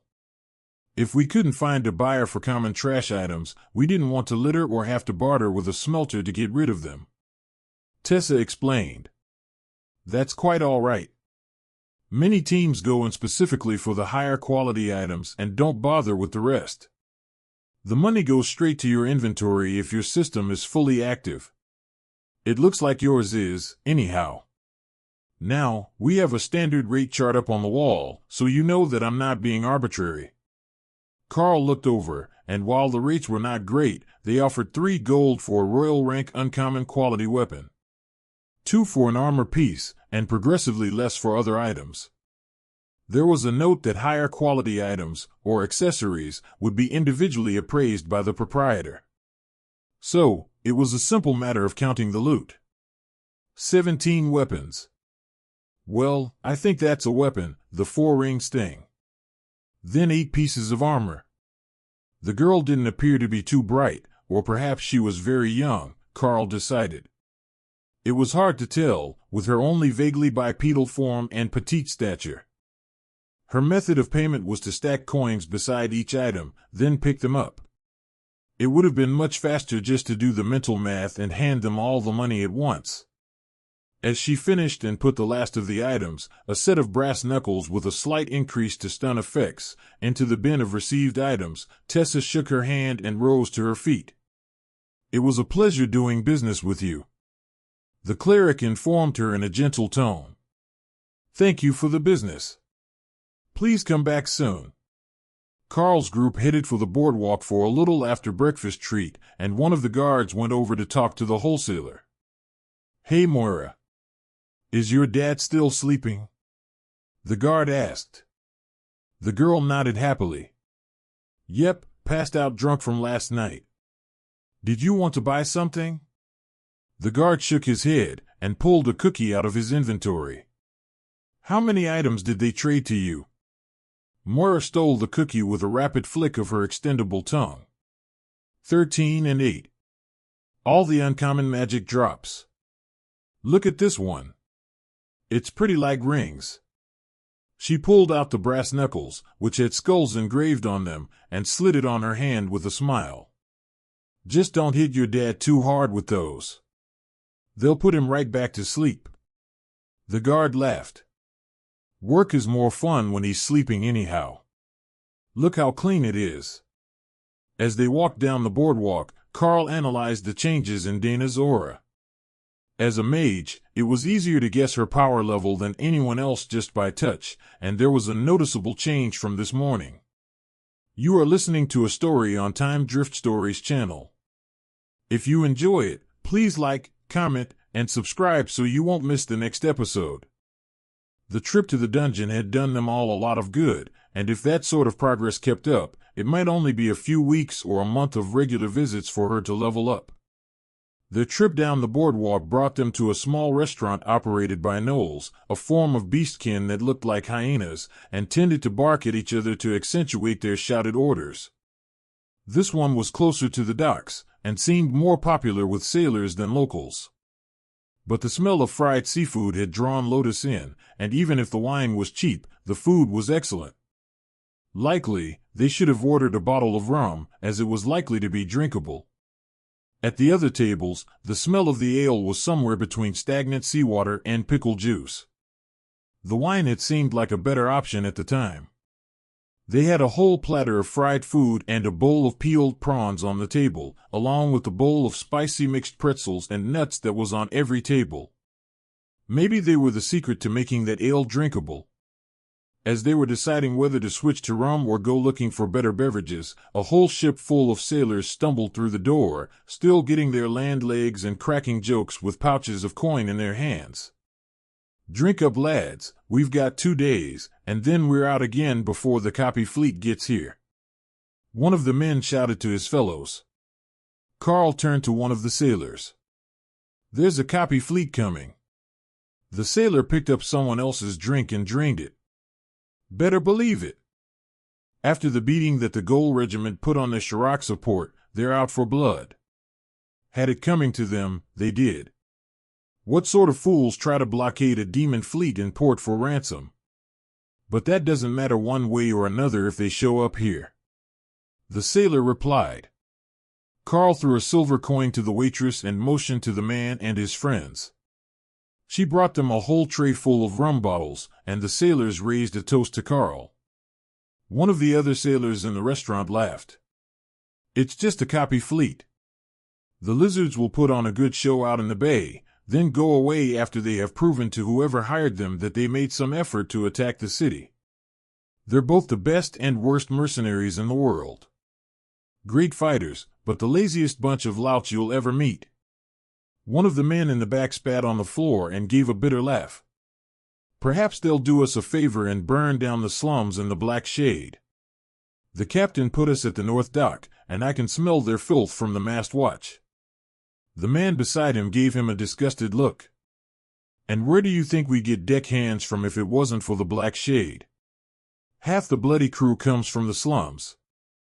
The sailor shrugged, clearly drunk and not noticing the other man's anger. At least get them from the sprawl. Closer to the river, they will at least know about bathing. The waitress laughed.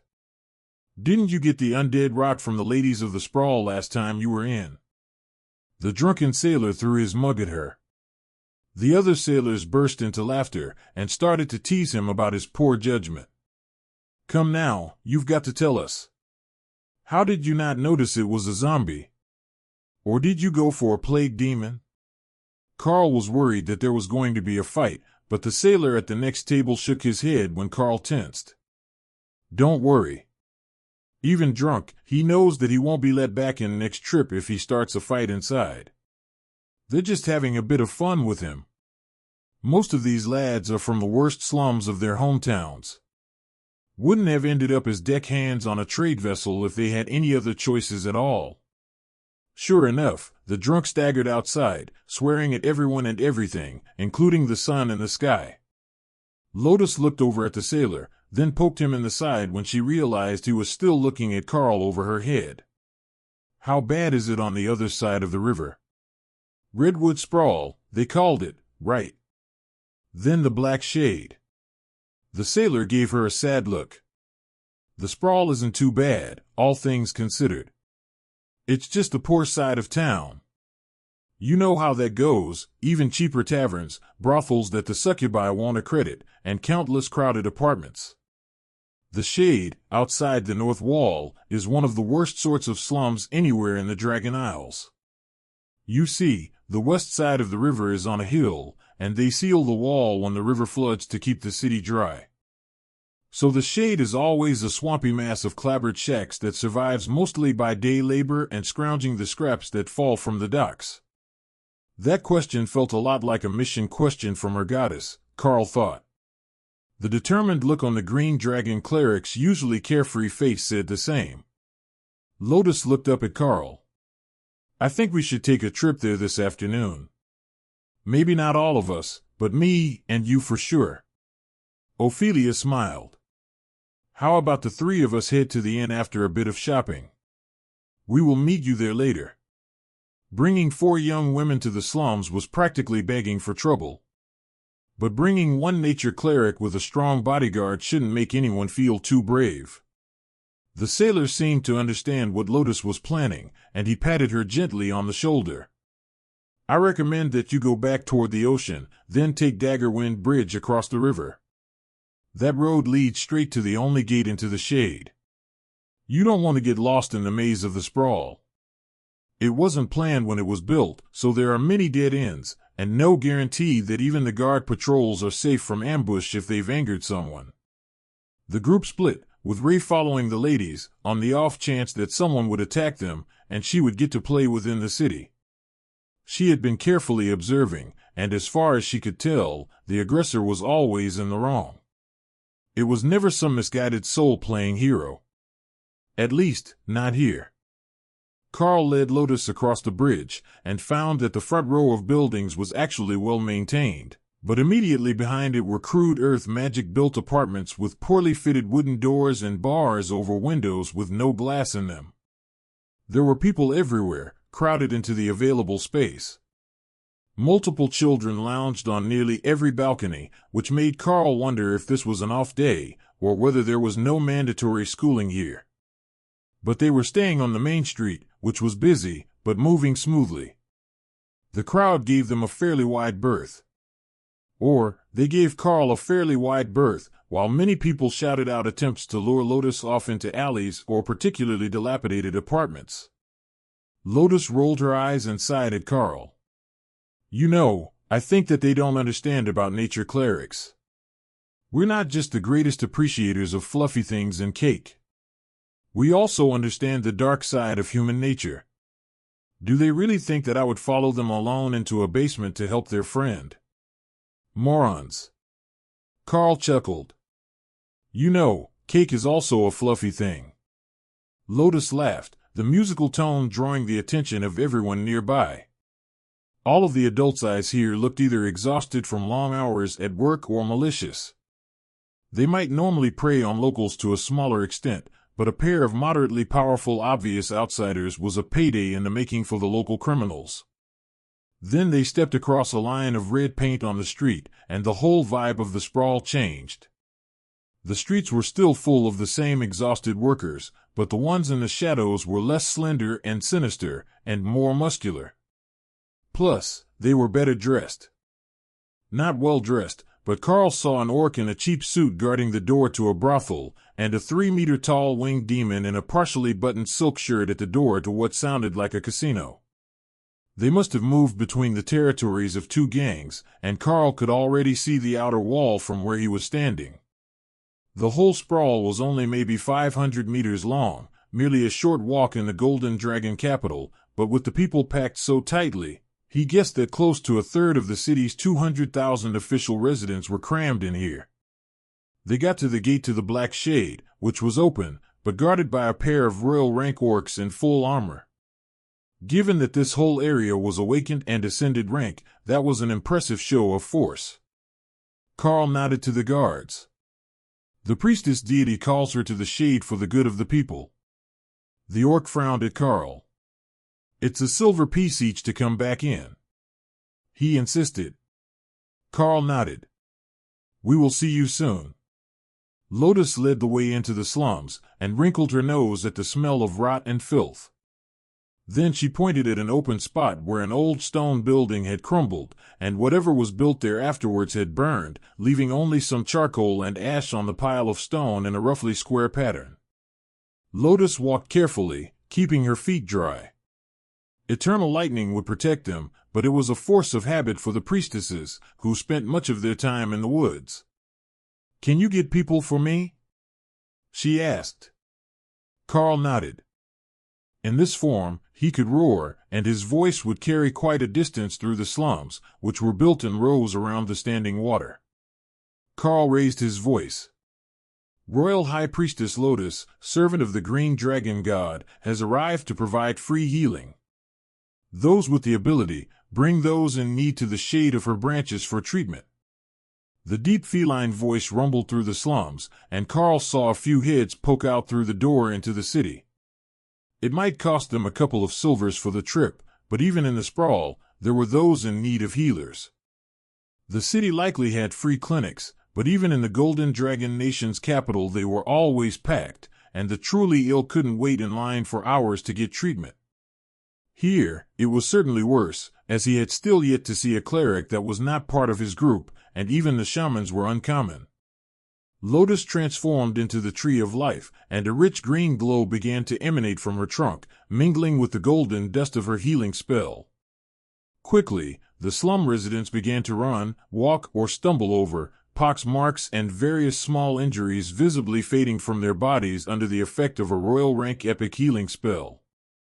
From one of the hovels, an old demon woman was carried out on a litter by two younger lizard folk women who hadn't bothered to even put on clothes to cover their scaled bodies, as they were so covered in filth.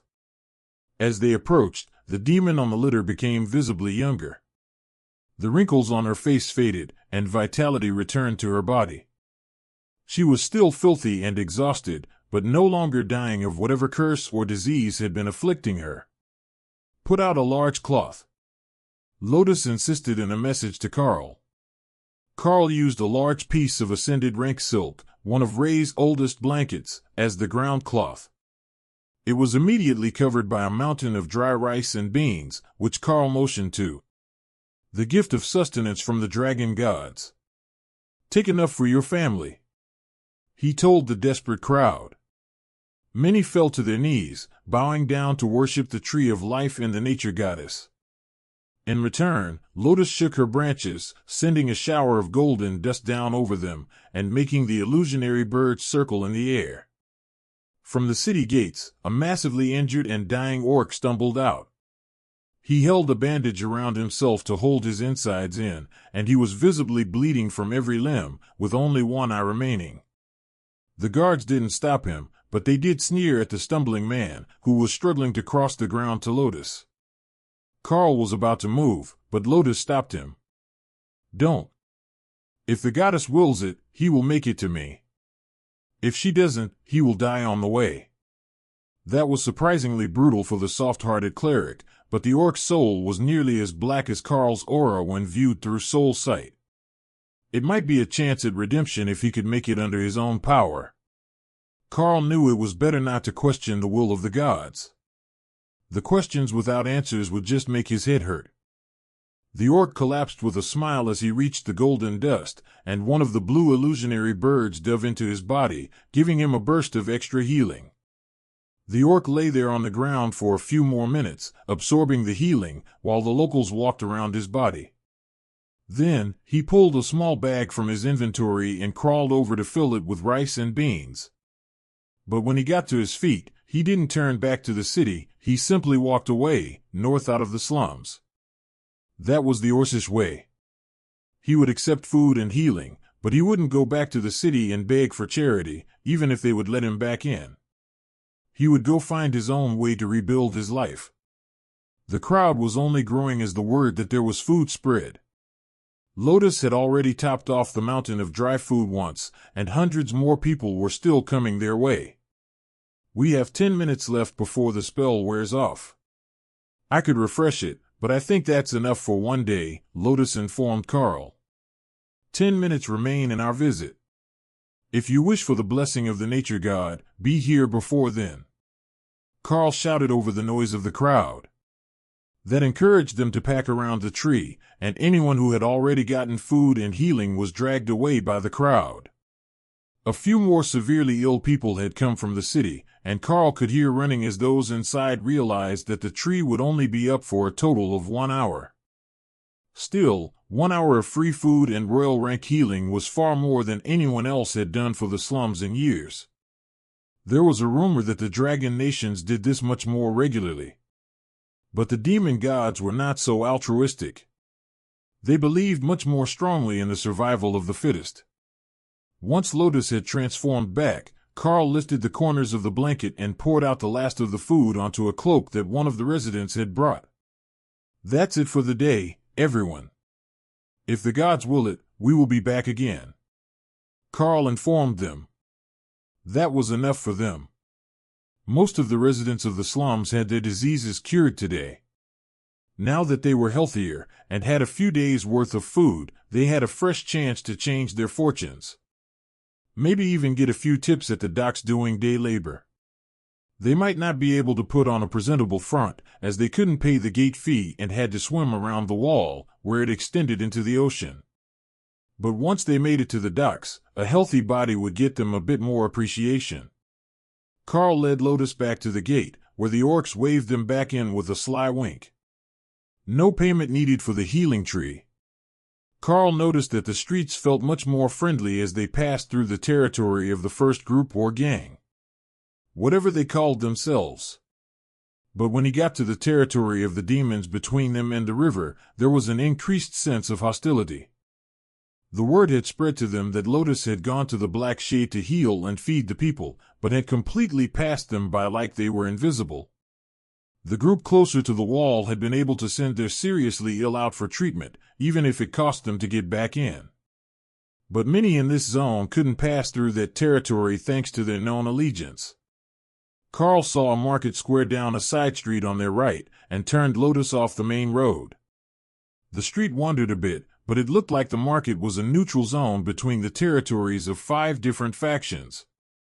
Possibly more, but Karl was only going by the color of bandanas hung from pockets or tied around limbs. As they approached, a thug stepped from the shadows between 2 buildings. This isn't a spot for outsiders. Flag up if you want to enter, he insisted. Karl shrugged and activated bestial armor, which formed with his usual gold-trimmed dark-light host tabard. The demon took 2 steps backwards and raised his hands in surrender. Sorry, I misunderstood. Karl just nodded and led a confused Lotus into the market. Put up the tree again and make some food. It will make you incredibly popular with all the baristas and ice cream stands in town. Karl knew all the magic words. Lotus moved to a grassy area in the middle of the square, where a statue used to stand. She didn't know who or what it was dedicated to, but some of the nearby buildings showed signs of having used it as repair materials. Her tree of life formed again, and Karl laid out the blanket for her to make a mountain of rice and beans on. By the will of the Green Dragon Goddess, free healing and basic nutrition will be provided for the next hour. Bring your ill and wounded, all are welcome under the light of the Tree of Life. Karl shouted, his words amplified by some unseen magic to echo through the market. The vendors nearest the green space inwardly celebrated. The light extended past the first 3 stalls around the green space, so visitors could shop for their wares and still gain the benefit of the healing. Many would be too proud to openly approach for the alms from the Dragon Church, as even an impoverished demon still had their pride.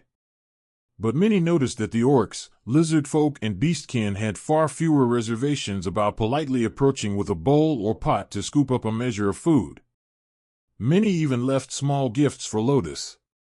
Handmade dolls, knitted socks, things that cost very little but time to make. All were perfect in the eyes of Lotus and the nature god. They could even be redistributed on a holiday if they were in passable or better condition.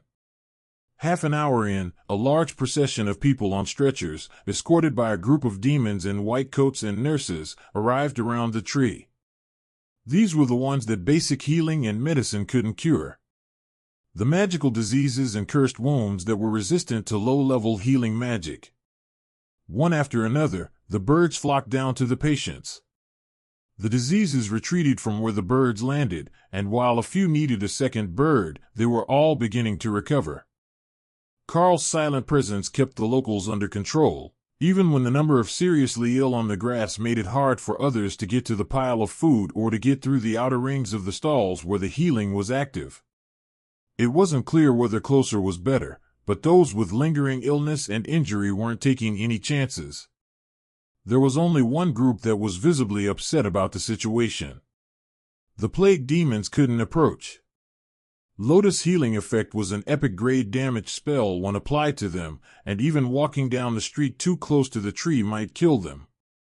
When the hour was up, Karl did the same as last time, and dumped the remaining food into the cloak of the closest person who had won, then bowed politely to the crowd as Lotus transformed back. "That is all for today, Goddess willing, we will be back again," he informed the crowd. With an entire hour of healing, almost all of the most seriously ill in the Redwood Sprawl had been treated, and even the clinic doctors had stopped bringing patients to them for treatment. Karl could see the river down one of the side streets, so that was the direction that he led Lotus after she picked up the donations from the ground. They ended up walking some distance west down the river to the nearest bridge, which conveniently put them in front of the bakery where they had stopped yesterday. "Go ahead, you've earned it. I won't even tell you not to get caffeine." Karl agreed after Lotus gave him a pleading look. They returned to the maid cafe and Lotus was instantly swarmed by the staff. She was passed around between the hugs of a half-dozen workers, and Karl did his best not to laugh as he was completely forgotten. Even when he took the seat across from her, everyone was gushing about how she had helped all the people across the river as Karl sipped on a matcha latte that had been placed in front of Lotus. "What possessed you to go to the sprawl on your own to heal the masses? Weren't you worried that someone would try to abduct you as their personal healer?" one of the servers asked. Lotus laughed and gestured across the table. "There aren't many people in the city that could take me away with Karl there. But everyone was so happy to have me show up and heal that they didn't even try to make trouble." The staff seemed to finally notice that Karl was sitting right across from her, then did a double take as they noticed his armor. "Wow, that's something. No wonder you're not afraid of being stolen." Karl chuckled. "I take it that you've seen something like this before." The server nodded. "Yeah, I don't know that pattern, but Guild War champions all have the same sort of design to their tabards. Silver for regular and gold for elites. But, you're a monarch. Doesn't that mean that you defeated an overlord in battle?" "Many more than one, actually." But Karl just winked at the server and made a shushing gesture. That made her laugh, and turned the conversation back to Lotus' healing skills. While everyone was distracted, Karl quietly changed back into regular day clothes, pants, and a buttoned shirt, but kept Eternal Lightning active on both himself and Lotus, just in case someone from outside the cafe tried something stupid. "I got a message from my mom earlier. Dad's leg grew back in only 15 minutes after he started sitting under your tree. Now, he'll be able to go back to work, and Mom won't have to stay home to care for him," one of the girls mentioned. Karl remembered the one, as the man looked a lot like her. They had arrived just after the second location had been picked, so they must have lived nearby. Karl sipped the sweet beverage and watched as Lotus held up a cup to her hair before changing the hair color to match the pale shade of the iced coffee, but with green tips. "What are you doing?" he asked. "I've had the same for too long. It's the pleasant appearance spell, one of the early ones that all nature cleric acolytes learned from the senior students. Mostly it's used to do our makeup, as the sisters don't let the acolytes have such luxuries," she explained around a mouthful of cake. Karl slipped a few slices into the beast spaces for Kara and Remy, then nodded in understanding. "I wondered why your hair color continues to change, but if it's a common spell for nature clerics, it makes sense." Lotus laughed. Oh, it's all priestesses, and most of the priests as well. Even Tessa knows it, but she never uses it anymore. Once she picked the war goddess, she said that she didn't have to worry about it anymore, and she just went for the same boring brown braid every day with no makeup. Karl smiled at the thought of Tessa with actual makeup on. It would be completely out of character. Even Lotus rarely had visible makeup, she just randomly changed her hair color. Why not try to link the spell to your mood? You could have hair color that perfectly suited your day. Karl suggested. Lotus shook her head vigorously. That's been tried. Our hair just fades back and forth between forest green and bubblegum pink, depending on what we're doing. The emotional link doesn't work at all. No, that sounded like it worked perfectly. It just didn't match any outfit that they would wear. Once Lotus was wired and too full to eat anymore, they got up to go, and were escorted to the door by the servers, who were insistent that they didn't need to pay today after helping so many people, including family members of the staff. So, they were in a great mood as they made their way back to the inn, where everyone else would be waiting for them. Including a number of the people that Lotus had healed, as they learned the moment the crowd in the tavern began to cheer for her. The rest of the group came down when they heard the commotion, and took a table in the back corner closest to the kitchen, where they could chat with everyone at the same time. You know, you could get properly wealthy with a skill like that. One of the sailors pointed out. Lotus shook her head. I'm a priestess, remember. We take a vow of poverty. Plus, Karl is properly wealthy, and he's my security, so it all works out in the end. The sailor laughed. Properly wealthy, but staying at the Laughing Dragon and not at one of the royal inns in the Stone Chapel district. Lotus scrunched up her face into an overly dramatic, disgusted expression. You, pretentious nobles and harp melodies about chaste hand-holding under the moonlight. The whole room burst into laughter. There were certainly no songs about chaste hand-holding in a bar full of sailors, that was for sure. The next morning, when they came down for breakfast, the city felt unnaturally silent and empty. Tense, as if it was waiting for something that Karl had missed the signal for. What happened last night? The city feels different. Karl asked as an unfamiliar barmaid brought over their breakfast, a scramble of eggs, potatoes and onions sprinkled with cheese. The fleet deployed 3 hours ago.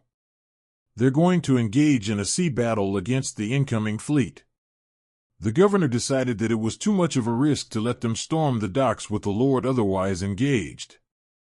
She explained. Karl looked around at the rough wooden walls of the tavern, well-worn everywhere, that saw regular contact after decades of use. Surely, they wouldn't have sent someone at that level to the city by ship? Karl asked. The barmaid shrugged. Beth and the boss both took the morning off, and even old Jared is geared up and waiting at the docks, so this time might be something serious. I know you're travelers, but are you going to stay for the fight if the fleet lands, or are you going to head out of town? I'm that grumpy old bastard sister-in-law, I can check you out of your room if needed. Karl shook his head. We were originally going to take a short trip to the dungeon today, but we wouldn't want to come out to find a fight in the middle of the city, so we should likely hold off. Maybe we'll go visit Jared at the docks. If nothing else, I can stand on his blind side so nothing sneaks up on him. The replacement barmaid laughed at Karl and shook her head. I wouldn't worry too much about him. He can handle himself in a fight. But the militia bonus will cover his overdue tab, so if you could keep him alive, I wouldn't complain. Tessa smiled at the woman, who obviously had some personal attachment to not only the regular staff, but to old Jared the sailor. Well, then that settles it. After breakfast, we will go wait by the docks and have a cookout. Keep everyone's spirits up while they wait. Karl decided. The barmaid smiled. There's a butcher 3 doors down the main street towards the docks. Tell them that the Laughing Dragon sent you to them, and they'll get you a proper discount on meat for a cookout. The parties traditionally come after the battle, but we've had more than enough warning this time, and they might not make it to shore anyhow. Karl stopped in at the butcher, who was about to close up the shop for the day first thing in the morning, in case the attack did make it into the city. They were on a main road from the gates to the docks, and it would be a priority for an invasion force to take and hold, so they could block the gates and prevent reinforcements. "Butcher, can we get 100 kilos of meat before you close? I want to have a cookout on the docks while we wait for the invasion fleet. A morale boost for the militia," Karl called, stopping him from locking the shop. "That's not a bad plan. I will bring the barbecue wagon. It's made for special events." The butcher agreed, a joyous smile wrinkling his leathery face. Karl grabbed the wagon when the demon pulled it into the street, then Thor came out in Sero form with an expectant look. "You're right. If there are wagons to be pulled, you definitely get first dibs." Karl agreed before hooking the massive scaled beast to the leads. "That's quite the skill. He looks like he would be a brute in a dock charge as well." The butcher joked. Tessa smiled as she hopped up on Thor's back. "Between the two of us, I doubt that any enemy could remain on the dock if we charged." Thor's initiative served as motivation for the others, and they all came out of their spaces in beast form, though Ray was using Night Haunter to be invisible and incorporeal. If they got the people at the dock used to their presence early, there wouldn't be any misunderstandings if the fight really did reach land. The beasts got some strange looks when they arrived, but some of that had to do with the barbecue wagon that Thor set up in the cargo staging area by the Port Authority building. The wagon was 10 meters long and had a large black barbecue drum on each side, making it an easily identifiable sight. Karl reached into the pits and wrote a fire rune in the ashes of the charcoal that had been burnt for the last roast. There was more in the bottom of the wagon, but the magic brought the drums up to temperature immediately. Just adjust the spell power to set the temperature. It should last until you move the cart or mess with the ash, Karl explained. The butcher smiled and adjusted the temperature, then began to load the racks with meat. Someone is confident.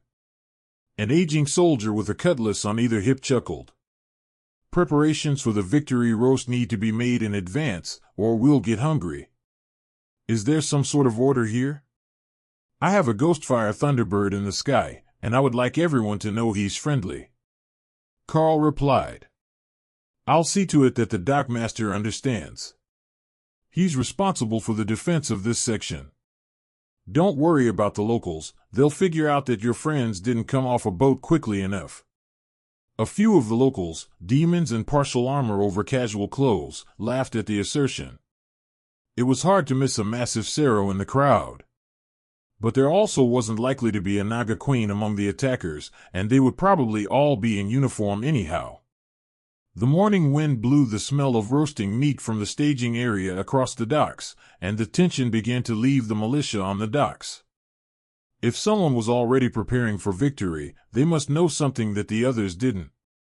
Or so the common logic went. Hawk, what do you see offshore? Karl asked once the roasting was tuned for a late lunch. It might not be as tender as an all-day roast, but by the time that the ships could get back, it should be good.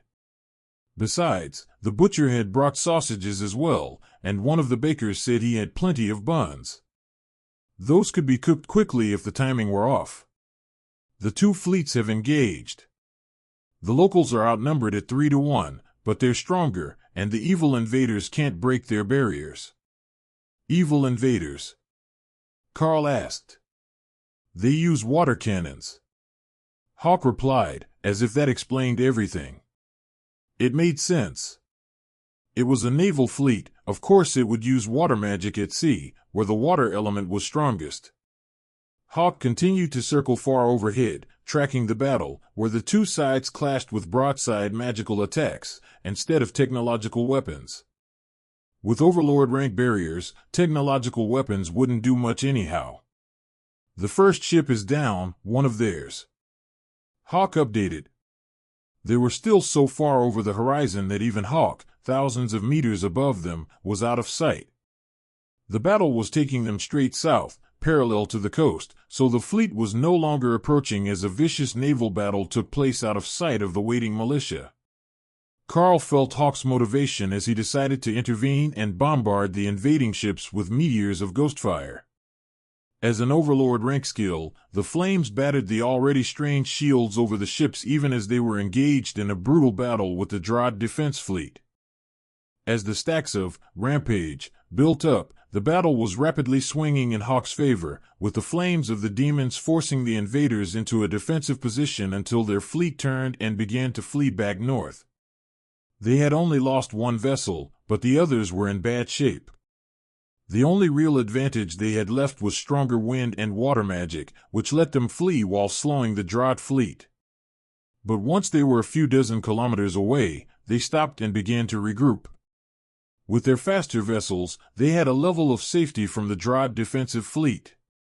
That let them engage and flee repeatedly, with the hope of sinking some of the defenders' ships, with a proportionately larger impact on their combat capability. There are more ships on the horizon. I don't think that the ships from our dock see them, they're close to land. Hawk updated. What do the sails and flags look like?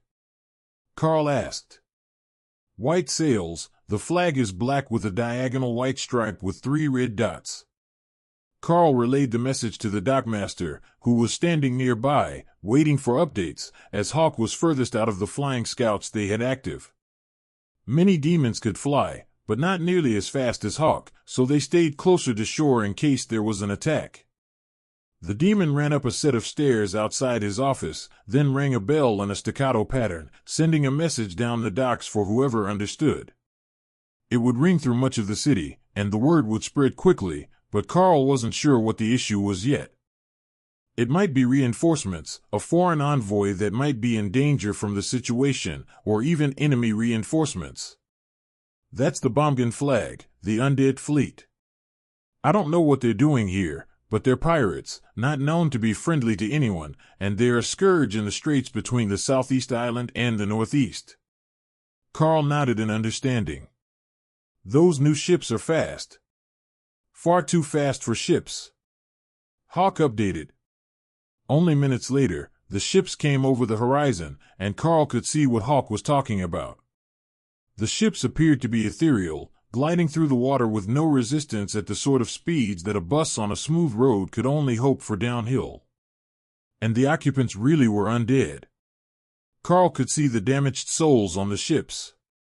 The lead ship had an immensely powerful being on the deck, most likely a mythic rank undead of some sort, but beside him was an overlord or totem-ranked undead who looked like nothing more than a human mage, if you didn't have soul sight.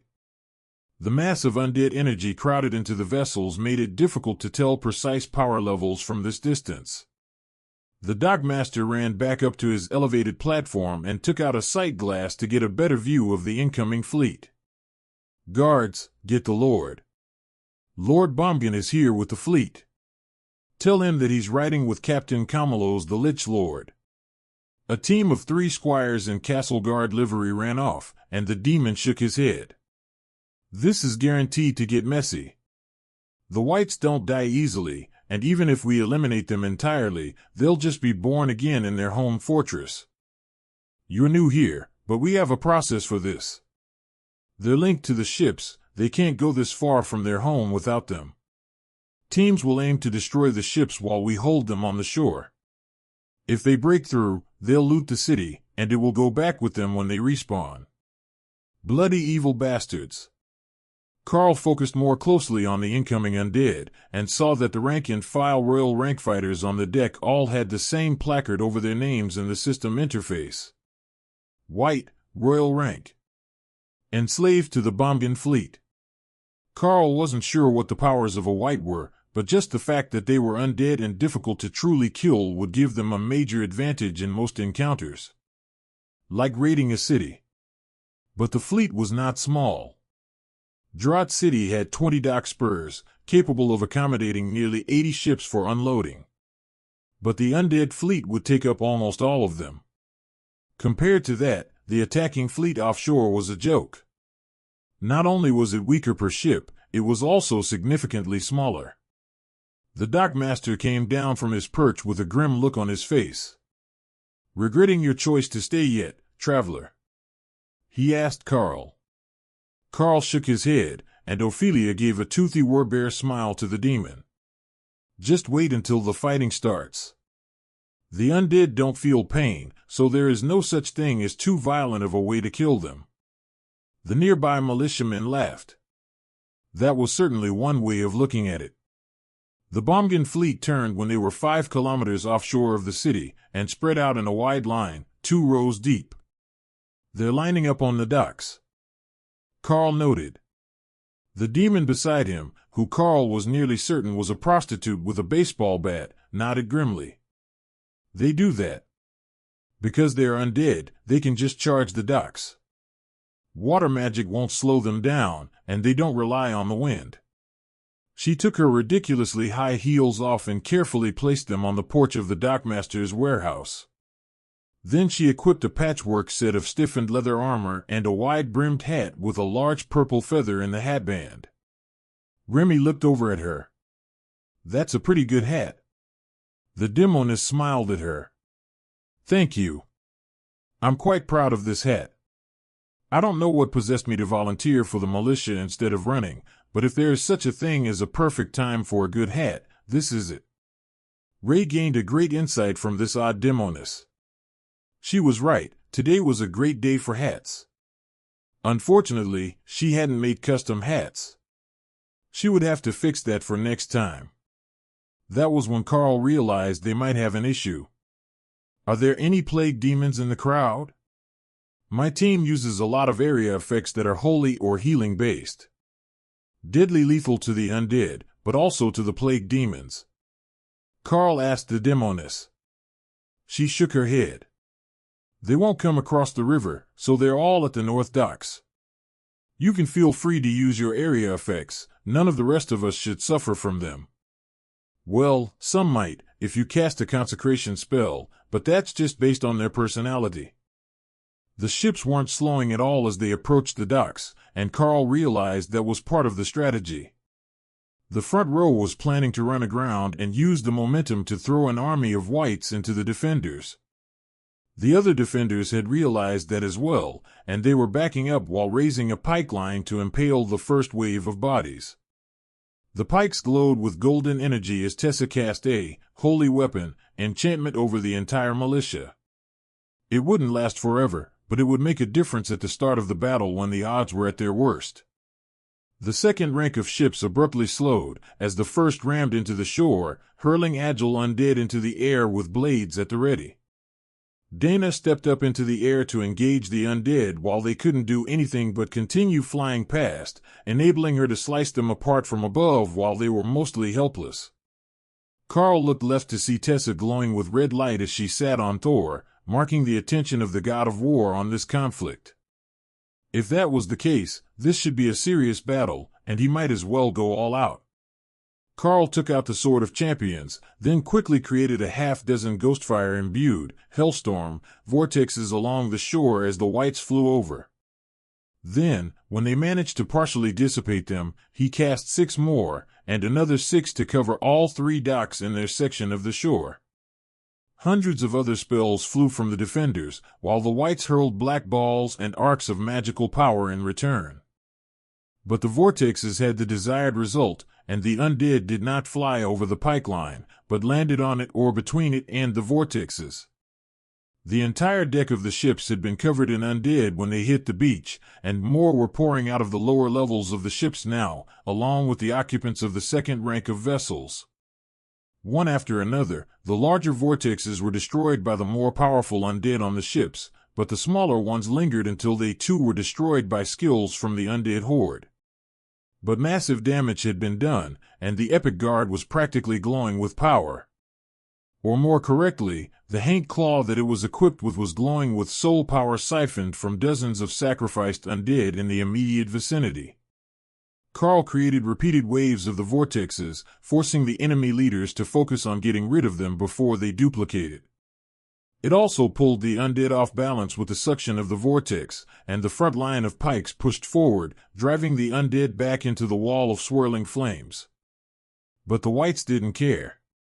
They hacked and slashed at the pikes, cutting them to pieces as they pushed forward. The battle was quickly turning into a melee battle, and Karl could see dozens of golems, including Ray and Dana's, being ordered into the fight. The timing of this attack was immaculate. Even if the army won the battle offshore right now, they still wouldn't be able to make it back to the port for well over an hour, giving the undead fleet more than enough time to battle the defenders who had been left behind. Magic crackled and clashed all over the battlefield, with demonic spellcasters and undead competing for superiority. Few spells were completely forming at this point. Only those by the strongest monarchs and overlords could force their way through before being collapsed by contact with a hostile spell effect. That too was part of the undead fleet's battle strategy. If the target was not a group of physically powerful demons and monsters, but humans or another species, they would be largely defenseless without the ability to activate ranged attacks. The undead were beginning to push a breach on his right, at the southern dock of their section. So, Karl shifted to push into the surging mass of bodies with the Blade of Champions in his hands, and his Dark Lighthost tabard glowing around the edges with golden light. Tessa and Thor were right behind him, as was the Epic Guard, while Ray had gone to the north edge by the river to hunt, and the others were holding position by the barbecue pit with Dana overhead among the flying demons with ranged magic. Karl's blade flashed with fire as it cleanly hacked through the armor and bodies of the undead, and then the souls were grabbed by the Haint Claw and forcibly ripped from their eternal prisons. From one of the rear boats, a massive roar of rage sounded, and a demonic bellow replied from the castle as the city's governor took action, along with the Lord of Drod. Hopefully, they could all fly, because the city wouldn't fare well in a battle between the two groups' leaders. As Karl hacked his way through the undead, the crowd in front of him parted, and a group of black-armored undead knights joined the fray. Thor's joy at getting to fight against real knights, even if they were undead knights, was infectious, and Karl found himself smiling behind the visor of his helmet. They were all strong monarchs, except the leader of the squad, who was clearly an overlord. Karl pointed his sword at the leader, and saluted him with the hope to signal a duel and give them some space to fight. The gesture worked remarkably well, and the whites simply ran away, creating a 20-meter circle for their duel. The Epic Guard went to assist Thor, who had been blocked by the whites, with Tessa on his back spearing the creatures, using her new shield to guard Thor's flank. The squad of undead knights fell in around Karl and their leader, waiting for the outcome with unnatural stillness, a pond of calm in the chaos of battle. The knight used a broadsword as well, and when Karl lunged forward, shattering the air with the speed of his attack, the knight managed to parry, knocking his attack up and away.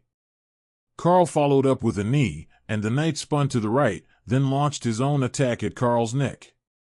Flames met unholy light as the two blades met again, and the circle shifted so that they remained in the center. That appeared to be a tactical decision, as Karl noticed that the aftermath of their basic attacks was stopping half a meter from the encirclement.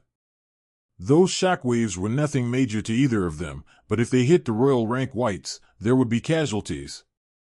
Both blades danced in a flurry of strikes, probing for weakness, and a sound like rapid-fire thunder rolled over the battlefield as the two champions tested each other. Karl saw the trick to the undead knight's defense. It wasn't that he could keep up with Karl. He had a skill that let him automatically parry with a certain level of success. A few strikes made it through, and if Karl followed with a secondary attack, it almost always landed. But the knight's counterattacks were not nearly as fast as his parry. So, when they engaged again, Karl coated his fist in Nullify and Ghostfire Body, and the moment that the knight's blade was out of the way, he simply punched it in the face, collapsing its mask and causing the undead to collapse to the ground as a pile of inanimate armor. Then, the others were on him, but Karl knew how to deal with them now. With the duel ended, Thor and Tessa moved back to Karl's side, letting the Epic Guard protect the other flank. Karl noticed that they had a system worked out, and Tessa was watching Thor's back, telling him when to swipe, when to smash, and when to use Gravity Slam with his tail to keep enemies off them. That let Thor fight violently with his front feet and horns, while Tessa's long spear defended his vulnerable areas. Karl dropped 2 of the monarch-ranked knights, and noticed that the undead were pulling away from the front line. Not in defeat, but because Lotus had transformed, and the holy light of the Tree of Life was anathema to the undead. They could not stand within the light to hold this position any longer, so they shifted the lines out of her range.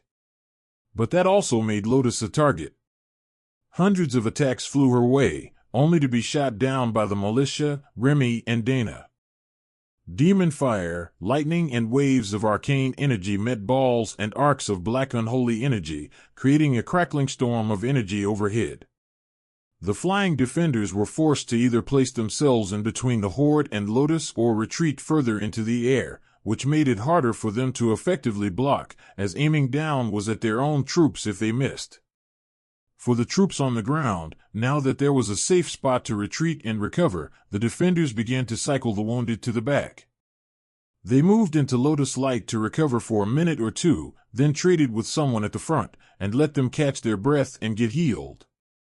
It made the whole battlefield fluid and constantly shifting, but casualties were very low, and the ones retreating were dragging the severely wounded with them for treatment.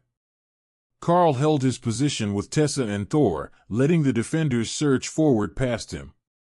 That gave them a moment to recover and take stock of how the battle was going. The city governor and the undead mage, a lich lord named Kamalos, according to his system information, were fighting a few hundred meters out to sea, while the lord and the undead known as Bomgan, after whom the fleet appeared to be named, were holding a massive battle thousands of meters overhead. It was still shaking the city, and Karl wondered how the lower-ranked residents were doing. That sort of magical backlash and shockwaves could be incredibly dangerous to an average body. Karl could see that the Lord was trying to move the battle, but the undead leader was dead set on fighting directly over the city. Likely so that he was close when it came time for the final strike. The battle overhead was getting more fierce by the second, but the undead horde on the shores did not appear to care at all. Watching the two sides fight at the docks, one thing was becoming abundantly clear. While the ranks of the militia and the undead were easy enough to sense, the species difference could make a massive difference, even with the same maximum energy output. For example, there was one huge demon over by Ray at the river. He was shirtless and simply shrugging off anything that hit him. He didn't have a barrier active that Karl could detect, but the blades of the whites didn't even penetrate his skin, and he was just smashing his way through the undead with a massive club. So, while he was royal rank, and the whites were royal rank, they were nowhere near his match in combat. It was an issue that was much more obvious here than it had been in the Golden Dragon Nation, where the giants didn't really use much magic.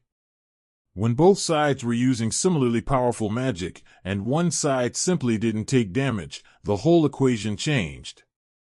That reminded him. Where was Kara? Kara, uninterested in the horde of undead, had made her way down the docks to the rear rank of ships that had not rammed into the shore. The whites had much greater concerns than some furry creature wandering between their feet as they charged at the docks, and none of them even tried to stop her advance as the curious void badger hunted for something interesting to do. After entering through one of the open cannon flaps on the side, Kara found herself in the bowels of the ship, where huge piles of shiny things had been stored for her to find. This was much better than fighting against the undead. Not everything here was good stuff. Someone had put large rocks in here for no reason that she could tell. But there were coins and gems and even fancy pillows. One after another, items were piled into her space, and then Kara hopped out the port and went to see what the other boats had. This second hold wasn't empty. There was a pair of guards standing at the ladder to the upper levels. Kara hit them with Nullify to take down their barriers, then stared in confusion as the undead collapsed. That was strange. But it was also not too important, unless the undead got back up again. There was a fancy coffin in here, covered in human bones, but made of solid silver with red velvet and pillows inside. Kara flipped the lid open and climbed in to test the experience. The pillows were comfortable, so Kara pulled it into her space and went about inspecting the rest of the free treasures. She found a bunch of cursed magic weapons, soaked in void and death energy. Those went straight into her space. Once all the interesting things were gone from the ship's hold, Karl went over to inspect the bodies of the undead. Strangely, they were just piles of bones with equipment. Dispel must have hit them hard enough that it dispelled the spell that was keeping them active. But that meant they weren't undead, right? They should be summoned undead. Sister Remy would know for sure. Karl moved on to the ships at the front, but there was nothing in them. So, she moved along to another dock. On shore, the battle near the warehouse was beginning to turn against the undead horde, and they were quickly being pushed back to the water. Karl couldn't tell if the other portions of the shore defense were doing as well, but in his portion, it was all but over. Dana's swarm of magical blades were shredding the undead who got too close to her section, while Ray and the big demon who may have, limited invulnerability, had pushed the northern edge of their section all the way from the river back to the first dock. The deciding factor of the battle would mostly be the other fronts and the battle over their heads, which the undead lord was pushing closer to the surface by the second. Karl vaguely noticed that something was changing in Kara's space, but he was busy firing arrows into the whites, keeping them pushed back from the lines as the militia worked to contain the attack. He took a short break, and Loros ran over with an armload of water bottles. "Here, grab a drink.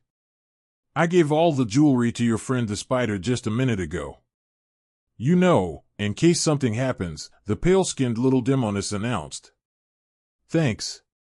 No matter what, you can't be accused of not following through on your word," Karl agreed.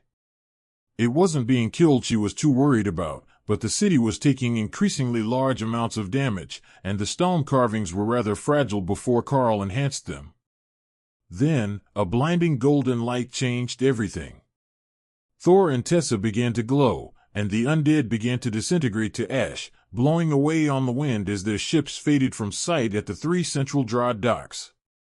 Kara grumbled in annoyance as she nearly fell into the water when her final target vanished, but she made it to the dock without getting wet and carefully made her way across a drop line between the 2 docks to go see what Thor was doing that was so bright.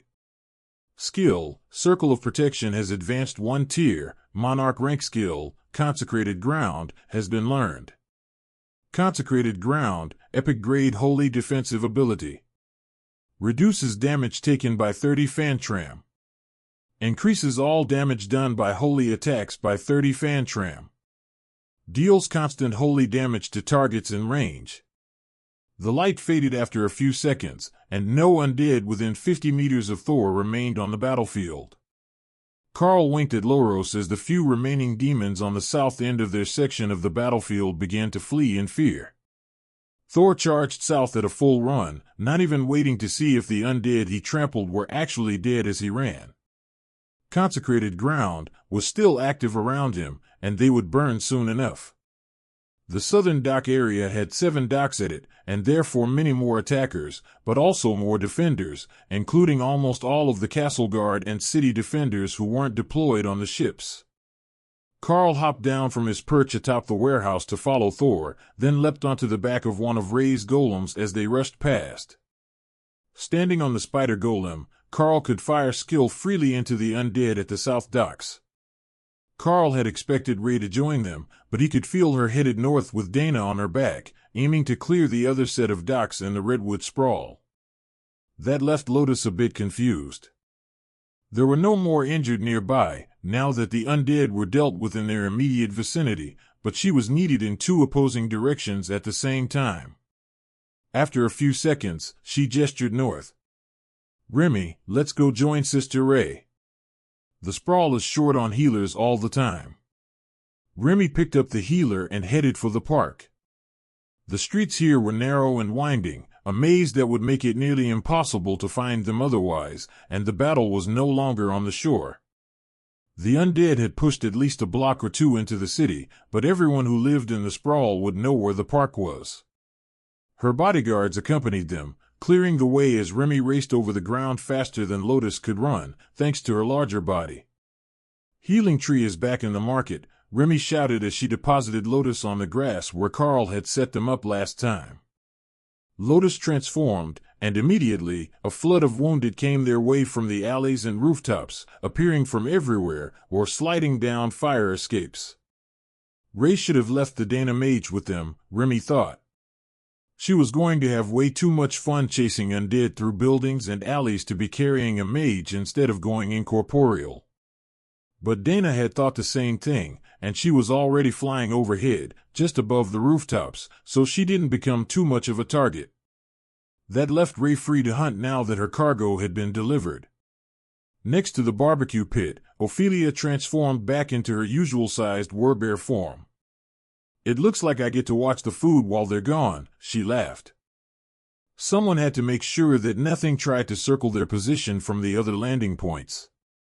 Overhead, the main battle was coming to a crescendo of violence, and the buildings of the Redwood Sprawl and the Fool's Walk district by the river, which were closest to the combatants, were beginning to crumble under the backlash of the massive attacks that were lighting up the sky halfway to the horizon. As the sprawl collapsed, the residents ran for the few open areas in the district, which was so heavily overbuilt that the market and a few collapsed buildings were the only places that were large enough not to have rubble land on them. Fortunately, that put many people in the range of Lotus healing effects, which she was working to extend over the whole market at the expense of peak healing power. There were only a few higher-ranking guards here anyhow, and most of them were still fighting the undead, which left a lot of wounded ascended rank workers who didn't need royal rank healing to deal with their injuries. Commander rank, cast over twice as much area, would work just fine. With one final surge of power, many buildings in the sprawl collapsed, and the undead lord vanished, along with the remnants of his fleet.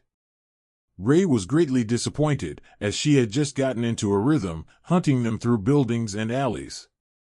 But battles ended when they ended, and now it was time to check in and see how Thor had done at his end of the battlefield. That new area damage skill of his made him one of their better combatants, at least against the undead, who were extra vulnerable to holy magic. "Is everyone all right?" Karl asked as a system message, as he couldn't see most of the team. The messages all came back in the affirmative, but both Remy and Dana detailed heavy damage to the Redwood Sprawl region, so Lotus would be staying in tree form for a while, treating non-combatants who were injured when their homes collapsed. The Lord, looking battered and weary, returned to the castle without a word, while from the ocean, the city governor returned after his battle, also looking battle-scarred, but with a victorious smile. He landed near the barbecue pit, where Thor was returning with Karl and Tessa, and where the leaders of the dock district had gathered. "Thank you all for the excellent work defending the city from invasion. As you may have already noticed, this time we did take some significant damage, but the emergency fund is substantial after years of successful defenses of the city, and we will be announcing projects to rebuild and repair the damaged buildings within the week. The worst of the damage is in the Redwood Sprawl, which was closest to the battle overhead, and as such, many buildings there will need to be completely renovated. During that time, there will be a housing shortage, and we ask that everyone has patience with their temporarily unhomed neighbors and employees. If you can provide them with a place to stay until their home is repaired, we ask that you do. I will have additional information for you later, but I would like to assure you that the authorized agents of the city have made preparations for the militia reimbursement."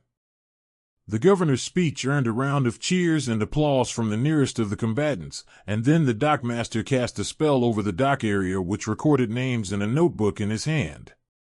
Presumably someone would be doing that at the other sections of the docks, and it now made much more sense why nobody immediately went home to rest and recover from the battle. They were all waiting for the spell to be cast to record their participation. Now that the important part was done, the people began to disperse. Those who had gathered at this part of the city either worked and lived close to here, or had been otherwise unable to make it to the region closest to their homes, such as the ones who had only come after the calls that there was a second fleet incoming. Many of them had been at work, not intending to join the militia and stand around the docks all day if it wasn't actually necessary. So, when the call came, they just went to wherever was closest to work. With the battle over in the city, and the offshore fleet now in full retreat, Hawk also returned to the city. Fighting opponents that kept running away and dragging things out as a delaying tactic was just annoying, even if they were evil water magic people. The army fleet was on its way back, needing nearly 2 hours to make it to the city, while Hawk would be back in minutes. Once they were back, the real work of rebuilding the city could begin. Among the soldiers were many of the more powerful earth magic users, and they were all employed by the city, so there was no need to do a major recruitment project for the rebuilding. The displaced residents of the sprawl just had to wait for the soldiers to get around to their building. Karl knew that was unlikely to be the most efficient way, but when the alternative was paying other local craftsmen, it was best to wait and see if they could get to your home anytime soon. After you had recovered what salvageable valuables you could, of course. Already, the Earth Element residents were hard at work all over the city, patching up the portions that they could, and ensuring that no more buildings fell in the next few days. The rubble after the battle would be taken care of by the city, but trying to explain to a tired soldier that your building fell 3 days later due to structural damage would sound a lot like a scam to get a new house to them. Especially given how old most of the buildings in the Redwood Sprawl were. That moment of calm is when Karl finally took stock of their gains. Or, more specifically, Kara's gains. What in the world did you do while we were fighting? Loot the national treasury. Boat presents, Kara replied simply, as if that should explain everything. Karl led the group to where Lotus was set up, just in case Remy and her bodyguards weren't enough to quell the inevitable chaos around the healing tree. But on the way there, they encountered an odd sight. The boardwalk along the river had the food carts pushed against the buildings, and the street was filled with merchants frantically purchasing everything that they could. You are listening to a story on Time Drift Stories channel. If you enjoy it, please like, comment, and subscribe so you won't miss the next episode. Karl's first thought was that this was a full city looting event, but the people lined up were mostly dusty civilians, and there were guards every few steps. What sort of event is this? Karl asked one of the senior guards. It's a yard sale. The guard looked confused, as if there was no word for what was a tradition in the city. Whenever there is large damage to the city, the merchants buy up anything of value so that it can't be stolen in the aftermath, and the locals have some funds to live on. Then they head out and sell it for profit, and donate to the city's rebuilding fund. The more that they make, the better the rebuilding process is. Most of this stuff wouldn't survive weeks out in the weather, and even if it would, the owners have no way to keep it safe until they have a new house. An inventory only holds so much. So, they start over with a bit of cash to their names, and nothing else, the guard finished, doing his best to explain the situation to outsiders. Karl would have thought the logical thing would be to load it into crates in a warehouse, but these were keepsakes and valuables, and money would be needed to buy new furniture and whatever else was needed for the new houses. Karl nodded and headed for the east side of the river. If you've got anything to sell, the price might not be the best, but the profits come back to the city, the guard called as Karl began to walk away. When the undead bodies vanished, so did their weapons and other items, so there wasn't much to be gained from the battle. But Remy had found some things she didn't particularly want. Karl looked down the line to a man who was buying up weapons, and stepped in line. The housewife in front of Karl pushed him forward, as did the locals in front of her. You've got better stuff to sell than we do, I'm certain. Plus, you were with the healing tree during the first time she visited us. How long will she be there today? Some of my boys were still fighting when I left, the first old woman in line asked. Karl smiled at her, then placed a stack of ugly and oddly shaped cursed magical weapons on the table where the merchant's men were sorting items. Those are, the merchant began. Stolen magical weapons. Royal rank, with a few negative attributes, Karl explained. Well, I don't know how you did it, but that is impressive. They're all unbound, so they're fair game. I can give you a flat 20 gold apiece for them. All profit when I sell them goes straight to the city coffers. Karl nodded and shook his hand, then gave the 400 gold coins to Kara. We can spend those later, Karl informed her. Karl laughed and gestured to the literal hill of currency she had stolen, much of which was local. Good point. We can donate it to whoever you think has the best snacks, or can make good stuff for the city if you'd like. Lotus is getting famous, and I'm sure it would help if we paid off someone with a furniture factory, Karl suggested instead. Oh, that is good. We can make Sister Lotus really famous in the city. They already love her, Kara agreed. Thor and Remy suspected that she was up to something, but Kara wasn't elaborating, so they had to guess what her plan was in making Lotus famous. Karl suspected it was actually simple. Kara loved sweets. Lotus also loved sweets. If Lotus got famous, they got free sweets. No, but now that you mention it. Kara laughed. Great, now he was the one giving her ideas. When they reached the tree, there was chaos everywhere, but not in a dangerous way. Local gangs were sorting out residents, passing out blankets and the relief supplies that the city had distributed via the guards, and making sure that there were no fights in the market area. Outside of that, tensions were high, and people were clearly staying away from the edges of the area if that was not the part of the district that they lived in, but it was functional at the very least.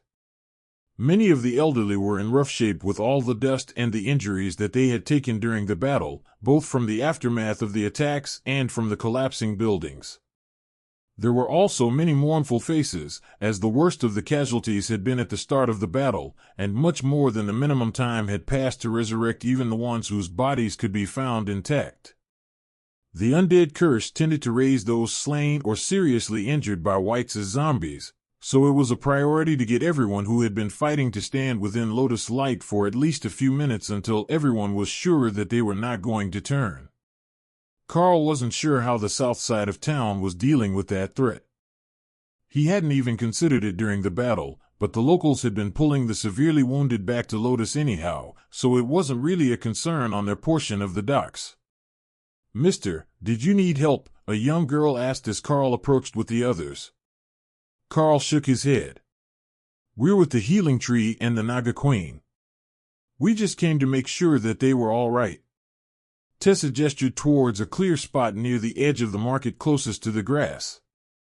"Let's set up there. Little miss, can you find us a huge pot, one from the restaurants? I'm a priestess, and I can create food for everyone," she explained. The girl smiled. "Oh, that's even better. The Healing Tree has food too, but she can't cook." "Well, not when she didn't have hands or arms." Once the locals found out what Tessa wanted, slightly damaged pots were quickly procured from a collapsed restaurant, and the Naga bodyguards rinsed them out before filling them with water for Tessa to make stew. There wasn't any shortage of things to cook today. Not with so many buildings collapsed and their coolers inoperative. Much of the food had been moved to other locations, but partial packs or excessively damaged items hadn't been touched. Some of those were sorted through, and the salvageable bits were brought to Tessa, along with dozens more large pots. Karl quickly drew temporary runes on the ground to heat the pots, and Tessa got to work making dinner for 10,000 or more. She had plenty of help, so Tessa's role was more food creationist and executive chef, who loaded the pots, while Remy's bodyguards used the weakest possible casting of tsunami to fill them with clean water. Rice and beans were the staple of the clergy, but today, she had added garlic and onions as well as a rich spice. Fortunately for everyone's stomach, the beans were fresh, not dried. Half an hour later, when the rice was ready, everything else would be as well. On a whim, Tessa made alternating pots in different flavors. That way, the people could pick from a spicy or mild dinner. Hopefully, it would suit the tastes of more people. One pot at the end was left as plain rice and beans, the blandest possible option for those with sensitive stomachs, but imbued with a touch of holy magic from their creation. On the other side of the market, near the collapsed buildings, grills were being set up to cook all the meat that wouldn't survive the night. It was cold now, but not for long. Cooked or smoked into jerky, it would last longer. With so many mouths to feed, there were bound to be long lines. But everyone was too exhausted or mentally weary to cause trouble today. Thousands of bowls had been brought for the vegetable biryani, obtained from the same restaurants that the pots had been. For simplicity's sake, the workers just put one large scoop in each and handed them to the closest person, unless they pointed at a particular pot. Row upon row, the citizens of Dwarven were being fed, which brought everyone within the aura of lotus healing. The day was still a disaster for the residents of the Redwood Sprawl, but there was hope for the people to recover, and the locals were actually working together for the first time in decades. Lotus kept up her tree form all night long, and Tessa kept cooking until nearly midnight when the crowd was mostly dispersed. Then, the pots were covered, and the heat turned off so that they could be reheated in the morning. The locals would happily sort it out themselves once the sun came up, and by afternoon the next day, the city's governor should have plans in motion. It was nearly dawn when Lotus changed forms and the whole group headed back to the inn. The laughing dragon was already cooking breakfast as they stumbled in, but everyone was too tired to eat. Instead, they went straight to their room and collapsed to sleep. Late that afternoon, Karl was awakened by the sound of someone knocking at their door. "Sir." "Ladies. There is an envoy from the governor here to speak to you," Beth called, barely more than a whisper. Karl gently swatted Dana on the backside to get her to release him, and the mage gave him a sleepy squeeze. "Send Kara to replace you," she complained. Kara was asleep in her space, her nest of blankets sitting on top of a hill of treasure, so Karl moved her to the bed as he got up, and Dana settled back to sleep. Karl got dressed and followed the barmaid down the stairs to a table in the corner where a man in a bright gold and red coat was sitting. He was most likely a demon, Karl decided, but it was honestly hard to tell him from a human, except for the aura of his magic. That and his eyes. Once Karl sat across from him, the eyes were a clear distinguishing mark. They had sideways slotted pupils like a goat, and the sclera was entirely red, seeming to glow faintly. "War champion, thank you for coming so swiftly. After yesterday, I can see why you hold such a lofty position as a monarch. We just ran into a small issue with the distribution of rewards for the battle. It appears that you are from a foreign enough location that your guild bank does not have a branch with access here. Would you prefer to set up a branch account at the castle's guild bank access point, or would you like the payment directly?" The demon explained. Karl checked his nameplate for a moment. Exchequer Mills. Karl knew that was a word, and he might have heard it before.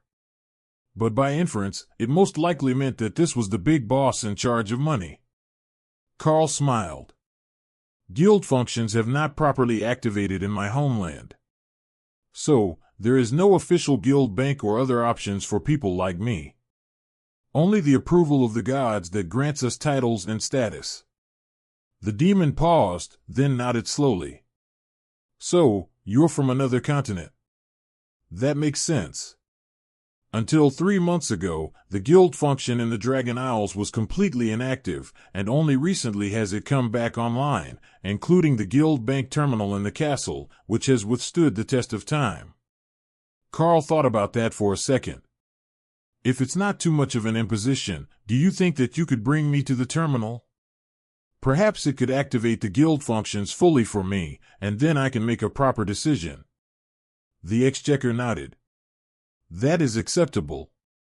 Your guild's team contributed greatly to the effort, and once this payment order is settled, the governor would like to speak to someone known as the Healing Tree about continued assistance during the next week until new apartments are built in the sprawl." Karl smiled. "She's a royal high priestess of the Green Dragon. Her name is Lotus, and I'm sure that she would love to help. However, if it is possible, I would like to provide a few designs for the rebuilding. My home nation is known for its high-rise buildings, and they are much more durable than the ones which collapsed during the fighting. Or, they could be. All the windows would have been blown out of his apartment tower during the battle, but the building itself would have been fine." The exchequer nodded happily. They were always happy to have plans to improve the lower income sides of town. The majority of the housing there belonged to the city, and it was rented to the residents, so there wasn't much to be done except rebuild. They were about to rise when Beth brought over juice, with plates of fried eggs and potatoes. "Eat before you go. I'm sure you'll both be busy all day," she insisted. Karl smiled at the demoness, and she vanished back into the kitchen to finish helping prepare something. "I think she's sweet on you. Normally, she yells at people to pay before their food comes out." The demon across from Karl laughed. "Meals are included in our room fee. They've been quite good to us here." They ate quickly, and Karl left a few copper coins on the table to pay for the other man's meal. "This one's on me. Let's go get some work done." It was a short trip to the castle, with the sun high overhead. But the guards all smiled at Karl on the way in, and no questions were asked about his identity when they simply bypassed the line of visitors, which extended all the way to the docks from the southern main gate. Karl gave the exchequer a sympathetic smile. "You, sir, have a very hard week ahead of you." The demon laughed. "My subordinates even more than myself. I just need to sign off on the orders. They are responsible for the prioritization of complaints and the plans to rebuild the city. While we walk, how about you tell me more about the apartment buildings that you are planning to recommend?" Karl gave a brief description of the steel frame construction with concrete floors and divider walls, which were not only massively stronger than the existing brick and shiplap floor construction of the apartments in the redwood sprawl. The demon called for an assistant, and a Dwarven girl, or young woman, came down with a notepad to copy Karl's description, then alter it with his instructions. She instinctively understood what he meant, as the concept was the same as bracing a mine roof for a layered dig, and a Dwarven architect knew all about that sort of thing. They just hadn't been involved in the last round of construction of the redwood sprawl. "So, how do people get up and down?"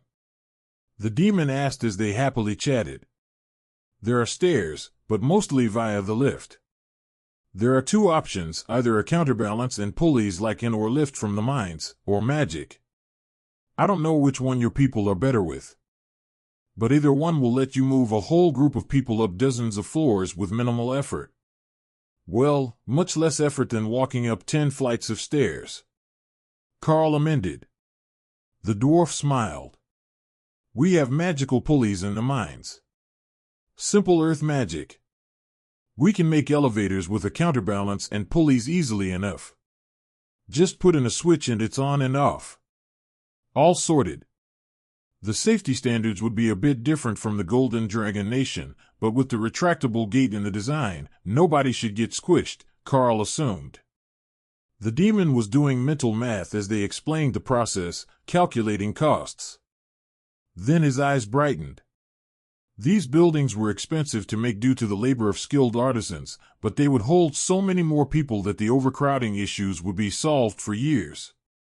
The dwarf split off to go to the city planning department as they reached the vaults, where the guild bank was likely to be. The door was opened by a pair of guards, then another pair followed Karl and the exchequer into the vault itself.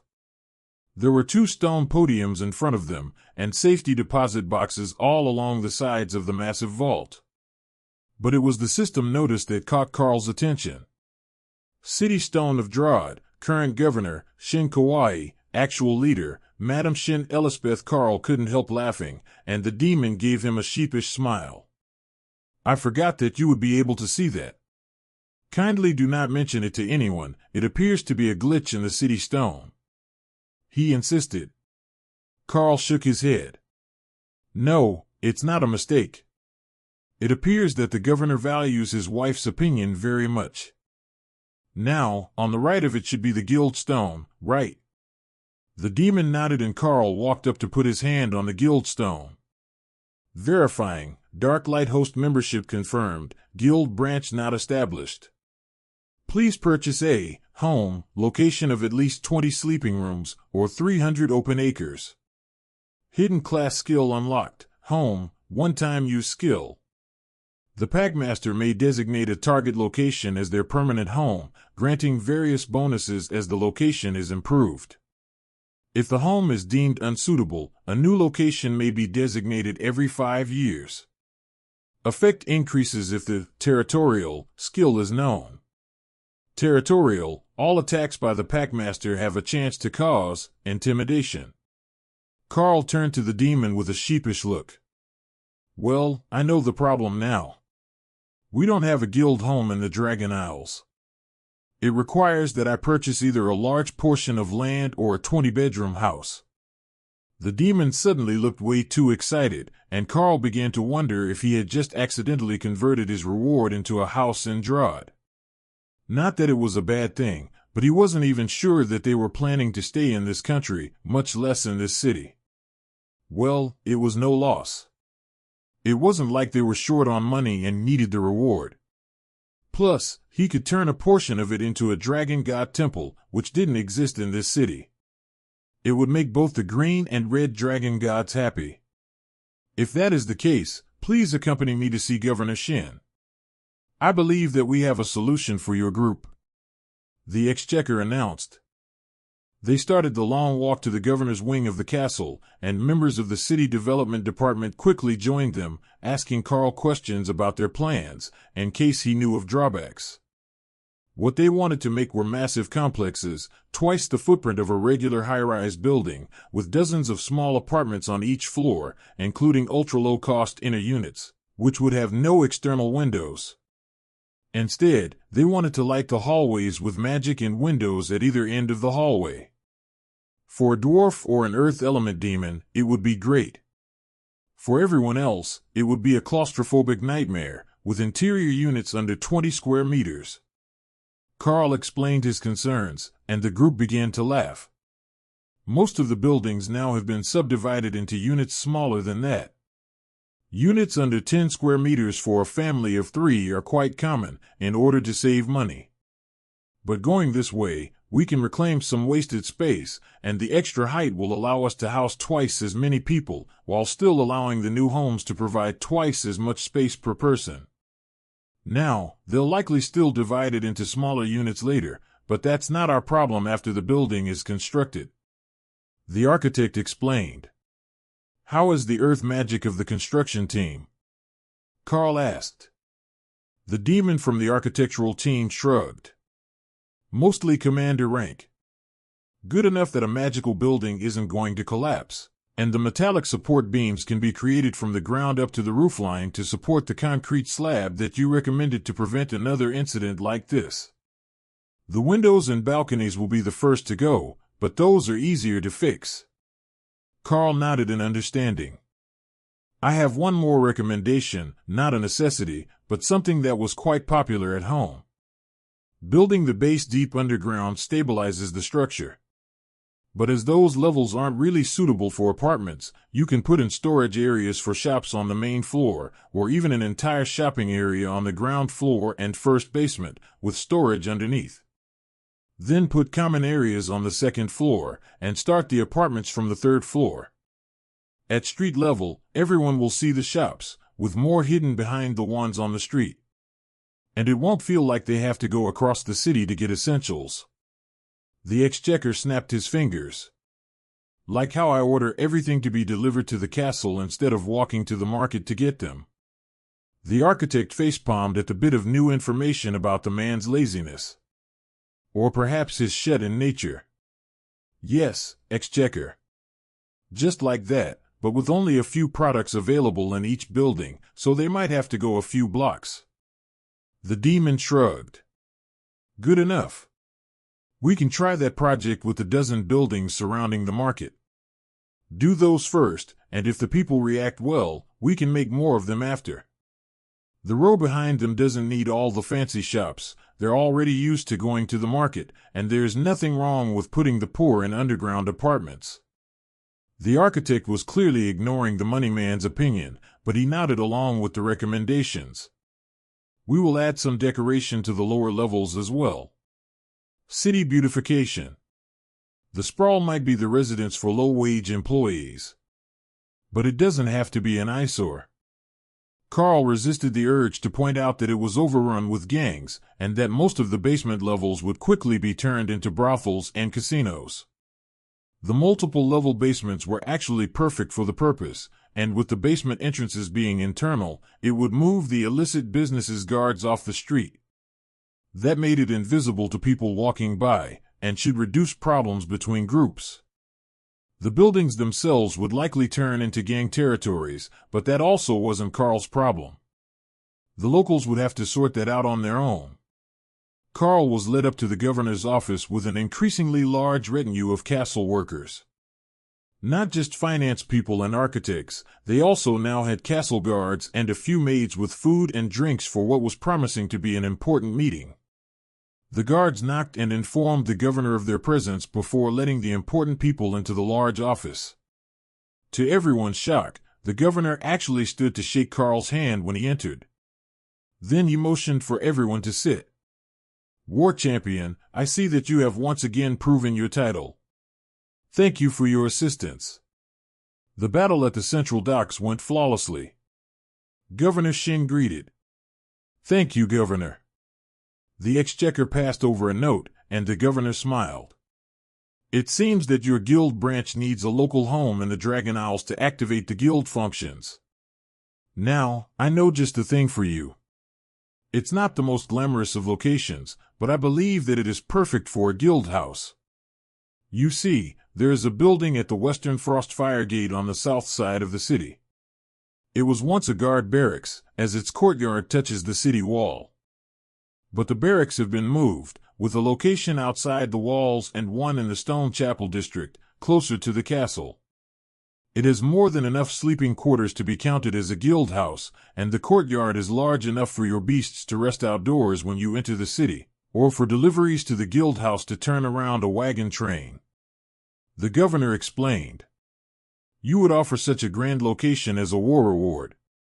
Karl asked. The governor laughed. "I don't know if you've not yet noticed, or if you're just used to it. But your team are heroes to the people of the city. Doing something grand for you is good for publicity. I had thought about giving you a guild house in the Redwood Sprawl district, but the overcrowding on that side of the city is already too severe to make room for such a thing, and a guild house cannot be part of a shared accommodation, no matter how large it is. So, the Frostfire Gate would be perfect, even if it is a fair walk to the river and the major shopping areas. What do you think?" Karl considered it for only a few seconds, while Thor sung a nonsensical song about wagons in his head. Being a wagon merchant was a great time. Slowly, he nodded. "Even if we happen to move on to take care of tasks outside the city, it would be nice to have a home to come back to. I will gladly accept this reward on behalf of my team." The governor clapped his hands, and a man came forward with a folder. Governor Shin signed off on the bottom of the page, then the folder was passed to Karl. "Your team can go check it out at your leisure, then come back to adjust your guild functions if necessary. Now, about those housing designs." Karl settled in for a long day of meetings, while everyone else was beginning to get out of bed at the Laughing Dragon. The inn was incredibly busy today, mostly with soldiers who had come to greet the group. Some had fought in the streets, some had been at sea, and wanted to thank Hawk for softening the enemy fleet to make it easier to break their shields.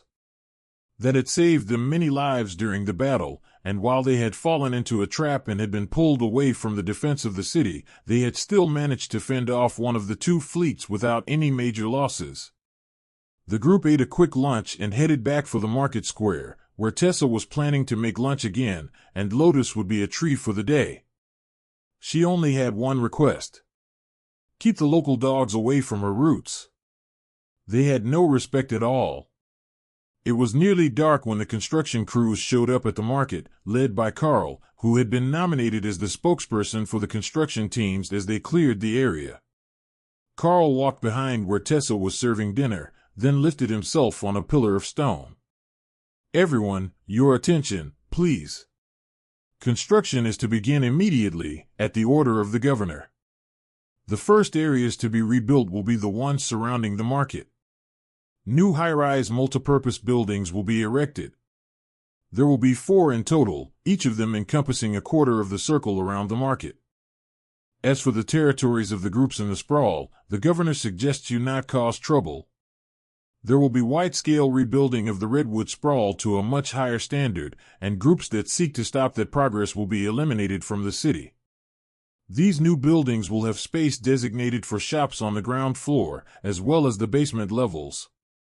There will be a total of 20 levels of apartments above the shops, including 2 floors with 6-meter ceilings for larger species. The housing department will be present from tomorrow to help those who lost homes in the immediate vicinity get registered for new units.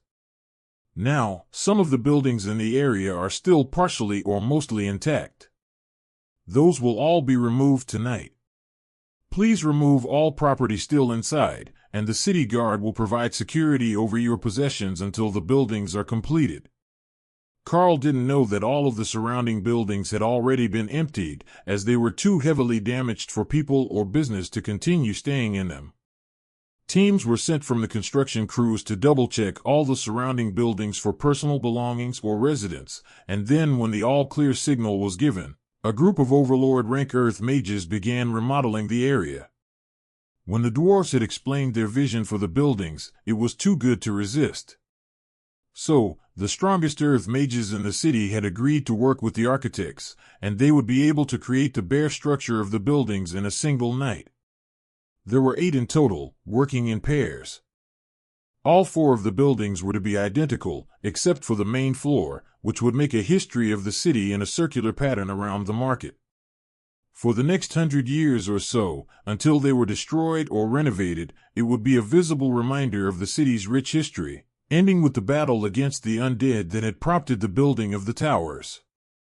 As they worked, Karl explained their reward to the rest of his team. The former barracks at the southwest Frostfire district gate to the city. They're really just giving us a huge house? Ophelia asked. Karl nodded. Yeah. And once that is up, we will apparently be able to get guild functions active. I don't know what that entails, but there is a guild bank function, so storing and transferring funds and items should be easy, and all of you are already registered as members. We can probably also hire some workers to keep a steady stream of income, even when we move out to see the rest of the continent. Assuming that we do keep pushing to improve our power levels at the fastest possible pace. That was a given to everyone present. The people here were much more powerful, and royal rank was not as safe as they had once thought it to be. In fact, the royal rank was much more likely to get called store manager than princess in the city of Drod. It didn't take long before the rubble of the buildings was cleared, and huge pits were dug with earth magic to form the basement levels. Karl could see the excitement of the local casino operators and other illicit businessmen when the basement walls were constructed, revealing multiple underground levels, along with a sloped rear entry for deliveries. Not only could they work in a secure area, but they could bring large shipments right inside the building. Someone was really thinking of them. Not just their criminal enterprises, but their legitimate businesses on the ground level that provided a veneer of legitimacy. Layer by layer, the buildings were constructed around the enchanted central metal beams. The mages were going by the blueprints, focusing on the construction and parts so that nothing was missed or misplaced. While one formed the various spells, the other guided them. That way, the second mage wasn't overexerting themselves as they ensured that the new layers seamlessly integrated with the ones below and didn't introduce any sort of design issues. Every few layers, they switched. That let them recover from the heavy workload part of the construction without cutting the pace. The scale of the rebuilding was shocking. But more than that, the buildings themselves were magnificent. Monarch Karl, are these buildings just for flying creatures? That's a long way up. One of the demons, a deep red man just under Karl's shoulder tall, asked. No, there is a magical platform inside to lift residents to their floor without walking. We planned for the issues of getting things back to your home on upper levels, and the lift can hold a whole group of people, or a few people and a lot of shopping, or furniture as you move in. The word quickly spread through the crowd, who mostly hadn't been paying attention to the first announcement, other than the part where they needed to get out of the way for the magical construction teams. Technically, there were 2 elevator platforms. They were side by side in the building, each 2 meters wide and 4 meters deep. Some species were large, and they would need the space to get personal possessions up to their units. Once they had new belongings, that was. The balconies appeared to be the most popular feature, though. They weren't standard practice in the city, and while these had solid exterior doors and bars on all the windows, the majority of demons could fly. So half the residents could simply fly up to their apartment and enter from the outside for daily use. There were even exterior doors at the ends of the hallways on each floor, for those in internal apartments without windows or balconies. Karl had objected to some of those floor plans. However, he was informed that some species liked that, and it would keep building costs down, as they wouldn't have to build a central courtyard to create internal windows. Away from the market, most of the designed buildings were tall and narrow, with just one hallway, and every unit would have exterior windows. It was closer to the existing design of the roads, so they didn't need to redesign the whole district to add more homes. But these centerpiece buildings around the market square would be the crown jewels of the redwood sprawl when they were finished. They might not be as shiny and glamorous as the glass-sided high-rises in the Golden Dragon Nation's capital, but they were still an architectural marvel.